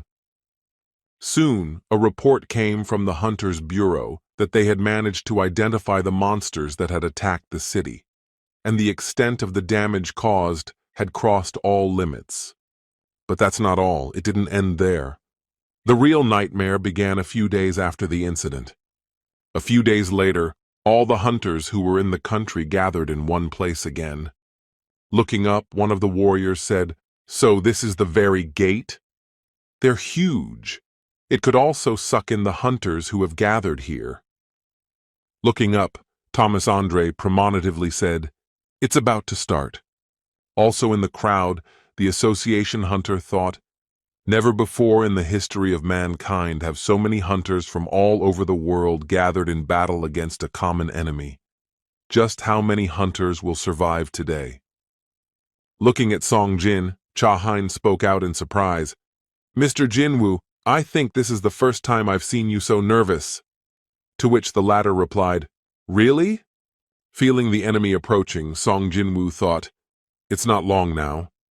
Seeing that something had started to happen, Jinwoo thought, The gate will open. Suddenly, the gate opened. Then someone from the crowd shouted out, It's starting! Everyone get ready to fight! Looking at the number of enemies, What a big army, rang out from the crowd. It's not big, it's huge. Everyone to your places. We'll exterminate these demonic freaks. As the enemies began to advance, Jinwoo thought in surprise, This! After that, shadows began to arrive from the portal and a giant dragon. And behind them, a mighty warrior, who was astonishing in appearance alone, also came out of the portal. Upon seeing the enemies, someone in the crowd shouted, Everyone, attack! Just when everyone started to move, they suddenly heard Song Jinwoo's voice saying, Nobody move! Hearing this order, disgruntled voices were heard from the crowd. Hey, what's the matter? Why can't we attack? Halt! Running up to Song Jin's head, the head exclaimed in surprise, Mr. Hunter, what are you talking about? To which he replied, Don't worry, Chairman. Everything is fine. Hearing Jinwoo's words, someone in the troupe unhappily thought, Normal? What the hell is he talking about? There's an entire army of monsters here. How is he going to attack them from here? After Jinwoo ordered no one to move, he himself went to meet the enemy army. When he arrived at the monster commander was acting strangely. He didn't even think of attacking. The next moment, sitting down on his knee and bowing his head, the commander said, looking back to show off the army, the commander added, Your army of shadows. Hearing about the Lord, the head said in surprise, Overlord? What are they talking about? What's going on here? Observing the situation, Thomas Andre surprisingly uttered, Hey, are you seeing this too? To which he heard back, Yeah. Looking at his army, Song Jinwoo thought, There are 3 shadow monsters here at once, capable of exterminating all. Thinking about this composition of the army, Youngwoo thought, It turns out, is this a parting gift from Osborne, the previous Shadow Lord? Rejoicing over such allies, Jinwoo joyfully thought, Well, now everything is ready. Let the great battle begin. A few days later, in the Korean Hunter Association, Crown Media is demanding an explanation for this situation. The U.S. Hunters Association is requesting information on the whereabouts of hunter Gi Jinwoo. DHS wants further orders on the evacuated citizens. The producers of the popular TV program about hunters The Jimmy Show invite Sung Jinwoo for an interview. Upon hearing such a request, someone exclaimed, "Ha ha ha, I'd love to see the look on that Jimmy, Nimmy, or whatever his name is." Looking at the computer, one of the attendees frustratedly muttered, "There's that Sung Jinwoo again with his shadows that came right out of the gate." To which the chairman replied, "Would you choose to have monsters pop out of there?" Hearing this, the man present anxiously exclaimed, "No, not at all." Then the chairman said, "You shouldn't complain. I'd rather have calls from TV studios inviting you to shows than the moans of relatives trying to find dead hunters." Having said that, the chairman suddenly thought, although they can be replaced, I myself was surprised by this turn of events. I didn't think that over 100 monsters would turn out to be Song Jinwoo's warriors. After saying that, the chairman added, "I'm sure you are greatly surprised by Hunter Song's sudden disappearance. But this has happened more than once before." After that, the chairman added, "It's time to get used to it by now. Who else but us can support him in such a difficult time?" To which he replied, "You are right, Chairman. I apologize. I was too prejudiced." Remembering Song Jinwoo, the chairman thought, I wonder what he is doing now. Song Jinwoo at the same time was somewhere in the middle of nature with his commander. After which, the commander said, "You want to send half of the warriors to the reserves? I've never thought of such a thing." To which Jinwoo replied, "That's right. You won't die anyway as long as I provide you with my mana." After that, Baru arrived to them, who uttered, "My king." When Songjin turned his attention to him, Baru, bowing his head, uttered, "Please allow me to receive the title of Commander-in-Chief." Hearing such a request, Jin said in surprise, "You want to become the Commander-in-Chief?" Whereupon Baru replied, "Yes, I want to equalize my strength with Commander-in-Chief Billion." Hearing this, Sungjin asked in surprise, "Whoa, do you want to duel amongst yourselves?" After saying that, Bellion and Baru stepped onto the field while the rest of the warriors gathered around them. Taking out his sword, Bellion prepared for battle by drawing it in front of him. Seeing Bellion's weapon, Jin was amazed. "Oh, he's using a sword, just like Igris." Assessing the warrior's strength, Jin thought, although, compared to him, Bellion will be bigger, and from the looks of it, he's relying more on strength than speed. After assessing Baru's enemy, Sungjin thought, in that case, Baru... But no sooner had he uttered that than the fight began. Burr will attack first, and Bellion will immediately use his sword, which becomes longer and more plastic.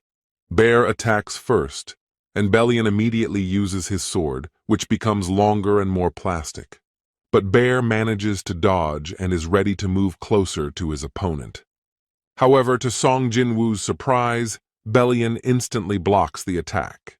After all, he has good reflexes, and there is nothing to say in terms of strength because he has no equal. But Bear, lying on the ground, does not think that the fight can be considered over.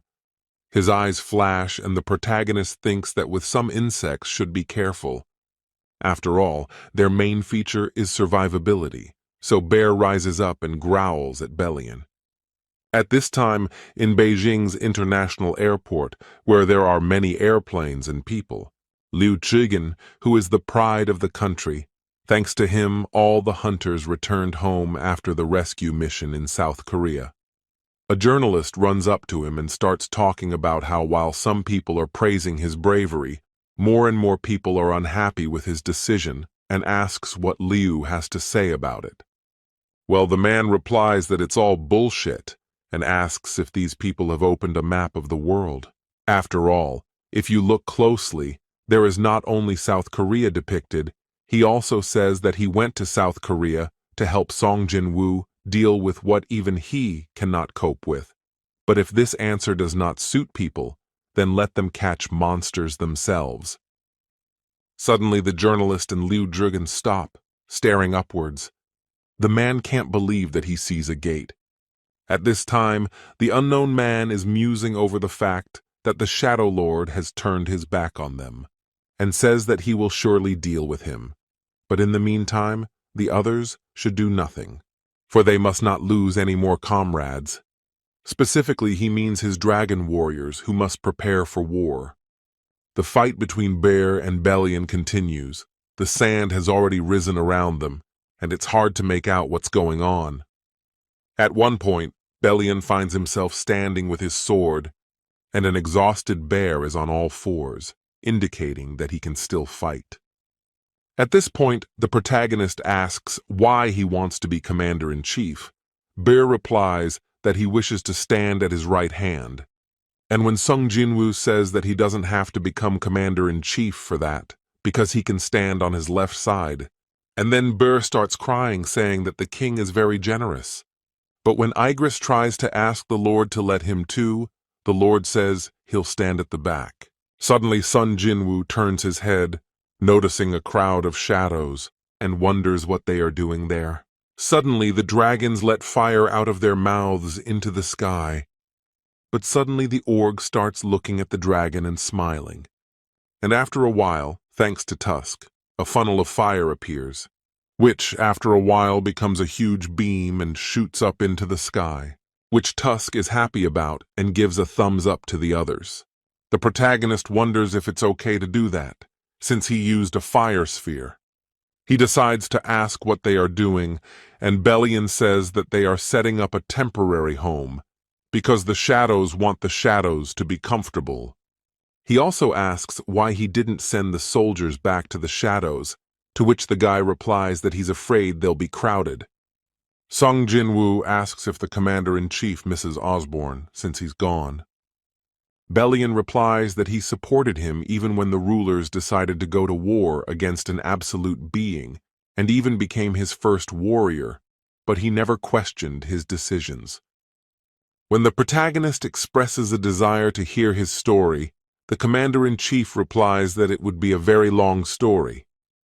Beliot was born from the fruit of the world tree, which is how all the heavenly warriors were born. The tree was so huge that the sky itself disappeared under its spreading branches. In the city, the guy thinks about the fact that it is necessary to warn people in advance about the coming battle with the monarchs, and that a real war is about to break out here, and he's afraid he won't be able to save everyone. And what's more, he's not sure that the world will be able to go back to the way it was before, because according to Osborne's memories, the Dragon Lord was very powerful. Jin's sleep interrupts his thoughts for a while, saying that she did not suspect that her brother could cook so deliciously. But the protagonist keeps thinking that the Dragon Lord and his army of destruction have turned everything in their path to ashes, and now the earth is their target, so that the battle will affect all mankind. Suddenly, Mom asks if everything is okay with the protagonist, to which Sung Ji-won is surprised. Then the woman explains that before going on a dangerous mission, his father always cooked for her, but the guy replies that everything is fine. Suddenly, Sung says that it looks like they have bones, so he'll be out for a while, but his sister is surprised since he didn't even hear the bell ring. Opening the door, the guy asks what he can do to help. The man apologizes to him for arriving unannounced and asks him to give them some time. Yuman Han tells him that he originally thought the sleeping sickness had gone away on its own, but such things don't just go away. Only he and the main character's mother were able to make it out and sleep forever, so he immediately thought of Song Ji-won. The man asks why he decided to help him. Well, the guy replies that he just thought he could be trusted. Besides, the end justifies the means. If the man really did that, there's no way he would do such a thing for him. Yuman Han is surprised and asks if he's talking about Jinho, and if he correctly understands that the guy did that because he refused to use him. When the protagonist replies that he is, the man says he doesn't even know how to thank him and offers to give him a quarter of the fee. He also asks if he wants anything else. The guy doesn't take long to reply that he doesn't want anything, but that if anything should happen to him suddenly, the man should take care of his family. Yu Minhan then replies that of course he can rely on him and promises to take care of his family. Wu Jinchul shows pictures of the gate from Shanghai and says that there are 8 of them in the world at the same time. Then he turns to Mr. Hunter and asks if it's his army, which the guy replies that unfortunately it's not. Sung Ji-won seriously asks if the chairman believes him, to which he excitedly replies that he does. Then the guy asks for permission to show him something. He touches his finger to the chairman's forehead, and at the same moment, the man sees various events. When he comes to his senses, he hides the fact that it can't be and wonders how it's possible. He always believed that this power was created by the gods to protect people, so hunters fight against monsters. But if what he's seeing is true, he's overconfident. Means they're all deeply mistaken. The awakened were created to survive this war, a war between rulers and monarchs. Wu Jinchul is surprised and asks if Se-Yeong plans to fight him alone, and receiving a positive answer, he asks how he can help him. After a while, an event begins, where representatives from 150 countries have arrived. The guard asks the chairman what Song said to him, since he's never seen him look so pale before. Then he apologizes, saying he probably shouldn't have asked, but Wu Jinchul says it's okay. He saw an army of dragons tearing through the darkness, and the most enormous of them entered behind him. So ferocious was it that it appeared no hunter could stand against it.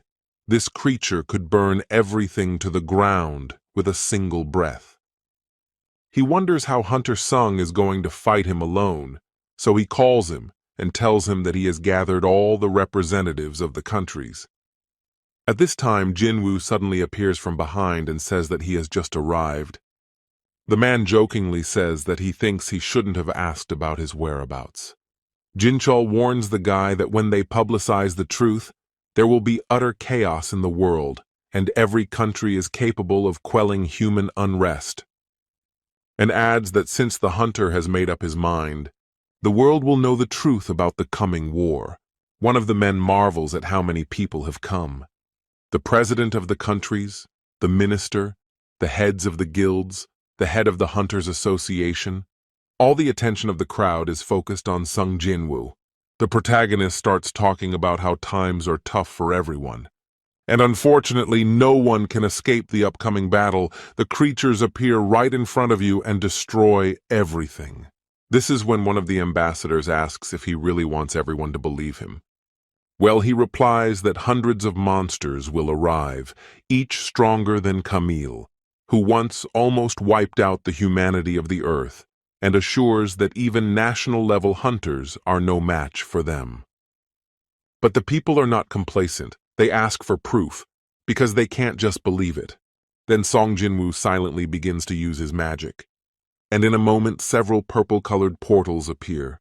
The people around him wonder how this is possible, because there are so many portals. Sun states that the enemy is also able to open gates wherever and whenever he wants, but his army is so huge that it gives some kind of furor. One of the men asks if the hunter is one of them, since the first giant gate was designed to finish everyone off.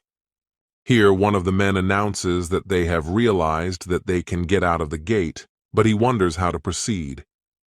The dream suggests that the most important thing is to get as far away from the gate as possible. Humanity's excitement at the information Jinwoo was told was overwhelming. Monsters that no living creature can handle, people evacuated from the gate in fear. Arriving at their dwelling, which was previously built by the shadows for Sung Jinwoo, the protagonist calls Bera and tells him to hit his head. Boy, is this the small and cozy place to live in comfortably, to which Burr replies that this is the place that matches the king. Then, looking at the flag on the tower, the protagonist is created to wonder why it was hung. Then next to Bear bows to Bellion, And that's when Sun realizes that it was his idea. He asks if he can take over the army if he dies. The shadow's existence is tied to the ruler's life, so if his eyes close, they will all return to oblivion. Jinwoo realizes that the strength of the shadow army lies in its loyalty, for it follows the master everywhere, but that is also its weakness. Bellion talks about how there is no chance of winning in a war like this, and the difference in strength will be 100 times. The protagonist realizes that what he means to say is that the enemies will be about 10 million warriors. Jinchul shows a recording of top-level hunter J. Mills talking about what he would say to Sun, all told nonsense. The caller talks about Jinwoo being one of the best hunters in the world and asks if he really thinks his warning should be ignored, to which he gets an affirmative answer. The chairman says that people are gathering around this hunter, and some countries are going on their own personal raids, and then asks Sung what he plans to do, and he replies that he'll go to China. He won't be able to hold off 8 armies at once, so he needs to get rid of the gate over Korea, which is where his family is. The longer the war lasts, the better his chances will be. Flying to China, Jiwa is met by Hunter Liu, who decides to bring him up to speed personally. As he gets closer, the hunter shows the guy a gate that is clearly visible from the airport. It's the same supermassive gate that opened recently. Then his look becomes satisfied and he gathers to show something. In front of him are over 1,000 elite Chinese hunters. And Jinwoo realizes that with an army like that, it's not so bad. And Liu tells him that each of the hunters is ready to use their skills to the max. And as the man is about to leave, the guy orders the shadows to rise. And at the same moment, purple shadows appear, much to Liu's surprise. He realizes how big the difference in power is, and can't believe that such creatures would descend from the heavens. Then Burr asks how the hunter dares to stand on the Lord's left side, all of which is his place, and the guy studies that it's because he's an ally. Then Liu is surprised that the Lord Hunter can even talk to shadows, but he is interrupted by a soldier who tells him that the gates are opening. Upon seeing them, the protagonist realizes that it has begun. He is interrupted by Bellion, who says that he doesn't feel any energy. The guy is very surprised by this and asks what's going on in the other locations, to which he replies that the soldiers tell him that the situation is the same in other places. He wonders if this means that all the gates are empty, but suddenly the guy's eyes glaze over and he realizes he was wrong. He thought monarchy did this on purpose to divide our army, but they intend to concentrate all their forces in the farthest place. One of the warriors smugly says that apparently everyone is relying on Jinhwa alone. Panic begins to sweep the people around them, and the news makes a lot of headlines. Some have even come out with placards and signs saying that they will not throw a rope and the hunters will protect their lives. Even when the portal gets weird, people still believe that they will win no matter what. One of the men smiles at the thought that things are about to start happening. However, all of the hunters are surprised that the monsters were not conducted out, and someone even begins to think that Sun lied. Only one man with red hair appeared out of the appeared. J. Mills is surprised by the ordinary summer man. In the night, a couple of moments unknown comes down to him and asks if he is the king of this place. But in response, the men are only surprised to realize that this is not the language of monsters. The hunters nearby say that monsters can have intelligence equal to humans, so the unknown man could have just learned the language to communicate with them.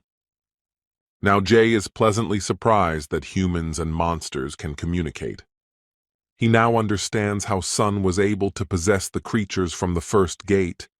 Then he wonders if the unknown will obey him if he answers yes to his question. Deciding this, he replies that he is the king of this place. However, the red-haired man replies that there doesn't seem to be anyone he wants here. At this time, the protagonist asks if there is a way to find out the state of the gate in Canada, and deciding that no one but Adam White can tell him for sure, he calls him and asks him how things are going. He's surprised when the man tells him that he's with the rest of the agents helping out. He asks the protagonist why he is not in the right place, as they are not in a position to just observe the situation. Sleep realizes that it's because he still doesn't know the size of the enemy army, so decides to ask if anything has appeared from the gate. Adam replies that they're as quiet as anywhere else, very peaceful. The protagonist relaxes for a few minutes, happy that everything is fine. However, after a couple of seconds, the interlocutor starts talking about the fact that a man has appeared from the gate. The guy starts yelling for him to run away immediately. The hunters who were standing at the gate are reduced to ashes in an instant. Jinwoo yells that everything will be fine. Adam just needs to get out of there as soon as possible. But all the man talks about is that there are hundreds of dragons in the sky, and all the monsters are mixed together. So the guy decides to use the shadow he's put on Adam to save him. After a moment, a day-sade appears that says to send Adam to his king. However, an unknown figure asks where the shadow is going, and after giving no answer, he prepares to attack Adam. He opens his mouth wide, from which a beam emerges, and aims it at the shadow and the man. Jinwoo wrinkles his head in pain and realizes that he should have predicted this, because if the shadow soldiers get stronger, then the enemy knows they'll just attack all together at one point. They decided to open 8 portals, pretending to prepare to enter each one, but ended up concentrating on the one farthest away. He reasoned that if they move out, they will only start a one-sided war, and his plan has failed and he feels powerless. Antares looks happily at all that is going on around him and thinks to himself that the heartbeats of those who are still alive have been replaced by death cries, and he listens to them like the most marvelous symphony, and rejoices that one side is ready. Then he orders the dragons to destroy everything, for that is their only mission. In the evening, the man sits in his office chair surrounded by bottles of alcohol, musing over the fact that everyone is already dead. Hunters, journalists, animals, and insects. He believes that it is beyond the power of man to withstand such a catastrophe. Now he understands why Hunter Song said to run as far away as possible, because the world is ending. But his reflections are lived by Jinwoo, who suddenly appears behind him, saying that he is looking for something. He speaks of needing the stone of runes left behind by Kamish. The man is surprised and talks about the stone belonging to the Hunter's Bureau, but then realizes that there is no point in talking about it, as America is about to be destroyed, so he apologizes, saying that he hasn't sobered up yet. He says he can give the stone back, but he wonders why he needs it. To which Sung replies that they're going to use it to counterattack. Walking down the long hallway, the men try to make conversation, asking if it's true that the monsters were sent to Earth by beings called monarchs. He also wonders what kind of rune stones are in their bodies. Sleep explains that they are gifts from the monarchs to the humans, so that the subjects can better hunt the monsters. The monks wanted the mana to take root in the earth through the skirmishes of monsters and humans. The stone is a repository of the monster's power after its death. It's a show of care from the monarchs, helping people. But the man asked if he could really stop them with it. The dream says he has another request.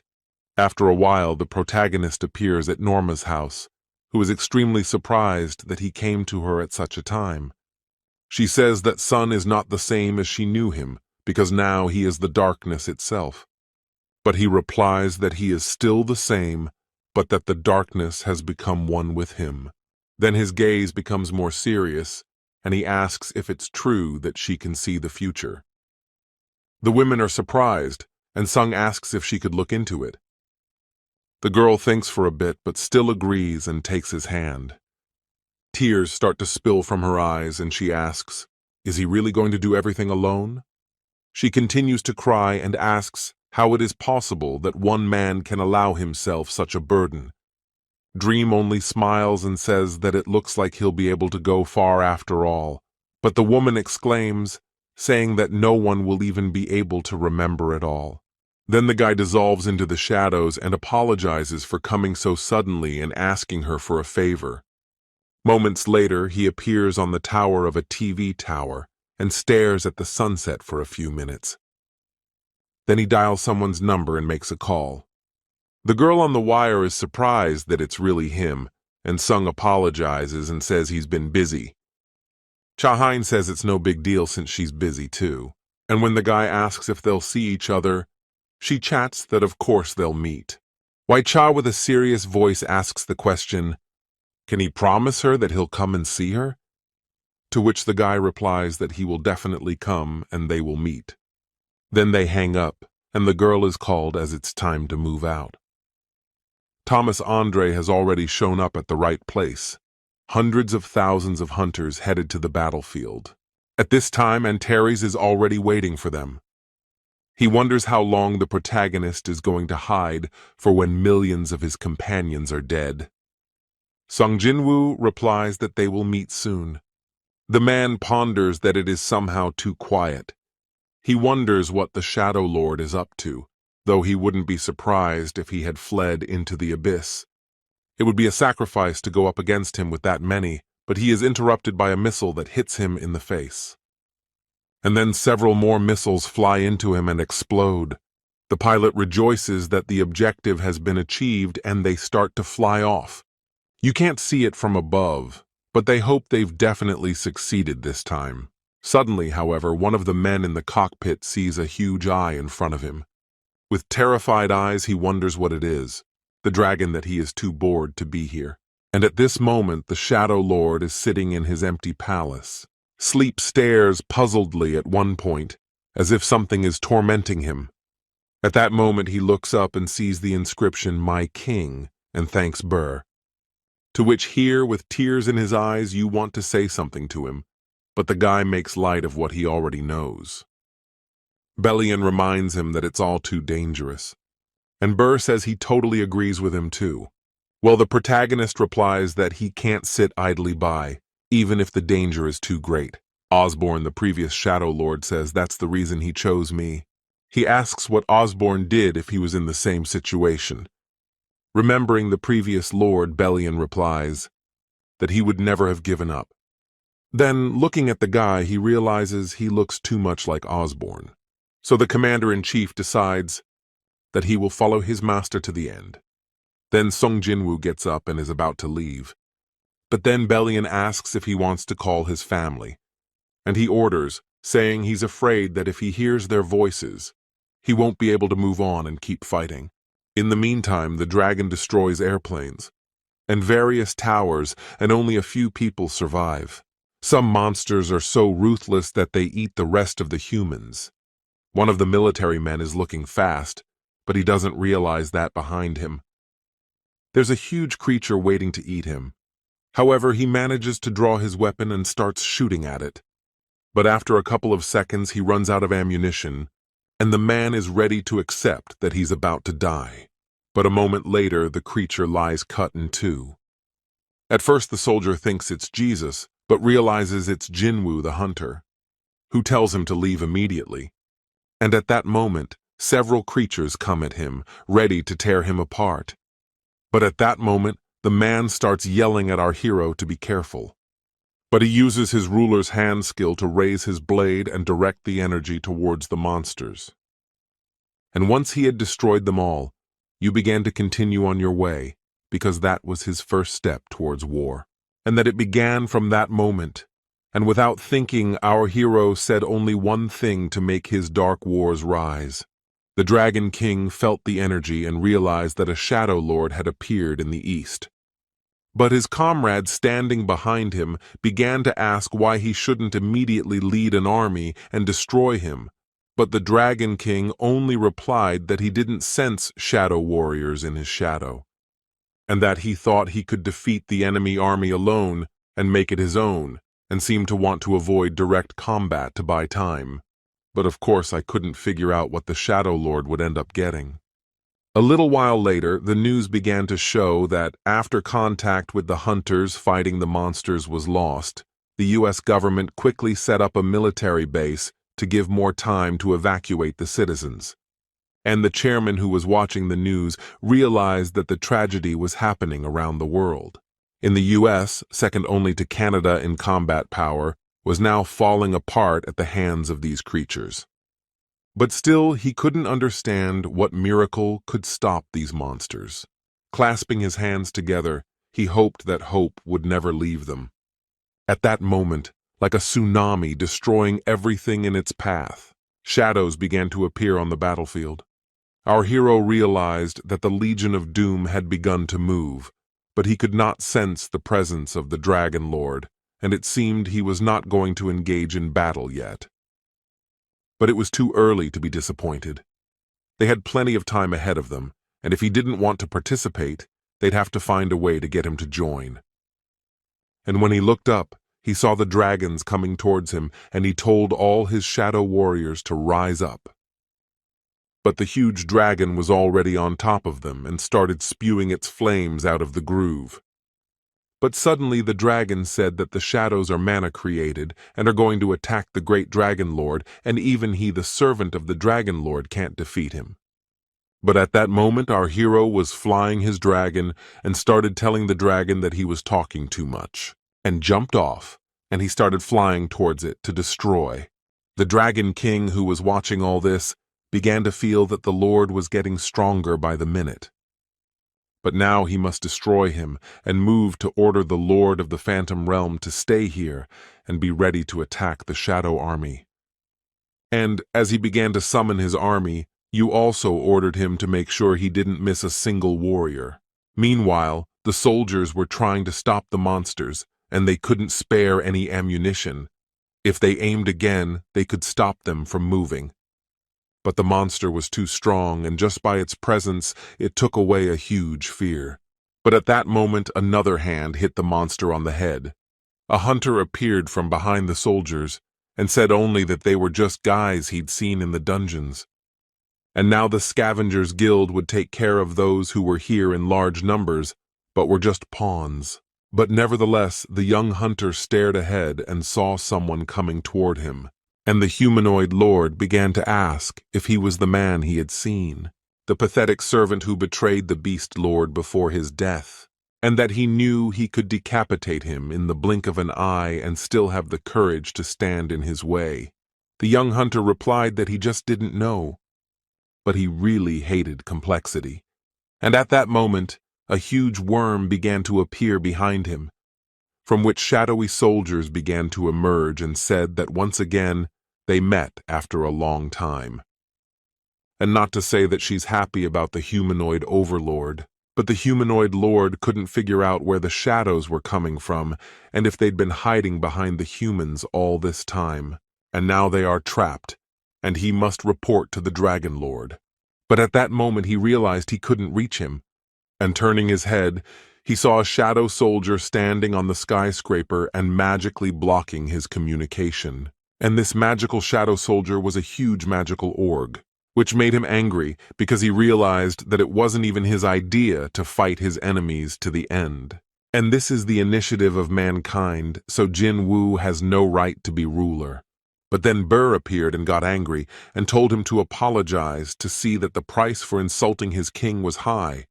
And how dare a mere pawn stand before the Lord? And as soon as the Lord turned into a huge monster, the battle began. Meanwhile, the Dragon King couldn't get in touch with the humanoid overlord, and he wondered if he had betrayed him. And he had to kill him to stop it. And as he began to attack our hero who was standing nearby, our hero said just one word: rise up. At this time, the other hunter, having destroyed the monsters, realized that although fighting these giants was not in the water, it was less of a problem. And all over the continent, demonic magic is surging.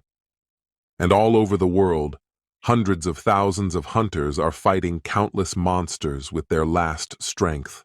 And especially here, the demonic power is sending shivers through their bodies. And at this time, the Dragon King standing in front of our hero began to ask him, is this really it?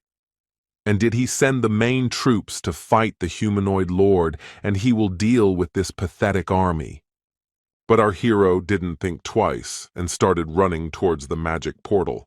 and the Dragon Lord moved because he couldn't miss it. But suddenly he saw a huge army of shadow soldiers in front of him, and realized that he had already absorbed the humanoid lord's warriors, because at that time our hero's commander-in-chief had already dealt with him, and the Dragon King realized that he had defeated the humanoid overlord and then came after him, and that the Lord of Shadows is sometimes the other Shadow Lord who was in the building, started calling up huge portals to another dimension, and the Dragon King asked if they really thought he was the only one who could follow him, because this is the gateway of the Lord of the Phantom Realm, and because of it he can summon as many warriors as he wants. Now the Shadow Lord's plan has gone awry, and wrong decisions will lead him straight to his death, and all he has to do is accept defeat. But our hero before him began to cancel the call of the Shadow Warriors. But the Dragon Lord couldn't understand if he had decided to do without an army. Had he given up? And frankly, looking at the enormous difference between them, he would have surrendered too. But looking at him closely, the Dragon King couldn't see if he was going to fight back. And with the rune of Reed encased in an anti-dragon weapon that can incapacitate all allies and enemies alike, it's that soul cry of deep despair.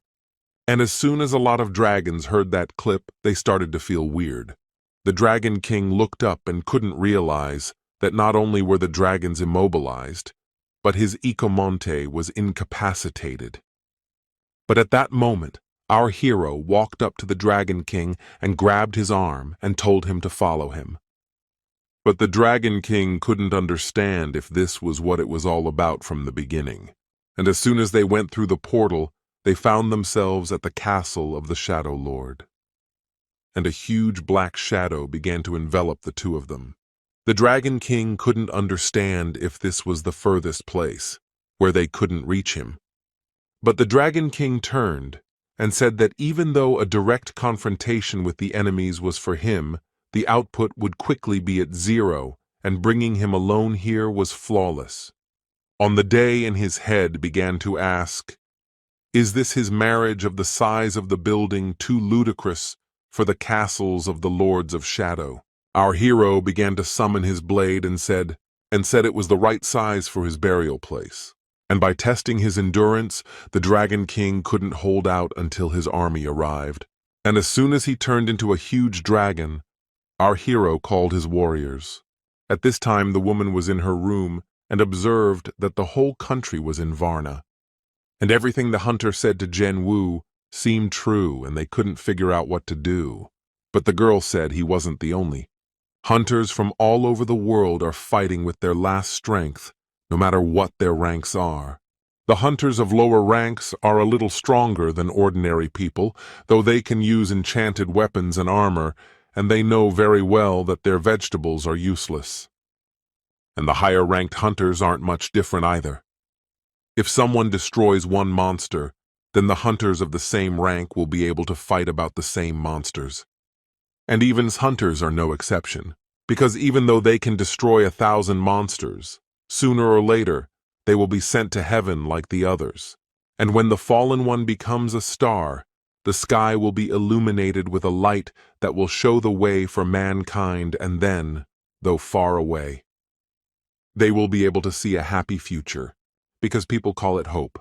In another place, one of the chairman's subordinates came and said that they had received news that a hunter had successfully lured that monster to a desert island near Japan. But the chairman remembered that the huge island created by the massive amount of magical energy from the fall of the giants into the Rad would be minimal for all of them. He'd planned it from the start, so he hid there. But just in case, it's not worth sending hunters closer to the island now, since most of the high-ranking hunters are in America. Although it's even possible to send E-ranked hunters, but suddenly the chairman asked his assistant if he knew that a Jinwoo hunter used to be an E-ranked hunter, to which the guy replied that he didn't know. And it turns out that low-ranking wounds can also become heroes.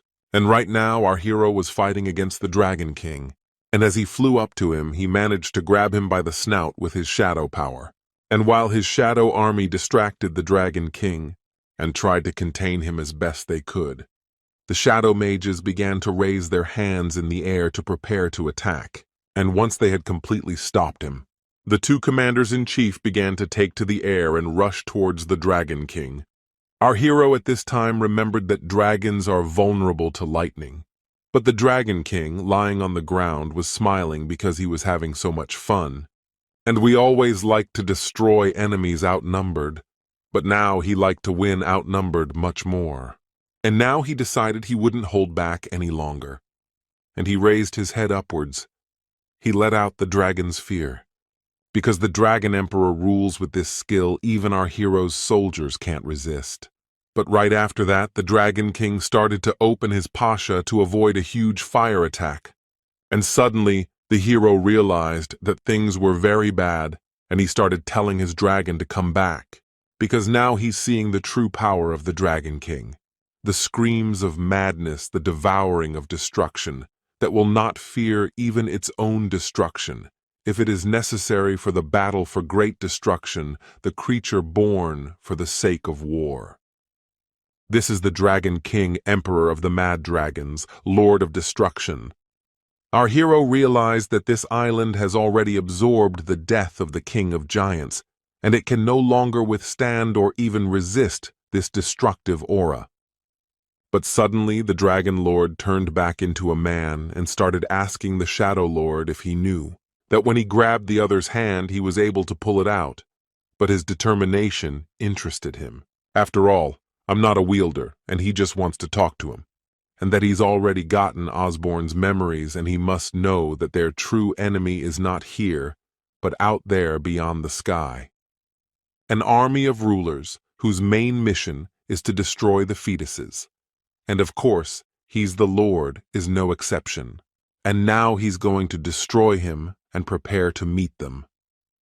But when he meets him, he changes his mind, for he has powers different from the Osborne, and it is in them that he sees their great victory.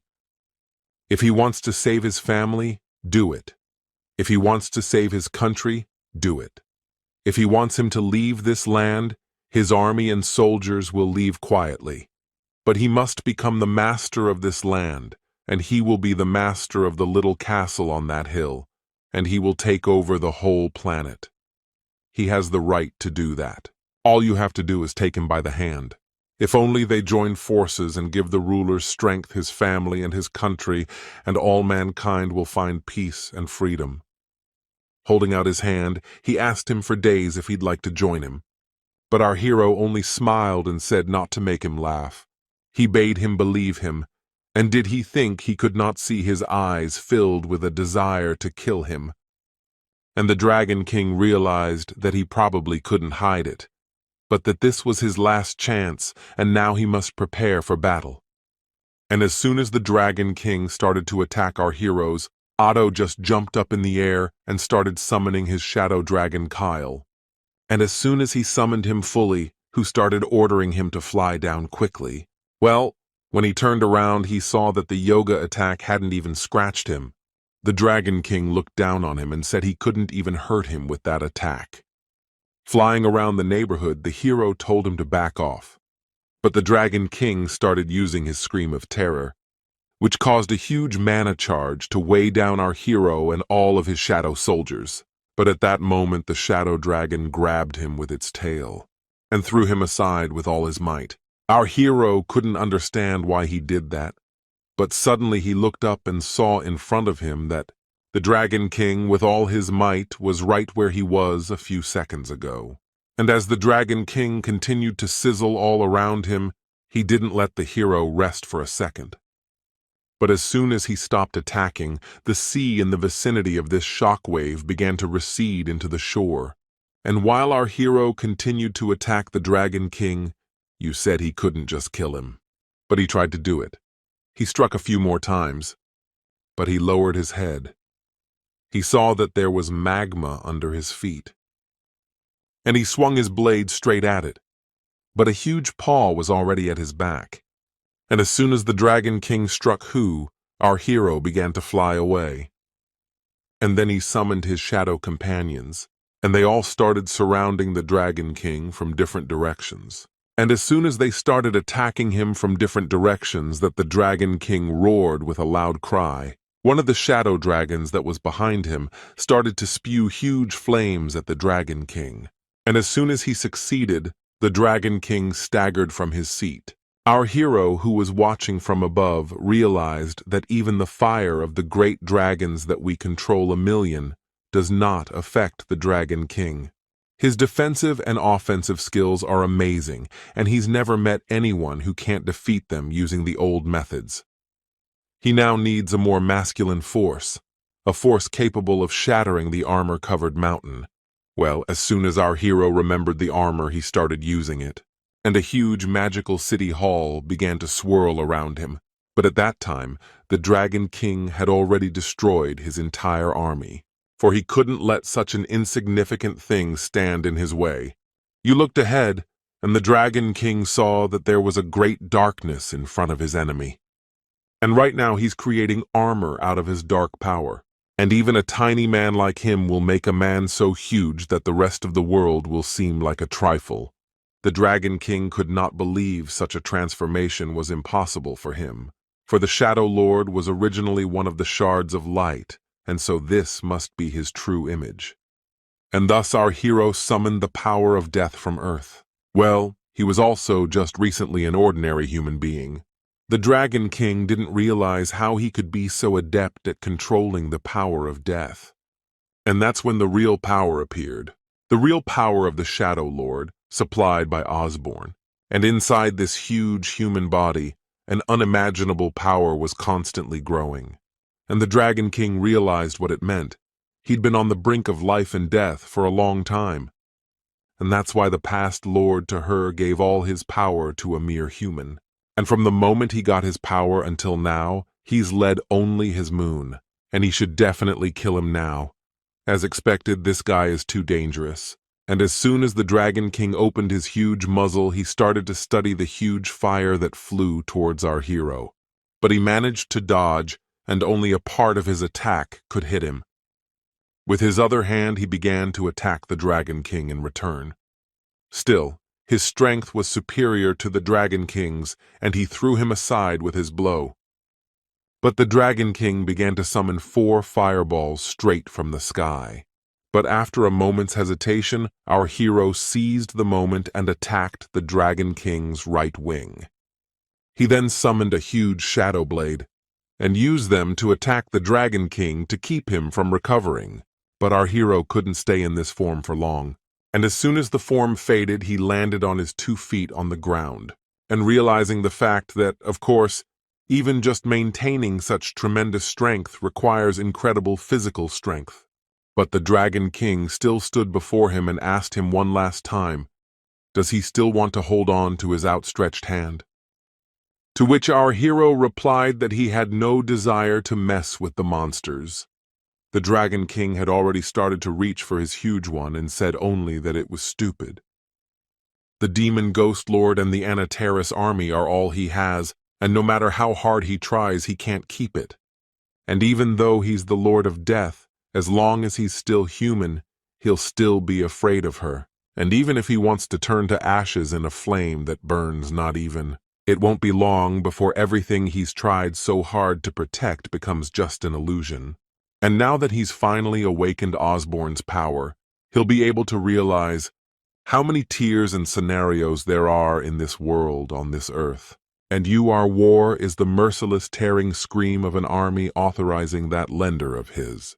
And now he must heed the screams of despair, and soon it will infect everyone like a virus. And of course it will silence everyone too. And no matter how hard he tries, it will soon regret his choice. Our hero won't take long to answer that of the 2 of them, he'll be the first to regret. This blade he had recently left upwards, slowly it began to land behind the Dragon King's back. And at the same moment the blade began to fly toward the Dragon King. But the Dragon King began to smile, saying that he hoped the Dragon Fang dagger would pierce the Dragon Lord's body. Third, isn't it funny that you're a tribe born out of darkness, born into the light, and that the end of this protracted bat is nigh? To which the hero replied that they are. But the Dragon King asked if he had decided to give up his futile resistance. because the army of destruction cannot even rush here. It is fun to be able to cut the Lord everything and quickly raise the morale of the army.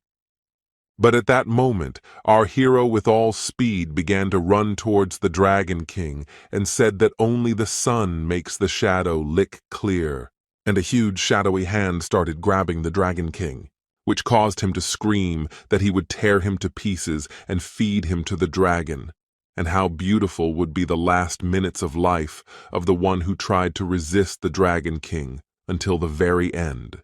But our hero began to pull the blade from his inventory, and then he was able to strike with it. It was impossible, and he certainly didn't see the enemy here when he arrived, because it takes a lot of energy to connect two worlds, and he couldn't understand how an army of rulers could have come here. The plan was to tear the space apart by the conflict of the forces of the summoned serious men, and it attracted the attention of the Legion and brought it here. And the fact that he was only thinking of how not to get hurt in the battle. The Dragon King turned his head and asked if he could contact the lords. The priest said he had one way, and the very abilities of the overlords. The overlords had lent him their powers, and he could still contact them. And so it was with their help that he was able to pinpoint the gateway to this place, to play in the war, and he just watched it collapse. And our hero asked what it was behind everyone's back, and he told the Demon Lord and the Beast Lord to kill the Shadow Lord. And the Dragon King realized that the Demon Lord had blown it for him. But our hero just smiled a little and said one word, that it was Osborne. He said to give him a fiery greeting. But the Dragon King became furious again and wanted to destroy our hero. But suddenly he started to lift his head up, and he saw this bright light above him. And then he realized that he was going to be swallowed up by the world's brightest light and darkness, and was he doomed from the start? And as the rulers finished him off, the Dragon King finally said he would wait for him not in the tranquility of his home, but where there was truly endless peace. And our hero raised his head and told him not to worry, for soon he would see it for himself. And as soon as the Dragon King had vanished, the ruler came to our hero and said that he had ended their war and he didn't even know how to thank him. And even if it sounds a little straightforward, he has one request, our hero said, and it's something only rulers can't do. To which the ruler replied that if it was in his power, he would do his best to help him. To which our hero lowered his head and said he wanted one more time. If they could use the bowl of samsara one more time, but the ruler couldn't understand if he was asking him to use the bowl of samsara to turn back time. But what our hero said was that it was right. Because even if you use God's artifacts to change time, the consciousness of the higher beings will be the same. And that if the dead overlords come back to life with the same memories, and he hopes that by reversing time, he'll never send anyone back to Earth again, and he'll deal with the overlords and the interdimensional rift. But the ruler couldn't understand if he was going into battle alone. It's amazing. Why is he doing this? After all, they've used the bowl of samsara many times, but he doesn't remember them getting any results. There are too many people in this battle, and he wants them all back, no matter what happens. The ruler began to say that often the sansaras are almost exhausted, and in case of failure, it will be impossible to repeat the time. If he wants to, he can forever be remembered as the hero who overcame the wrath of the lords. But the battle he now wants to start, no one will remember. If he loses, he will be ruined. If he wins, he won't be able to enjoy the experience, but nevertheless, he wants to change time. And at that moment, our hero began to remember his family, all his friends and comrades who are now fighting. He stood up and said he would definitely come back. But for the ruler, it was unbelievable because he wants to save not just a part of the world, but the whole world. And his desire to single-handedly carry such a huge responsibility is so reminiscent of the Shadow Lord Osborne of yesteryear. And as soon as the rulers said they wished him luck, our hero asked for one more second, and asked what would happen to the army that didn't exist in the past. The ruler replied that creatures crossing the time axis of the past disappear and others remain. And as soon as our hero understood, he said he was ready. The ruler raised the artifact and said that hopefully his courage would save the world. And at that moment, everyone who was in the cities and different countries began to see that they were being blinded by a bright light. And this is the color that changes time, and the whole planet that was visible from space began to change. And when time turned back, our hero's mom started asking Jin to wake up her brother. And as soon as she opened the door and started yelling for her brother to wake up, but when she looked at him, she realized he wasn't asleep. His sister, who'd just washed up, and the smell of the pot bubbling with chiggers and the clatter of spoons stirring, and his own room soaked in his scent, and even his father sitting at the table reading the newspaper, who answered not father but papa, because he didn't understand why such a formality, but tears began to flow down our hero's cheeks. And he said to his parents that it seems he had a nightmare. The nightmare is over, and the little sister, the healthy mother, and the father who hasn't disappeared are still here. I'm here until the last chance to make things right. And now we can't miss it. From now on, he will rewrite the future with his own hands.